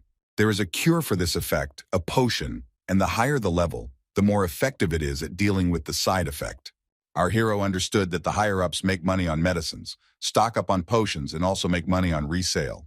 Jack noted that the country was already facing collapse, and then asked if nothing would happen if they created chaos. He added that it seemed to him that there was much more than 1,000,000 gold coins there, but the man said that this was only the minimum expected figure. The young man decided that they would first deal with Darrett, Mellon, and Herman, and then with everyone else. When asked when it started, Abero said with sadness in his voice that it was about 2 years ago. The distribution of these drugs first began among common people, and those who consumed them out of curiosity remained silent as they feared punishment. Users spent all their savings to buy more potions. Jack said that the more he thought about it, the worse the whole situation seemed. Abero remembers that 2 years ago, a quality potion cost only 20 gold, and now it costs almost 40.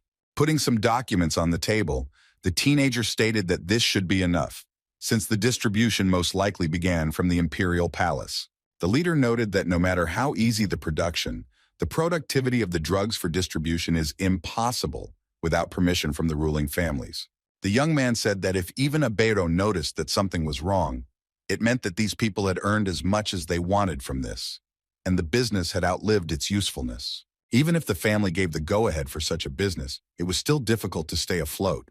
Nobles not connected to the Tesla empire are not stupid. Jack remembered his brother and father with a smile, thinking that they were fools, and what fools they were. A moment later, the guy changed the subject and asked if his interlocutor had managed to find out where the mercenaries who'd been recruited to conquer the demonic forest were. The man hesitated, and the young man explained that there was nothing to think about because everyone involved in this business would be mobilized. But there is one nuance to all this. Only a few will return alive if they do return. Jack knew that the higher echelons would simply want to destroy the evidence, as it would lead directly to the Tulkun Empire. Hearing that the Civil War was being sponsored by hardliners, Abero confirmed that this was probably the case. Although the young man was sure that there were no signs of large sums being transferred, because Dietrich was an idiot who kept the money he received. At the same time, the young man asked the teenager again whether there was anything left in Tesla. The manager immediately understood the whole point, and Jack liked it, because he was very smart. Abero also noted that if he were Dietrich, he would have hidden the money in the palace, since the emperor was involved in this matter. And a moment later, the young man asked to tell him more about it, because he knew little. The young man explained that they knew that Duke Mellon was fourth, but it was unclear who, besides the emperor, occupied the remaining 2 positions. Jack noticed that the man was hesitating and afraid to say something, thinking that he would be wrong. And so he asked him to tell despite this, because no one would scold him. The interlocutor explained that the 2nd position is occupied by the Duke of Mellon's property, and then the 3rd one, and he fell silent for a moment and saw a beautiful dog running in the street. At that very moment, someone's strong hand began to stroke the dog. It was the director who didn't know that at that moment the guild leader continued to say that the 3rd position was probably occupied by the academy. Hearing this, the young man looked at his interlocutor in surprise, not believing his own ears. Trying to think about everything that was said, the teenager asked again if it was really about his academy, receiving a satisfactory answer. Abero continued to say that rather, the 1st place is occupied by the imperial treasury and the duke's estate, which may be true. Our hero listened to the leader and at the same time thought about the option with the academy, which was quite strange. The academy was closed to outsiders during the school year, so it was a perfect place to hide something, but it came in third. Remembering his interlocutor, the teenager asked him to continue his story, which he did. The Osenbul family has much more influence on the territory of the duchy than the imperial crown. At present, there are two people in the empire who have high authority, more than Duke Melon, but less than the emperor. We are talking about Duke Osenbul and the director of the academy, Rommel. The guy listened to everything attentively, but at the same time was lost in his own thoughts. It was clear to everyone that there were three families that formed the backbone of the Tesla Empire. These are, of course, the Emperor's family, the Melon family, and the Osenbul family. Finally, Jack began to understand what the man was getting at. All the major powers of the empire had joined the adherents of the other empire's brutal line. If things had been different, the Tesla Empire would not have fallen so easily. The man noted that he could say for sure that either Director Rommel or Duke Osenbul had definitely united with the Tulkan Empire. For a moment there was complete silence in the room. None of the young men knew what to say. Looking at his confused interlocutor, our hero asked him if he thought that this was the head of his alma mater. Abero was in no hurry to say anything. He carefully considered the teenager's words, which had some meaning. Scratching his head, the young man finally stated that he knew that the director had a good relationship with the Duke, although in Jack's opinion, it was simply mutual assistance. The young man was interested in the opinion of his new acquaintance. He wanted to get to the bottom of the truth, and therefore asked him to come up with interesting ideas. Taking one of the bottles, our hero declared that one should understand why one could doubt Rommel. A frightened Cell told her mentor that it seemed like the boss and the second person were discussing something important and therefore did not notice them. Abero spoke quickly, explaining that in this state the old man's influence could not be ignored. It has been 7 years since Osenbul retired and handed over the duchy to his son, yet more than half of the aristocrats follow him. Smiling, the teenager admitted that he was not very interested in the affairs of the duchy, but this was something new.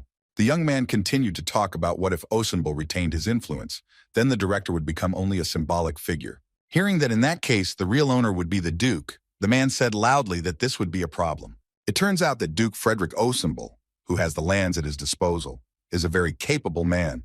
He can even be called outstanding. But he could not escape the shadow of Director Rommel, who was too influential. The guy was distracted for a while, looking into the bottle, although he still listened attentively. Looking at the teenager, the interlocutor said that they say that the owner of the magic tower undergoes closed training. Our hero, distracted from his work, said that he remembered such a person. Jack remembered how it had amused him that the man had wanted to make him his apprentice, but hadn't heard from him lately. Abero spoke again, this time reporting that there were rumors that the rector could become a master of the 10th circle. And he added that if the third master of the Tesla Empire, known as the owner of the magic tower, becomes their subordinate, then this cannot be ignored. The manager also said that the director's second son is the commander of the Imperial Guard, and he is in the 10th circle. Upon learning of this, Jack confidently noted that in that case they should be even more careful. And he added that it was impossible for a man of such high position not to know what was happening inside the empire. The director took the dog into his arms and said that Yongsok had run away from the dorm again, taking him back. At this very time, Abero explained that despite all that had been said, Rommel was doing nothing, which surprised the young man. The young man noted that they simply had different views. On the one hand, there was an uprising, and once again the guy thought about how this was very different from the future he knew. The tower's owner, who had followed the academy's director for 30 years, fell silent. And after a short pause, he added that he was in political conflict with the current duke and head of the Imperial Knights. But they are all connected to Osenbul, perhaps the most dangerous in the empire. Abero explained that there could also be a double agent on the other side, although both possibilities make sense. In the future that Jack knows, the director died defending the empire from attack, but he doesn't know how he made that decision or what happened before that moment. The young man was sure that the director could be thinking about rebellion and could be a double agent, working for both the empire and the defenders. While sipping wine, our hero thought that this would be interesting to watch. Jack paused for a moment, as if another interesting thought had occurred to him. The guy thought about the fact that he had previously thought that everything was on the surface. But if that was the case, then it would be wrong to leave now. And again, the teenager fell silent for a moment, once again immersed in his own thoughts. The young man turned to Abero, to which he quickly replied that he was ready to do anything. The young man did not know what he would be assigned, but he was ready for anything, because he himself wanted to figure out this matter. Patting his interlocutor on the shoulder, our hero asked if he knew what it was like to catch a mole. And without waiting for an answer, he smiled. and then said that he meant the scoundrels who had united with the Tulkun Empire. Jack stressed that they would take back all the money they had not managed to earn from their business. The girl stretched, realizing that the morning was so wonderful that it was perfect for a part-time job. The stranger walked confidently down the street and hummed something under her breath. Suddenly, the girl stopped. Her attention was drawn to people who were discussing something very loudly. They talked about the rumors about the Duchess of Melon's relationship with the Marquis of Dareth. One of the gossips loudly shouted that most likely the Duchess was no longer attracted to her husband. Although others disputed this, noting that the family's history goes back 400 years, the Duke is simply not in the best shape right now. The girl was very surprised by these stories. She could not even imagine that such a thing could happen. Running away and hearing fragments of phrases, the stranger thought about how one could say such low things about a noble family. The girl didn't understand what was happening in the city on such a beautiful day. She thought about what was happening. Everyone knew that the Duke was one of the pillars of the empire and who could spread such terrible rumors at such a moment. When she reached her workplace, the girl breathed a sigh of relief, but wherever she went, these rumors were discussed everywhere. After some time, the Duke's men appeared on the square, apparently having come to find out where these rumors came from. Once again, one of the market's buyers noted that the knights were ordered to find out the whole truth. On the night of March 19th, the Duchess took advantage of the moment when her husband fell asleep and whispered sweet words to another marquis who was visiting them as a guest. It was said that this man was short and thin, although no one really knows how it is. The girl who did not want to listen to this was forced to, since there was not a single person who did not participate in the discussions. A few hours later, the shop owner came to Mary and asked if she had heard about the rumors circulating in the village. The woman gave the girl a newspaper that was considered authoritative in the empire so that she could see what they were writing. The girl didn't really want to find out anything, but it would have been impolite to refuse, so she began to read what was written. Mary was distracted for a moment, remembering that the townspeople believed everything the newspaper printed. The current rumors began to spread from the lands of Osenbly. Although despite this, it was difficult to attribute this incident solely to the Duke. If we look for the source of the rumors, they did not come from Duke Osenbly. It all actually started with the Adventurers Guild. It was hard to imagine that this was not a confrontation between Autumn and Melon, but the Arabies Guild against Duke Melon, which greatly surprised the girl, who did not understand what was happening. At that very moment at the Melon estate, a man angrily clutched a piece of newspaper. Another printed publication followed suit, and the man screamed, not understanding where these strange rumors came from. With difficulty, holding onto the table, the man did not understand what to do next. Bastian Melon was the undisputed authority of the Teslan Empire, a man with a bulky body that belied his age. But despite this, his weakness was in endurance. Upon learning of the rumors, he noted that he could have held out for a minute. The man was indignant because the information was too detailed and specific, which meant it couldn't just be a fabrication. On March 19th, 5 months ago, his wife and that marquis were having a good time, and after Bastian noticed, he put her under house arrest. Then Talisso's assistant reported this to him personally, and the Duke knew that Dareth would not tell himself, so that left only that man. The man began to scream. He could not understand how Talisso dared to speak out against the owner who raised him. The next minute, the man ordered his faithful servants to come to him. The Duke gathered many guards and told them to go to Osenbly to bring the one spreading these rumors, or rather Talisso, and immediately deliver him to the estate. Bastian was angry and wanted this bad man to pay for what he was planning to do. Standing half-turned, the Duke heard the commander, leaving, declare that they would do everything within the most urgent time. But despite the order given, things did not get any easier. On the contrary, the rage boiled up with renewed vigor. The man believed that this woman, who was shameful to call his wife, was cursed and had a desire to start a civil war right now. Half of the elite Shushir Melon Knights of the Shushir Order are part of the Demon Forest Conquest team. His adopted son from a fallen noble family, the only master and commander-in-chief in the empire, responsible for the conquest of the forest. Bastian was unhappy that he didn't have enough people, and the absence of this young man was not good either. Besides, rumors started to spread from the Adventurers Guild, and if so, then does the Tulkun Empire really want to remove him?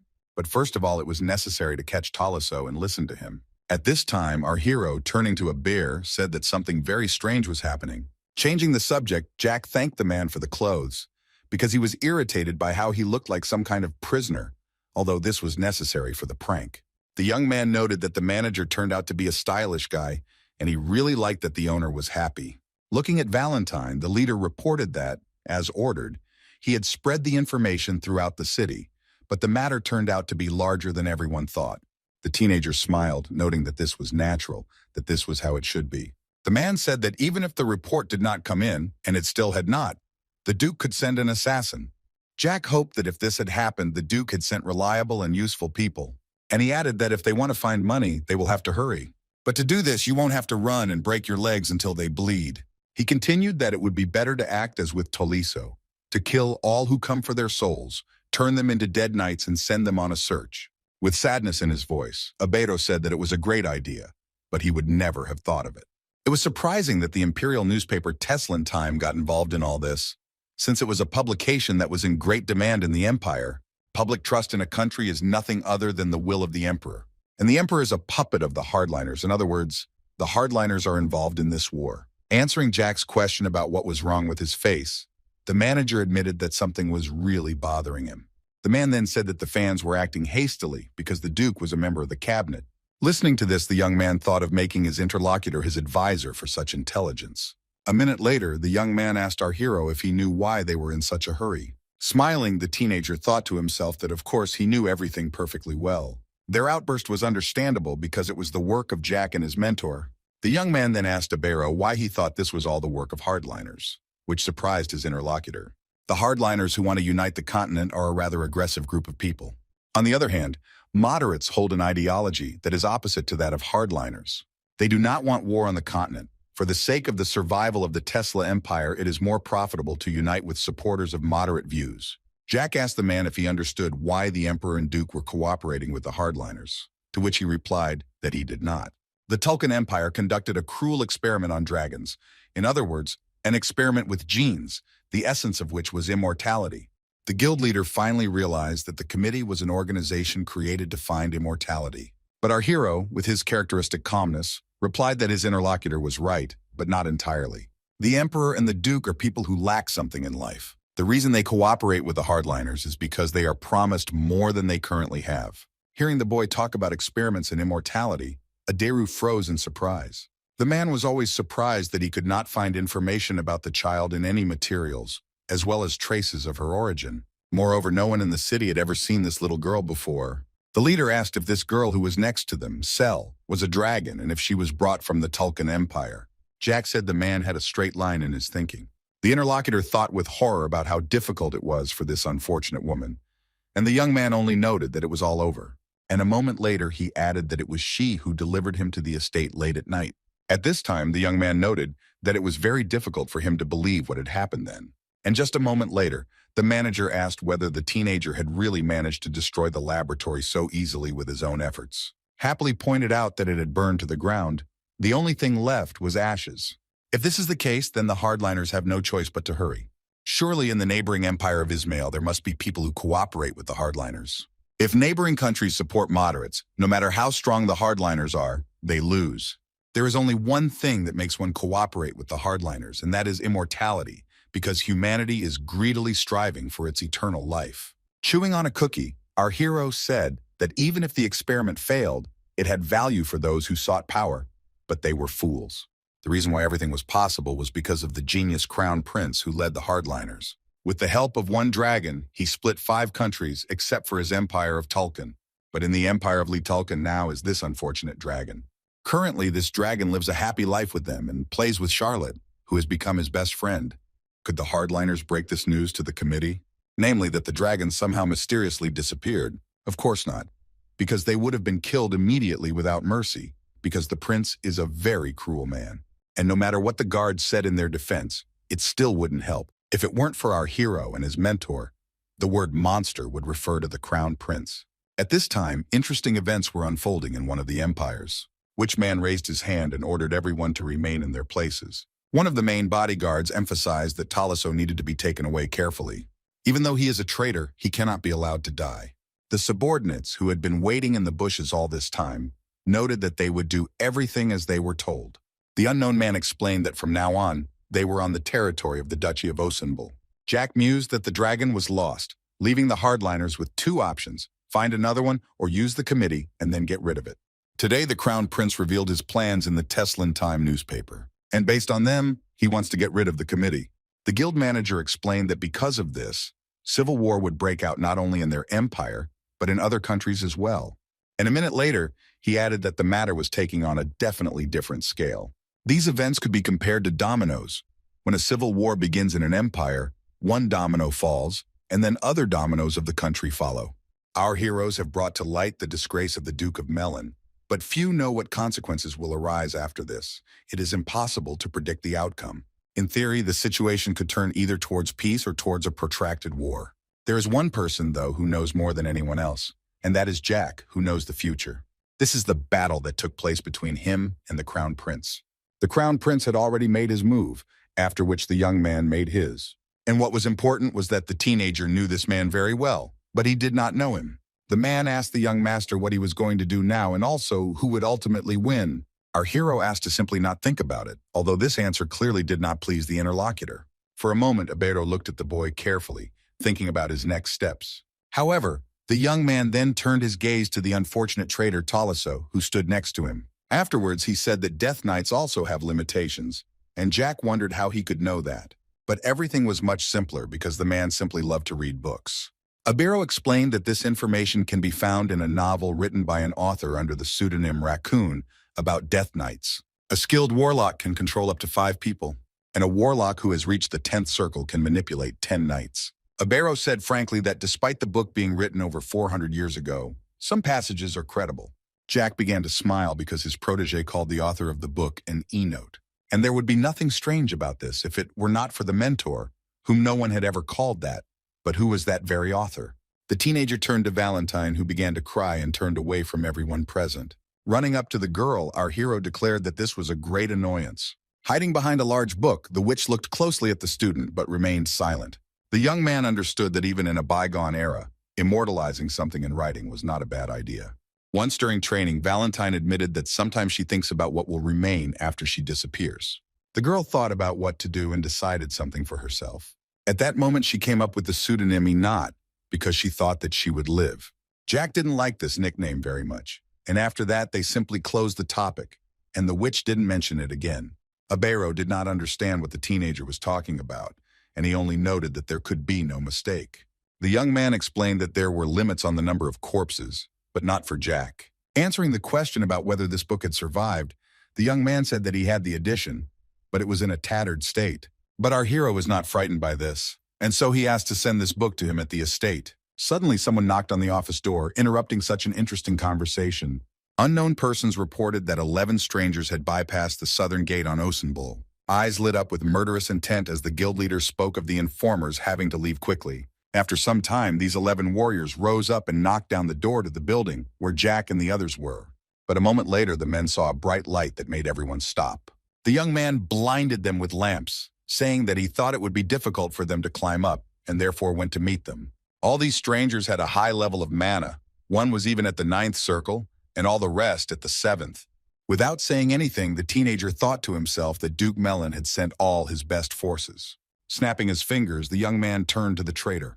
The guy asked Talus to explain to them everything they had agreed on earlier. Extending his hand, the Death Knight began to tell of a shadow commander named Christopher Schwern. He was the son of a count, a native of the Ismail Empire, who fell after participating in an uprising. And while Christopher was thinking that this man was definitely a traitor, the others could not understand what was happening. Our hero watched this performance attentively and smiled. It was clear that it brought him joy. While the knights were asking who the teenager was, he again turned to Tolisso and told him to tell everything he had to.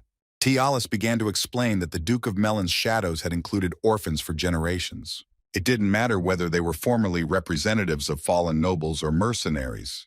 All 11 people standing before the master are orphans, brought from every country and raised by the Duke. The young man said that, of course, there were no feelings for these children, and there could not be. These unfortunate people were controlled as they pleased. Jack wanted details, so he wanted to know who was doing what. Afterwards, Taliso continued to tell that, for example, Schwern looked after the Duke's eldest son, Nerson, and took care of all the illegal affairs he got involved in. The man recalled that the last time Nerson, who had stopped in the city during his vacation, had kidnapped 5 commoners and the daughter of a local baron.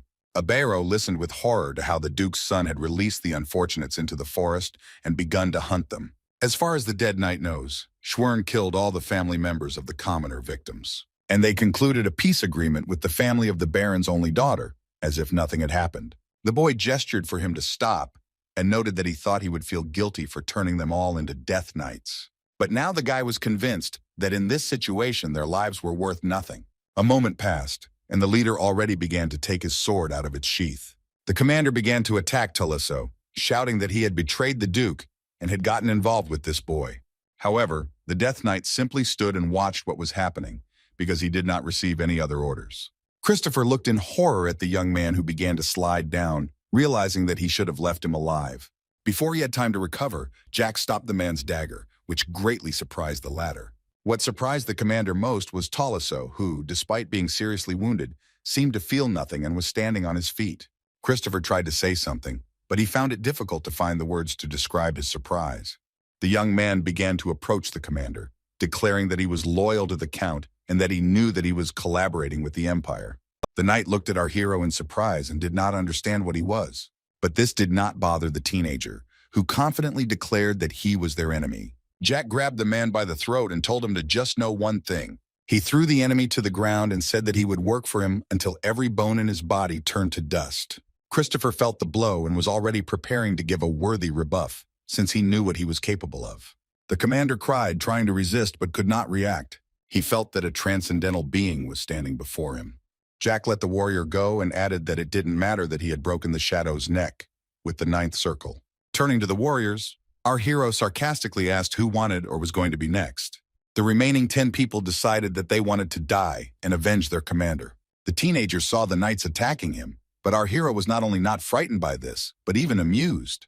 Only a couple of seconds passed and Jack already took out his blade, intending to deal with all these people. The next moment, the young man grabbed one of the ill-wishers. In the end, they didn't succeed, and the young master even got bored. There was one fighter left, shaking, holding a dagger and asking what was going on here and who this guy was. Abero stood to the side and simply watched silently, knowing that it was best for him not to interfere. But after some time, the young man looked ahead with horror. The surviving warrior decided to take the guild leader hostage so that Jack could not do anything.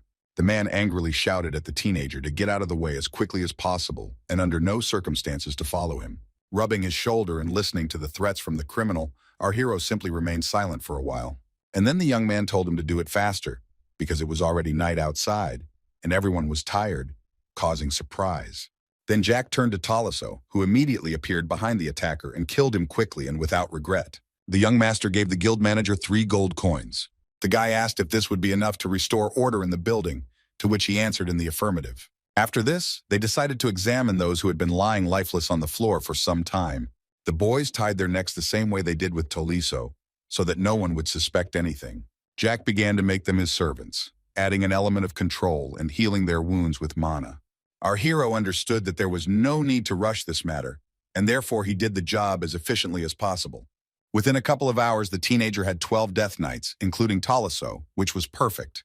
Our hero looked at them and thought how lucky he was to now have 5 knights with the 9th circle and 7 with the 8th. Moreover, if all 10 circles are engraved on the heart, it immediately becomes 1 with the body. Jack had done this experiment before when he put a control element on a semi-master. After thinking for a bit, the guy decided to himself that it would be good to be stronger. A moment later, the teenager ordered his new knights to stab themselves to see if they were following the order. And after that, I thought about how there is a dog with the 9th circle of mana, who always obeys, and also a dog who constantly asks questions, although it is pointless to compare them. The young man decided that these knights he created would not have a master. If the young man does this, he paused and then added, "I'm sure someone has already crossed this line." Jack got their attention and said that the mission was simple and easy as day, just search and reconnaissance, to which T. Alice promised to carry it out. Our hero thought to himself that this man had become so devoted, who would have thought about it? The teenager noted that the knights needed to visit 2 places, the Imperial Palace and the Duke of Melon's estate. Afterwards, Jack asked who was better at finding secret places, and everyone pointed to Taliso, and he himself raised his hand. Then the young man threw a small bundle to the young man. He said with a grin that the guy was the core of the mission. And he continued to say that he must find a place where several million gold coins are kept. The young master ordered everyone else to help their commander so that he could focus only on the task. The teenager was silent for a moment, and then said that there was one more important point. The guy emphasized that when he saw the place and the object, he should give a signal to the others and tear the scroll in half. Jack once again noted that the paper needed to be torn in the very center of the room. The magic scroll that Jack gave to Taliso has a teleportation formula. It will be possible to move objects, including corpses, with its help. The teenager said that if the knight could not find what he needed, he should tear up the scroll in the warehouse of the Imperial Palace. Jack called the two knights from the ninth circle and told them to come closer. When they did as ordered, our hero whispered something in their ear. Abero looked at all this, but did not understand why the young master did not speak about it openly, because in front of him there were simply puppets. And so the guild leader lowered his gaze and simply stood to the side. But this did not last long, because a moment later, the young man turned to him. Abero quickly approached our hero and handed him the scrolls that were discussed earlier. Jack continued to explain everything clearly so that everyone could give their best and achieve the goal by working together. Looking at one of the knights, the young man asked again if he understood what he wanted to say.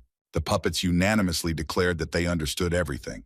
Folding his arms, the young man noted that he was very glad that everything was going according to plan. Having given all the instructions, the guy said that all his dead friends could start working, and everyone went to their positions. In a few hours, important changes awaited the lands of the Duke of Melon. So, in one of the rooms sat a sleeping man who did not even suspect what was happening right next to him. The knights looked for where the funds might be hidden, even looking where the guard slept.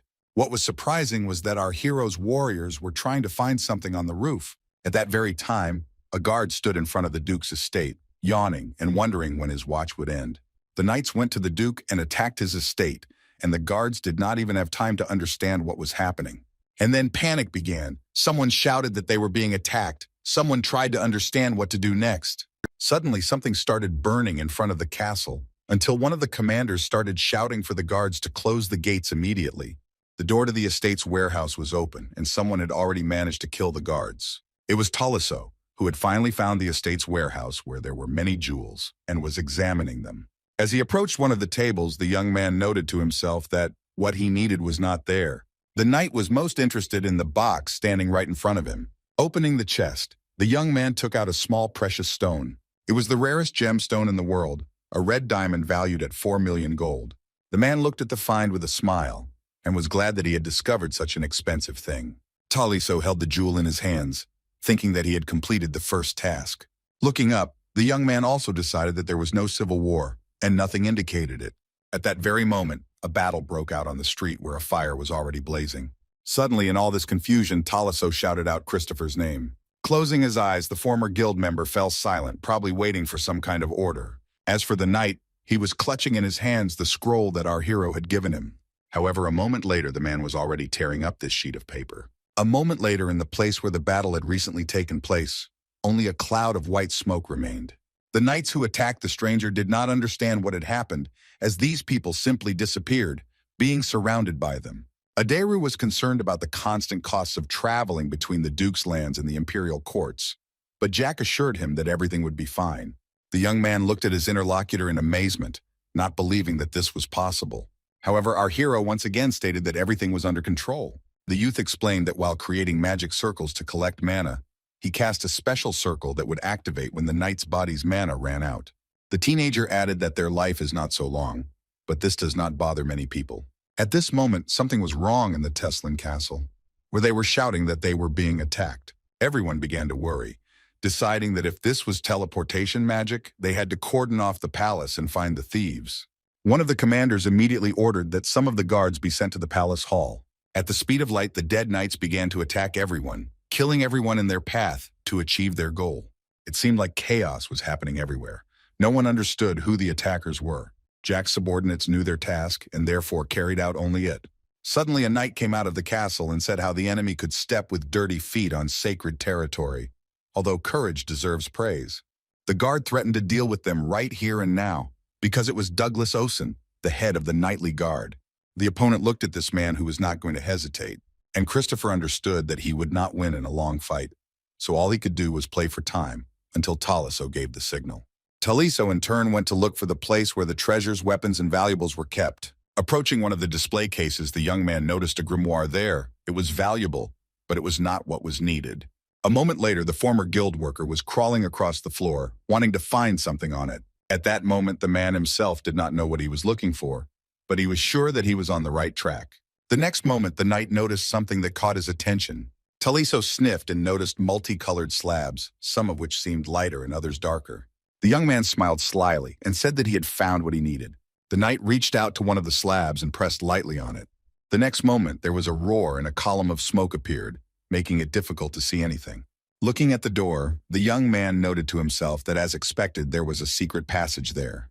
The man cautiously walked inside and began to descend down the long, spiral staircase. When the dead knight went down there, he saw a lot of gold. The guy decided that these bars were definitely real, and one was worth about 1,000 gold. Looking around, the young man decided that this treasury contained approximately 10 million gold coins. Then he noticed the chests and was sure that what he needed was there. Taliso had no fear and could not have any, but he slowly opened the drawers. The knight's eyes widened at what he saw because these were also riches. Taliso saw the red glint from the diamonds and signaled to the others that it was time to retreat. Although at that time a life-or-death battle was taking place on the street, while some were attacking, others were doing everything they could to defend themselves. The knights, as one, having heard the signal, noted for themselves that they had received the command, which meant they needed to act. At that very moment, the men shouted that their mission was accomplished, and therefore it was time to retreat. However, Douglas did not want to let them go so easily, directing magical energy into the sky, but it hit Christopher. Although a moment later, the commander-in-chief froze in place because he noticed something unusual. And Christopher, who had absorbed the energy of the 10th circle sword into his body, thought that he had become useless. The other dead knights worriedly asked Captain Christopher if he was okay and tried to take him with them. The guards understood that it was impossible to leave a man in the castle. And besides, no such order had been received. The man defending the palace asked again who the enemy were and what their goal was, realizing that this was their last mission. The man said he was not the type to ask twice or wait a long time for an answer. The king, watching everything that was happening from above, stood silently. The assistant, turning to him, asked him to return back into the building because it might be dangerous here. And all the ruler did was raise his hand and give some kind of sign. The subordinate, bowing his head, noted that he would carry out any order that followed. The guards watched everything that was happening closely, but did not leave their positions. Already many knights near the castle, ready to attack at any moment to protect the king. The situation was such that Christopher would not have been able to escape with such a wound. However, everything went according to Jack's carefully worked out plan. The young man said that when Taliso gave the signal, the three should separate, which they did. The men saw a sword being pointed at them, but they continued to sit motionless in their places. The knight defending the castle said that the enemy was already surrounded and that those who escaped would definitely be captured. If they want to die in peace, they must tell the whole truth. Christopher looked closely at the leader, but as before remained silent. During the preparation of the operation, Jack emphasized that when their work was done, they would not die as corpses. And this will be a blessing for them, and let them shout with all their might. As the young man had said, the warriors began to shout, praising the Tulkun Empire as loudly as possible. The knight standing above did not understand what the enemy was saying. The king's assistant was the most indignant of all, saying that it was a real blasphemy to lead an empire, not knowing what else to say in such a situation. However, the commander-in-chief was surprised by something else, the light that suddenly began to surround the warriors. It seemed as if a circle of mana began to envelop the enemies and pull them inward. The next second, the knight realized that there was no one left in the place where the opponents were sitting. Everyone suddenly seemed to have dissolved, and all the other actions took place in the estate where Jack lived. Taliso moved all the wealth to the estate, and he was surprised that there were more ingots than he expected. Taking one of them in his hands, Abero noted that it looked like the emperor was also actively preparing for a civil war. Smiling as always, the teenager asked if his interlocutor now understood everything, noting that it was now 6 a.m. and the matter had been completed in 16 hours. Our hero stated that the total wealth was approximately 20 million gold. There were a lot of elixirs in the chests, 500 of the highest quality, and about 2,000 of the highest. Considering the volume, these funds were prepared for a civil war, although there were also the emperor's personal reserves, which he lost due to his stupidity. The boy silently thanked the great Emperor Tesla for his own stupidity. In addition, the chests contained jewels from the Melon estate, and in one day, Jack became the richest man on the continent. Sitting on the ingots, the teenager said that everyone would now be extremely scared, but not him. Abero, sitting on his knees and writing something down, noted that there was no point in searching the academy because it was unlikely that a civil war would break out there. And he continued to speak, no matter how much Emperor Tesla supported the hardliners. In such a situation, he fell silent. But the guy continued his idea, saying that he would think that he had simply been screwed. The emperor was willing to sacrifice his citizens and soldiers to please the Tulkun Empire. But the empire sent mercenaries to him, and the funds for the civil war disappeared. he will probably think that in Tulkun they are treating him like an idiot. In such a situation, the emperor will not be able to unite with his hardliners, and other countries will learn about the incident. All the aristocrats on the committee, as well as the nobles from other empires, would have doubts, and eventually Jack would remain silent. The guild leader was struck by a sudden inspiration because he realized that the guy had been able to predict everything and had thought out the plan down to the last detail. The young man confirmed this, and Ibero noted that he had not expected anything else from the young gentleman anyway. Looking at Valentine, who was carefully examining the ingot, the men continued to talk about how they should see the results of their work. According to the original scenario, the hardliners were planning a civil war in the Teslan Empire. However, now they will not be able to start a war because there is no money, and trust is completely undermined, which means there are two possible developments. Either they will unite, or they will be at odds. Given the current situation, Ibero decided that there was a high probability that events would develop according to the first scenario. The teenager thought for a moment, and then said that they should do the following. For a moment, our hero was silent, but his eyes were shining, indicating that he had come up with something interesting. The guild leader was also silent, although fear and confusion were visible on his face. Realizing that the silence had dragged on, Ibero bowed and declared that he would carry out any order. After all this, the young master decided to suggest going out to eat, realizing that food is necessary in order to think well. Charlotte and Cell slept together in the same bed all this time and had the best dreams that could be. Suddenly, the vampire woke up. It seemed that something was bothering her. Opening her eyes, Cell took a deep breath because something was wrong with her too. The girls looked at each other and realized that they were able to feel something was wrong. They felt that in the basement of the villa, they noticed the movement of a large amount of magical mana, filling the space with a mysterious force. Charlotte assumed it was the boss, and since he had been busy the last few days, they thought they would take him something to drink to keep him going. Cell asked again if it was possible to do this, to which the second girl replied that of course it was, since there were no problems or obstacles in this. The vampire tried to give her friend a choice of what dress to wear, because she was ready to share her favorite thing with her. As Jack walked out into the street, the mentor said that he was brilliant in many ways. Who would have thought that in such a short time, he would be able to put an entire continent in order? Valentine noted that not only does the guy skillfully use mana, he is also an excellent tactician. With a grin in his voice, Jack asked if it was possible for a student of a great raccoon master to be ordinary. But before the teenager could finish speaking, he noticed something that surprised him greatly. The guy noticed the girls walking towards him and thought that they should still be sleeping instead of bringing him juice. Our hero picked up the juice, hearing the little girls say that the vitamin drink would perk him up. Jack praised them and said that it was wonderful, which the girls really liked and were happy to hear his praise and support. And this was true, because the teenager drank the fruit juice with great pleasure. And while the guy was talking about how delicious it was, Valentine noted that her mentor even drank very well. Jack began to apologize for waking the girls, but they assured him that they usually wake up at this time and do not experience any problems. The girlfriends looked very funny because Cell was almost falling asleep on the go, which the young man also noticed, and this touched him very much. The young master offered everyone a snack, and those gathered were very happy that they would finally be served food.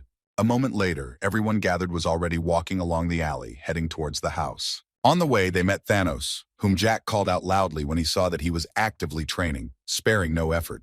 The young man turned around, clearly not expecting to see not only the young man, but everyone else so early. Our hero grabbed his friend's hand, hinting that he should finally throw down his sword. The guy took him by the hand and led him along so that he could rest and eat with them, restoring his energy. Thanos kept telling him that he needed to train, but Jack ignored it, and finally the boy agreed to his offer. The teenager was laughing. He was in a good mood, and therefore was going to share it with everyone gathered. Thanos was glad that they were treating him so well, but he was still a little embarrassed. Meanwhile, in the Tesla castle, the king was screaming with anger because he did not understand why everyone did this if he did everything that was told to him. The ruler's screams could be heard throughout the castle, which was a bad sign. The king remembered that his vault had been robbed and that they had also tried to kill him. Moreover, the cries of glory of the Tulkun Empire sounded quite sincere. The ruler pounded his fists on the table, realizing that he could do nothing in the current situation. The man stated that because of some incomprehensible bandit nights, everything he had planned for himself had failed. There was an ideal plan, according to which it was necessary to organize a civil war, to use a punitive detachment to destroy those who were obstructing the committee. Then the man thought that his comrades initially did not want to share their immortality, and that is why they arranged all these events for their own interests. The ruler grabbed the hourglass, swung it, and shouted again, "How dare they treat him so dishonorably?" The item fell with a crash onto the beautiful carpet. A man came to the door at the sound of the roar coming from the king's office, and it was the prince who had important business. It was Agaris Teslin, the heir, watching everything, wondering what to do next in light of the new events in the castle. At this moment, the knight-in-chief asked the crown prince if everything was okay with him, and upon hearing a negative answer, he answered no. The boy believed that his father was a greedy old man who thought too small and only longed for eternal life, without thinking about others. Smiling, the young man once again emphasized that this is the current Emperor Teslana, although the very next moment the prince turned to the chief of the guard and ordered him to contact someone, and he added that he should report everything to his elder brother, or rather to the duke. The prince decided that it was time to overthrow his father from the throne and take control of the empire, changing everything for the better. The young man walked confidently towards the large door. The knight, who had been standing behind the young master all this time, also secretly rejoiced at the upcoming changes. At last, he had waited for the moment when the Duchy of Osenbul would become the pillar of the empire and provide strength to the new government. In the province, there was a fine restaurant called Mistelntein, famous for its extraordinary atmosphere. What is known about this place is that it was opened by a veteran, and the chef traveled for 10 years to different countries, gaining culinary experience. Despite the popularity of this place, there was no one there that morning except our heroes. Jack told everyone that he rented the place for 2 hours. The young man's earnings amounted to 10 million overnight, so 2,000 gold for a couple of hours seemed like a trifle. Answering the vampire's question about something interesting happening, the guy honestly said that it was flowing like a river. Charlotte really appreciated the chef's work because the dishes were delicious. Jack wanted to tell the girls everything, but he understood that children shouldn't know how hard it is to earn this money, so as not to traumatize their psyche. Our hero explained to Charlotte that he was very busy yesterday, so he couldn't pay attention to her, and asked how things were at the academy. She in turn said that they had a sparring match, and the girl defeated 5 people, and the fencing teacher called her a genius, which made her very happy. The little girl noted that she really enjoys studying and also communicating with others. Our hero noticed that Charlotte really enjoys studying and learning new things, and a moment later the girl was already asking her boss what a parachute meant. She told me that her teacher called it a parachute, but she had no idea what it meant. After class, Charlotte personally approached the teacher to ask about the meaning of this word, but for some reason he got angry. Jack knew that in the past, a popular tactic was to have soldiers magically lift themselves into the air using parachutes. However, after 5 years, this product was forgotten because it was useless and ineffective. Now, parachute is used as slang to say that a person is powerless or incapable of doing something. The young man smiled, but to himself he thought, firstly, what kind of person could come up with such a thing? And secondly, why Charlotte was useless. Jack decided to ask again who this teacher was, because he behaved incorrectly, and the girl answered that his name was Leonhardt. Crossing his arms, our hero decided that he would definitely remember. But despite this, Charlotte found it very easy to study at the academy. She even made new friends with whom she spent time. However, strange rumors reached her, which the girl commented on sadly.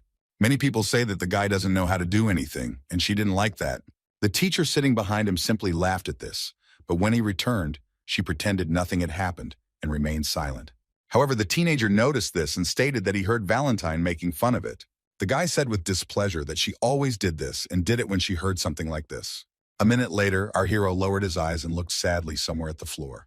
The young man asked everyone if he looked like an idiot now, although that was exactly how he had been before. The girls began to say that the teenager did not look like a fool at all. They believed it, seeing his intelligence and merits. The guild leader remarked that if the young master was a fool, then the word genius should be erased from the dictionary. The teenager, noticing Abera, thought that the longer he looked at this man, the more he liked him. Since time was almost up, Jack decided to introduce everyone to each other, since so much time had already passed. While our hero was talking about the guild leader, the guests were finishing what was left on the table.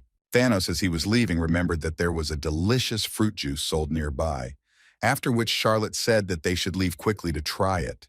Looking after the departing boys, Abero began to say something. Jack said that when the children were around, he could not speak openly, and said that there was one job that needed to be done. Our hero noted that there was a special task that the guild leader could handle perfectly. The young man looked attentively at his interlocutor and excitedly asked what they were talking about. The young man told him to go to the lands of the Marquis of Ballantier. It seemed that Abero did not understand why the young master needed this. The man asked if the Duke wanted the title, although he understood that even if they gave it to him, he would not take it. Our hero raised his hand up and was already getting ready to say something. Now the Adventurers Guild investigates rumors about Duke Melon, which means the story of Taliso, and then the leader may emerge. It won't be difficult at all to tie up two men. The interlocutor stated that this will certainly be the case once the top is installed, and he added that he had no more time for business in Osenblue, today or tomorrow. And at that he was silent. Jack noticed that the man was very smart, analyzed the situation well, and kept all the information in his head.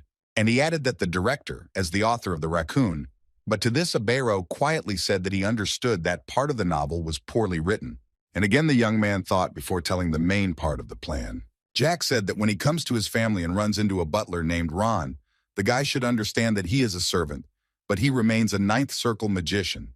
The young man reminded that first they needed to find Ron, then he would tell them what to do.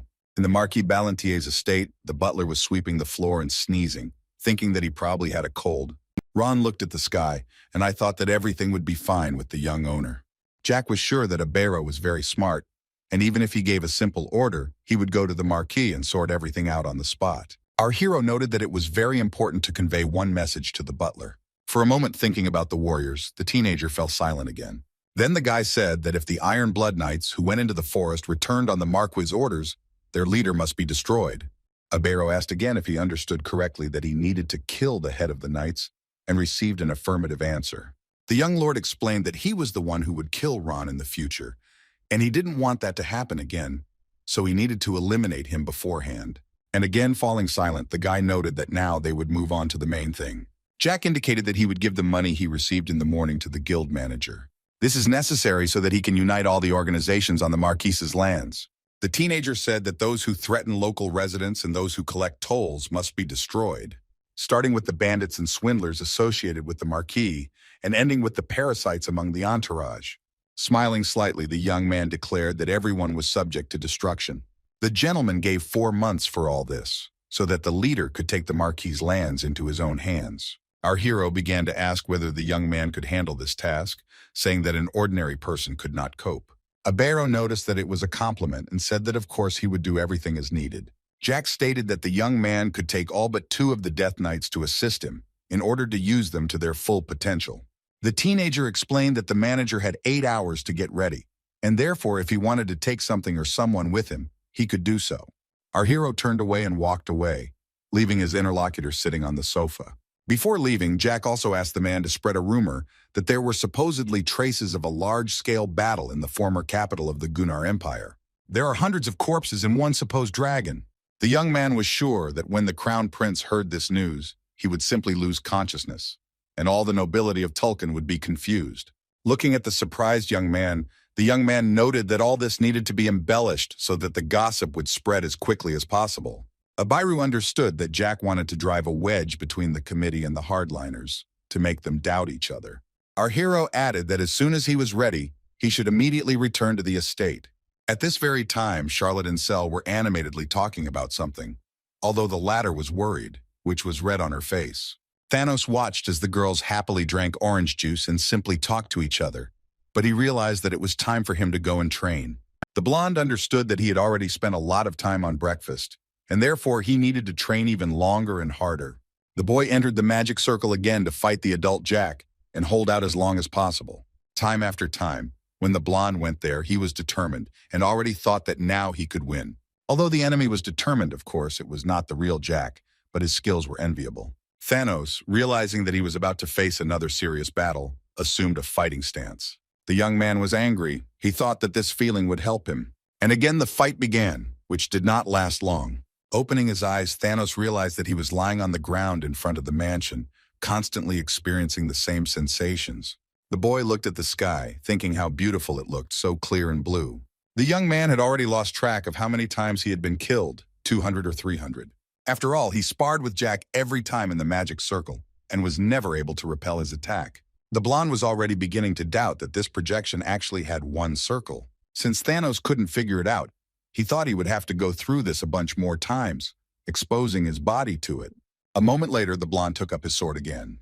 It doesn't matter how many times the guy dies, even if it's 500 times, he'll still realize someday what he's doing wrong. The guy's thoughts were interrupted by Jack, who asked if he was having a hard time keeping up with his training. The blonde turned around and greeted the young gentleman again, not expecting to see him. Our hero noted to himself that this man was truly amazing. It was clear that Thanos was very different from Charlotte and Cell. It might seem like he was the most ordinary. But this is not true because stubbornness is his strong point, and depending on the type of training, the results will differ. There was only one issue. The guy's character was much softer than Jack's, and therefore he didn't understand what to do with it. However, this didn't anger the teenager at all. He understood that everyone was different. The next moment, the guy just smiled. The teenager noted that this year the young man will turn 17, which means that he will become a complete adult.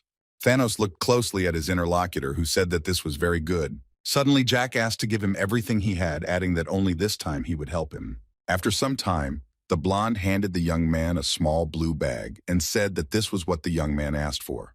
This was the money he had managed to put aside for the academy, and he hoped it would be enough. For a moment, there was complete silence in the room. In Jack's opinion, the guy was like a white, clean sheet of paper on which you could write anything. The only nuance is that the word effort is written on the edge. Taking some container in his hands, the young man began to bring it closer. It was paint that the young man needed to complete an important task. Jack declared that it was not enough, so he would take and write another word himself. The young gentleman told the man to follow him and not fall behind, which he did. Leaving the room, our hero noticed Valentine there, who stated that her student should stop. Taking his mentor in his arms, the young man continued on his way, simultaneously calming the girl. However, the next moment the men froze. Were sitting tied up in the basement while Tull the Fox protected them and the jewels from these people. The young man explained that while they were gone, someone had gone down to the basement. For a moment, the speaker was silent, wondering how best to describe the situation. The teenager imagined a scene in which Tull so easily tied up the guards. The young man said that after 5 minutes, one came down, and then these gentlemen continued to come down every 5, 10 minutes. Jack realized that when one guard didn't come, another would come down to check on him and would also be tied up, and this happened to all 5. The Dead Knight noted that since the youth had not given the order to kill, they simply tied them up and awaited further instructions. The guy thought to himself that he hadn't expected this, but out loud, turning to his guards, he asked why they needed to visit the basement. Jack smiled and waited for them to tell him something. One of the 5 musketeers began to scream because he did not understand how it happened that the cellar had been empty the day before, and then such a large sum of money had appeared in one evening. Our hero looked at the narrator in surprise, thinking that they were not as simple as he had previously thought. The young man understood that he had no intention of being friends with them. 2 weeks had passed, and he didn't even remember the names of these people. Jack continued to say that it sounded pretty cocky, although the guy didn't mind giving an explanation. The guard noted that this was the Duke's villa, and the young man had only taken it for use, which Jack did not like at all. A minute later, our hero grabbed his interlocutor by the throat and asked again whether he had really taken the estate for temporary use. The young master said that this was now his home, having been given to him after eliminating a spy in the Tulkan Empire. The teenager laughed and wondered if it was true that everyone was disappointed that things had turned out this way. For a while, our hero was silent, giving everyone gathered the opportunity to think about what was said. And then he added, why would a person like a security guard have such information? The guy said he didn't know things would turn out this way, but the current situation wasn't particularly bad. After this, he turned to Thanos and asked if it was true that he was loyal to him. The frightened young man said in a trembling voice that of course it was so. The young man asked what they would do with these bad guys in that case. Jack asked.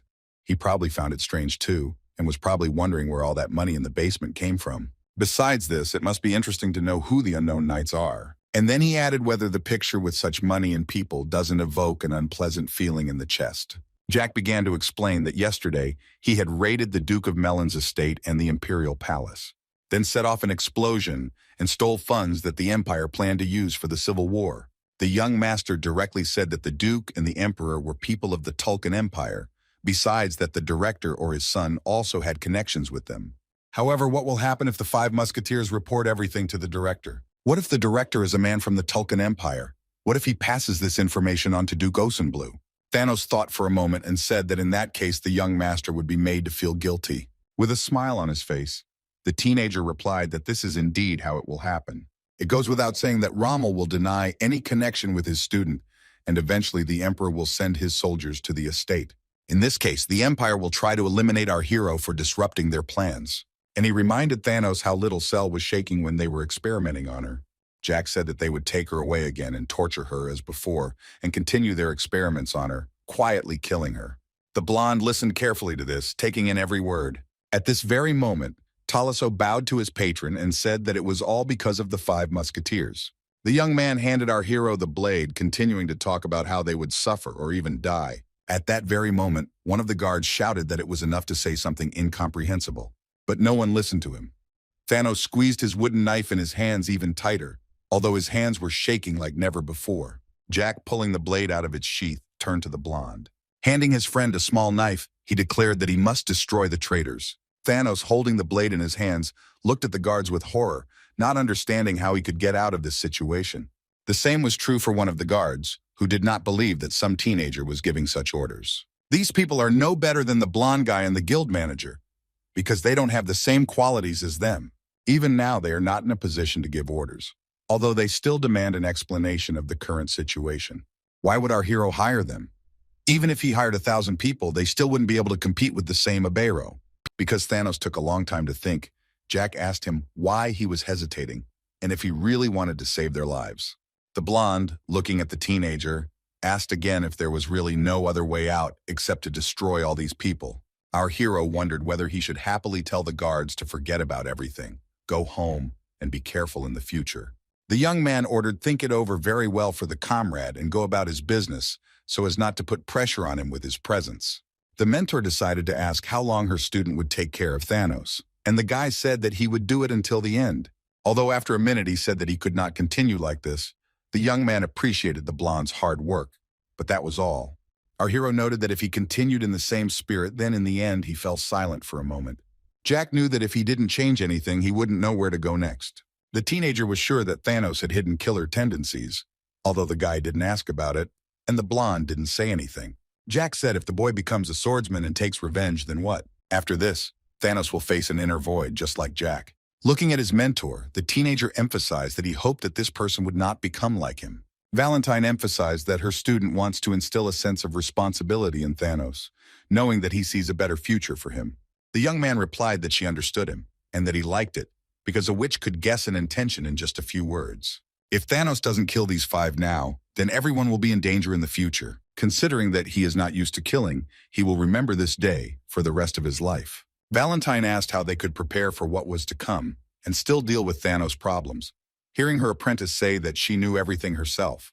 When Jack accepted the blonde, it seemed to him that he was completely inexperienced. But the more our hero looked at him, the more he wanted to raise the boy and accept him into the family, like Cell and Charlotte. But this guy is afraid to get attached and doesn't get close to anyone, but considers himself a burden and unnecessary. Wherever the young man goes, he always tries to stay away from everyone. The blonde pretends as if others or himself do not exist. There was one case when a girl started offering an apple, and he blushed and moved away from her as if she were a monster. Although it was good-natured Charlotte wanting to do something nice for the guy, the young man understands that he may have chosen too cruel a method, but in this way he will be able to instill in the blonde a sense of belonging and responsibility. And after a short pause, he added that if Thanos stops developing, our hero will push him in this, such is the role of the master. The mentor said that the young man should not put everything on his shoulders, after which he began to say that he could not have imagined that he would hear a compliment from the great writer Raccoon. At this very time in the dungeon, one of the guards noted that he knew a lot about the blonde. He said that he knew that several bad things had happened in his past, and the director did not devote time to him, and then suddenly asked if Thanos wanted him to personally stab the man in the back and offer to make a deal. The guy stated that the fate of their country was in the hands of the blonde, and if the matter was resolved, he would be given what he asked for. The prisoner continued to talk about how he looked weak, but despite this, he could do a lot. Smiling sarcastically, the guard asked if they could help each other, playing on their pity. Our hero's comrade was thinking about how to kill these people. Thanos remembered that he had already taken the lives of animals during his internship at the academy, killed goblins, but he had not yet touched people. However, the young man did not understand what he should do. He hesitated not for this reason, but because the young master gave him a chance and accepted him as his own. It was Jack who gave the blonde the opportunity to become much stronger and more resilient, to believe in himself. Although Thanos still hasn't figured out if he can consider the young master and the girls a family, which he almost didn't have. For a moment, the young man turned his back to everyone gathered. The blonde remembered Charlotte's smile, which was always kind to everyone. An image of Cell, the one who had to endure a lot, appeared before Thanos. Finally, the guy remembered Jack, who protected him from many things in this life. The young man noticed a moment later the wooden sword that lay at his feet. And then he looked at the blade in his hand and thought that he himself was the master's sword. And now he finally made up his mind. Because Charlotte and Cell are members of his family, whom he must protect and give them a future. Thanos looked at his opponents carefully, thinking that one day he would look his true enemies in the face. The guard looked closely at the blonde man, continuing to shout that he would give him as much money as he wanted. But it seemed that the young man was interested in this, because there was determination in him. The blonde began to kill the guards without regret, proving his loyalty and courage. The guard saw what was happening but did not give up, hoping that he would be able to get through to Thanos.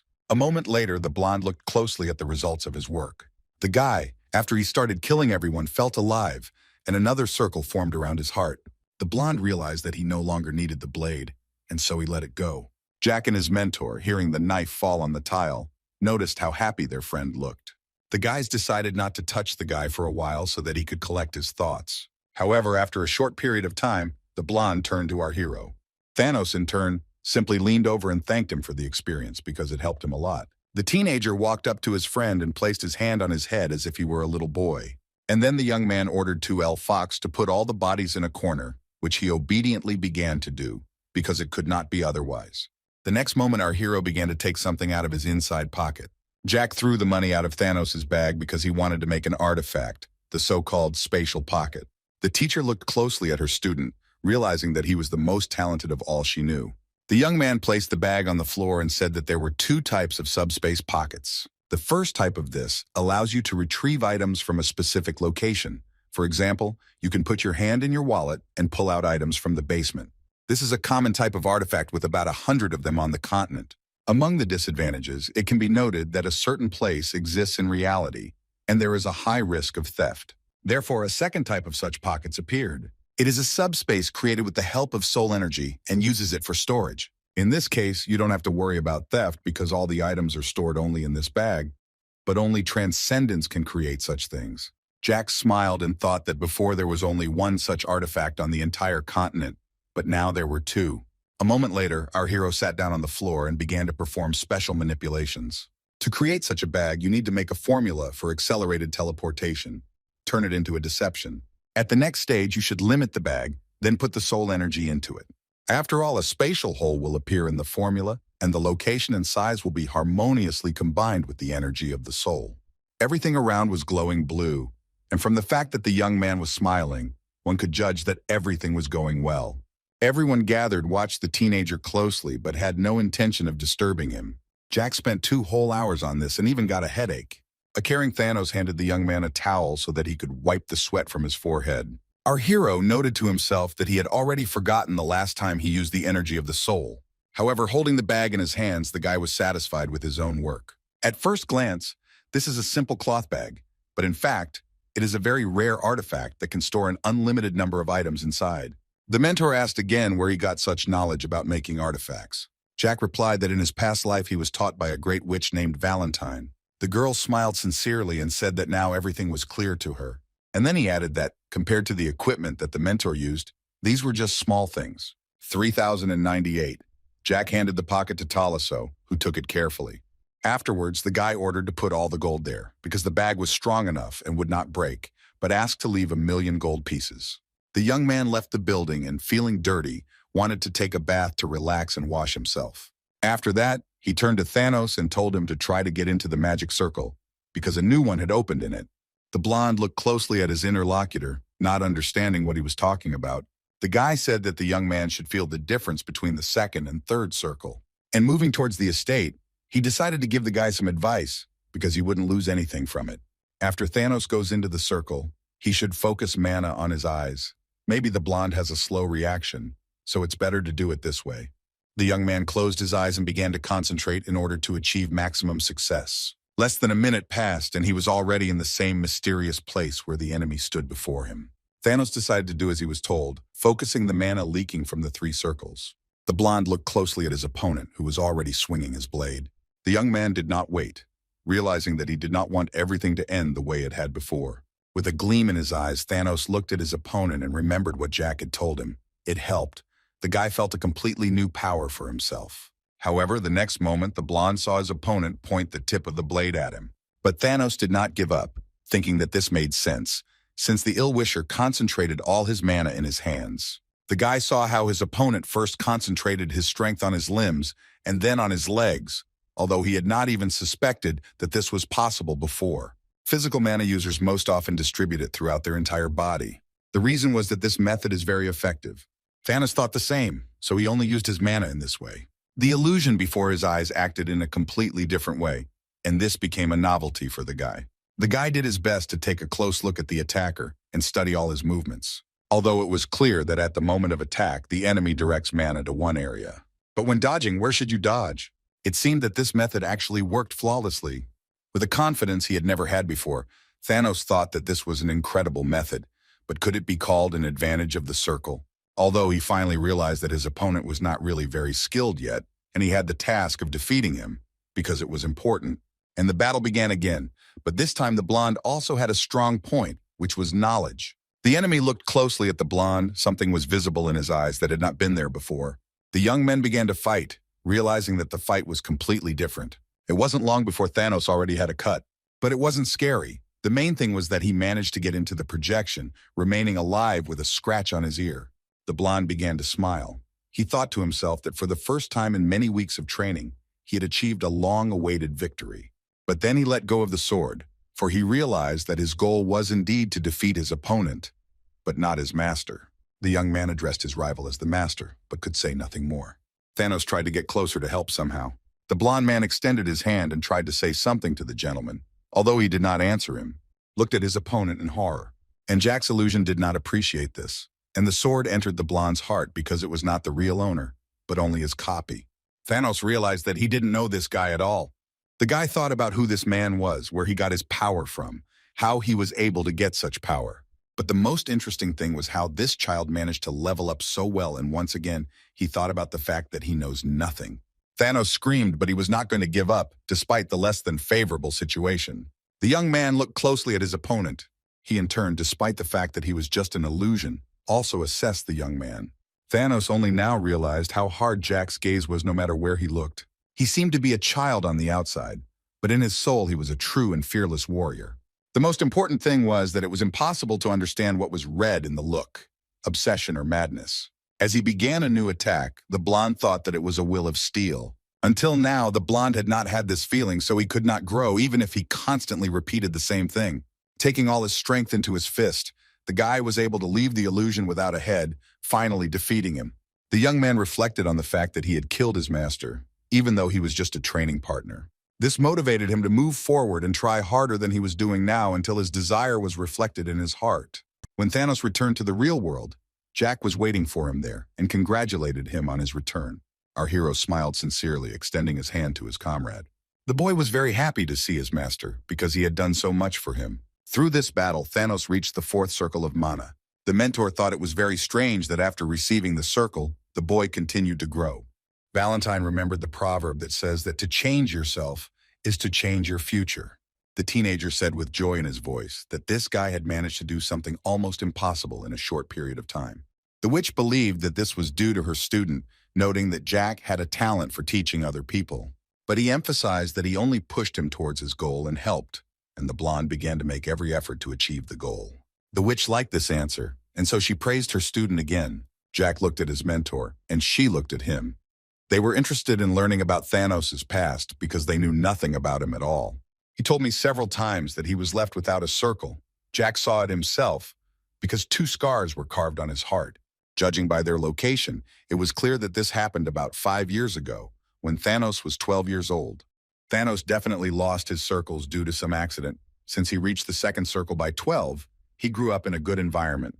Looking at the cats, our hero decided that this guy could easily be a member of the royal family, but of which country? But now Jack saw no point in asking, because he wanted to wait until he decided to tell him himself. Unlike in the past, now the young man is interested in Thanos' body, but not in the literal sense of the word. While this is a different story, the teenager doesn't understand how the mana limit is determined. One reaches the 7th circle, another the 8th, and this one reaches the 4th maximum. Jack had a theory that the limit of use was determined by the number, length, and width of the veins through which the mana flowed. Thanos always had very narrow veins, indicating that his body had experienced shock from the breaking of circles in the past.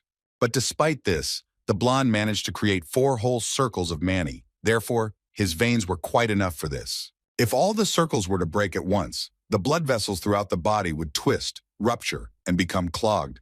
But how big were Thanos' vessels before the shock? The young man decided that they would be enough for 9 circles, because even the 5 musketeers had their circles torn, but they were unable to restore them. They were unable to expand their blood vessels. So every time they used mana, they experienced excruciating pain. As our hero stepped into the circle, he knew that Thanos was different from all these people. The blonde was not affected by this pain. He was able to stand firm, achieve his goal, and do it, perceiving everything as part of his mission. The teenager understood that one could only envy this man's persistence. The blonde sat on the floor tired, but he came to what he wanted most of all. A moment later, Thanos raised his head and timidly addressed our hero. As always, Jack extended his hand, smiled, and said once again that they were glad to welcome the young man. The interlocutor said that he was glad, although his facial expression indicated something else. The young man looked closely at his comrade, but did not dare to be the first to break the silence. Thanos was sweaty and tired, but there was something else. Suddenly, the boy started crying because he was finally able to do what he had been trying to do for 5 years. Jack, looking at this man, thought to himself that outwardly he seemed to be an adult, although in fact he was very young. Our hero offered Thanos to hug like real brothers, although he did not dare to do so. Although a moment later, the blonde hugged the teenager so tightly that he could barely breathe, and Valentine almost fell off her student's head. The guy shamelessly stated that it felt like he had just been knocked down by a boar, and the witch noted that she had moved just in time. But the story didn't end there, because the blonde wasn't going to let Jack out of his arms. He, in turn, seemed not to mind, and therefore simply stood and waited for Thanos to cry enough. Everyone was silent, although words were no longer important in this case. The teenager thought to himself that after the 3rd lap, the guy was relatively calm. Jack took the handkerchief and began to wipe away Thanos' tears, talking about what he had become like. And then he asked if the blonde remembered what he told him after creating the circle, thinking to himself that the guy probably saw something inside. And after a short pause, he added whether he was ready to work until he lost his pulse, as he was doing now. The interlocutor replied that he was ready, although it sounded very timid. The young gentleman, patting his comrade on the shoulder, noted that he should try. A moment later, the blonde turned to our hero again, but changed his mind about saying what he wanted, apologizing for it.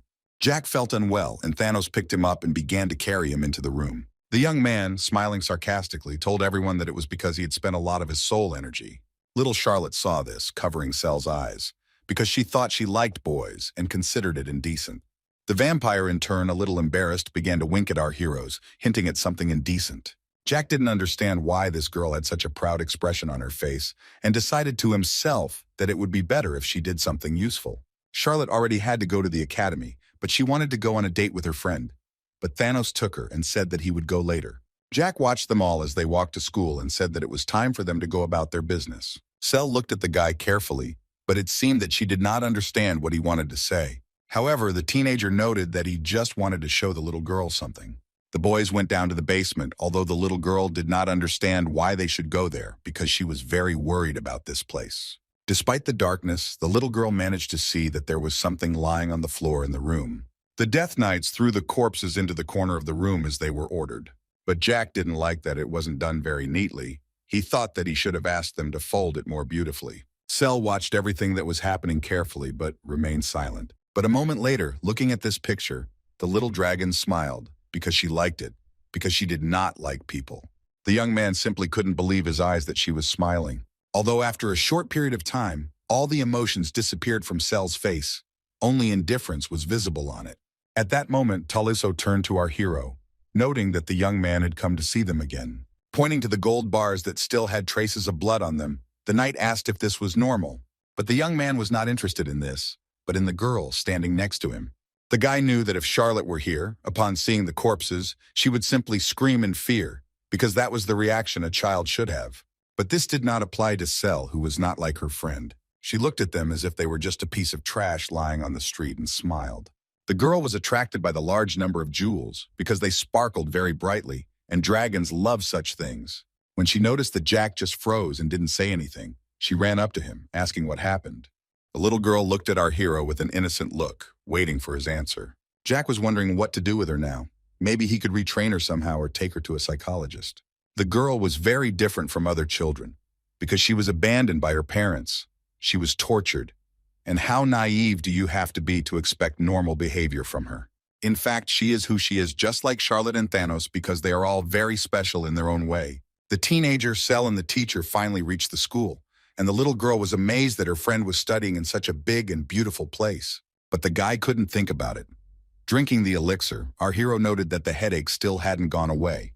Although a moment later, someone very close said that, as expected, the young man's efforts had paid off. Jack noticed Thanos talking to an older man, who praised him for the fact that the blonde was able to get 2 whole circles in one day.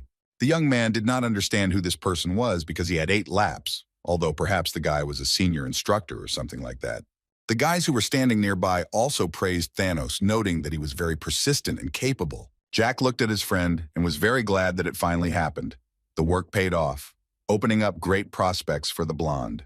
It seemed that the Thanos of yesterday and the Thanos of today were now completely different personalities. The young man was glowing with happiness. He was so pleased with himself. Once upon a time, there was a man, apparently from the Ismail Empire, who managed to pump up 2 circles at once, from the 6th to the 8th, in one night. This story spread across the continent, and now he is considered a genius, and now Thanos is the same.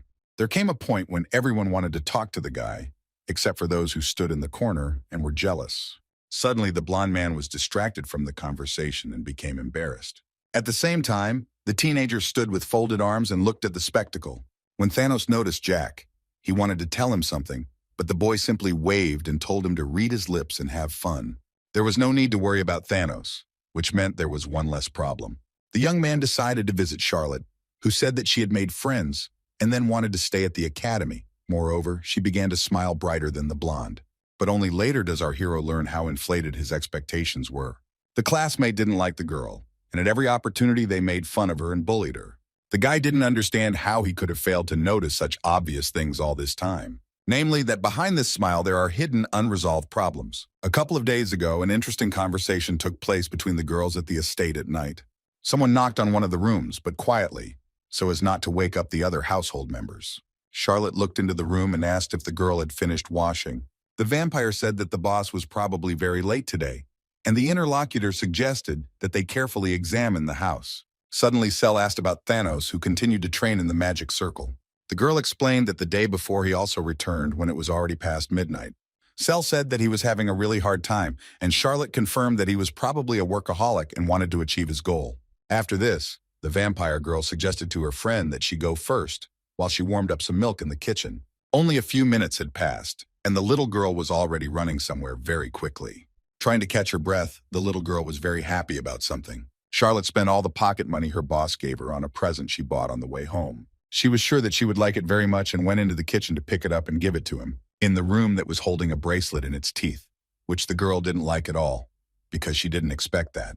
The animal looked closely at the baby, but stood where it had been before. Charlotte was horrified by the sight she saw, and so she screamed as loudly as she could. She tried in every way to take the bracelet from Nabi, but she didn't understand anything, because the cat was agile and fast. While the little girl was asking the animal to give her the decoration, the fluffy beauty ran out into the corridor. Cell, who was in the bedroom, noted to herself that it was very noisy downstairs, not understanding what had happened there. Charlotte continued to run after the cat even down the corridor because she did not understand why she decided to steal the bracelet. The girl was so preoccupied with her goal that she didn't notice the carpet that had gotten crooked. This caused the little girl to trip and fall to the floor with a thud, sprawling out at full length. This was noticed by one of the guards, who asked if everything was okay with the girl and if she needed help. The vampire, in turn, simply asked if he had seen a cat, although the man only noted that one 4-legged creature had been causing a lot of trouble lately.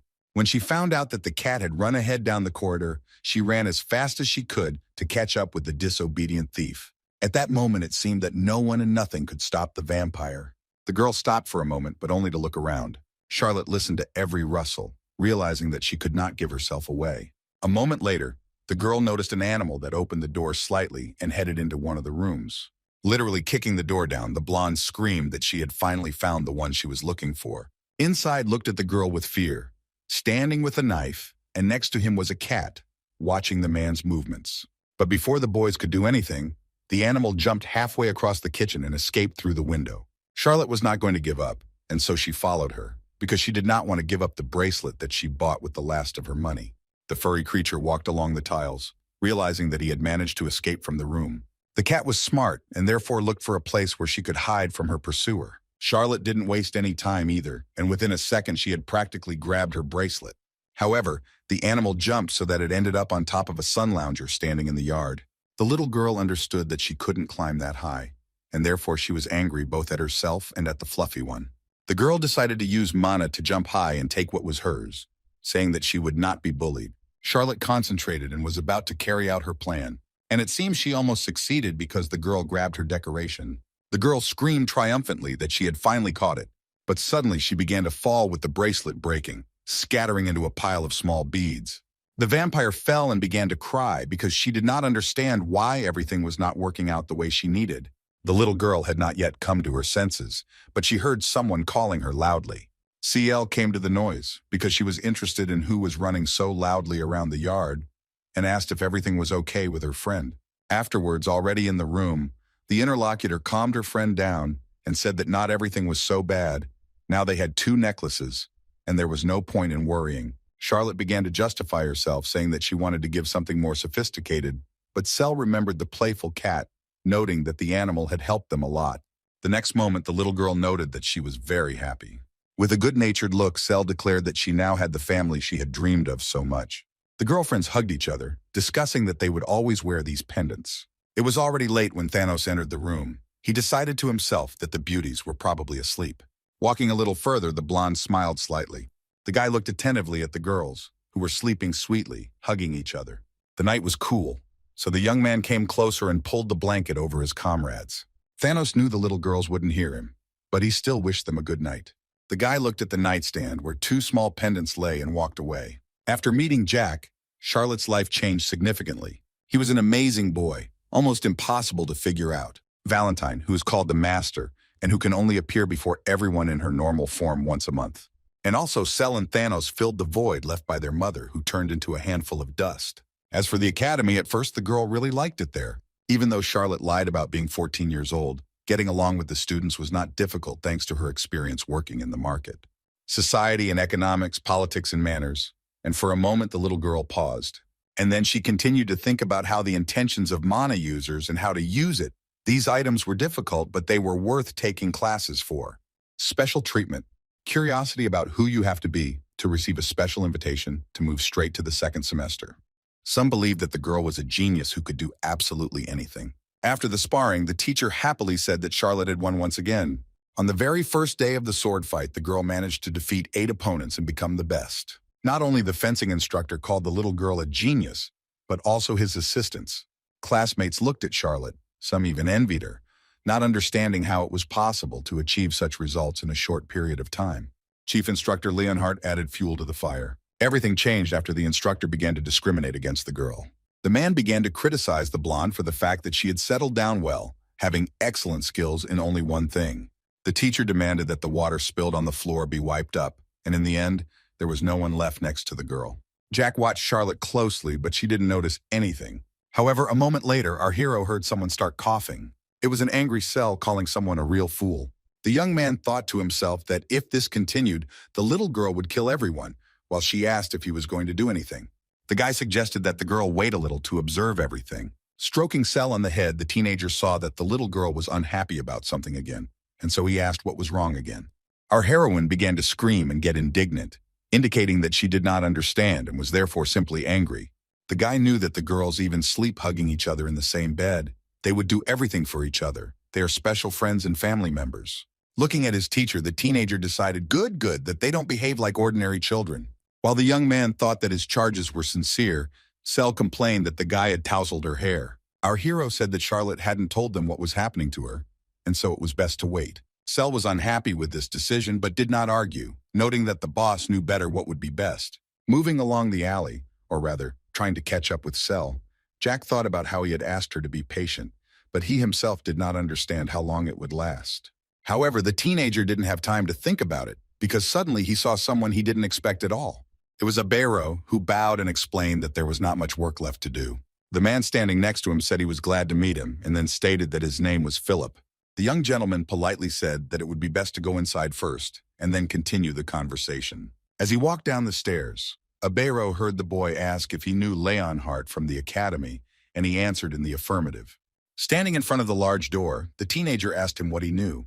But the young man did not answer. He switched to Philip and asked him to pass on one thing that they had prepared. The very next moment, the guy quickly gave her some kind of package.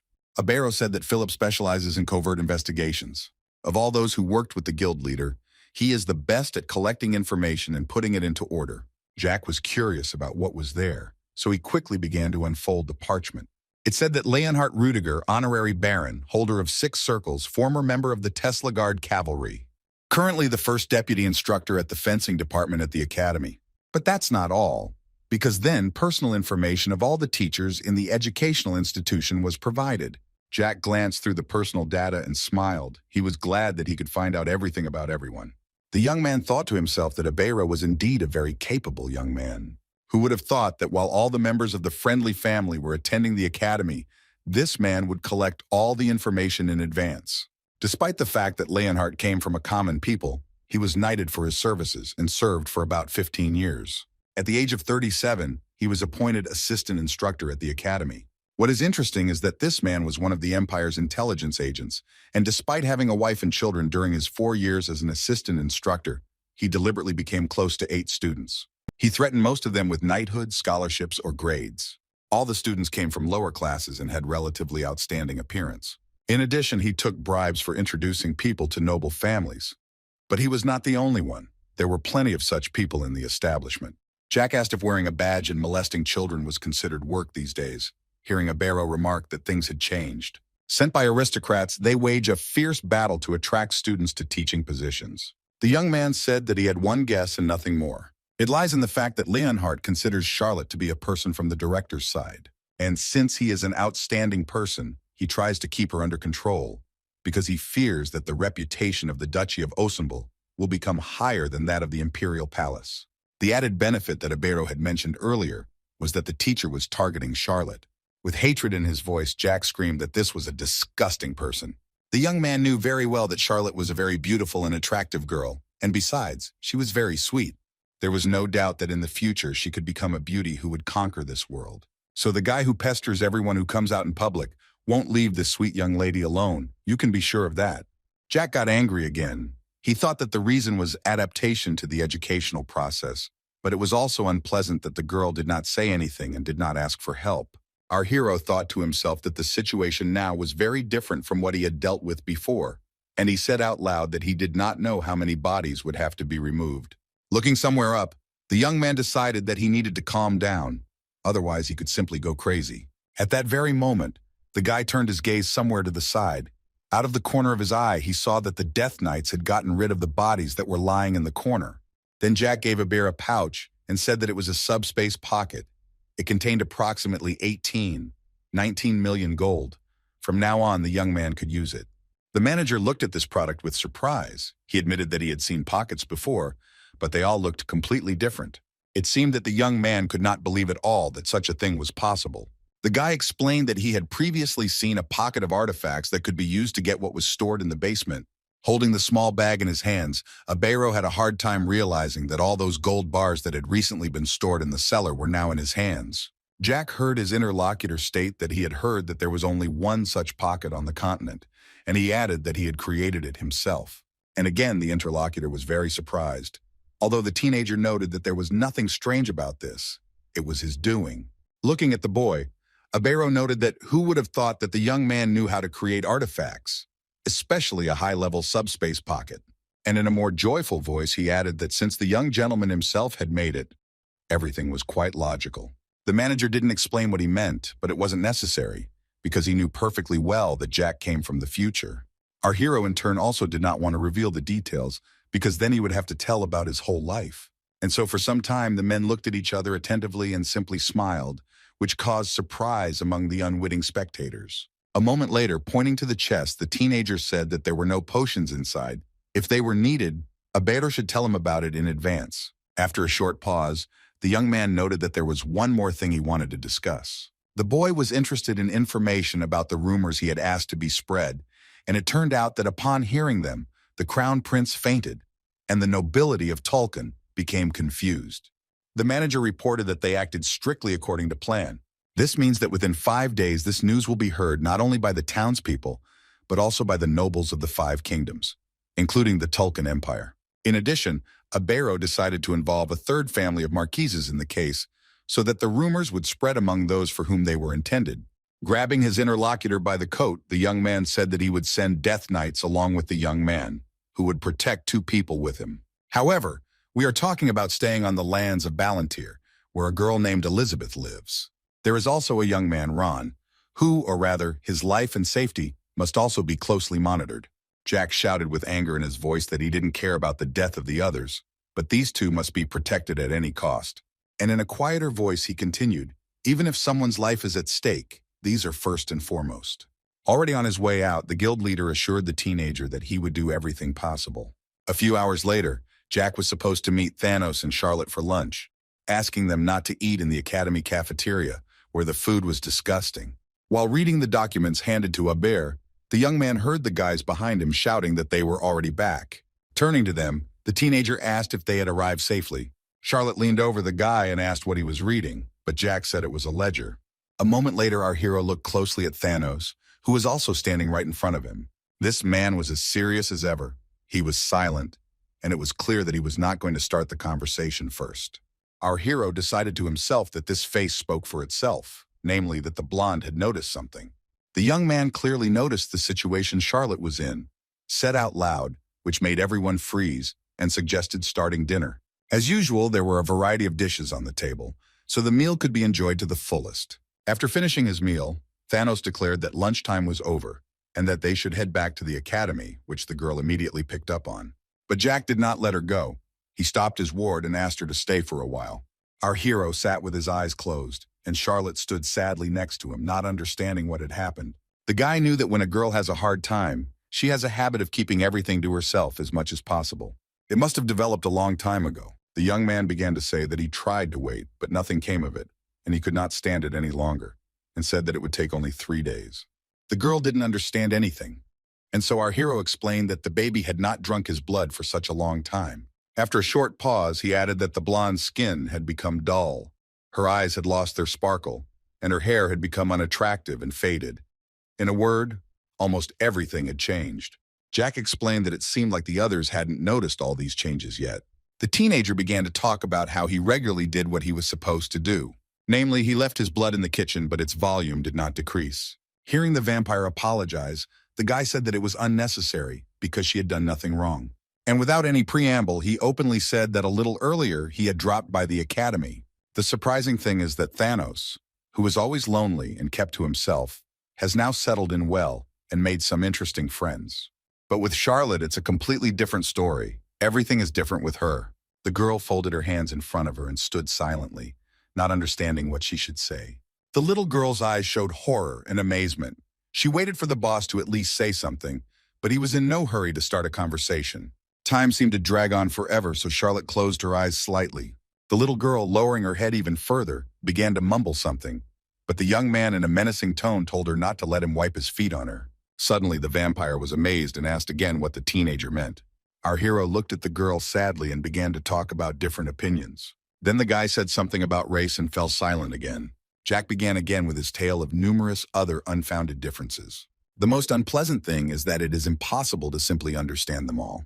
And then he added, this is something Charlotte will face throughout her life as a vampire. Suddenly the young man fell silent, but only to catch his breath and put the cup on the table. How a girl behaves at the academy does not depend on anyone, but only on herself. And again the guy took the cup with the drink, speaking slowly about how even if it sounds irresponsible, nothing can be done.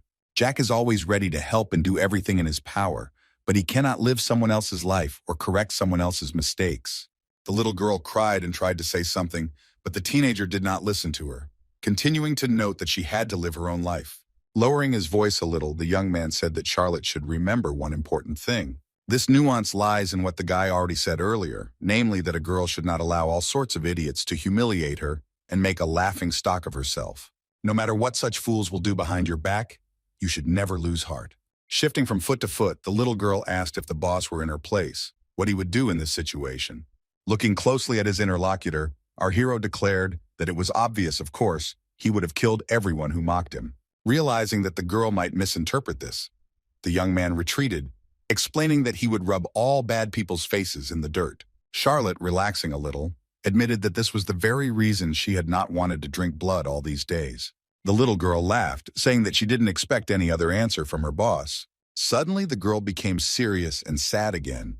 Our heroine explained that when she drinks blood, she feels that something is happening to her. The vampire felt like she was doing something completely wrong. Jack listened attentively to his interlocutor, but it seemed that he did not fully understand what she meant. And again, holding the cup in his hand, our hero was distracted by his own thoughts, deciding that the whole reason was Cell.